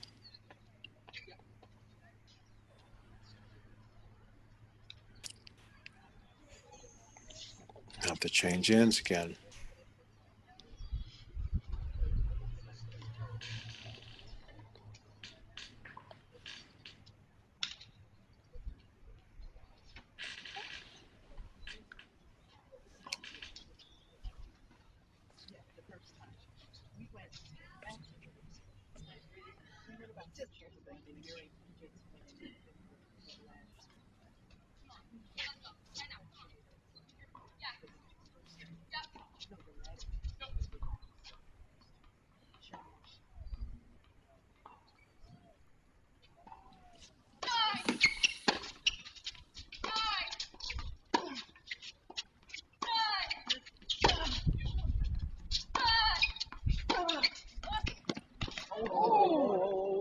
Oh, no.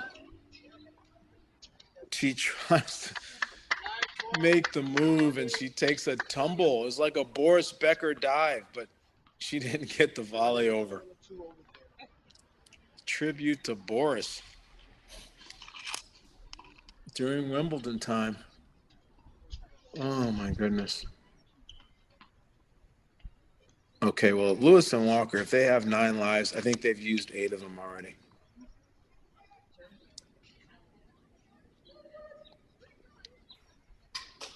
They have just found a way to keep this match alive over and over again. But how many times can they do it?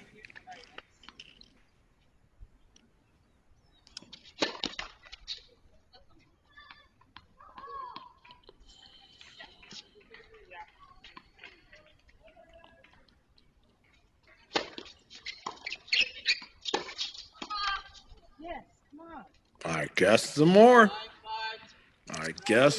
That is a frozen rope. Crushed.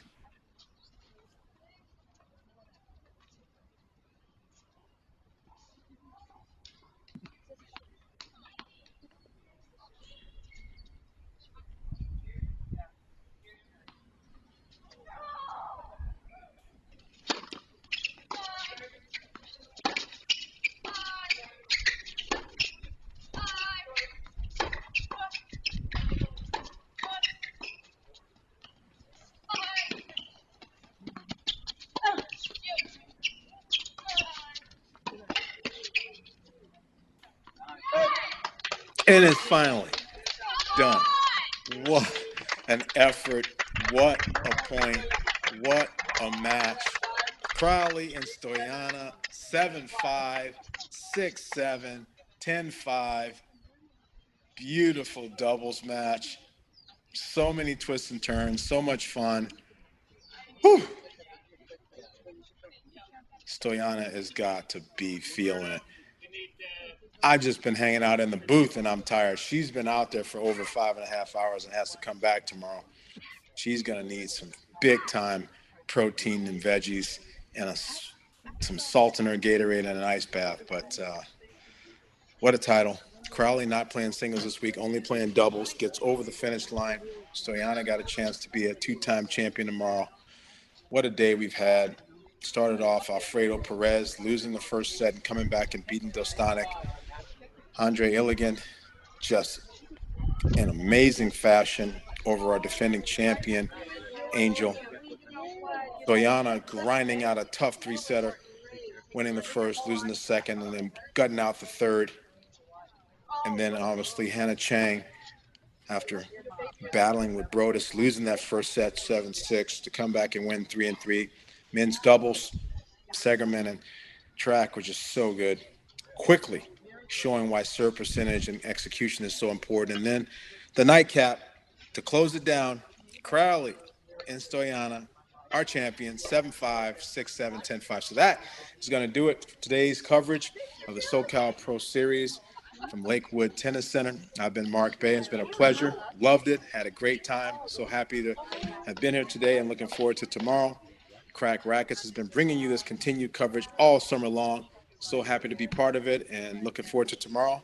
Thanks so much, everybody. I've been doing here